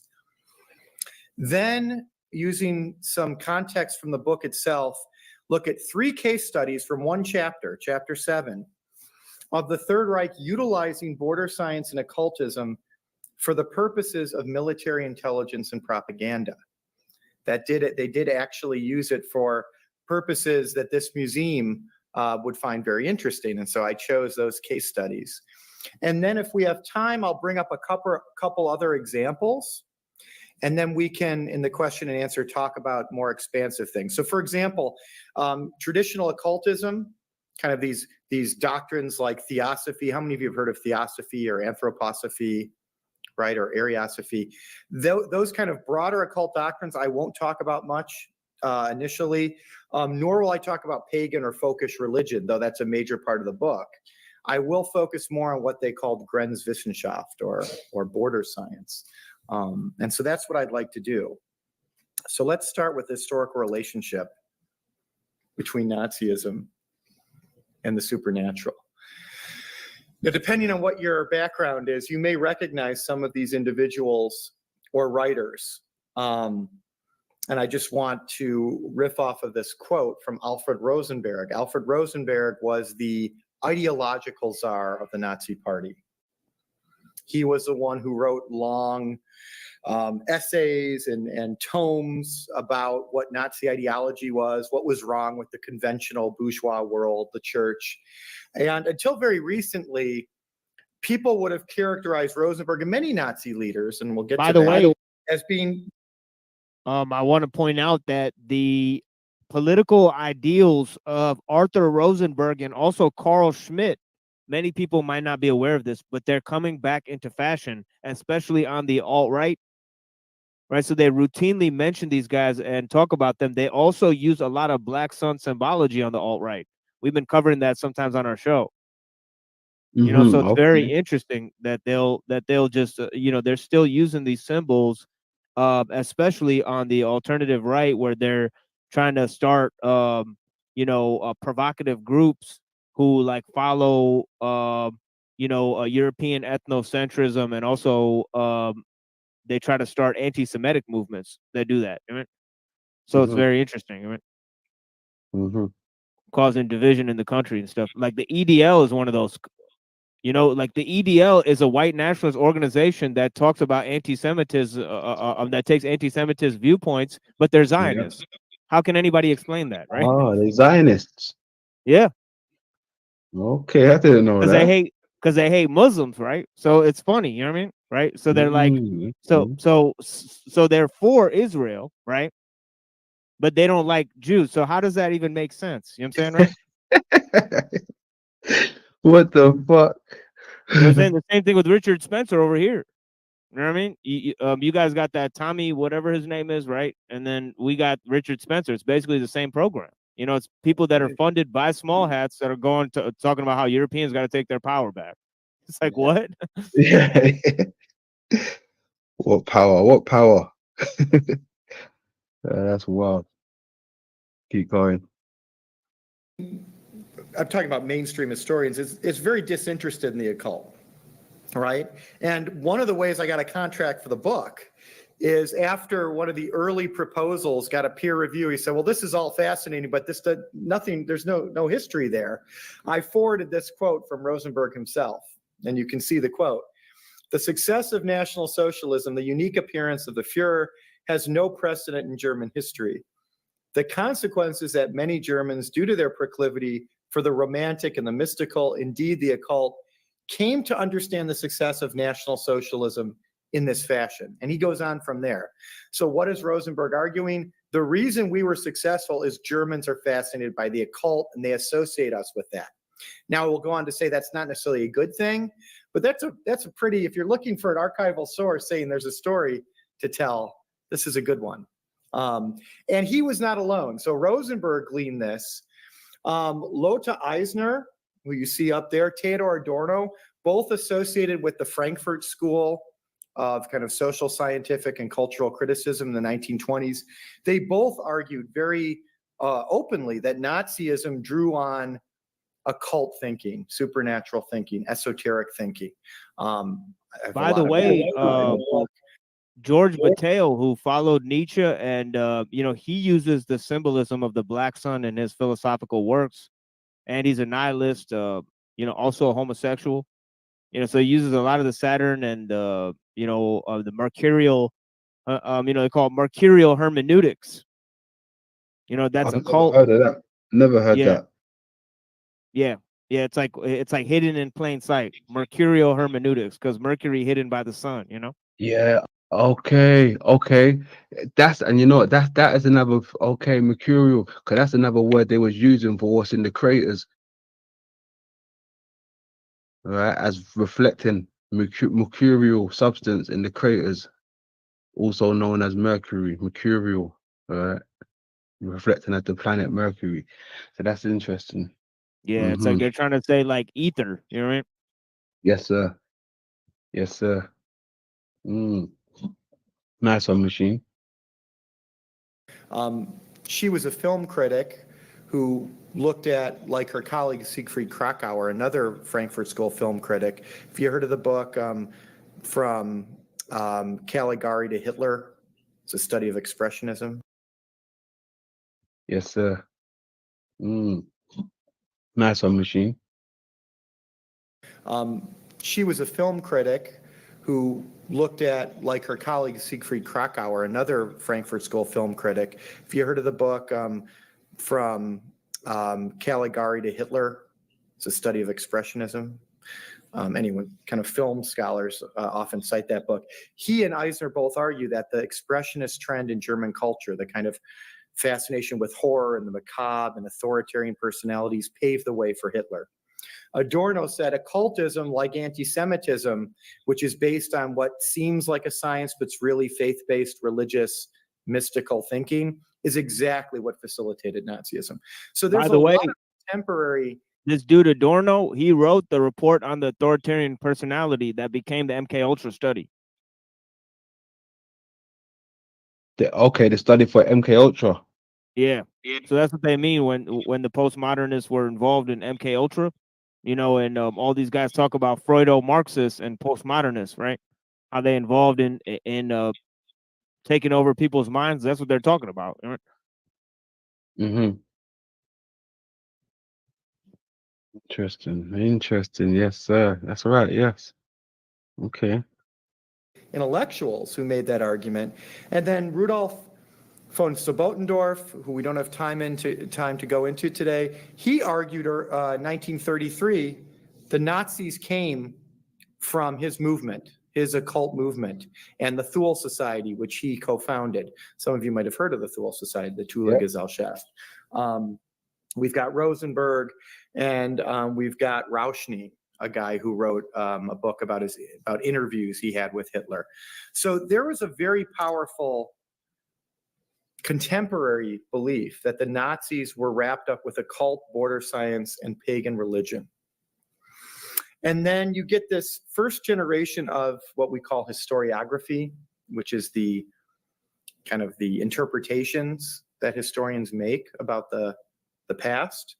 And some of these are very good scholarly works like Mosa, Stern, and Goodrich Clark's The Cult Roots of Nazism, which focuses on one secret Aryan cult, really, the Ariosophists, which I'll talk about briefly today. Others like The Morning of the Magicians is kind of crypto history, like Trevor Ravencroft's Spear of Destiny. I don't know if you've heard of that as well. But all of a sudden, you get this efflorescence in the 60s and 70s of a belief that Nazism is based in the occult, right? Some of it's good history, some of it's not. But all of a sudden, this contemporary idea, after maybe 15 or 20 years of kind of incubation, becomes a very popular trope. All right. And then, including a colleague of mine from graduate school, some people start researching the occult per se, occultism, esotericism, in the 90s and 2000s, and their arguments are much more skeptical. I would say the general trend in a lot of this work is, first of all, everyone was interested in the occult in the 1890s through 1930s. So that's one of the arguments they make. But just as everyone was interested in it, it was also very modern. You know, everyone is trying New Age spirituality and thinks that maybe they have ESP and they're going to, you know, parapsychologists to test them and see if they really have it, right? There's still people doing that today. We don't have to get to those analogies yet, but we could later on. And so their argument is, why this obsession with Nazism, they call it, when everyone in Central Europe, and even if you read Anne Harrington and others in France and Britain and America, were going to their spiritual gurus and trying out new religions. If anything, that just says that there's nothing really uniquely interesting about the relationship between Nazism, occultism, border science, what have you. The problem with this argument, as you'll see in my own book, is it doesn't have to be a direct connection. That is, not everyone who practices some version of occultism, just like not every Christian supports the same religious doctrine or political party, has to support it for it to be influential, right? For that way of thinking doctrines to be influential. So my gatekeeper. You the gatekeeper. Gatekeeper, you know. Oh shit. He just admitted it.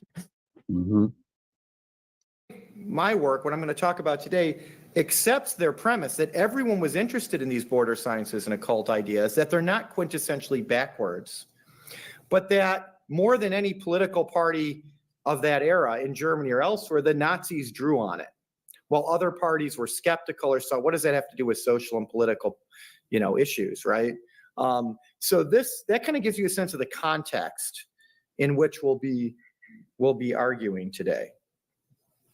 All right. Any questions so far? I want to give you a chance to ask questions about, because I just went through a lot of stuff pretty quickly. Okay, we'll save them for the end. Now, a quick case study here before we get to a quick example of Nazi anti-occultism, which is in the 5th chapter of my book, before we get to the military intelligence and espionage. So one thing that people often bring up is when the Nazis came to power, they attacked occultism. They attacked border scientists. Okay, and I want to talk about what that means, what the differences between border science and occultism. You all understand occult as being into witchcraft and secret forces and clairvoyance, dowsing, divining, right, with a divining rod. What scientific occultists called radiesthesia.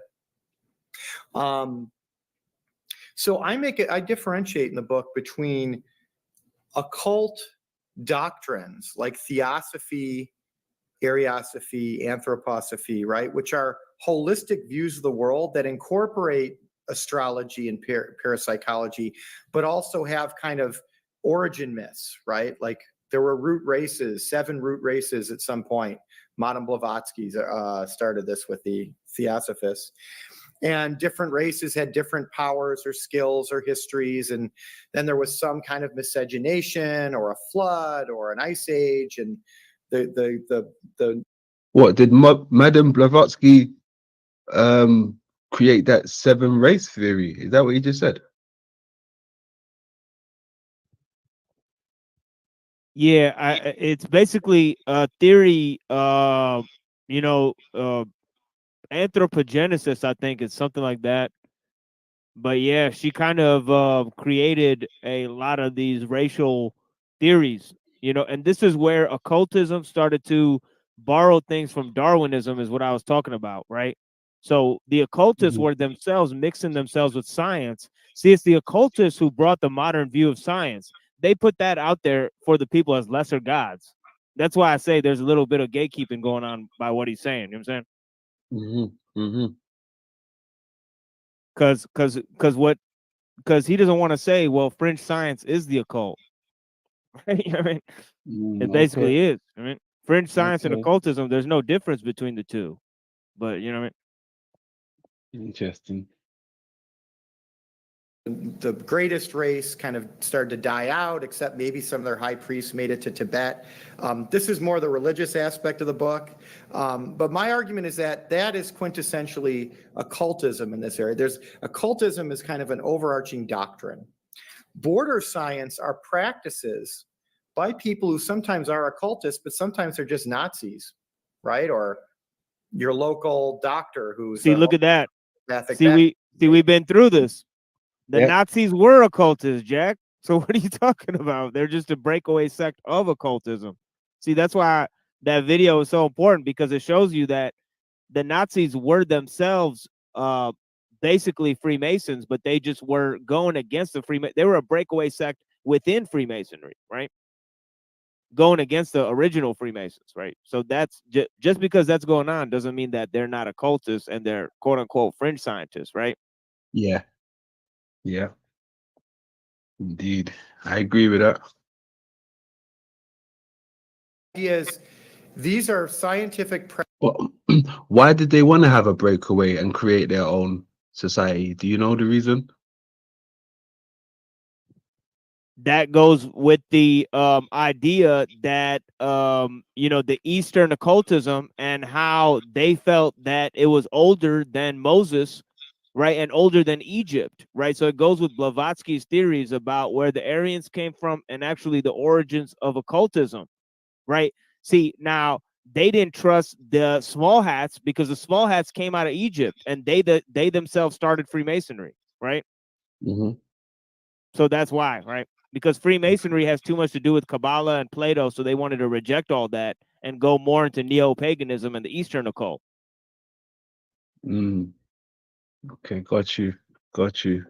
And also, the Theosophical Society was ran by women. The Freemasons, they didn't allow women into their ranks of leadership. So it's basically a way to get Freemasonry for women, and the whole idea of the covens and all that ideas. It really needed the 1800s and the theory of evolution and also feminist theory to take hold. To where, like in the 1900s now, you have a lot of occult that's controlled by women. Oh yeah, there's some movements out there owned by these females, definitely. Interesting. Let's keep going. Shout out to the Guando chat room.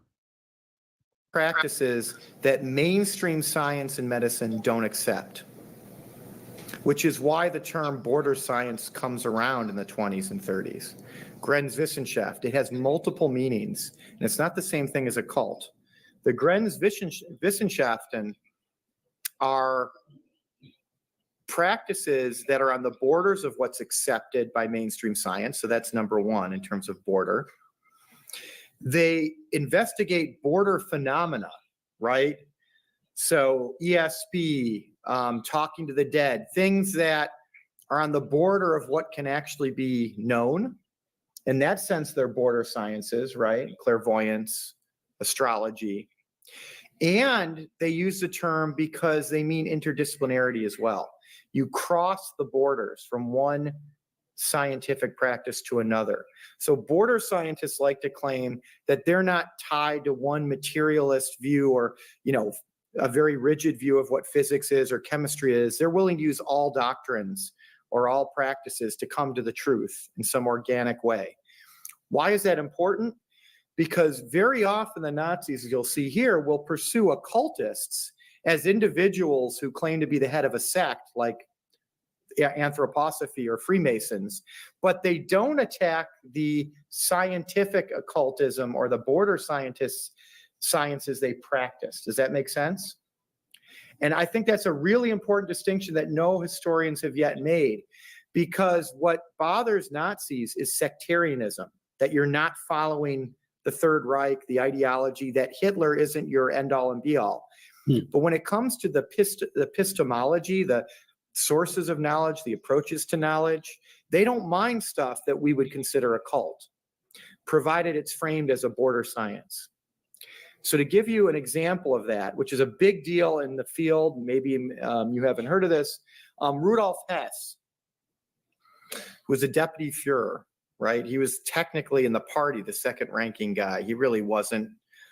Even before 33, Himmler and Goering and others had displaced him. But in theory, he's the guy who would replace Hitler if Hitler got killed, and everyone was trying to kill him, right? He got assassinated. There were like 10 assassination plots that they uncovered or something. Wow. Hess, like Himmler, like many of the people we'll talk about today, was very interested in border science and occultism, and had been practicing it pretty openly. He started a New Age hospital for homeopathic and border scientific practices in 1934. He would have conferences where he would promote that kind of stuff. Even Hitler sent a letter of congratulations in 1935 to one of the big astrological congresses. So a lot of Nazi leaders dabbled or were immersed in this, but Hess was one of the more prominent ones. And in 1941, May of 1941, as many of you might know, he got frustrated. I mean, it's complex what his motivations were, but he was clearly frustrated with being marginalized. And he was frustrated that Hitler was about to open a second front in the Soviet Union, which he saw as disastrous. He was right. And so he thought he would go fly, because he was a decent pilot. He would go fly to Britain on his own and negotiate peace on behalf of Hitler and Third Reich. So I think on May 8th, 1941, he takes off. Now, there is some evidence he did consult with his astrologer, as he and Himmler would do for everything, right, before he left. And then he crash landed, got captured. The British said, come on, this guy's nuts, and just wanted to do a psychological evaluation. They didn't want to negotiate with him. This was a scandal, obviously, in the middle of the war. Hitler was livid. He said, what's wrong with this guy? How could he do it? And then Bormann and Heydrich come in, and Rosenberg, and say, well, it's because of his occultism, right? He was obsessed with occult gurus, and that's why he did it. So Hitler says, okay, finally, it's been 8 years. We've used kid gloves until now, but it's time to go after these people, okay? Which is typical of Hitler. Like, he gets focused on something briefly and then loses focus.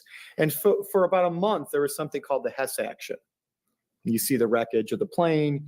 You see the order from Heydrich saying that we've got to pursue this, all these occultists. He lists all of them. But it only lasts a few weeks.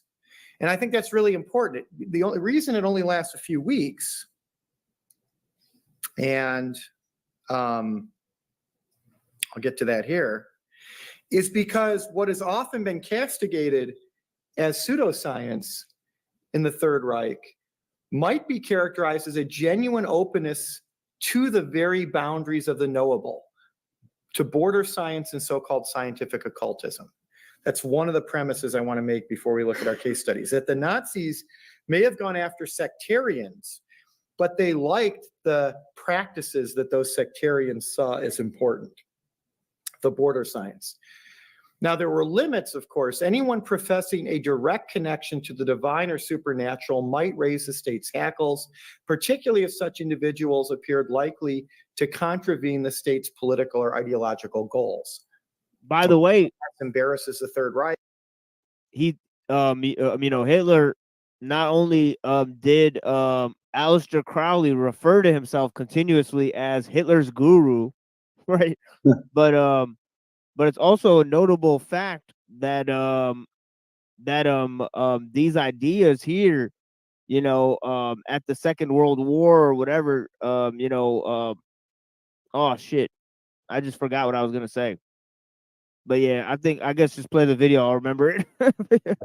Say no more. I got you. They blame astrologers. They go arrest some astrologers. So, or anthroposophists who wanted to have their own institutes. They might go after them. At the same time, however, the occult could help justify dubious scientific practices, even as it acted as a wellspring of new thinking and experimentation. And the Second World War saw an efflorescence of such thinking. Okay? So that's the context before we get to military intelligence. Now, in March 1940, Hans Bender, who had become Germany's leading parapsychologist, and there you see a picture of him with Uri Geller from the 70s. He's an older gentleman on the top. But in his 30s, he had become the leading parapsychologist, scientific parapsychologist in Germany. He wrote a pessimistic letter in March of 1940 to Karl Kraft. Karl Kraft is down there. He was a famous Swiss astrologer. Some of you may have heard of him. We'll get to him later. Since 1937, they had both witnessed growing restrictions against occultism. Oh yeah, that's what I was gonna say. Escalate. Yeah, I was gonna talk about Rudolf Steiner and how Adolf had considered him the most dangerous man in Germany. Why is that? Because he was like one of the biggest leaders of the occult within Germany, right? He was with the Theosophical Society and all of these organizations, right? And he was a 33-degree Freemason. He was basically the head of the Freemasonry in Germany, so he saw him as his enemy. So it's interesting. All of these people like Blavatsky and also Crowley, going around and essentially being the gurus of somebody like that, right? And then him, going against other occultists like that, and also the small hats, which were basically ahead of the occult, right? Yeah.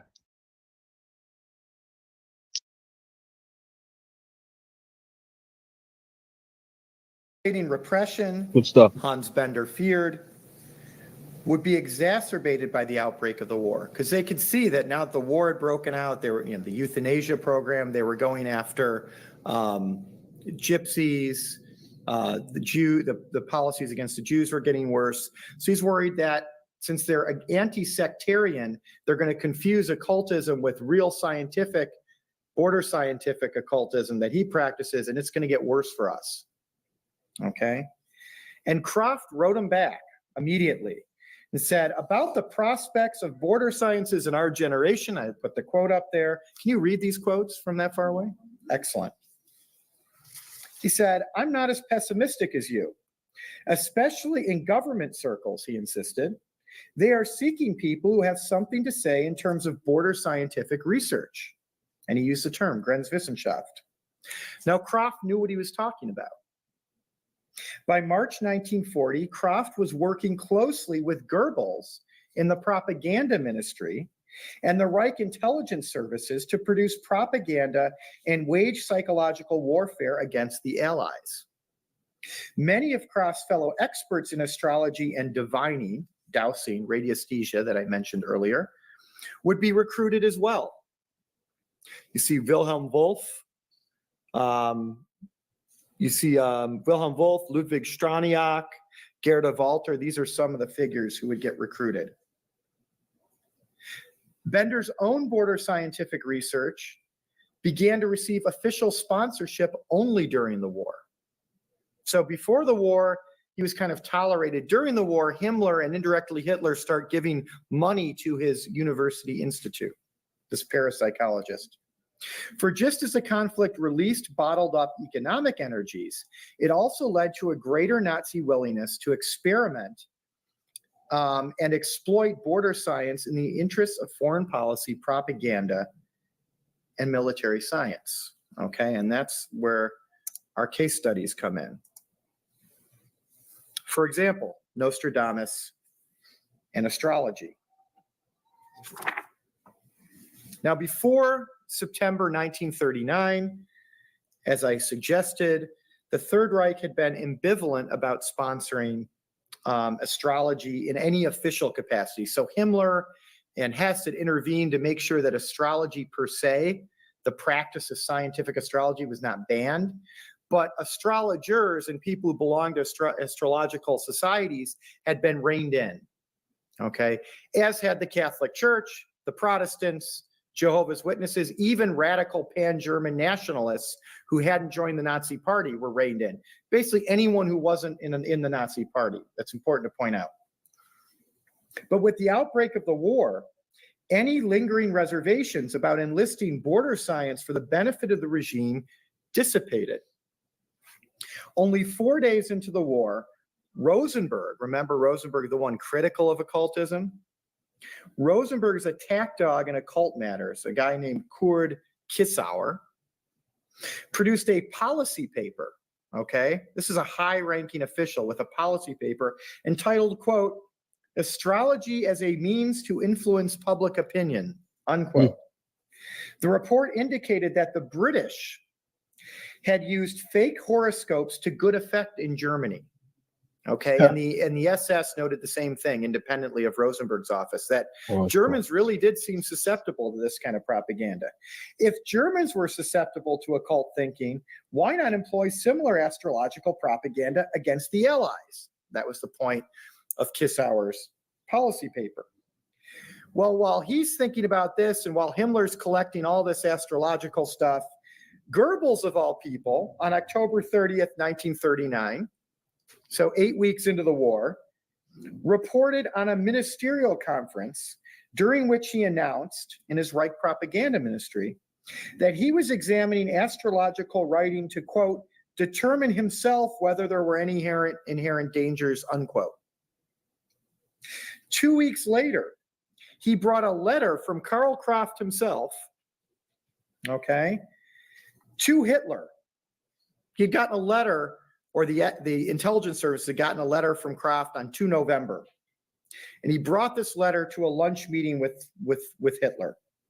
The letter had predicted that Johann Georg Elser would attempt to assassinate Hitler shortly thereafter. And there was a guy who tried to kill him when he returned to the Bürgerbräu Keller in Munich to give a speech. There was a bomb under there and he barely escaped. So here Kraft, this astrologer, just sent a letter predicting an assassination attempt. So Goebbels brings us to lunch with Hitler. He says, isn't this fascinating?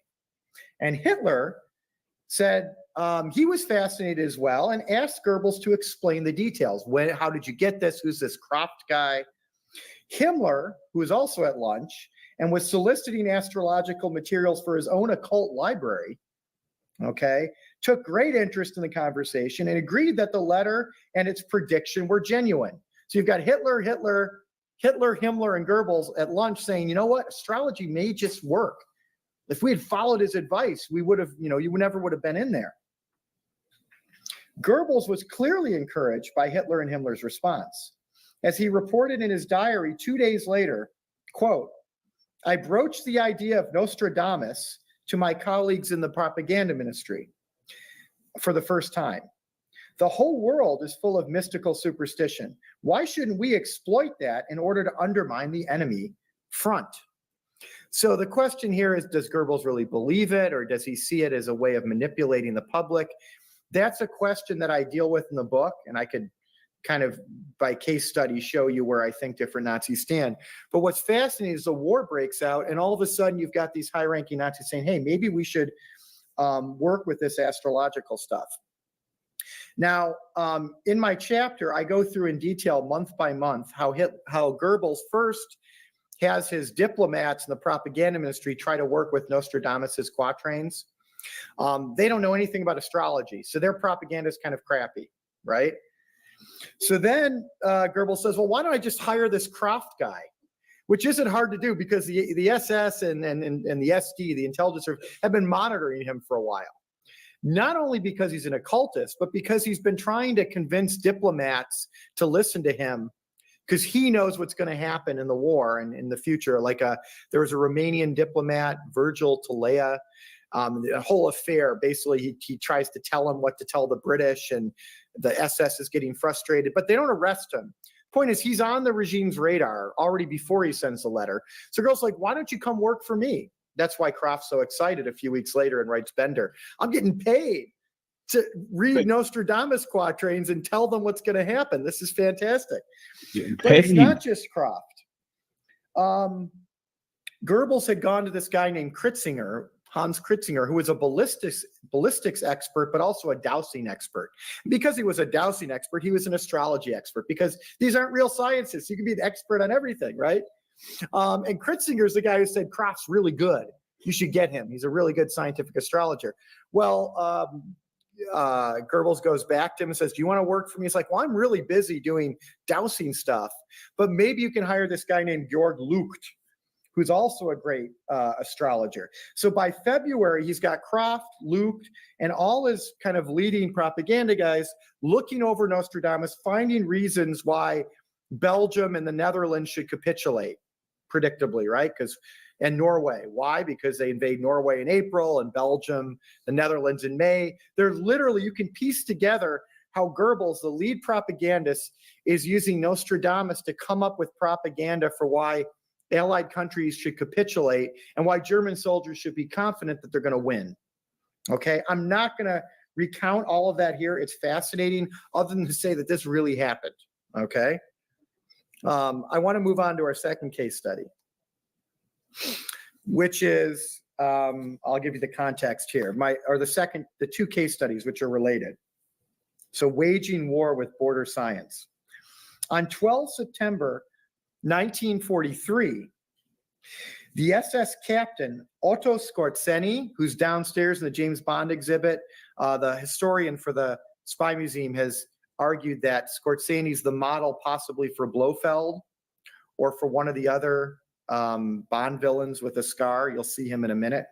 So this special forces captain, the SS, Otto Skorzeny, conducted a daring raid on the Campo Imperatore Hotel in Italy's Gran Sasso Mountains. His mission was to liberate Il Duce, Benito Mussolini, whom the Italian people had deposed and arrested in the wake of the Allied landings in Sicily a couple weeks earlier. Now, for weeks, the Italians had been moving Mussolini from one obscure site to another. The goal was to prevent just this kind of rescue operation. It would have been a real propaganda coup if the Axis had gotten Mussolini back and could set up a puppet state, right, in northern Italy. But somehow Skorzeny found the dictator's location, and in a matter of hours, his airborne troops swooped in their DFS-230 gliders and defeated Mussolini's captors without firing a shot. And I'll show you the picture of what we're going to get to that in a minute. Here's Mussolini. The operation I'm talking about. Okay, you'll see how they're linked, both of these.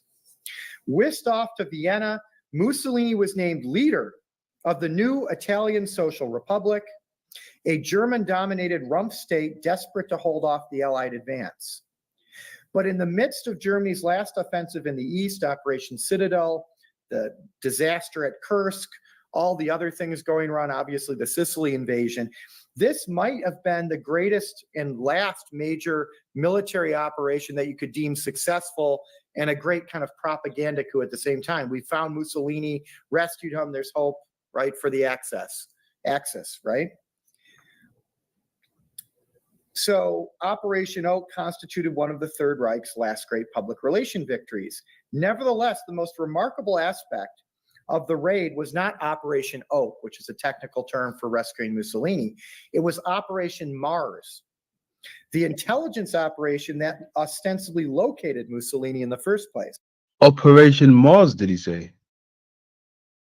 What do you mean by that? I wonder if he means Mars meaning waters, or Mars like a physical place. Interesting. Evidence suggests that the information on Mussolini's whereabouts was pieced together by conventional intelligence operations. We'll get to that in a minute. And breaking of Allied radio codes. But Himmler and Schellenberg, who had replaced Heydrich as head of the SD, insisted they garnered this information from an expert team of occultists assembled in a villa under SS administration. Now, Operation Mars wasn't the only time that astrologers, clairvoyants, or diviners would be recruited to help the regime. As you can see here, for 4 years after the Hess action, the SS employed border scientists in military technology and research, seeking ways to improve morale, extract intelligence, and exert mind control. Even the German Navy joined in, assembling a group of diviners and astrologers to locate Allied battleships. So I want to talk about that first, and then we'll get to Operation Mars. Woo! Now, after something called world ice theory, which I don't have time to get into today, we can talk about it in the question and answer. The area of border science was probably most valuable in the Third Reich, or most popular, wasn't astrology. It was radiesthesia. It was divining or dowsing, whether with a stick or a piece of iron on a string, right? That was seen as the most reliable border science. Many Nazi leaders, notably Himmler and Hess, believed in the existence of cosmic forces, or so-called Earth rays, Erdstrahlen, radiation, that could be detected and harnessed with the proper training. Even Hitler had ordered one of Germany's most famous diviners to check the Reich Chancellery for malignant forms of death rays that were under the earth, and we're going to somehow give him cancer. Hess famously used to sleep with magnets below and above his bed to fend off these terrible death rays. Goebbels also hired dowsers like Kritzinger, I mentioned him a few minutes ago, to assist with Nostradamus propaganda. Death rays, though. What did he mean by? He's not talking about technology. He sounds like he's talking about something else. Interesting. Okay. But yeah, the it's like strange the Vril basically used electromagnetic technology from under the earth to aim it into humans and stuff. So there's dark forces that exist under the earth, that races that have advanced technology that could possibly use these types of machines, right, in order to psychically control humans. That's wild, because look, even they said harness, right? They said to harness the energy.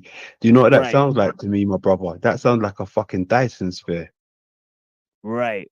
It's like also like how they say, like harvesting like negative energy, like energy vampires and shit. Right? Mm-hmm. And also they had another version of this with the orgone rays. You know? The orgone rays. What's that one? The orgone rays. Wilhelm Reich, he came up with this thing called orgone rays, you know, where he's kind of using the whole concept of the Kundalini and the sexual energy. You know, that whole concept goes with this too. You know, that you have sexual power, and that's your creative force. You know, the whole idea comes from Eastern mysticism, right? Sexual power. Okay. Yeah, you know, latent energies, you know, mental forces, you know, forces that capitalize on your sexual life-giving energy and all that type of stuff. So yeah, they have all of these ideas, you know, that actually come from the occultism, right? Yeah, that's interesting. I like that. Let's keep going. Experiment in radiesthesia was probably the one initiated not by the Nazi Party, which shows you how widespread it is, but the Navy itself. So one of the big myths that's been punctured the last 30 years in all sorts of ways is that the military was somehow insulated, like the church, from all this crazy stuff. Well, we now know that leaders of the church, especially Protestants, and leaders of the military were almost as immersed in whether it's race science or border science in this stuff as the Nazis were, right? And this is an example of that. There's not a clear line between the sober, technologically adept and conservative military and the crazy Nazis. There's really a spectrum there that they're all on. So by the summer of 1942, the British had begun to turn the tide in the Battle of the Atlantic. As many of you know, the battle between the U-boats who were trying to sink as many convoys as possible to prevent supplies getting to Europe and North Africa, and then using radar, sonar, destroyers, and other things to find the U-boats, right? Now, the success of the British and the Americans by late 42 had nothing to do with dowsing, okay? To locate enemy submarines, the British employed quite natural scientific methods, namely radar and sonar. They were aided in these efforts by sophisticated code breaking and the extensive use of American convoys. But German Navy officials were confused. They weren't sure how they were eluding them or finding submarines. And one of the most confused about the shift in the Battle of the Atlantic was a U-boat captain named Hans Roeder. And there you see him, Captain Hans Roeder. He's not some guy writing comic books in his spare time, you know, Captain America and whatnot, and sending weird screeds to the government. He is a Navy captain, right? A science expert in the Navy Patent Office, and an amateur pendulum dowser, right? Because who isn't in Germany at this time? So Roeder was convinced the British were employing dowsing, divining, as a means to locate German ships. As a countermeasure, Roeder suggested that the Navy begin employing border scientific methods. So we're really behind, you know, we haven't yet weaponized this stuff. Were Roeder operating in the Royal Navy, his suggestion to set up an officially sponsored pendulum institute would likely have been dismissed as outrageous. And we know the British and Americans had these some fringe things going on, but they never got any money, and it was kind of a joke. And, you know, all the efforts were focused on conventional things and massive undertakings like the search for an atomic bomb, right? And yet Roeder was operating in the Third Reich, where many ranking party officials and military men were open to border scientific doctrines. And I could go through a lot of examples of things the Navy and Army and Air Force have been experimenting in. I have other examples in the book. But let's just say that given this context, it comes as no surprise that in September 1942, Roeder received approval from the Navy Intelligence Service, so this is official, for his Pendulum Institute. Its purpose was, quote, to pinpoint the position of enemy convoys at sea by means of pendulums and other supernatural devices so that the German submarine flotillas could be certain of sinking them, unquote. As Rear Admiral Gerhard Wagner, chief of the Navy's operational department, admitted, Roeder, the quote pendulum user, was well known to all of us. From the point of view of those days, his work was not that unusual. After all, what was constantly thinking about new techniques, and if someone came and claimed to be able to achieve something by way of a certain method, no matter how crazy, he doesn't say that, it was a matter, of course, that it was given the opportunity. That's a very official way of saying, yeah, we had no problem with it back then. We understand it sounds nuts today. Now that he had gained official approval and financing, Roeder set out convening, and this is a quote from a witness, a strange band of psychics, pendulum users, tattva researchers, astrologers, astronomers, ballisticians, and mathematicians. These individuals included the Luftwaffe astronomer/astrologer Wilhelm Hartmann, Wilhelm Wulff, who was freed from a concentration camp to become Himmler's personal astrologer, and Straniak, Ludwig Straniak. I showed him, he's up there. He was the most famous. He freed to what? He freed a Jew from a camp to be his personal astrologer. That was it. Okay. Georges. Okay. Interesting. Famous scientific dowser in Germany. He wrote all these books about secret powers that you could find with these dowsing rods. He was the first dowser to claim he could teach lay people how to employ a pendulum to locate large metal objects hundreds of miles away. Sounds a lot like enemy ships, right? I wonder why he said he could do that during World War II. Roeder also tapped the prominent astrologers Kritzinger and Kraft. They're still around. The latter recruited directly from prison. I'm not going to get into why Kraft went to prison, but it had nothing to do with occultism. Basically, he was totally rejecting the Nostradamus orders he was being given, and he went rogue and said, all these things were going to happen that Goebbels didn't like. But anyway, they take him out of prison, throw him in this institute. Gerda Walter, a parapsychologist who had weaved in and out of Heydrich's crosshairs for years. Gerda Walter used to claim that she would talk to Ernst Röhm, the dead head of the SA. At night, he would come to her and they would have these nice conversations about why Hitler killed him. They recruit her to help out, okay? The leaders of the German Society for Scientific Occultism that had been banned, they decide to bring the two guys in, Fritz Kvada and Konrad Schupa.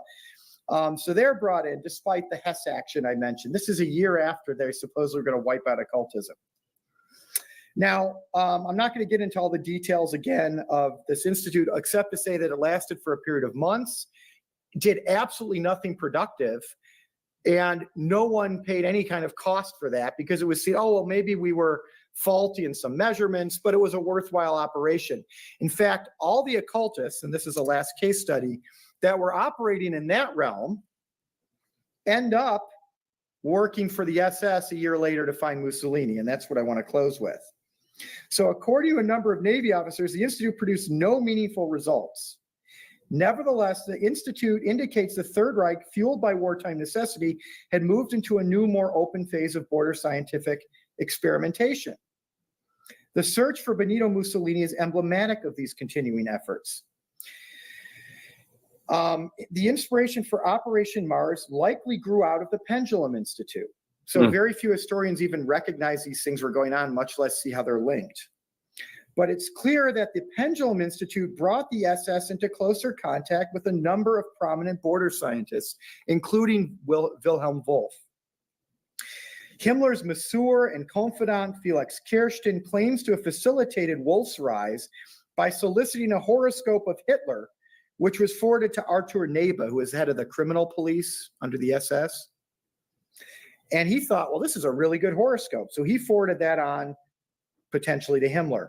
It's equally likely that Wolff's yeoman work for the Pendulum Institute, Wolff claims that he was able to find these ships, unlike other people, brought him to the attention of Nebe, Schellenberg, and eventually Himmler. Whatever the reason, on 28 July 1943, almost a year to the date after the Pendulum Institute opened, Himmler ordered the Gestapo to bring Wolff to Berlin. There he met Nebe, who instructed him as to the particulars of his mission. Mussolini had been kidnapped, and Himmler wanted Wolff to locate Il Duce by astrological means. Now, Wolff was only the first of many occultists contacted. A few days after Wolff's interview with Nebe, so they're giving them interviews to see if they're serious, right? The seer, the clairvoyant Kurt Munk, was taken out of Sachsenhausen concentration camp, where he ended up after the Hess action, to Berlin, where he was asked to locate Mussolini. So he corroborates this. He's like, they just took me out of the camp and put me in Berlin. This is great. Over the next few days, nearly 40 more representatives of the occult sciences were assembled in a comfortable villa in Wannsee, probably Nebe's International Criminal Police headquarters. They didn't know anything about the way that the SS worked, but it seems to be where they were assembled. Upon arrival, many of them demanded and were given copious amounts of food, alcohol, and cigarettes. Schellenberg would in fact complain that, quote, these seances cost us much money, as these scientists need good food, drink, and tobacco to be effective. Schellenberg's SS colleague, a guy named Wilhelm Hotel, was more sympathetic to their seemingly Epicurean requests. No wonder that the poor devils, having lived on starvation rations in the concentration camps for years, exploited the opportunity to enjoy honey pots, cigarettes, and alcohol. Like, come on, you know, it's tough in those concentration camps. Why don't we give them the good life for a while? All this food and drink did nothing to dull their preternatural senses. Wolf argued that his own calculations, which took most of August and early September, because he was serious, right, were instrumental in locating Mussolini. So too did Munk, who claimed that the SS produced an ersatz pendulum and a map of Italy on which Munk identified a dead spot in the Abruzzo Mountains. So they're all claiming they found him, right, after the war. Most documentation indicates that it was the conventional intelligence of the ST and the SS, assisted by the captain of a German seaplane squadron, that pieced together Mussolini's location. Years later, so after this has all been deemed crazy, this is very important historically. By the 50s and 60s, a lot of the Nazis and Germans and Navy leaders saying, oh yeah, we didn't really believe that, right? So years later, Hotel himself would admit that it was probably conventional intelligence that located Il Duce. The whole operation, he suggested in a memoir, had been organized to placate Himmler, who of course had committed suicide, right? Whose belief in the occult sciences were well known. However, contemporary accounts by Hotel and others tell a different story. So it's interesting to note that Hotel's earliest memoir of the experience, written before the negative post-war connotation associated with the Nazi occult, claimed that the astrologers and dowsers had indeed been successful. There's a high-ranking SS guy saying, no, it worked. It's clearly the fact that they had occult powers. Equally significant is Schellenberg's account. Now, this is really fascinating because Schellenberg, the guy over there who replaced Heydrich, he famously would have Wolf come down for a drink to his office and say, so what's Himmler asking you to research now in the stars? What have you been telling him? As a way to kind of figure out what Himmler's next plans were. Because, you know, Himmler would listen to his astrologer, which suggests he was a little bit skeptical. But Schellenberg, in his own account, says that the astrologers and diviners somehow located Mussolini despite having, quote, no contact to the outside world, unquote. Scorzeni himself, right, the model for all these Bond villains, supposedly, reported after the war that the SS had relied on, quote, seers and astrologers to glean Mussolini's whereabouts. So at least at the time, they seem to have thought this stuff worked. Such accounts indicate that many Nazis, and not only Himmler, took Operation Mars seriously. So does the fact that Himmler, Neba, and Schellenberg extracted more than 40 occultists from all over Germany, including the concentration camps. You have to understand, during the war, it was very hard to get out of a concentration camp. Usually when you went in, you stayed into the end of the war, you got killed. The fact that they're taking them out is remarkable. But get this, Yeah, that's crazy. That's the first time I'm hearing that part about it. I thought once you're in, you're in. I never thought you come back out. Other than the scientists, but I mean, all right, the scientists. Oh, that's crazy. You know what? I need to do some research on that. That's the first time I'm hearing about that. That's interesting. Okay, interesting. Moved them to a luxurious villa in Wannsee. Himmler even followed through on his promise to grant occultists, quote, their freedom, as well as 100,000 Reichsmarks if they were successful. When Munk, remember that guy who was taken out of Saxony? So I wonder some of the scientists got freed from the cage. I wonder if that's where some of the scientists come from. There were people in the cage as well. Like the Jew scientists. I wonder if they had like Jew scientists. They absolutely did. You know, the guy who invented the Zyklon B, you know, who invented it as a pesticide, he was a J. Yeah, he worked for the Nazis.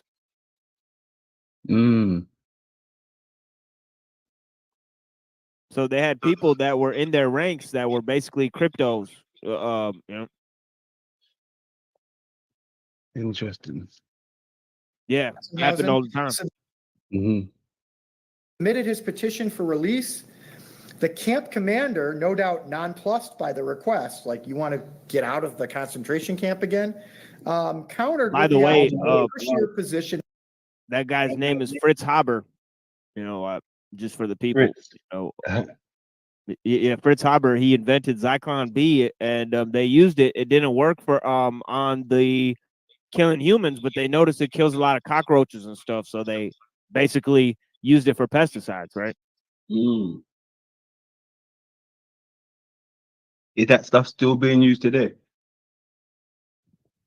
Yeah, he basically invented the synthetic nitrogen, the whole process of synthetic but creating artificial nitrogen in the soil. Damn. So yeah, he essentially created pesticides. I think they gave him a Nobel Peace Prize for it too, which is funny because he's a Nazi, right? Okay. Okay. So they gave a monster a prize. Interesting. Interesting. All right, let's keep going. As camp elder. So you can be a capo. I'm not letting you out of the concentration camp. The astrologer insisted on his full release, citing his work on behalf of, quote, the liberation of Mussolini. After the commander contacted the SS leadership, Munch was freed. So either Himmler or Schellenberg said, yeah, he really did help us. You got to let him out.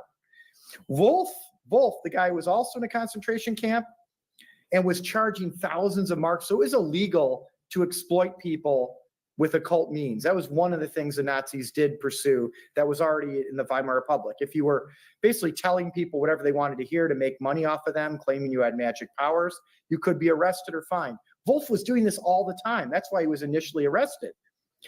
But after the Pendulum Institute and the Mussolini thing, Wolf received amnesty and followed up with a request, this is fantastic, that the SS return all his books and other occult materials that the Gestapo had confiscated in the Hess action more than 2 years earlier.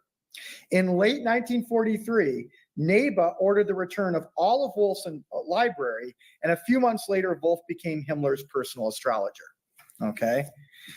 So, I don't want to go much further other than to say there's a lot of other examples beyond military intelligence that we just talked about. The use of border. I hate when they say that, you know. I don't want to go any much further, but we'll go further with it, man. That's what I'm here for. Jeez, man.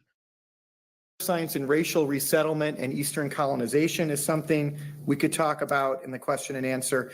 Biodynamic agriculture, which comes out of anthroposophy, and settlement in the East.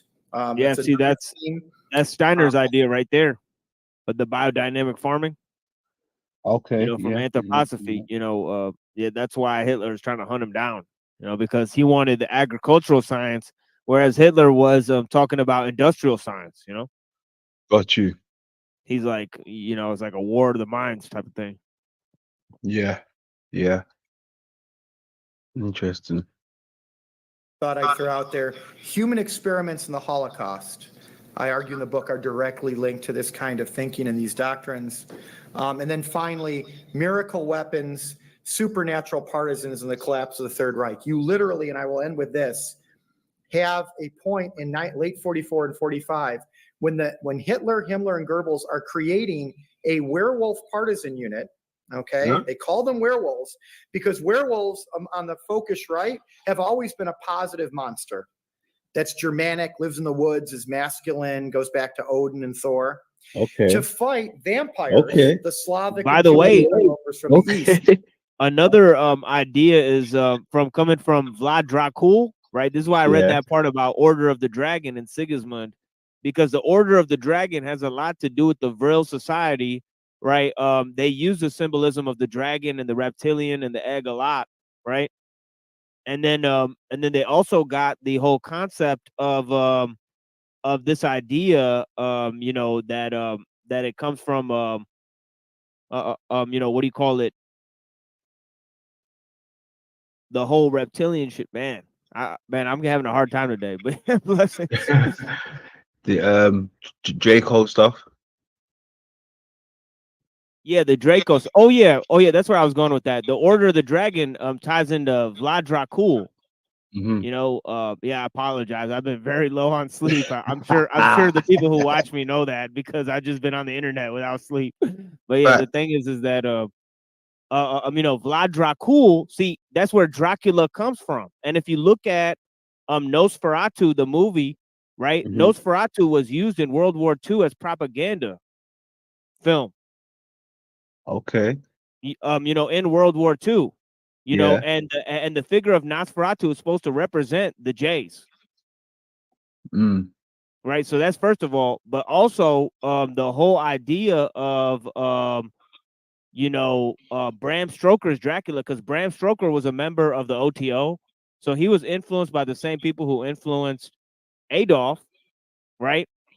And in his if you look at the movie Bram Stoker Dracula, he's turned into a vampire and a werewolf. Oh, okay. I know werewolf, vampire. I know werewolf. Okay. Yeah, see all this shit, people being combined with monkeys, people being combined with wolves, people being combined with sea creatures the way they are in Hellboy, people being combined with demons, people being combined with reptiles. All that shit comes from cryptozoology. See, it's an attempt to attach the fringe science into the occult, right? Combine the Ars Goetia with the theory of evolution, and combine it with Blavatsky's whole theory of anthropogenesis. You know, Interesting. yeah, Combine it where with it's like the different alien. races. Yeah, like Asian people came from fish, and then black people came from monkeys, and then white people came from reptiles. It's all stupid shit like that, dude. Okay. Okay. Okay. Yeah. Interesting. All right. Keep going. Oh yeah, that's what I wanted to say. Even with the Draco side of it, right? I've been coming across these old maps, and some of them they have spellings like kaput, and then when I find out the definition, it means dragon's head or the Draco's head. So it's like, whoa, what are they showing us here? Is it like the reptile, like I was talking about, the multiverse type of level? But it's interesting, man. We've got so much work to do. And even ethnic Germans fleeing Serbia reported on being attacked by Slavic vampires who were really communist partisans. Okay? I'm not making this up. So even the end of the war can be seen as a fight between, that's why I use the term Twilight, Nazi vampires and Slavic or Jewish, or Nazi werewolves and Slavic or Jewish vampires. See, So that's what I just said. See, Yeah. Nosferatu was a Jewish vampire. That's what I just said, straight up. Yeah. But you know what, as well, I liked when they said the werewolf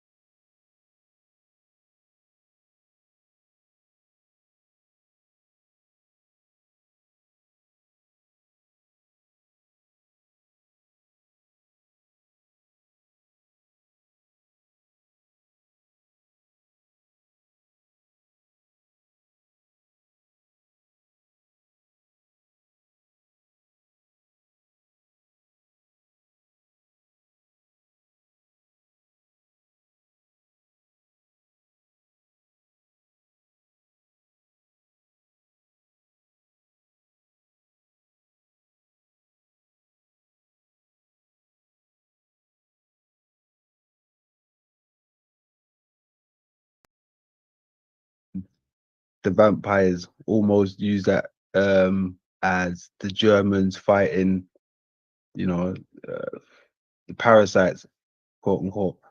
Yeah, or Atlantis versus Shambhala, you know? Okay, Atlantis versus Shambhala.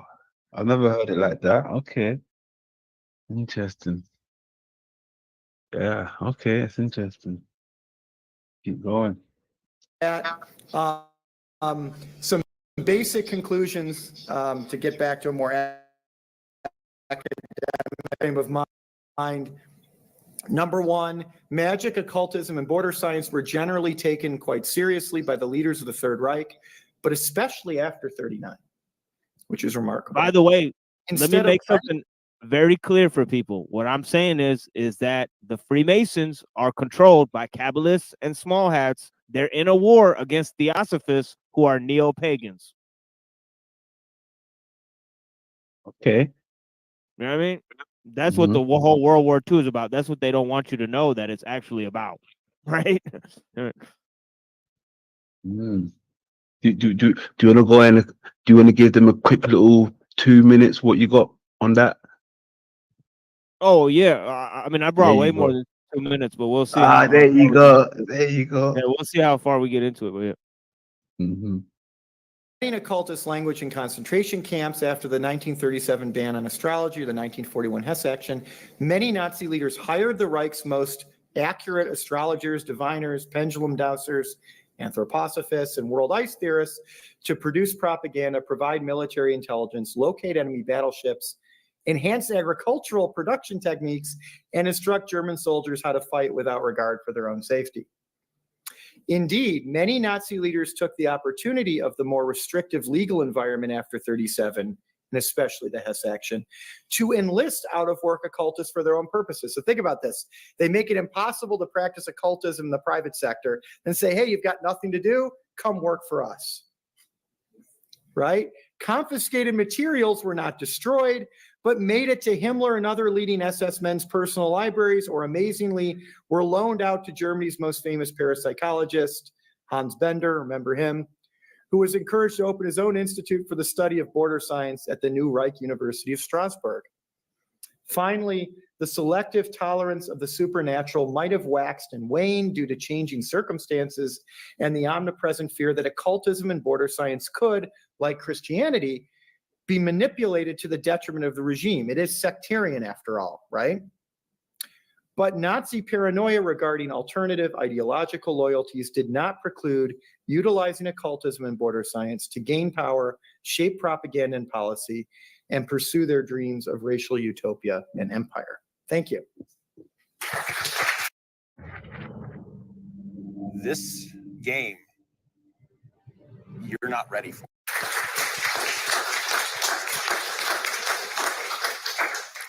50 minutes, so. That was amazing and scary. And I think we'll have to open a Pendulum Institute here at some point.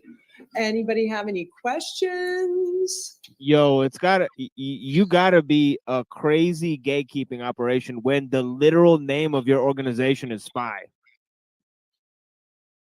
Yeah, I know. How the fuck? Like, yo, like, so we just not even gonna be funny about this shit anymore, right? This is crazy. Like, Yeah. And you know what? I was gonna say something about it earlier, but I thought it was a bit too cliche. But yeah, look, right there. yeah, like you might as Look. well wear a "I'm not a Fed" t-shirt. You know what I'm saying? Straight up. But look what they got as well, right? Look, if you look closely what they're showing you the inverted pyramid between the Y, right? That is casting the two shadows, the two lights, right? The Boan and Jackal, something like that. But they're also showing you the double slit experiment. When you see the two towers, that's what they're really showing you, the double slit experiment.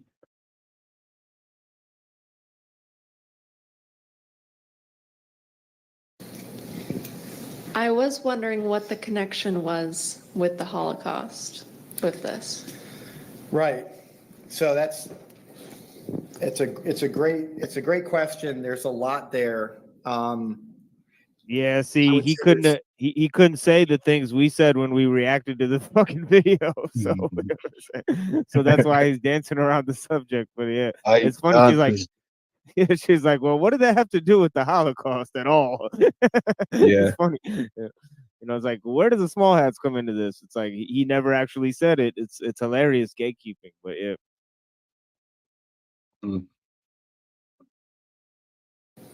All three of the strands of my research, the occultism, the pagan religion, and the border science come together in the Holocaust.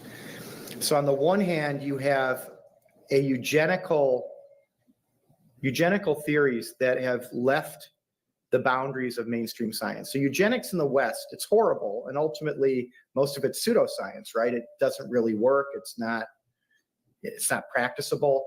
But the reason it didn't expand is because mainstream biologists and anthropologists are like, what are you doing with that syphilis experiment? You haven't proved anything. And most of the scientists, and this is, you need this background to understand the difference, right? Experiment. Who were practicing eugenics said, you're right. You know, we can't, there's double blind tests. You know, it's too bad we killed all those poor African Americans, but it isn't really working, right? Eugenics doesn't make sense. There were no massive programs of eugenics that lasted. In the Third Reich, they didn't really care whether it was accepted by international peer review. So they would talk in Darwinian and eugenical ways, but they're really getting the ideas from Ariosophy and Anthroposophy of root races and Atlantis and world ice theory. The idea that there are superior races and inferior races, that some have monstrous qualities and abilities, others are superhuman. So when you think in those terms, and the Jews are the worst of all races, and you're in a period of dearth and you're fighting against the Jewish Bolshevist menace, all of a sudden eliminating Jews is not a complex eugenical issue of, well, which Jews do we eliminate and are they partially German, becomes they're monsters that have to be gotten rid of. Now, where do we see that reinforced? We see that reinforced in the views of Jews as vampires coming out of folklore. So Hitler, Himmler, Rosenberg, they're all these analogies or just literal like equations of Jews to parasitic monsters or literally vampires who like sleep under the earth and come out at night to attack Aryan women and suck out their life force and corrupt them.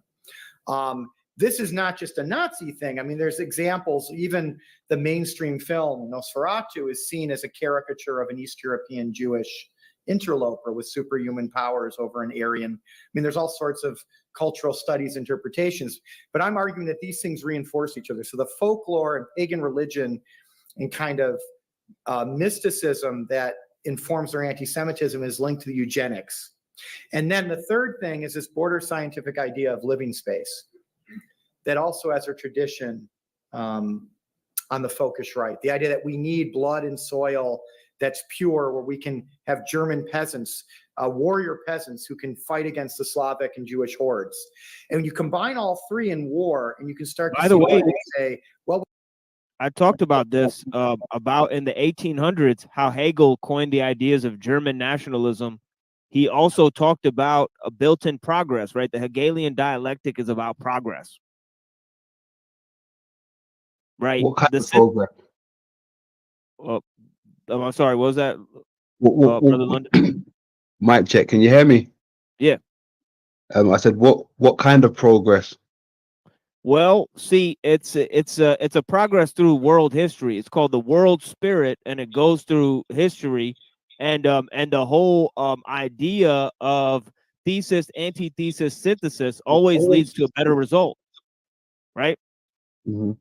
So this this whole process of thesis, antithesis, synthesis is literally the engine of history in Hegel. So it leads to continual progress. See, in Darwinism, there isn't any progress. And then in Blavatsky, you have the racial theories, right? So all these ideas came out in the 1800s. It's not a coincidence, you know, because Darwin was literally got his idea of evolution from Alfred Russel Wallace, who was a 33-degree Freemason, right? Mm-hmm. So that's why all of these ideas come from the occult. You know, it's not just evolution and eugenics and the ideas of Blavatsky, but no, all of these ideas came out in the 1800s, and they came out around the same time. Right? hmm It's just from one big factory, and you got different pushers pushing it at different times. Yeah, and you also got one place: Germany, Russia, and Bohemia. Yeah. hmm Interesting. We need to eliminate the Open panel, by the way, if anyone's guessing what's going on. Open panel. Jews and secondarily the Slavs to have a No trolls. pure German empire. Does that make sense? I give a lot more detail in the book, but all three of those things reinforce each other. Eric, do you mind doing a quick touch on world ice, if you can do such a thing? Yeah, so world ice theory was invented by an amateur scientist or kind of popular writer in the 1890s, a guy named Hans Horbiger, an Austrian. And later on, that's a big deal. He, like Hitler, he's this brilliant, non-technically trained specialist who understands things better than mainstream scientists, right? It came to him in a dream. He had a dream that there were giant blocks of ice smashing into each other, out in the cosmos, and that must explain everything. And because he didn't know science, he got an amateur astronomer named Philip Fout to write with him a book called Glacial Cosmogony, which I think came out in 1912. And immediately already, mainstream scientists, geologists, geographers, this is like one of them famously said, if you just replaced ice with olive oil in the book, it would be no less convincing, right? I mean, it just was meaningless. It was like a religion he had created, that giant blocks of ice smashed into each other and there were moons of ice. And when they hit the earth, they created a flood, and all the frost giants did well for a while, but then they died out, and the Aryans, lost their civilization. Atlantis collapsed. Fit in perfectly, by the way. I've never heard that before. Giant bits of ice moving around. What? Who says that? I've never heard that. That's interesting. Yeah, some of the thing has to do with the Hyperboreans. This mythical race of beings who lived on the mountain, that didn't need to eat or sleep, and they just lived in the cold. They're super strong, like Titans. Okay. Hyperborean. I think I have heard that. Yeah, Hyperboreans. Yeah, I have heard that, but I haven't heard the full story about those folks. But I have heard of them. Hyperboreans. Okay. Folkish occult ideas of the time. And so in the 20s and 30s, right-wing thinkers said, well, this is a great science. This isn't Jewish. There's no Einstein that we've got to worry about, or Freud with world ice theory. And then Hitler and Himmler sponsored it in the Third Reich. And I have a whole part of a chapter that goes into the sponsorship of also the whole concept of the Yeti in the Raiders of the Lost Ark, or the Indiana Jones film, where they're looking for the Ark of the Covenant, and they're looking for all these artifacts that Hitler was looking for too. Go on, TT. Hey, what's going on, gentlemen? Yo, what's going on? Big up, big up. You guys are hitting some heat. Respect, bro. Yes, you guys are nailing it, man. Machine Lies, big ups, man. You guys are dropping some stuff, man. Like, I'm down there in the chat, like half blowing up, going, "Oh my god, I got stuff to add to this. Holy shit, these guys are on it." For sure. Yeah, that's you guys are, man, for real. Like, London's asking the good questions. Machine, you're fucking filling in the gaps with the deets. There you go. There you go.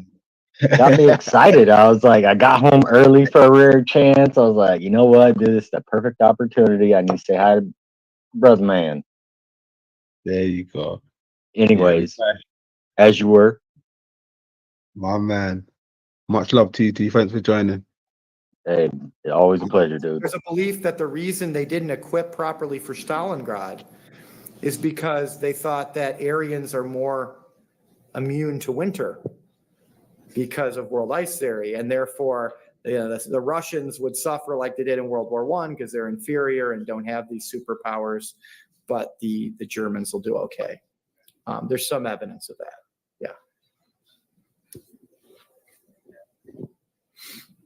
Anybody else? Oh, David. I'm curious what insight you have into German public opinion on some of these issues. You've talked a lot about certain leaders, captains, and others, but what about the people? What sources do we have about what the German people bought into? Yes, that's a great question. And what's wonderful about I showed you some of those works, more revisionist works from the 90s and 2000s. They lay that groundwork for me. So they show the proliferation of border scientific and astrological and occult thinking from the 1890s on. So their argument is that if you were a bourgeois German or Austrian who hung out in a Vienna or Munich, Vienna cafe, Munich beer hall, you believed in something that I talked about. So their only difference from my argument is that, well, that didn't make you more susceptible to fascism than anyone else. That there's, bless you, that liberalism and socialism and all these other movements are just as attractive to you as someone who believes in world ice theory as fascism would be. I'm arguing that's not the case. Like the empirical research shows that the people who are most invested in this tend to support the fascist parties. But the fact is, everyone, according to them, is interested in it. Now, I show in the book that even Nazis recognize, or Nazi-affiliated scientists who don't like occultism, that the socialists seem immune to it, and the liberals. And they acknowledge that while liberals and socialists called into question all our traditional values, which helped, breed fascism, which is good, it's not their fault that we have these crazy ideas like world ice theory. That's the fault of the fascists who seem to kind of support that. So even within the party, there's a recognition that if you were a materialist Marxist or a secular liberal or a very traditional Christian, you didn't find this stuff interesting. Now, my colleagues, religious colleagues, would argue, oh no, they were interested too. I don't see as much evidence. If you were an educated liberal or a socialist, you were much less likely to visit an astrologer, or like Ludendorff, think that there's weird conspiracies of people who can manipulate gold and, By the way, you're trained to correct. The founder of Marxism, Karl Marx, right? Not only was his dad a 33-degree Freemason, right?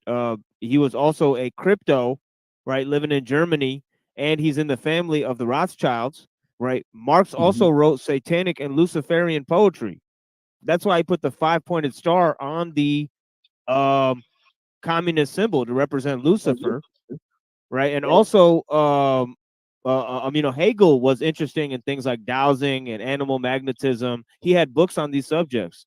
So all the founders of liberal theory were into the occult, right? So I don't know why liberals wouldn't be interested in those things, right? But the founders of liberalism were definitely vastly interested in these subjects. Yeah, because they had merit. All of a sudden they want to diffuse it and say it's not true, but then they start trying it themselves and then it fucking works. And then what are they left with? Oh shit, this is real. That's why Hitler got so obsessed with occultism. Is because the more he went and looked at things, the more he found out it wasn't insane or myth or legend. Bit like myself. Right? I think that it's more likely that the things that you postulate that you think to be true are more likely to be true than anything that you hear. I can dig that. Because if we're the ones creating the reality here, then we're the ones that should be dictating what's going on. It's a self-fulfilling prophecy if they sit here and tell you, oh, the world's ending, oh, it's all going to come to an end. And then through our own fear and our own manifestation, we create the incident. Yeah. So why don't we create the solution? Turn off the fucking TV, turn off the fucking radio. Start thinking for yourself. Spend more than 5 minutes a day having full, succinct thought. That's what I like to get to. Full solutions for people to get to the point where they have the same mind as Rudolf Steiner or Walter Russell or all these other people that could talk with such eloquence and magnificence and blow our minds that the average person nowadays is like, how do I get the Quick Trip without Google? Yeah. Knowing they've been there 10 times before. We're in a state of idiocracy. You know what I'm saying? And all they were doing with Hitler stuff was just, it's a precedence. They are showing you how easily people are controlled by simple mechanisms. I'm sure Machine Lies is a lot of knowledge on this. Yeah, you got it. Hey, he telling you about the machine, so he knows. Trust me, machine knows. He's the machine, bro. He knows. Trust me. Because the machine lies, doesn't it? Mm-hmm. Not this Does it machine. not?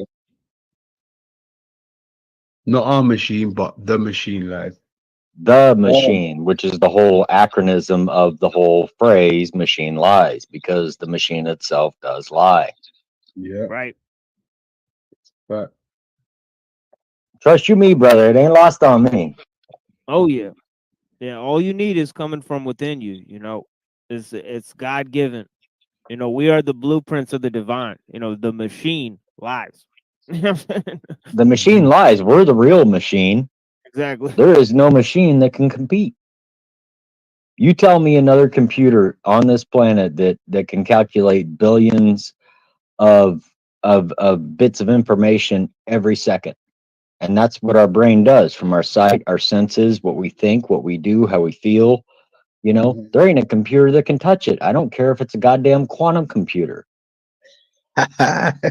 We are out calculating the fucking universe. That's why they have to manipulate us to change the universe, because this AI ain't gonna do shit. Besides maybe take over some fucking nuclear bombs. You know? And the fact that they don't kill us just shows us how strong our spirit is, because it would be too easy just to kill us. But they don't want us on the other side, which is entanglement to your other densities, full power realized. You know what I mean? You want to have a planet that's got fucking a million Gokus that just woke up? Like, fuck you. I'm gonna shoot fire from my hands and fucking fly around and show y'all people this shit ain't real. The million Gokus. Right? Don't you feel it when Goku explodes with that rage? It's the emotion. It's the emotion that creates the feeling. That feeling goes to our mind. Our mind creates that reality. That's why you watch a movie and you get those hair tingles at the highest moment, is because you know that's how you would feel in those moments. You know? So we need to create those moments, and that creates that feeling, therefore creating that reality. There Am you I go. wrong? No, I like the way you put that shit. Yes, sir. It just cycles through my head all day long, and it just common denominator, common denominator, common denominator. And I'm just waiting for somebody to ask me a motherfucking question. Yeah. Ask me. That's it. Oh man. That's what I'm talking about. Big ups to you guys, though. You guys inspired me. That's a secret weapon right there, you know, Tony Taylor. Gotta Secret come weapon. through, man. There you go. There you go. 420 if you got that shit. You just gotta remember, everywhere you go, there you are.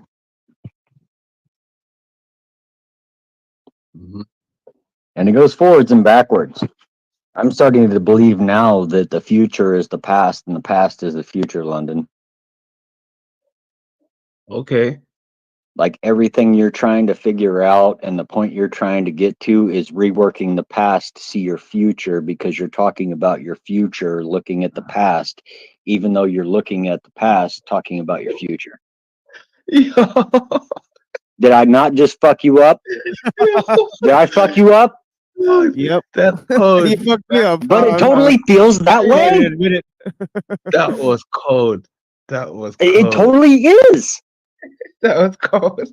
Everything has the thought of its positive, but the opposite in its action.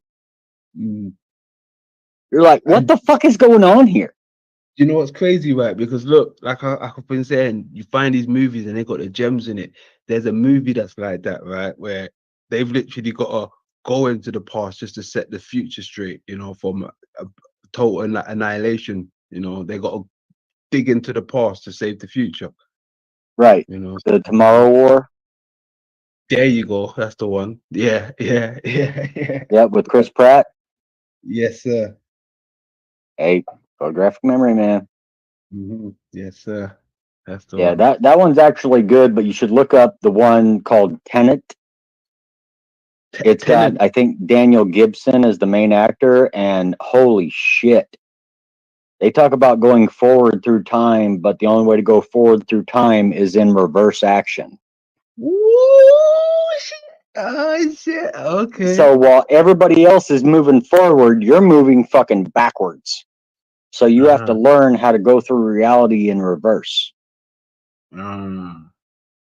It's fucked up, man. It makes you Never think heard that. I've never heard that one before. 8 times different about how time proceeds.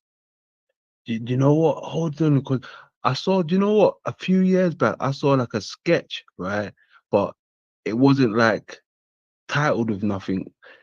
And the way how it was playing out, right? It was like these people was actually going about their day, but walking backwards, like going into the house, walking backwards, going up the stairs, walking backwards, and shit like wow. that. Yeah, I should have paid more attention to it actually, but damn, that's It sounds very similar because if time is only apparent in the third dimension, then we are the only ones who are aware of any passing of time. So it could just be an error that we made that we call the future, and the past. What if the past hasn't happened and the future already has? Yeah, I mean, because look, even I think who was it?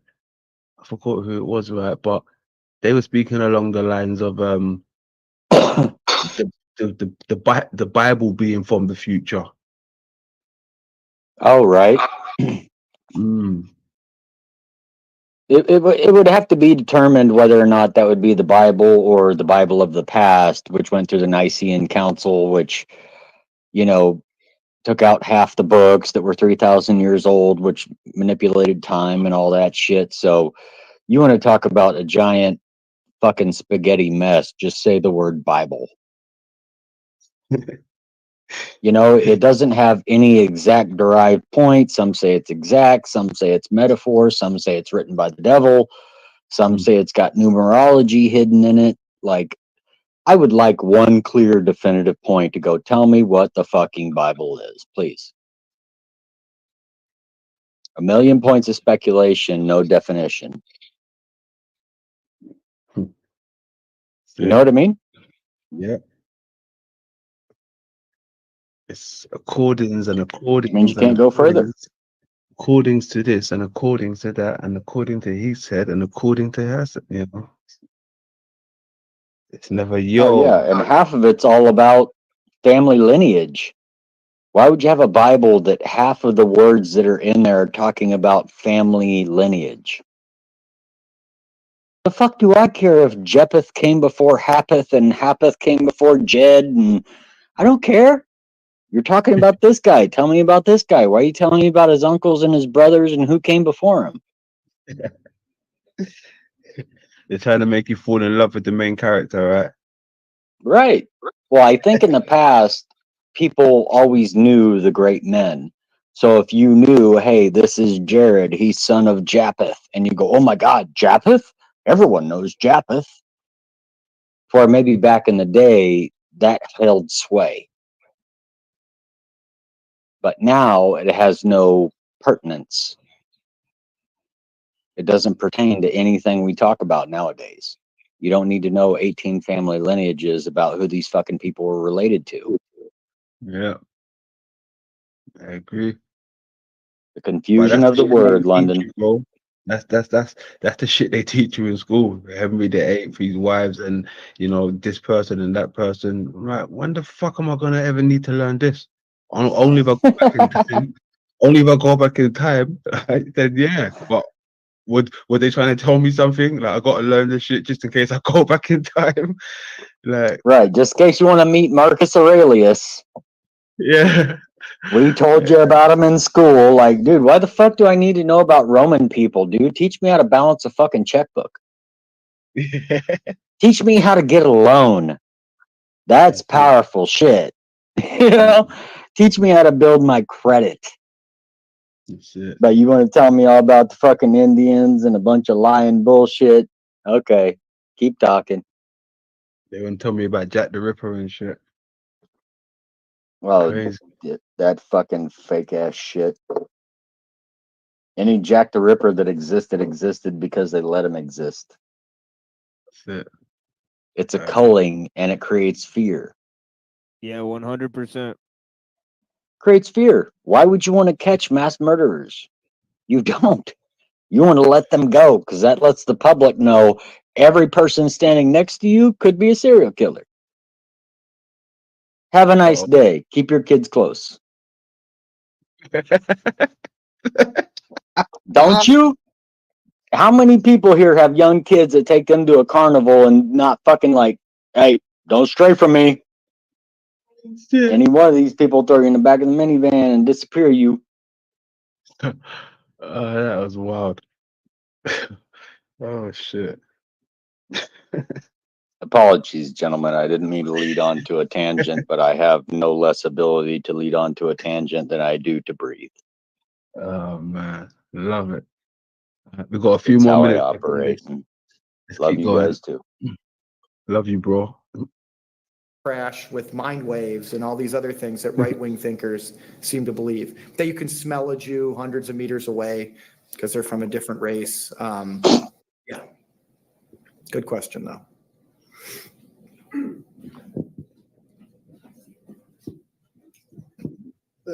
There's in the book, The Rise and Fall of the Third Reich, is a really fascinating account of this man, William Houston Chamberlain, or maybe I got the name. Do you know? Houston Stewart Chamberlain. Yeah, right.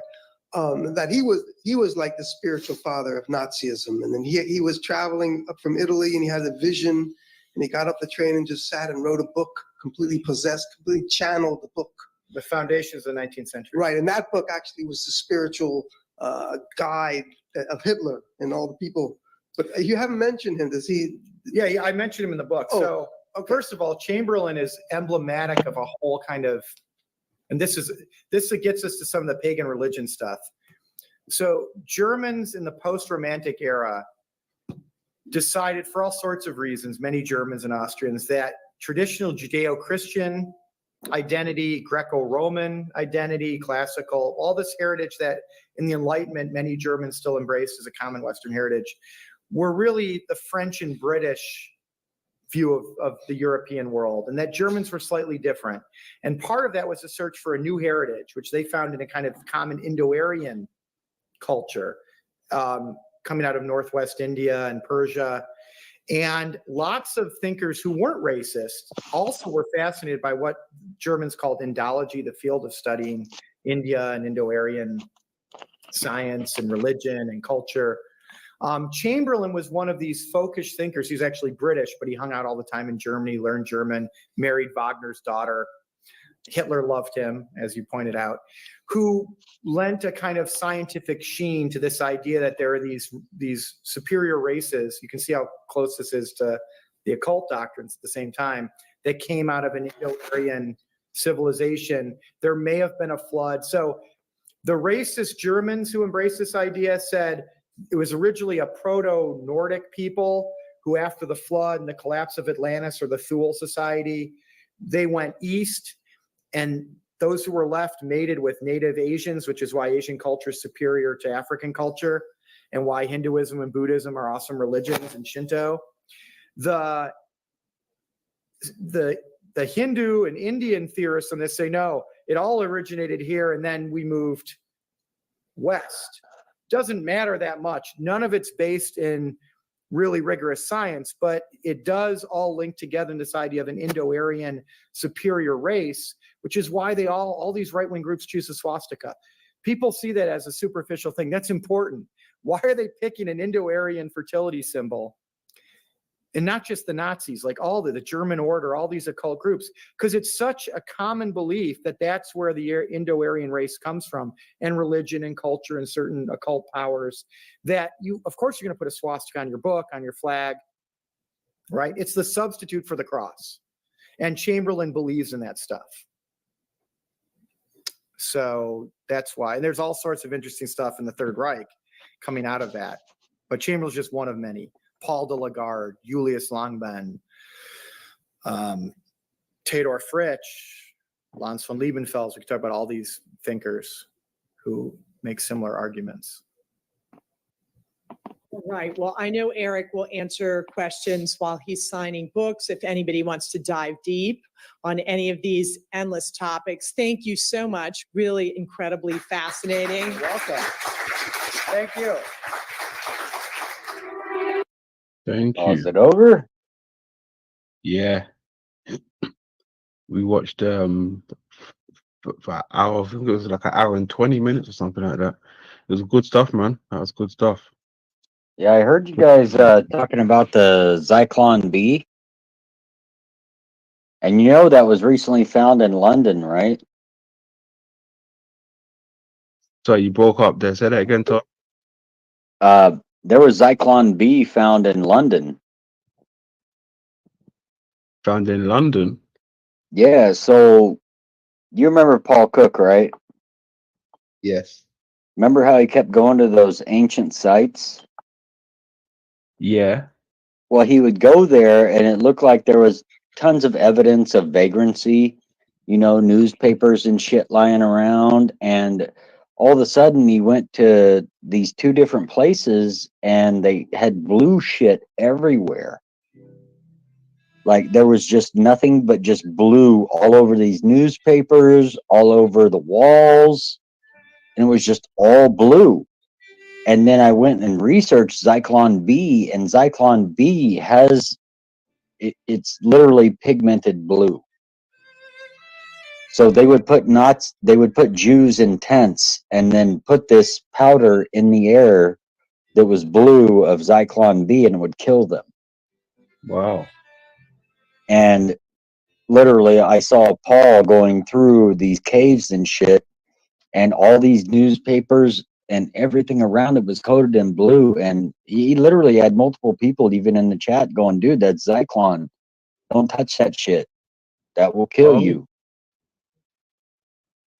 Interesting. You know? So it wasn't just my speculation. There was other people that thought it was the same thing too. You know? So I believe it was a way to hide ancient sites.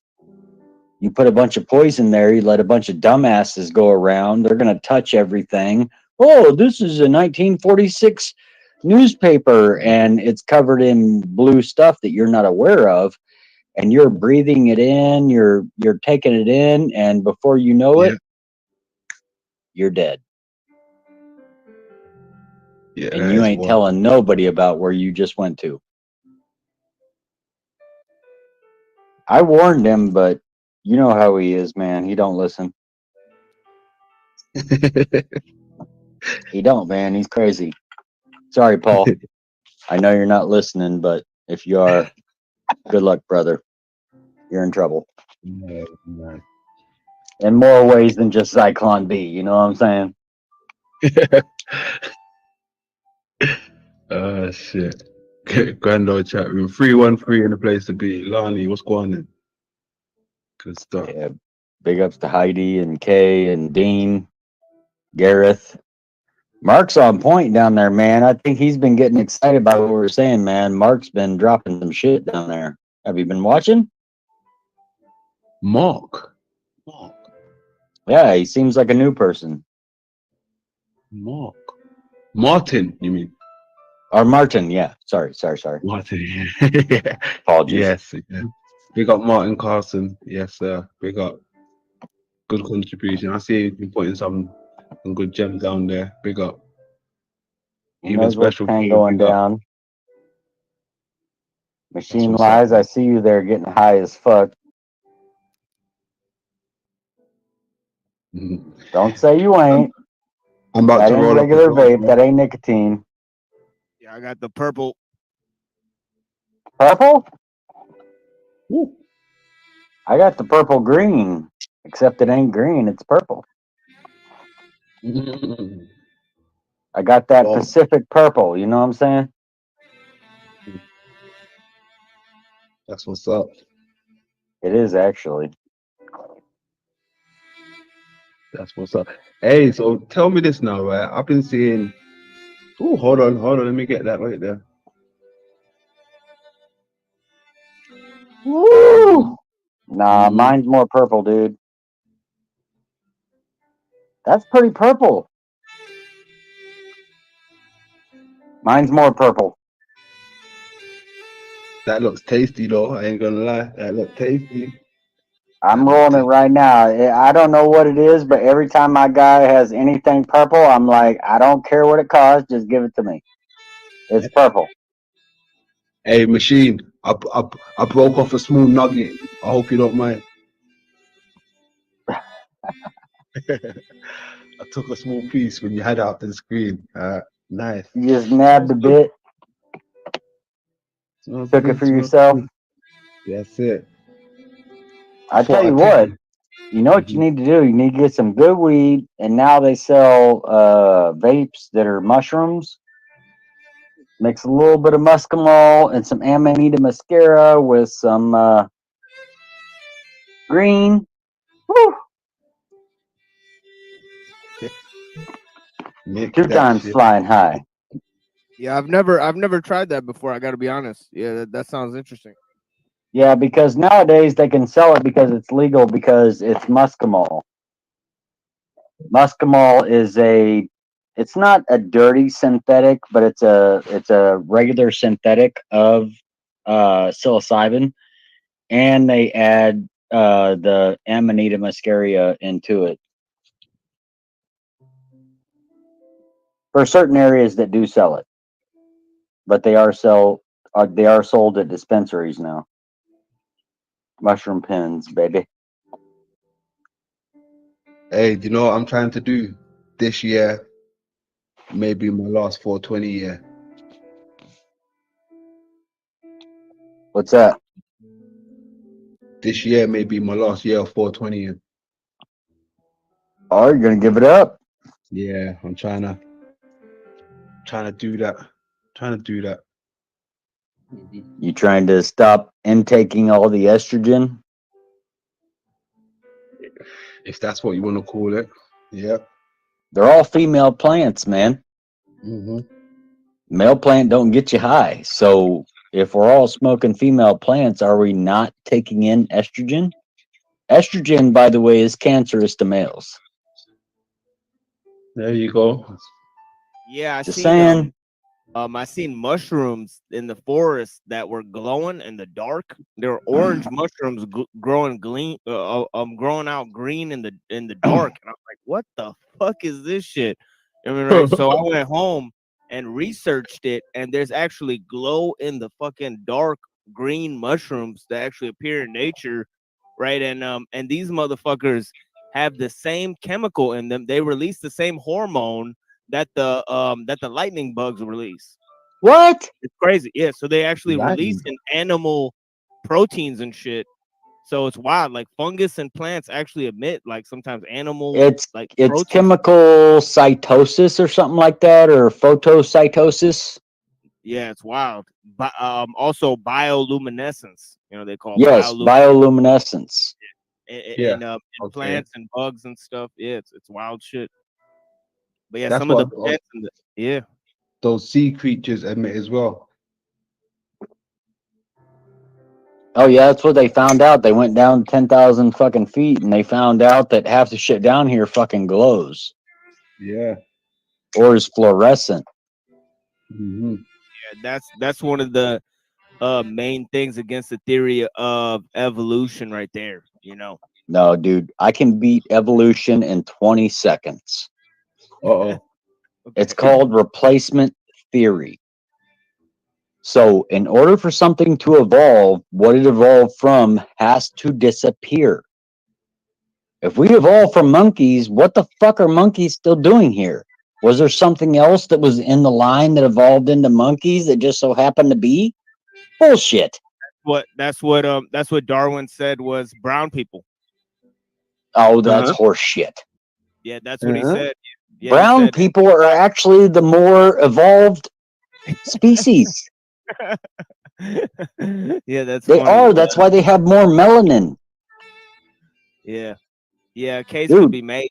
But also it's interesting that that ties into Blavatsky's theories. You know what I mean? So, you know, the dude in the video is acting like there's no tie-in, but there's clearly a huge tie-in there. It's And not right, just a theory. Helena Blatskika, whatever the fuck her name was, literally they were contacting other entities just like Crowley was. They were divining. They just all considered it like, oh, they're doing voodoo and they're doing evil magic. I don't think they were. yeah, I agree. They were connecting because Crowley talks about a fourth density being that he talked to named Lamb. Oh yeah, that's definitely a demonic force, right? Oh yeah, I Well, heard about. he's Lamb is a fourth density negative being. So he influenced Crowley with the excitement of egotistical power in the moment, but therefore crippled his soul for many generations. So it gave Crowley power for the now, but it damned his soul. Yeah, that's kind of the bargain. And you know, he's reading the Ars Goetia and the Lesser Key of Solomon at the Great Pyramid, and over in front of the Great Pyramid, right, he had you know, butt sex with his Jewish boyfriend. Oh God! And then he writes in his book, right? He says that Aryan children are the best for the sacrifice because only an Aryan child has a pure spirit. So, so it's like, yeah, we really like Aryans. That's why we got to use them for the sacrifice. It's like, holy shit! It's like, hold up, Aaron, That's right? crazy. It's like, don't like me too much now, you know. You may like me, but you won't like me later. No, it's wild. I mean, Shit. the way he says a blue-eyed, blonde-haired Aryan boy is the best sacrifice you could offer the demonic spirits because it's literally a pure spirit. You know, so it's wild. It Honestly, I think they got that perception of the blonde hair, blue eye from the Palladians.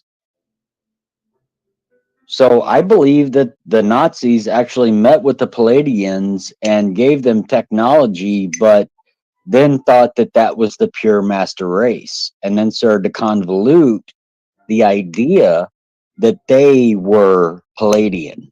You know what I mean? It also comes from the Okay. idea of the lion, how the lion has blonde hair, right?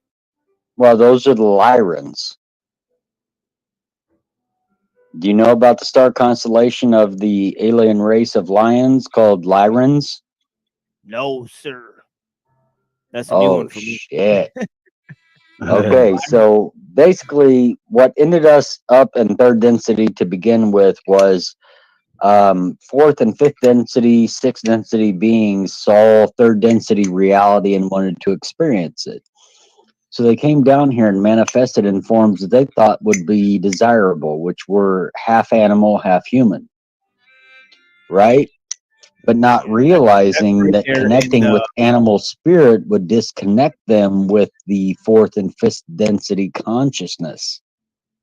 Yeah. So therefore damning themselves to physicality, which is what started out the Earth School. Yeah, that's a lot of the stuff that Lans von Liebensfeld, one of those authors that they're talking about, talks about in his Theozoologica, right? He talks about animal beings crossed with humans, and really that most of the animals of the world, you know, they had theorized came from these, you know, sort of lesser density, you know, beings, like these higher density beings manifesting on a lower form. You know what I'm saying? Right, because they So, wanted to experience physicality. So they expressed themselves in the best desirable fashion they knew best, which was half them, half what they saw, which was animals. yeah, and However, they did not realize this would be a separation of spirit, yeah, a and that's separation why of consciousness. right, and that's why when you get to these guys like W.D. Farad, who started the Nation of Islam, right? He was literally talking about how human beings created the animals as genetic experiments, right? So it's human scientists who created the animal life forms, and that's why the animals have the same genes as the humans, right? That's why plants. I don't believe that though. I think it's like a half and half. You know what I mean? Like I think there was half that was manipulated, half that was naturally here. Okay. You know, just like you have plants. So you have hybrids, and then you have your, your what do you call those seeds that are, your heritage seeds that last throughout. Original. So you have your original species, and then you have your hybrids. Like mixes, right? Because if you want to look at DNA, believe it or not, we have the closest DNA to fucking pigs. Not frogs, not monkeys, not gorillas, not apes. Yeah. Pigs.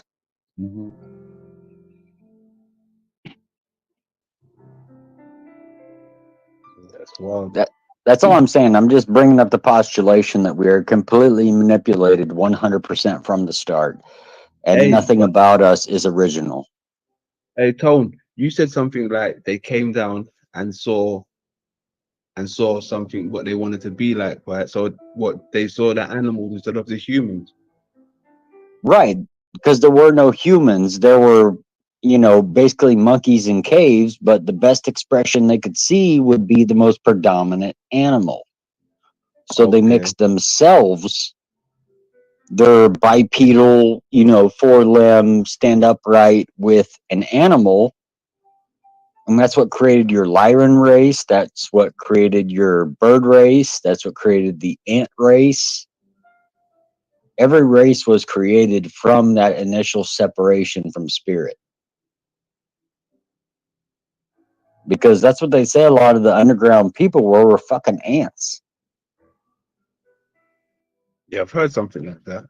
Highly evolved ants. And people. Yep. Don't know how true it is, but I have heard it. I have heard that. It doesn't matter, honestly, how true it is. It matters how much you think it to be true. Because at the end of the day, it doesn't matter what's real. Half of what's told to you is fucking fake. Yeah. So whatever you can imagine is probably closer to the truth than what you've been told. That's what I love about reality. It's more what I make it to be than what has been told to me. That's inspiring. That lets me know that every day's an adventure, and that whatever I make up, I know has already happened, or I wouldn't be able to make it up. Yeah. I'll fuck you up all day long. What you got? Throw it at me, London. Machine, go ahead. No, yeah, imagination is greater than experience for sure. The realm of imagination is greater than experience and knowledge, as you said. So yeah, definitely, I feel that. Well, And I knowledge, think, is it yeah. not the ability to manipulate experience? Yes. Wisdom is the ability to know the difference between the two.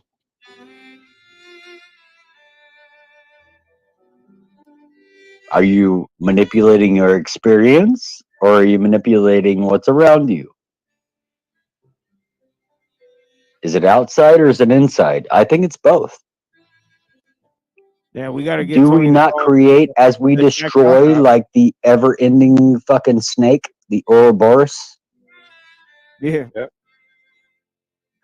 Dude, I could lead this to whichever direction you want to go. But yeah, imagine if he called in the Jack Talcott. I was saying. No, I love Jack Talcott, but Jack Talcott is stuck in a circle. And he will never do anything but be stuck in a circle. Yeah, but I'm saying you got that guru tip. You flexing the guru vibe. Oh, I am? Oh yeah. Oh, well, thank you. I appreciate that. I don't feel like a guru. I just feel like I remember fucking everything. and I have the insights that just fuck with my mind all the goddamn time. And I'm like, dude, I gotta tell this to somebody. Somebody will think this is fucking valuable. It drives me crazy because that's all I do is think. I don't listen to the radio. I don't watch TV. I just research. That's it. That's it. Good man. That's what I like to hear. Hey, Like London. Did you manage to catch the Len Show Part 2 that I played earlier? Yes, I did. Cool. I actually, I'm not gonna lie, it was about half, and then I fell asleep. It was late at night. I got home at work after work. You know how it goes, man. I'm not gonna lie to you. I started it, but I didn't finish.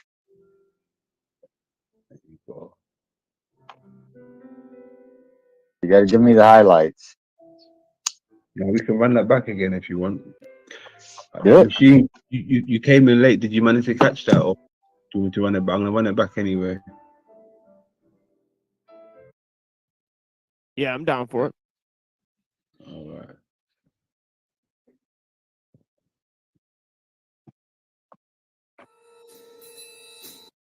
Oops. I'll show you guys the screen. Where are we?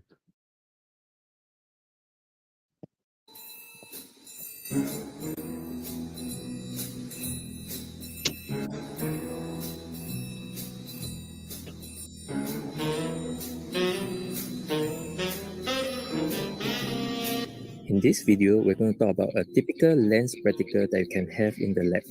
As you can see from the diagram, you have a lamp on the left-hand side, usually comes in the form of torchlight, then followed by a illuminated cross wire, then followed by a lens, and then a screen on the right-hand side for the real image to be formed.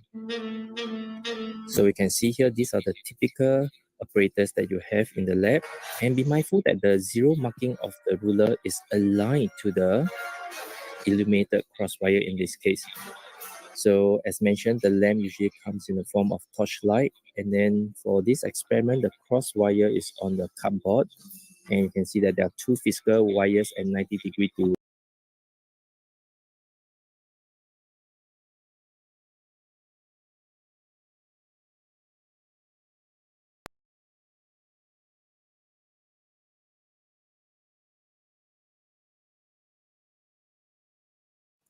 And if you think about it, selfishness are going to be those ones, oh no, we're over budget. We can't do this.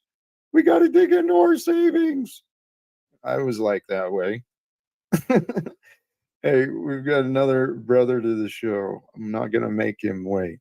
Welcome, the Machine Lions. How you doing today? Greetings. I'm having a blessed day. How about you, my friend? Truly, I am truly feeling blessed. Hey,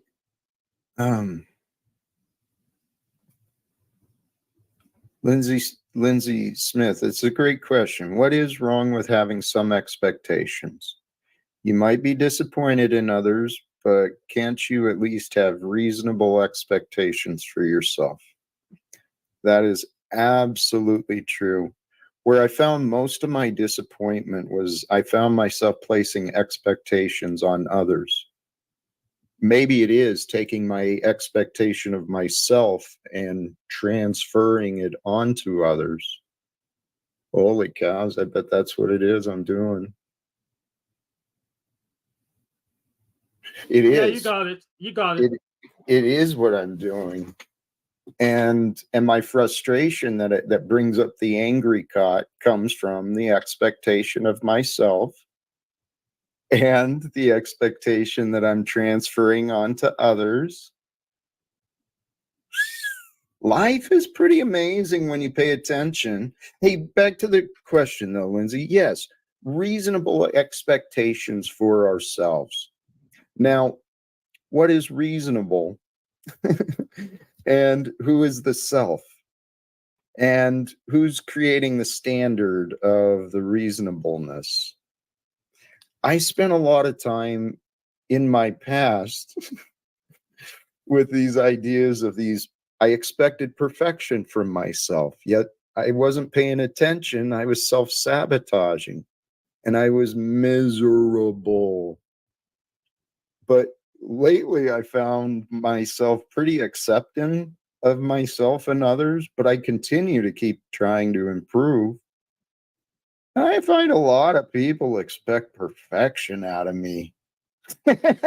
So, you know, here. I don't know. I don't even understand what perfection even means. So I need someone to show it to me first. Actually, what if right now is perfect? No, perfect don't meet my standards. What would you change? I don't know why I would change, but I wouldn't necessarily call it perfect. I mean, sure something. Maybe I'll change the shipping speed of the monitors I ordered. Yeah, that's what I would change. I'll make it so it get here on Thursday or Wednesday or Friday. That's what I would change. But I'm talking about this moment. This moment. That's starting in this moment. It's being shipped right now. Well, see, that sounds perfect. It's on its way. Maybe not as quickly as you'd hope, but it's perfect. It's on its way. And I wouldn't call that perfect though. That's just right. my. I understand what I'm trying to show. I mean, honestly, I have found, and it makes sense and it works. It's reasonable. We can literally believe whatever we want as long as it's true. So life really is how we tell the story. So there's a lot of people who aren't, they're living a life where they're telling stories and they're not. Anyway, hey, Machine Lies, welcome to you, brother. I kind of took off right after you showed up. It's quite all right. Yeah, I think a lot of our expectations come from a faith in the future, and I would say a faith in progress. Some would even go so far as to create a pseudo sort of eschatology of progress where they see everything is headed, into a sort of futurism. But then the other danger of our expectations is just in the plans we have, because especially when those plans are based on unstable needs and artificial needs, simplicity is the cornerstone of the heart. And I think simplicity and sincerity go together. One who makes one's wants and needs very few has less expectation and has greater faith in what one can accomplish. Beautifully spoken. Beautifully said. That is the key that I found where my happiness is simple to find. And it's kind of what I was trying to get Hank to consider. If you can allow yourself to be a part of this moment, and it's always this moment, whenever it is, and you are, it's that moment. So if you can allow yourself to be a part of the moment and surrender yourself to the moment, become one with the perfection that time really is, that's all you got to do is walk with perfection. Allow perfection to walk with you. And my thoughts earlier when I said I truly do. I truly live to honor the story, the example of Jesus in order to glorify the Father, which was his purpose. And so each day I invite that spirit, the heart of God, to join me and lead me through the day. And I'm telling you guys, this feels like the right way we're supposed to be living. And with that, I know that the perfection of Christ is with me. Now, sometimes I step out and I get angry and I lose sight of God's perfection and God's timing and God's mystery.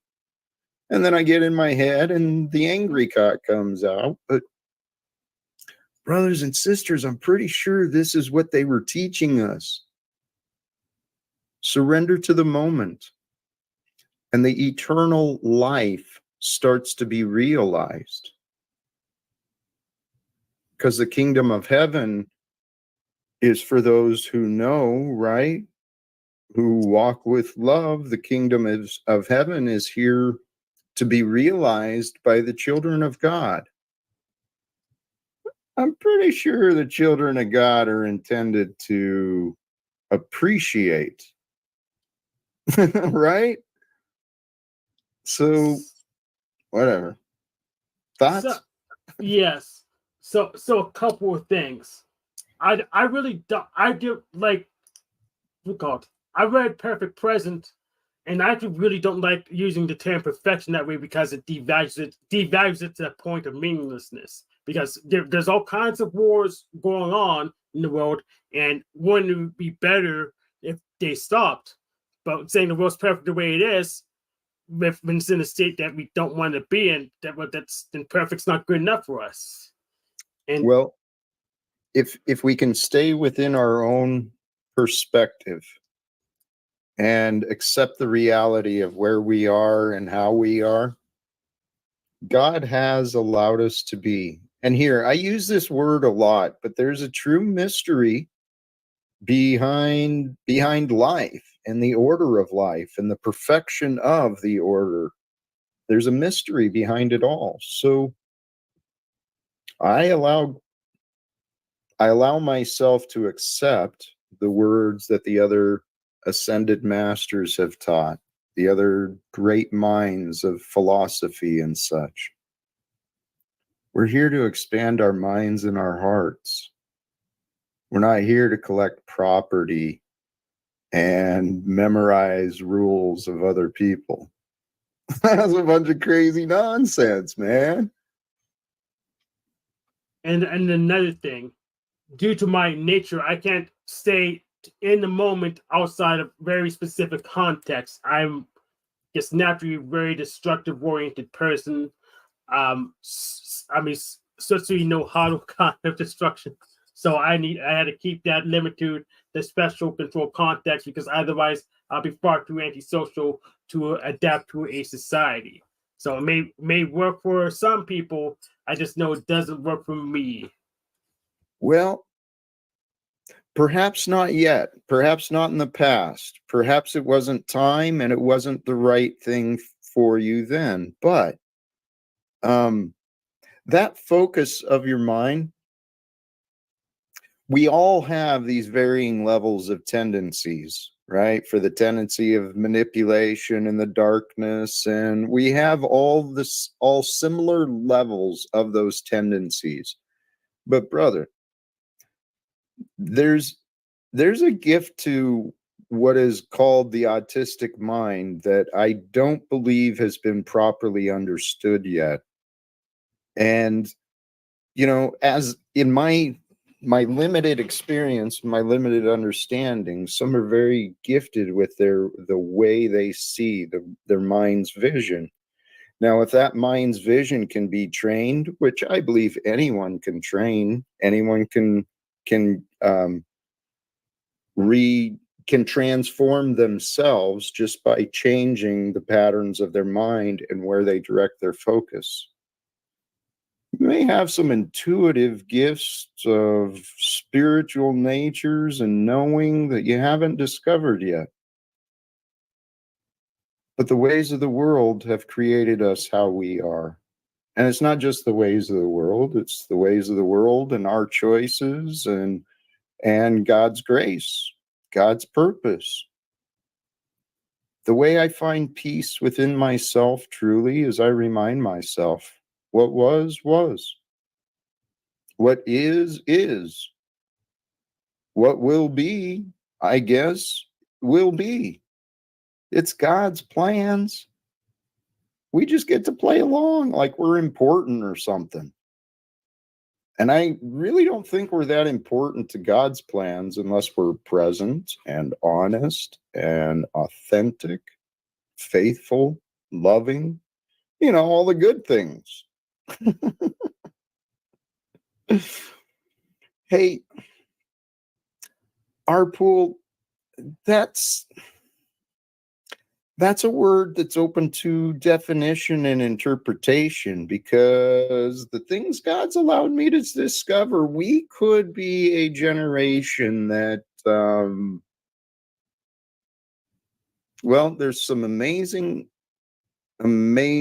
discoveries, and there are some incredible things that are happening within this world.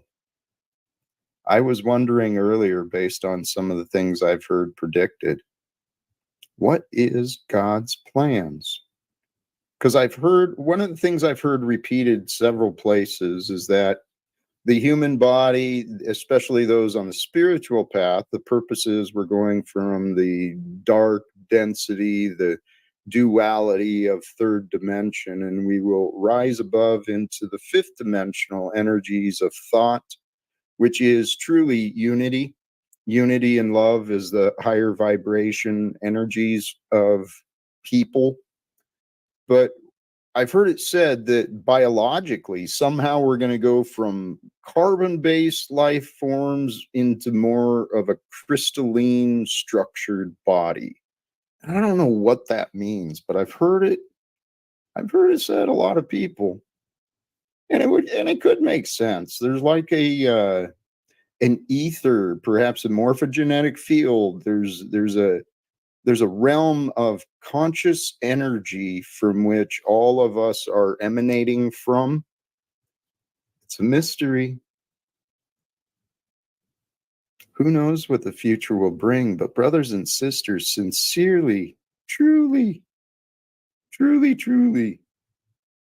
let's all become a part of ending wars.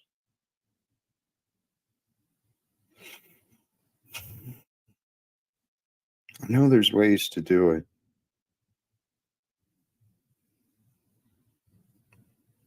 What are you guys' thoughts? Well, I believe that in terms of you know, hidden dangers, I guess, that we could perceive in terms of our knowing, I think that sincerity, as I said earlier, is a jewel of the heart. We have to be clear in our conscience, and also I think that we have to join the vision that we see in our mind, with a clear view of what's happening in the world.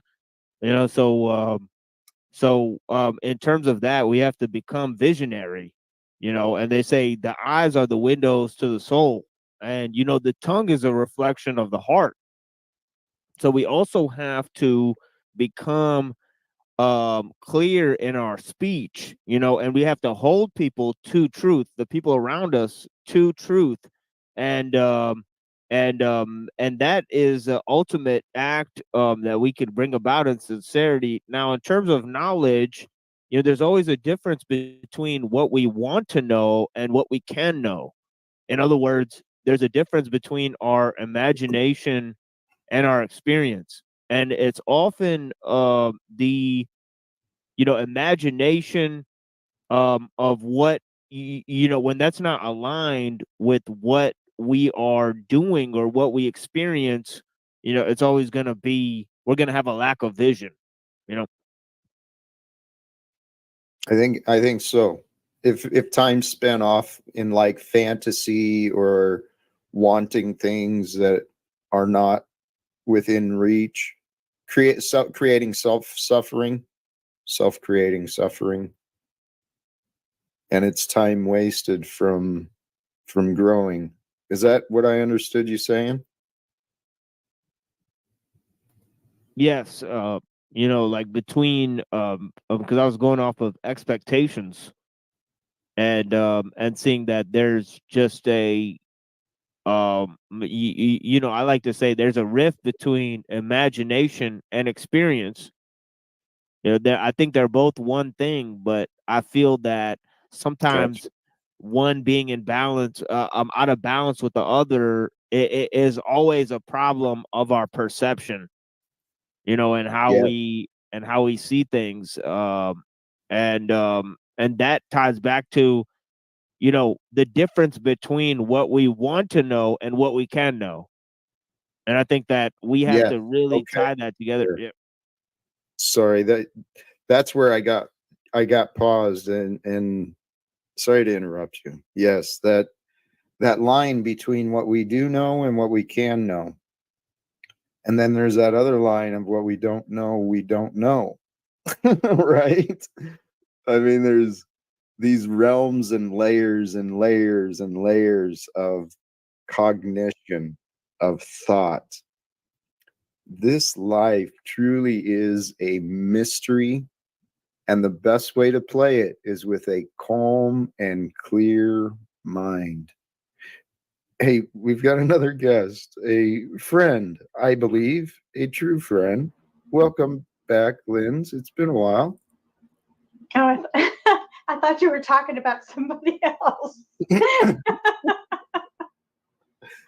I liked your question. I liked your question about war, because I decided to spin it around a little bit. And you said, how can we stop wars, I think. And so I kind of turned it around to, wait a minute, what are the benefits of war? What are the utilities? Because there's got to be some, or they would stop. And then I thought about, I already wrote it in the text, but how can there be a macro way of stopping wars when we can't even micromanage the wars going on in our own heads? So already I'm being negative because I'm saying we can't do this, we can't do that because such and such. I'm sure there's got to be a way, but throughout history, we haven't done it. There must be some utility. I know war is profitable.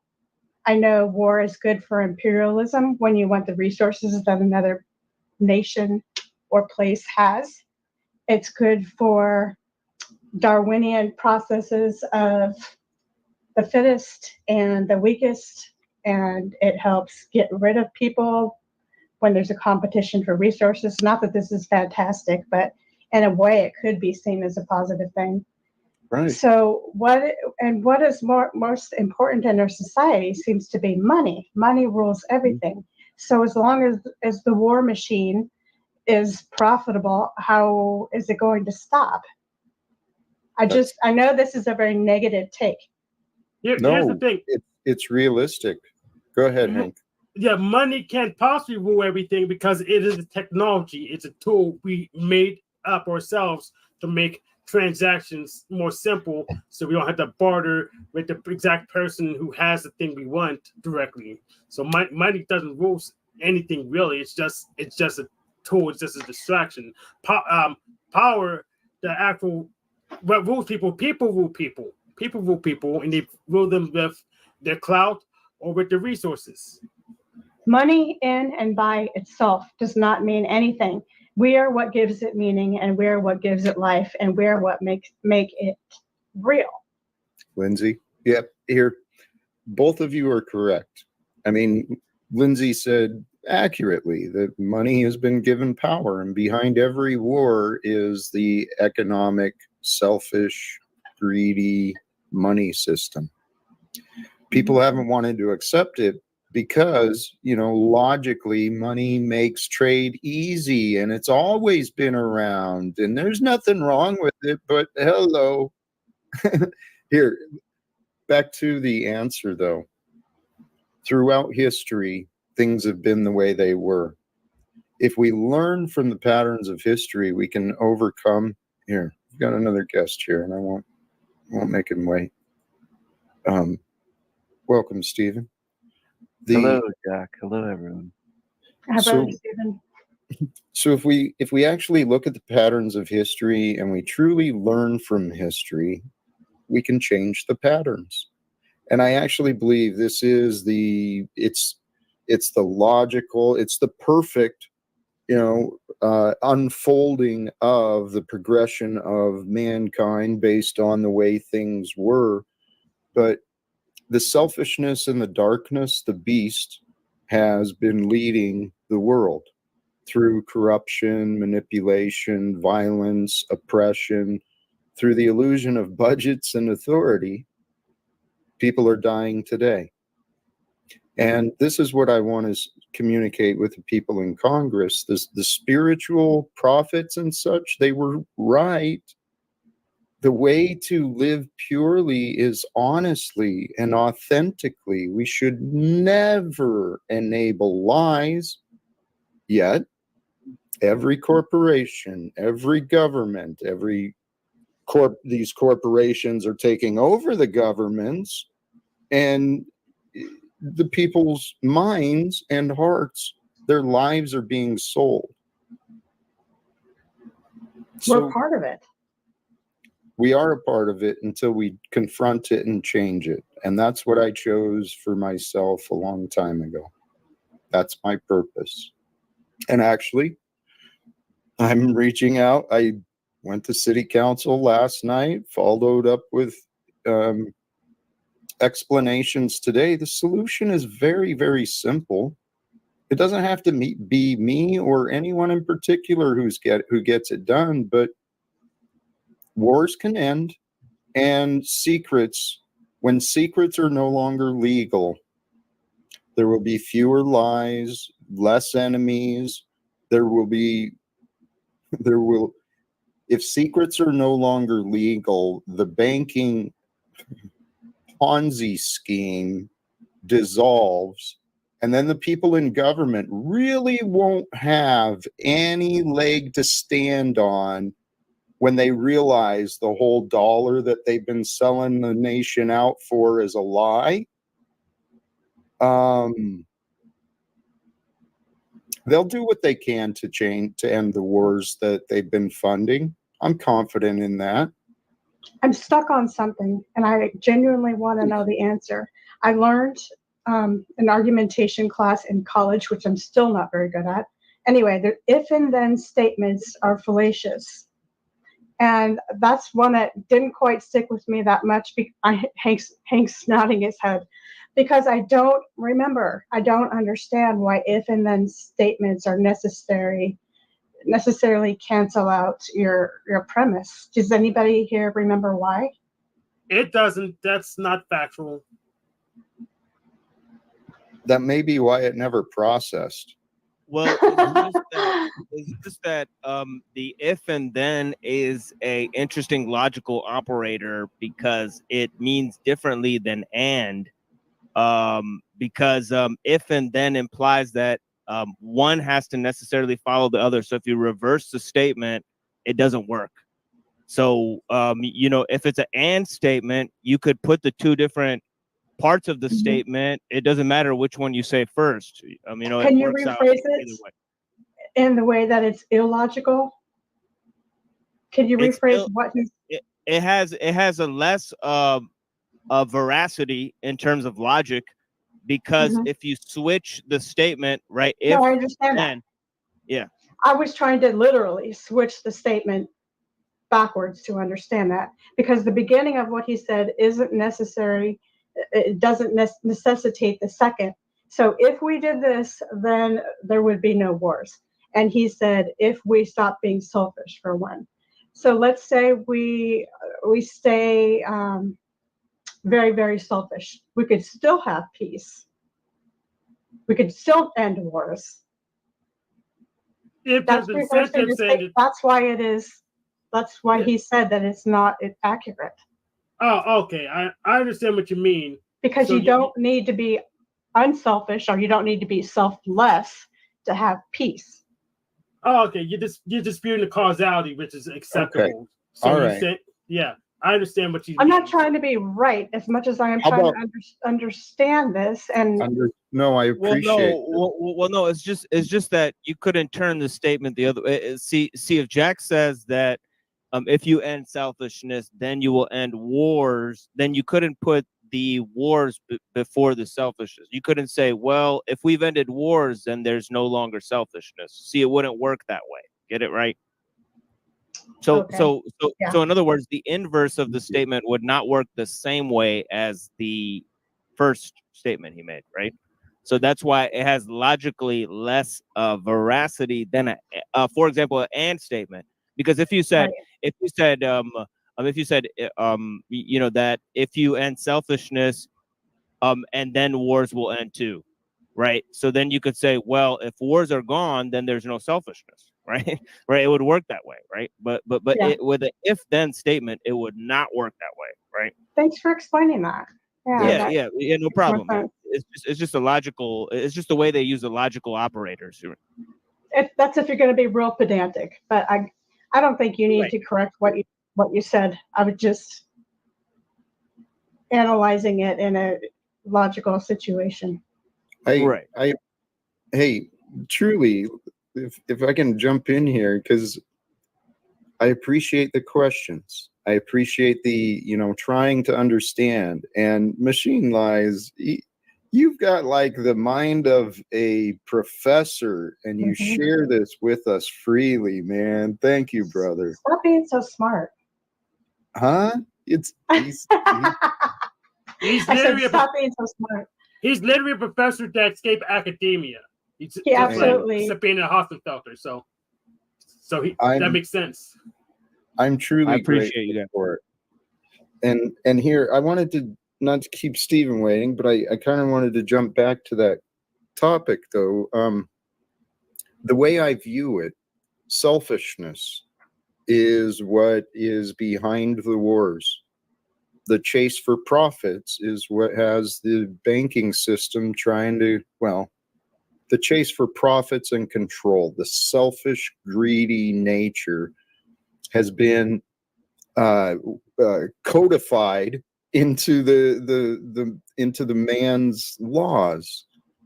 The governments and that's what it's called, but it feeds selfishness. Poverty doesn't have to exist. Wars don't have to exist. We could literally, Earth could become quite heavenly for everyone who lives here, including the animals. We don't have to abuse Mother Earth and exploit each other so that some fat cat hedge fund manager can take his family, on $1 million vacations. This is a bunch of absurd bullshit.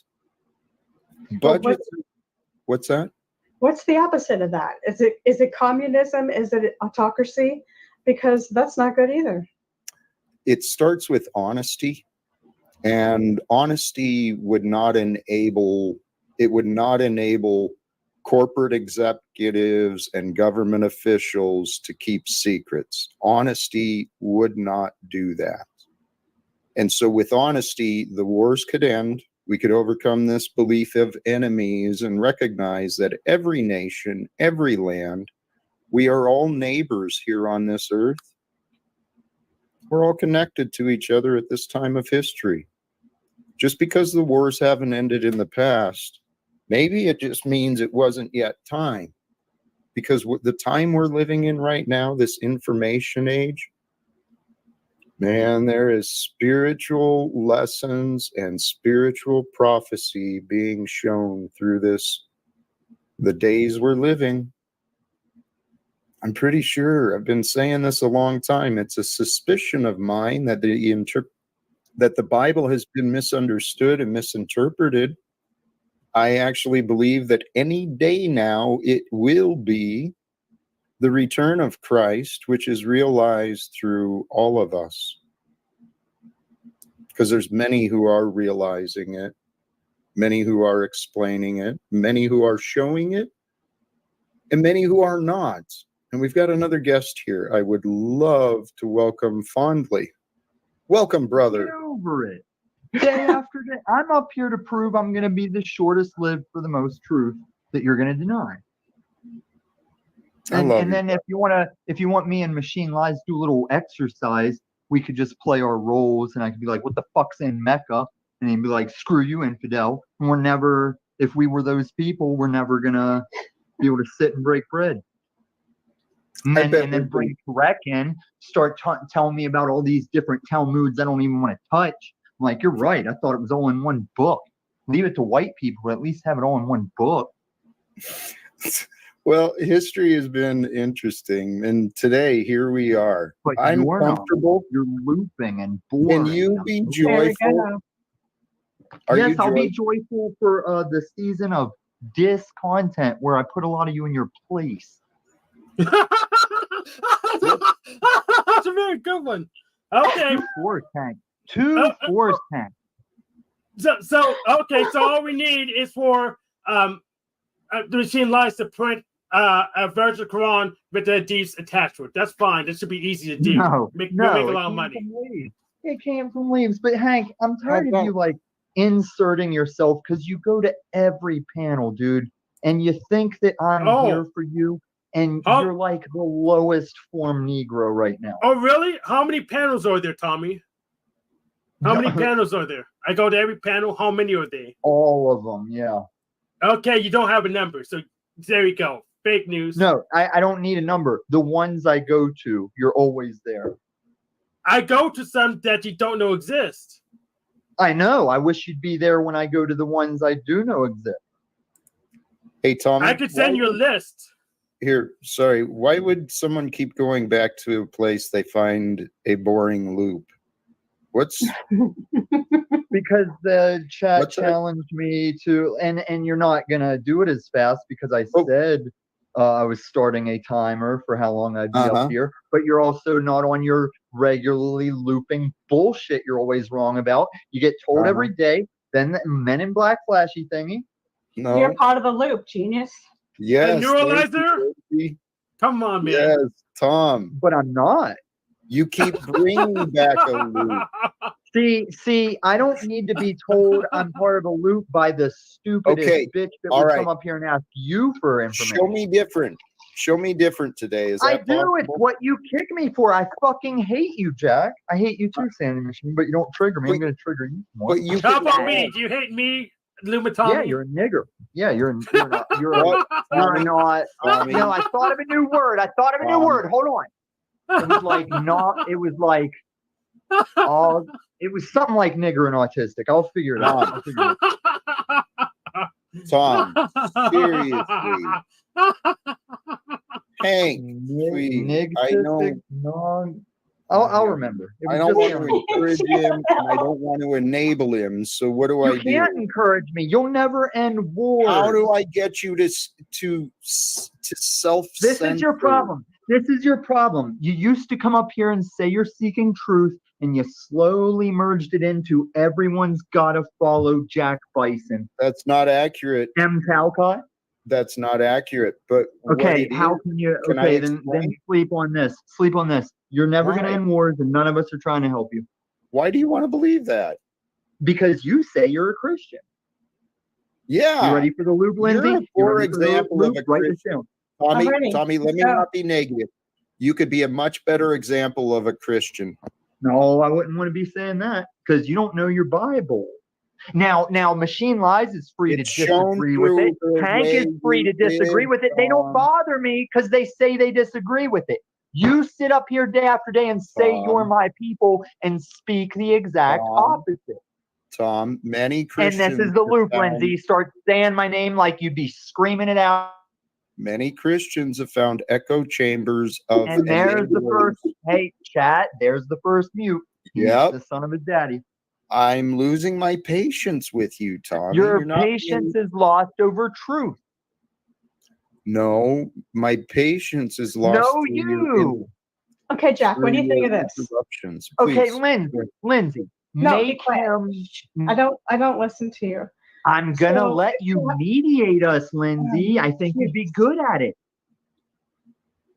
For a change. Okay, I'm gonna do it before you tell me to. Okay, don't let him just give a bullshit broad stroke answer. You too, Machine, or Sandy Machine. Yeah, both machines. We need both. Will this apply to you as well, Tom? Are you going to hold yourself to the same non-bullshit style answer? Triggers you, bro.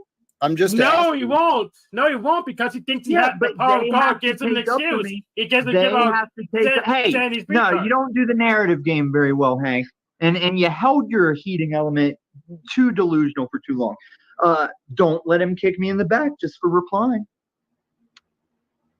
We'll kick you in the head instead, Tommy. How about that?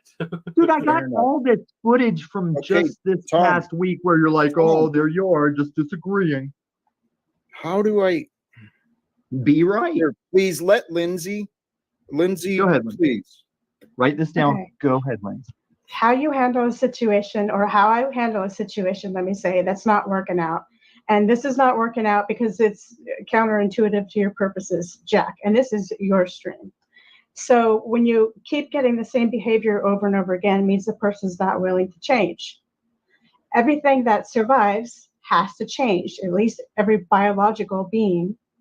So what if you created a distance between this thing unwilling to change and yourself so that you could grow and survive? And that thing, until it's willing to change, can go somewhere else. What are you talking about? You and No, me. I mean, let's label the things. Just go ahead and say what you're saying. You're all right. You seem unwilling to change, Tommy. You have blown up my email and my text relentlessly all week. I've tried to leave you alone. I have hit pieces coming on you. And a lot of What was my intention for doing so? I don't know. I stopped reading them because I said, you're done. I'm the manager, nigga. You're done. So you found I got your daddy the most epic loops coming too. He's been saying he wants one. This one is the epic loop. You said you're the manager. Do you know where you are right now? I also said that this black man is not an employee or a shopper here. I want his pockets searched and escorted to the front. Tommy, here's your son. Let's get back to the conversation, please. Oh, he knows who he is. He's a spook. God, I do look forward. He's the one that is holding a sign up to his forehead that says spook. And Tommy, it's with love. I'm going to send you to the back. Okay. And I win. How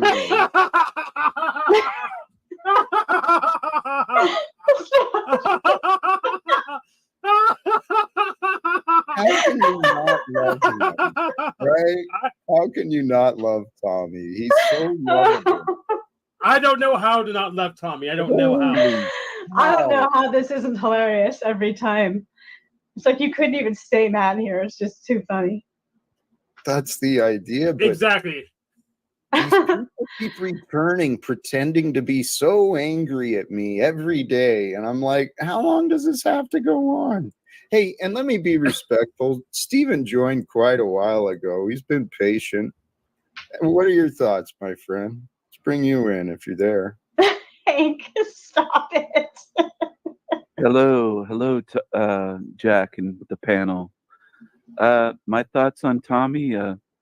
He's quite a character, and we were discussing him last night, and I don't know. I don't know. He said he's not straight, and he likes to date chicks with dicks and stuff like that. So I don't know what it is with Tommy. I'm trying to figure out what his deal is. He bounced at a gay bar. I don't know any straight guys that would do that. So I think Tommy might have some secrets, and I hope he gets right with Christ. I hope he gets right with Christ. I got a thumbs up for him right now. Get right with God, Tommy. Please, we're praying for you to kind of get stable. It's going to happen. It's happening. I actually see a lot of people growing. I see a lot of people very resistant to growing as well. Oh, he was watching. Good for you, What's Tommy. that? Sorry, Jack, but I just noticed Tommy was watching me with Bex last night, and he was paying attention. So thank you, Tommy. Thanks for being one of my biggest fans. Thank you for lurking and watching. I appreciate you, Tommy. Yeah. Isn't it interesting how the haters watch everything you do? Yes, it is. It really is. They can't get enough. Exactly. They can't get enough. They're our biggest fans. Yeah.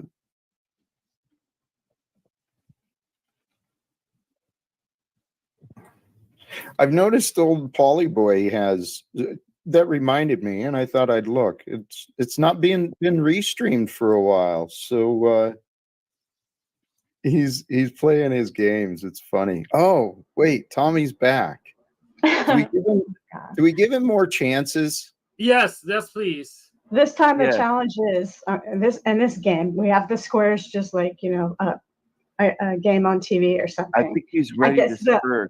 I can feel it. He's gonna say something. the object of the game is to piss Jack off, or that That's the game he plays. Yeah, Right. let's see where right. it So goes. we have these other people and other squares Jack, you too. better show The your winner! daddy some respect. The The Lord winner. says honor your father, and you don't Here we call him go. old Round Polly one. boy. Ding ding. You You eat never pussy, win, Paul? Lindsay. Lindsay, if What? you're feuding with your man's flow state, you're definitely not winning. But I That's not appreciate my- it. Get with Sherelle. Get with Sherelle. She'll show you how to take all his stuff down. No, it's scary. If Snafu snaps, I thought gets you his have hands on that information, a lot of our You channels love are going to be Sherelle, hurt. don't you? We should talk about What? you. Your Sherelle's your girlfriend off and on, right? Yes, No, please. no. Shut that dude Tommy, up. See, here's Tommy. here's why I really hate you lately, Jack. Wait, You've wait. always told me Not a lot no of talking about anyone that's not up here, and that's all you fucking do now, especially me. And you're Yeah, always you're not up here right wrong. now. You weren't just here. So, and hey, Well, Tommy, they did told you me, notice? who was it? Lizard. Tommy. Lizard something told me to come up. Don't fucking Tommy me, faggot. I'll come to fucking Washington and knock your 5'8" ass out. So you He would love say- that. Do I mean at the Well, Starbucks? I'd rather go to wherever the fuck Here. TBE is and Hold put on. some Tommy, do you notice that you have a in lot of his kneecap.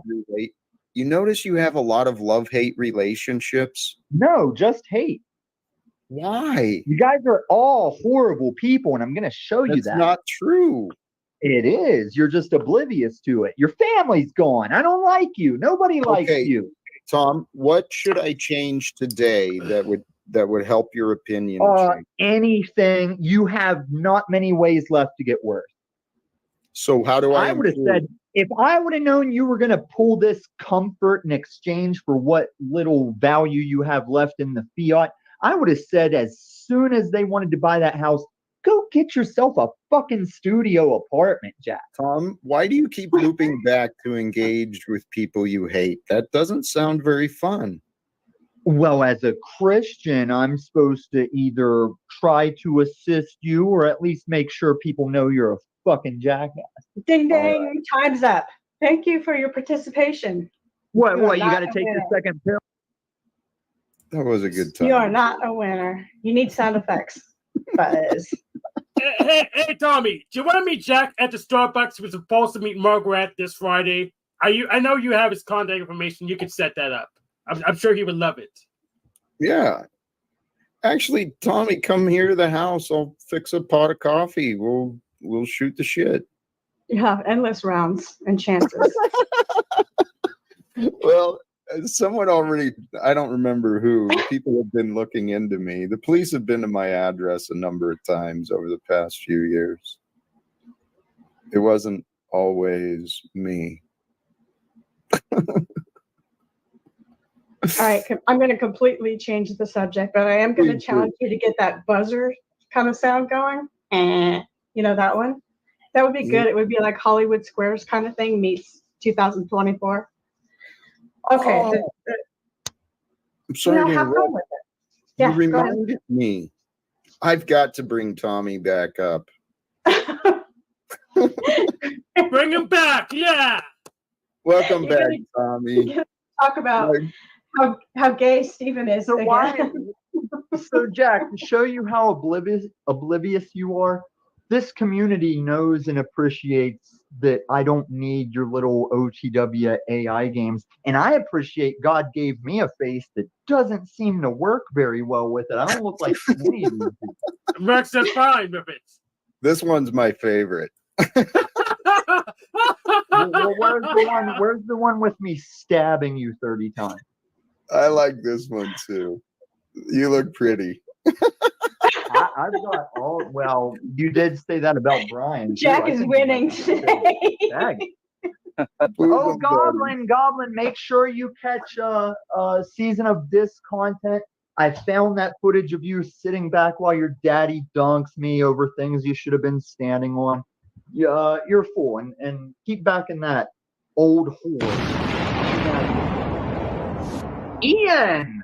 Long time. That's a false alarm. I would trade. I would trade Hank for Ian right now.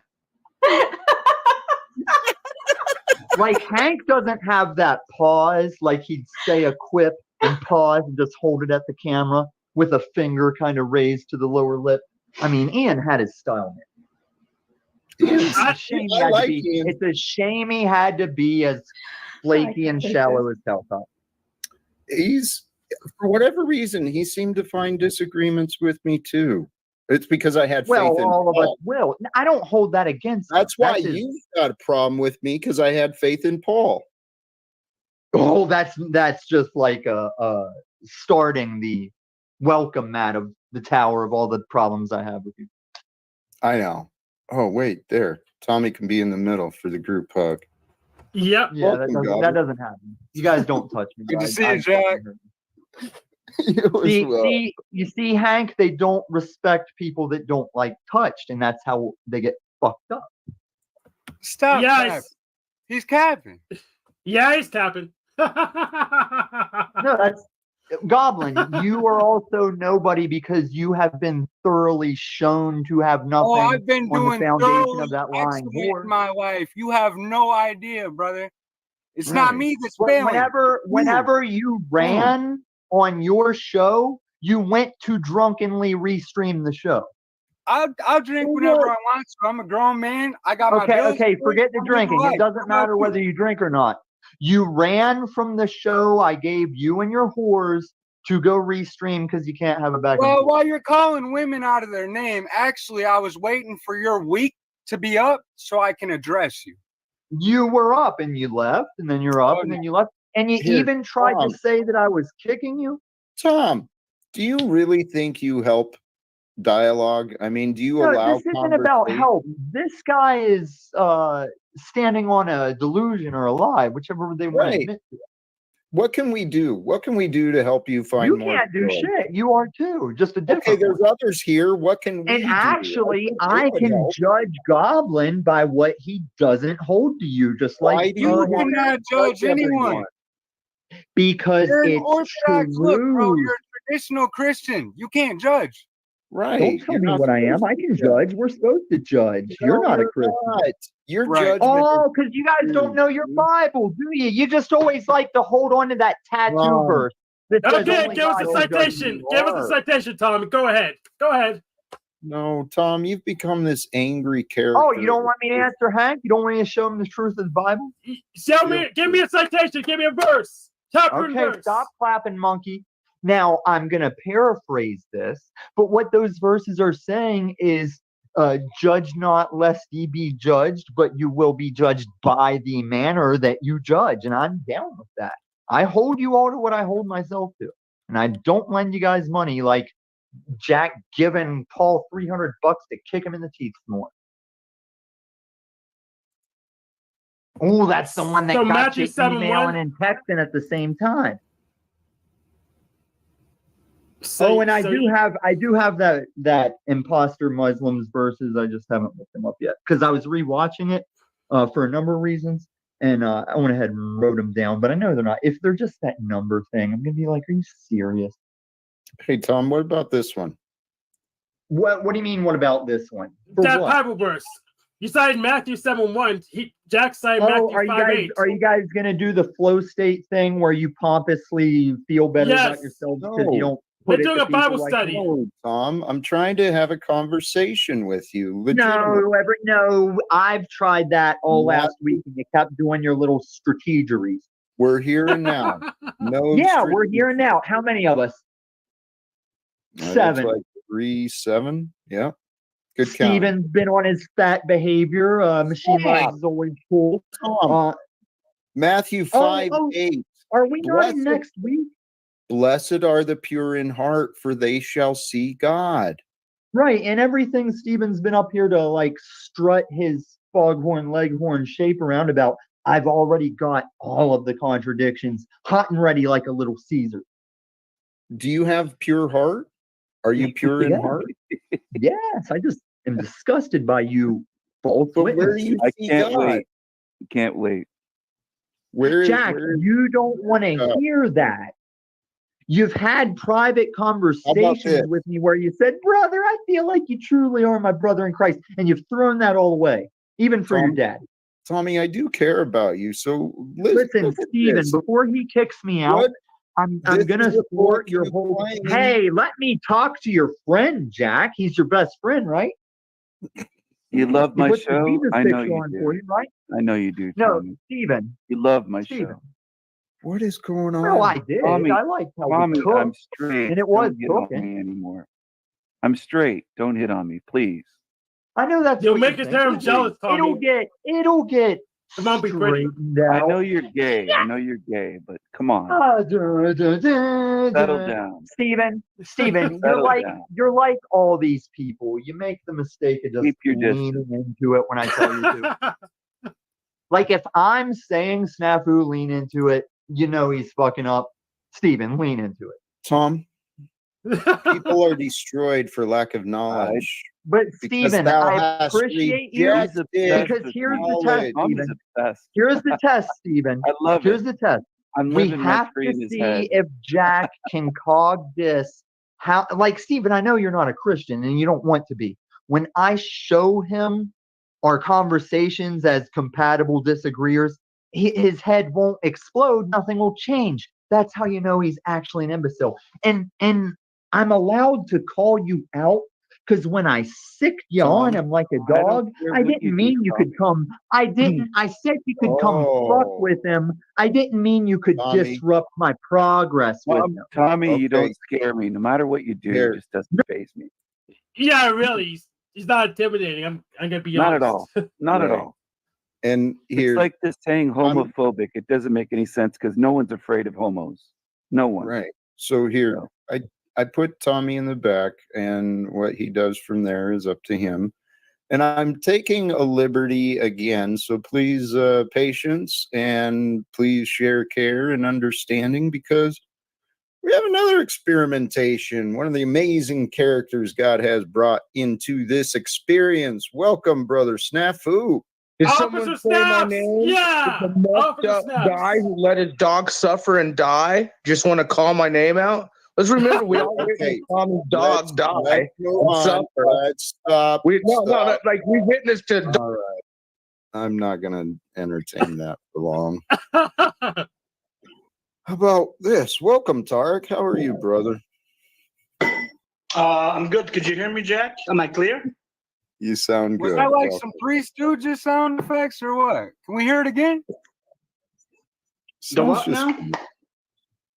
Sounds just fine. Reminded Welcome. me of the old school stuff. That's all. Did you join with thoughts, the brother? Tommy kicked out? He got Yeah, put no, in I the was back trying for a to tell you moment. like what I got you. What Tommy was trying to say from my perspective, Jack, is what King Stephen's been doing with you lately, which is good. I think King Stephen is trying to show what is going on with the hypocrisy, for example, misleading, acting, for example. And what Tommy's saying is actually correct, kind of. But if you don't see it, Jack, maybe from your perspective, maybe that's why you're not seeing it from Tommy's side. That's all I gotta say. I understand a lot of the feedback, and I haven't talked to Stephen about some of the things I've heard said, but I also haven't looked, and I don't really care. It's really hard to see it from Tommy's side unless you're on meth, though. You can't be No. sober and see it from his side. It's kind of crazy the way he sees things. He's out there. Sometimes, but I understand much of what Tommy says. And here, the reality, Tarek, and thank you, and Tommy, I guess, thank you. I kind of tuned him out, to be honest, because I hear a lot of deflection and irrelevant arguments being brought up. But there's been a lot of people, admittedly, Stephen, you're one of them. People have punished me because I enjoy you being here or you're part of this. People have done the same thing because of my faith in Paul. People have judged me because I entertain Snafu too much, Tommy too much. Lots of people. People have judged me because I keep giving Tommy chances on my show to keep coming on and yell and spurg. And I said, you know, he doesn't always have Blair White's dick in his mouth. Sometimes he says a couple things that make sense. I mean, he does kind of like the chicks with dicks. But he said it on my show that he's really attracted to her. And somebody told me she does have a penis. She hasn't had bottom surgery. So, Tommy, I don't know. I don't relate to you on that stuff. I'm sorry, dude. But then the confusion is why you would call that person a she then, right? Because they say so. But I can explain Tommy's perspective. I can explain Tommy's perspective of being on meth. So basically, Tommy assumes that he talks to God and he's a mission with God, even though it seems to like us. That's from his ego. He thinks I'm in the mission with God to slay all the demons, which is literally everyone who doesn't agree with everything he says, and he'll found his own imperial cult and transform into Jesus and save the world by destroying it somehow. That's where Tommy comes from. Tommy's making false accusations. I don't manipulate Noel whatsoever. Back that up. Yes, you do. I'm going to show it. I've already Not at all. Not at all. Okay. Not at all. And you know what? The funniest thing you've ever said is like they call me you're a liar. A trust fund. I mean, it's true, but they call me that. And Stephen, I haven't seen what Tommy said, but did you leave the one with 5 suspected the feet up? same Because that thing. one's going to be a good one. Suspicions aren't truth. It says not to gossip and do that in the Bible. So Okay. God Are you doesn't talking about the 5 feet thing? But people deny their what Do they've you done. think you're not sitting up here gossiping about me sucking dicks on meth? I've been very kind to Noelle, and she's likable, and that's it. I don't manipulate her. We'll see if the community that you're part of agrees. You're in this community now. They'll let you know if you're manipulating Noelle. Tommy's talking with a dick in his mouth again. That's all he can do. I noticed. Here, Steve, maybe manipulation is the wrong word. Okay? Because that implies that there's malice, and I know there's not malice. Noelle has her own mind. I haven't said her to do anything towards you or anyone else. Well, not at all. Well, there was a day where you were offended by me, and the next thing I know, I believe you had Margot and Noelle with you. And no, I've Okay, never had a could be wrong. conversation with Margot. Not Thank once. you. All right, then I don't know her at all. All right. I did misunderstand them. Absolutely, you did.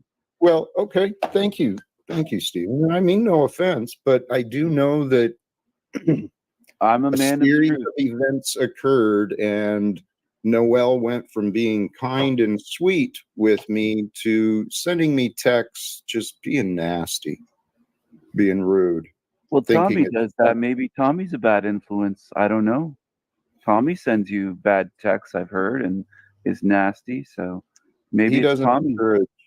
No, I don't. Well, I see don't that. encourage anybody. I've never encouraged anybody to send nasty emails, texts, or No, anything. I understand, but Never. her claims were similar to what I thought I heard you saying at time, and I may be wrong. And again, I'm not trying to argue, but I think I Listen, understand. I just want to what's say being something said. though, Jack. If I had done that, I would admit it right now. I'd say, yes, I did that, but I'm a man of truth.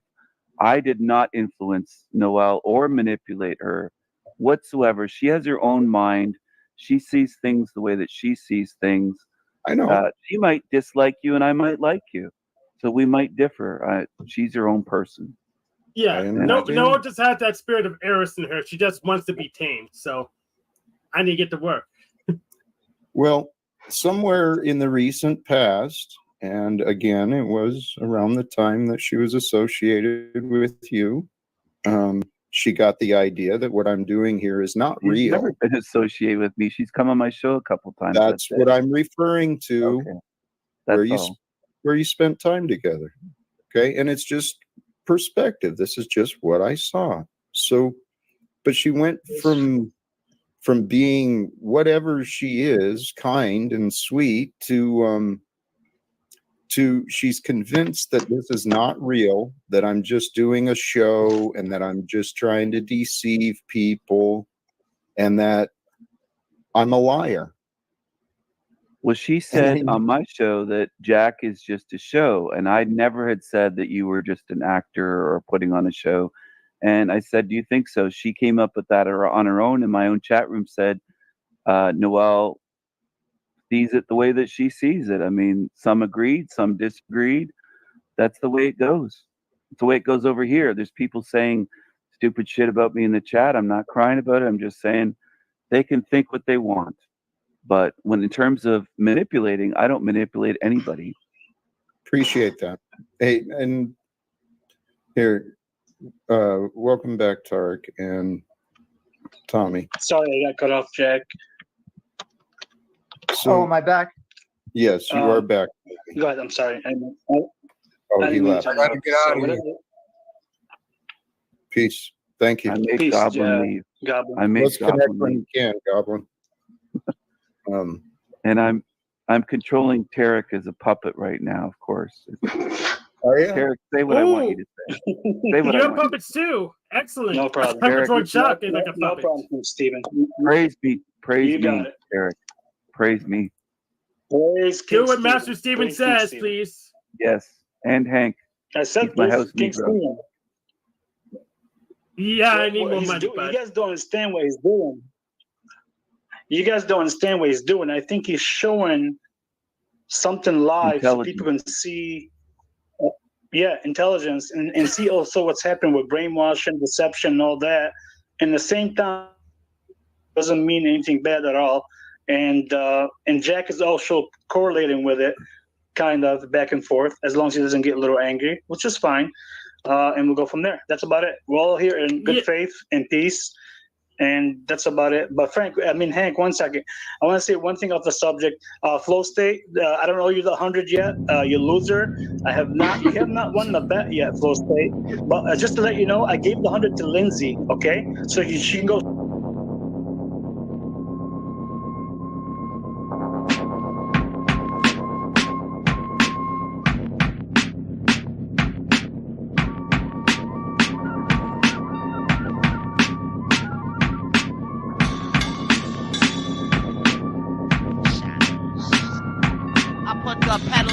Fucking take that nut, got your play button stuck. My eyes wide shut, coming out my face on stage, put lumps in your throat. Like I hung you off the roof from 6 feet of rope. I'll give away rhymes for you to battle me with. While I do MCs like Yugoslav intelligence, so deflect back to shock in the planet of beats. You open a barrel of worms, and the atmosphere reeks. A little kids with dreams and rhymes they want to tell. Some pedophile labels come and less them with sales. Big shot producers, Pelican MCs, stand by watching in the breeze. This world's a commercial, I can't change the channel every day, try and kill it, but there's no ammo. And television heads is feds, they wanna hurt you. I found a way out, but ain't no way to murk to. This world's a commercial, I can't change the channel every day, try and kill it, but there's no ammo. And television heads is feds, they wanna hurt you. I found a way out, but ain't no way to murk to.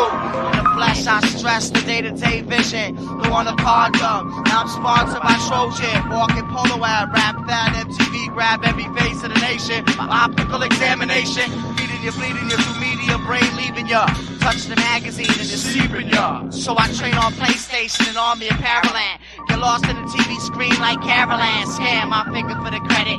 Discount and don't forget it. There's a pair of white horse in town and everybody fed it. Sky's black, my eyes crack, I think I'm asleep. I cleanse my thoughts with courtships a leak.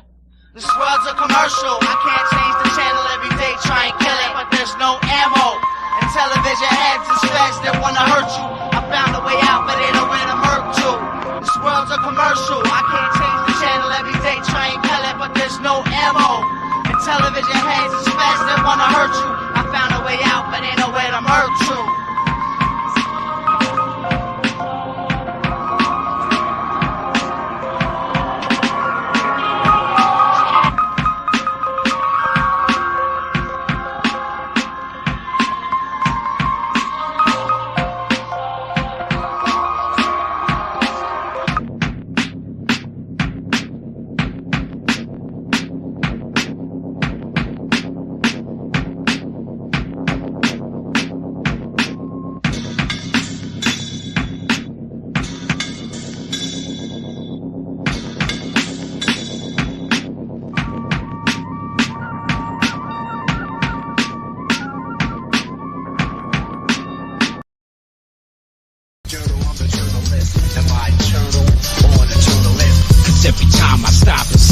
suck. Soon as you try to step off, cannabis. The megalithic master craftsman, the jacker. Closet meteorologist, look at the clouds, a storm's coming, that's common sense. I think about this giant monstrosity, 10W40 blood viscosity, big enough to kill the whole colony. Lock a low kiss on the oil leaking from the barrel drum. I did it all for dinosaur blood. The sky's falling, ocean levels rising from warming. Too much carbon, we all know the real causes. Jet planes in the skies are stalling. Dark night, riot squads are forming. Snakes are calling, wrapped up in shit, but the water is boiling. Produce is spoiling, state of affairs appalling. Can't believe people still snoring. Wake up and stop yawning. Vengeance is mine in the morning. Speech, recognize speech. Mobile phone signals out of reach. Data plan says your talk is cheap. The king is a captive, trapped by his own inaction. Celebrated after global disaster. That's when Father Arthur Paul Parker was captured. His golden palace was collapsed amidst great ashes that were once wide green pastures where panthers, dragons, tigers, and rappers. He is but a man of minor stature, the megalithic master craftsman.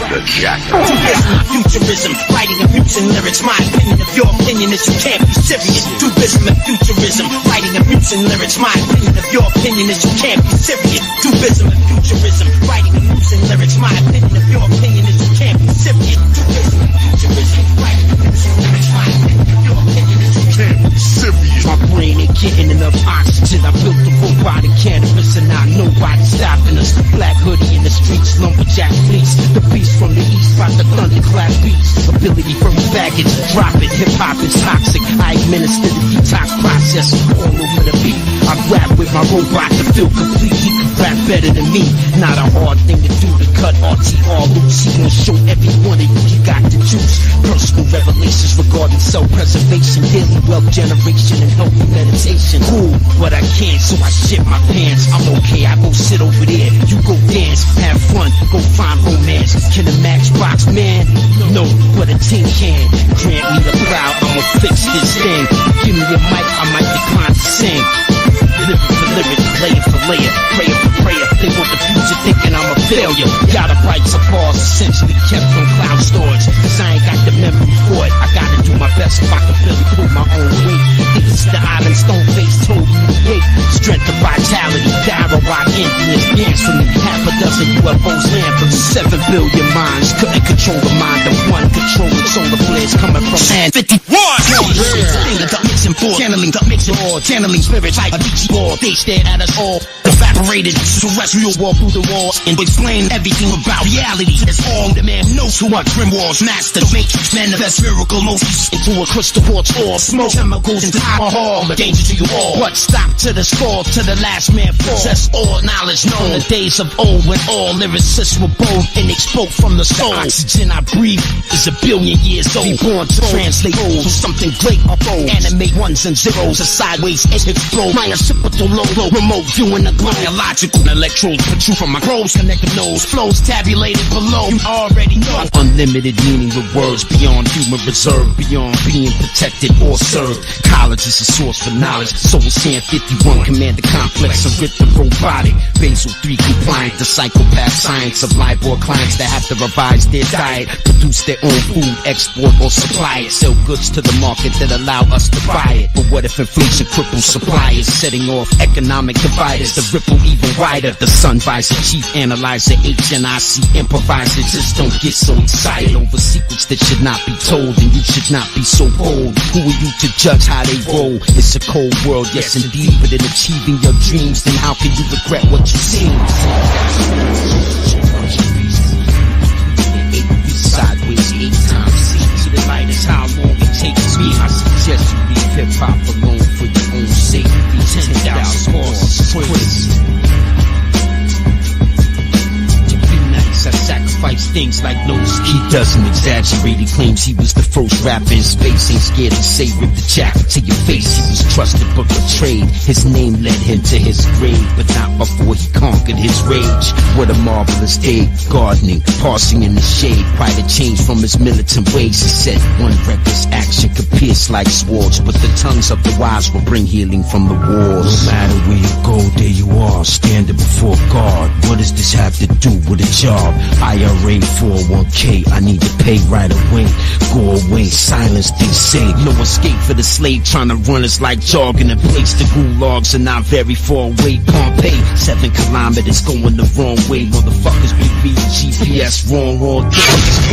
Meditating a time machine, mixed back and forth with a laser beam, screen like weapon you can't beat. I concentrate on everybody's dreams by using a touch screen. Billions of souls trapped between the American dream. The supreme being talks to Vishnu and Shiva to move between shrubs and trees. Screen calls from the unseen. My prophet, it must have been. I see Project Blue Beam of the hip hop machine. Understand what I mean? A bunch of fake niggas trying to create storyboard scenes. I will be redeemed, as odd as it may seem. I need that past stream. The helicopter news team try to scream. Lightning ball stream from the heat. Try to beef. I transform into a beast with wise heat. Tap that cheek. So I speak symptoms last for weeks. The best MC in the world. Complex coded jack niggas ill. Be globally about to preach with a poetic masterpiece. Whenever the horns blow, sweeping for the beast from the east to the death. We are sworn to protect. Hip hop is eternal. Gotta live it till the end, my friend. But I must rescind. I've got to murder to attend. Bitch, please be my guest. Gotta jack up the head. Well, I probably can't beat that. Buddha, Allah, Yahweh, God, Jesus, Vishnu, Shiva, Arm. A stealth pierces the clouds. Seconds later is followed by a silent sound. The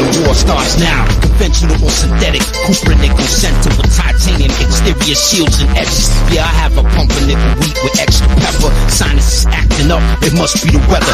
Strategic vector flight paths. CIA staff got some pretty ass bitches. Don't be such a tight ass. There's a lot of interpretation, a lot of words in the Bible. It's been beautifully left and scripted for us. This whole world has been beautifully left and scripted for us to learn from. So the Bible is an incredible source of wisdom that I've come to learn to really appreciate. And you know, I was trying to figure this out. I guess I could have kept this more simple.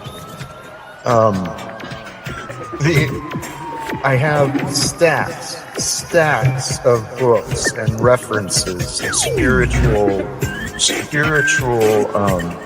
wisdom, right? Different interpretations, different religions, different thought patterns of view. But what it all comes down to, brothers and sisters, what it all comes down to is what is true. What is true? See, because some of my inspirations today, starting out initially, right? The initial observation, we live in a pretend world, right? A lot of people pretending like they know what's going on. A lot of people pretending like they're in charge. The structures of this government economic system, the corporate structures and government structures where it's a top-down, oppressive, controlling design. It's insane. Don't buy into it. It's all pretend. See, and the ego is pretend. Here's the simplicity, the divinity of our Creator. Our God is so amazing, so magical, so incredible. You really got to allow your mind to be blown away. Because that would be the ego death.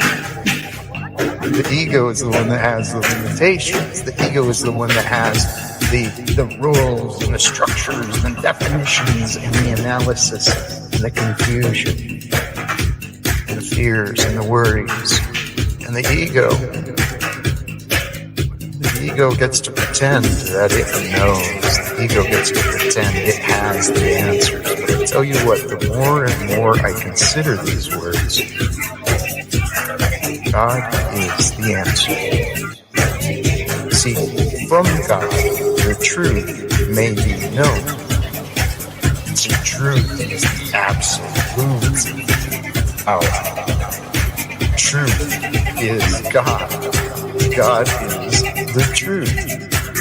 And the truth is how we learn to grow and wisdom. I mean, truth is the essence of knowledge. We can either align ourselves with that which is true, or we can pretend. God allows us to. It's a crazy journey that we get to live. Holy cows, do you realize that? We get to live. We don't have to live. We get to live. Not only do we get to live, we get to know that we live. And through the knowing of life, all that life is, we get to experience love. Love is the answer. Love is the way shown through the one, Jesus, right? The perfected master that God allowed us to receive. Right? The one who showed and walked the earth in the stories as the child of God, to show us the way he lived, the way he spoke, the way he treated each other. That's how we can live. It's the way out of our own sin and corruption. The way of truth keeps us aligned with the creation that's happening. And here's something to consider, right? I shared this elsewhere earlier today. Simple observations of logic, reason. If you can accept the words as God is the truth, so the truth is eternal. God is eternal. We only exist right now. So now is always the present from our subjective experience. We only exist in the now. And it's in the now that we can align ourselves with the truth that God has shown us through our past experiences, through all the literature, through all the rumors and, the world. It's in the now, in the present, that we can align ourselves with the truth of God's will for us all. See, what I believe the message of Jesus was, we are here to love. Love is the reason we live. It feels good to love. And that's what Jesus showed. That's what Jesus taught.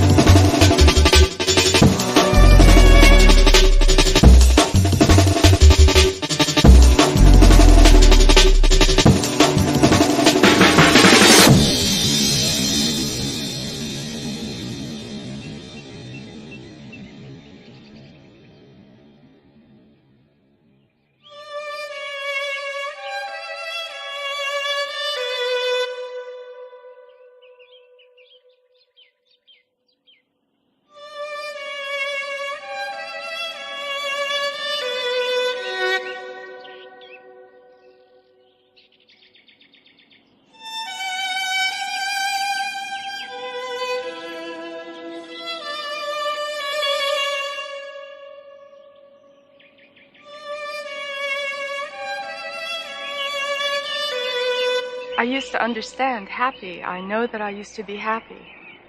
I was really happy. I'm unhappy now and I can't remember what it's like to be happy. I only remember... I don't remember. We came from kings and queens. That's right. How come we ain't got any kings and queens right now? Oh boy, you always trying to be heavier than anybody else. The history people. They did their thing when they died, or they got run out of town, or killed. Where's the now people to do things now? We're always talking about what's been, never what is. What the people gonna do? I'll think about it.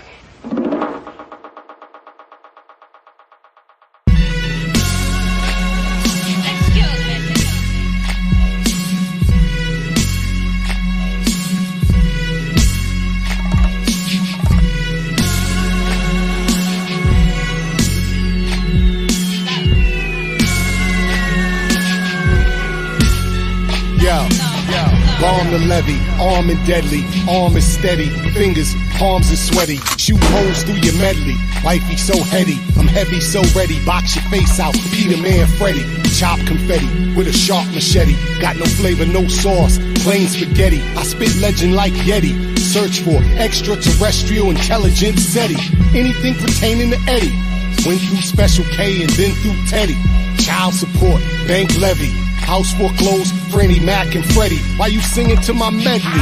Good broad, the hood is hard. Pull your card, fought while you sparred. Banned and barred, my hand to guard. Your odds are good, but goods are odd. I'm done talking. Man, shut the fuck up. Quiet on the set. Told you my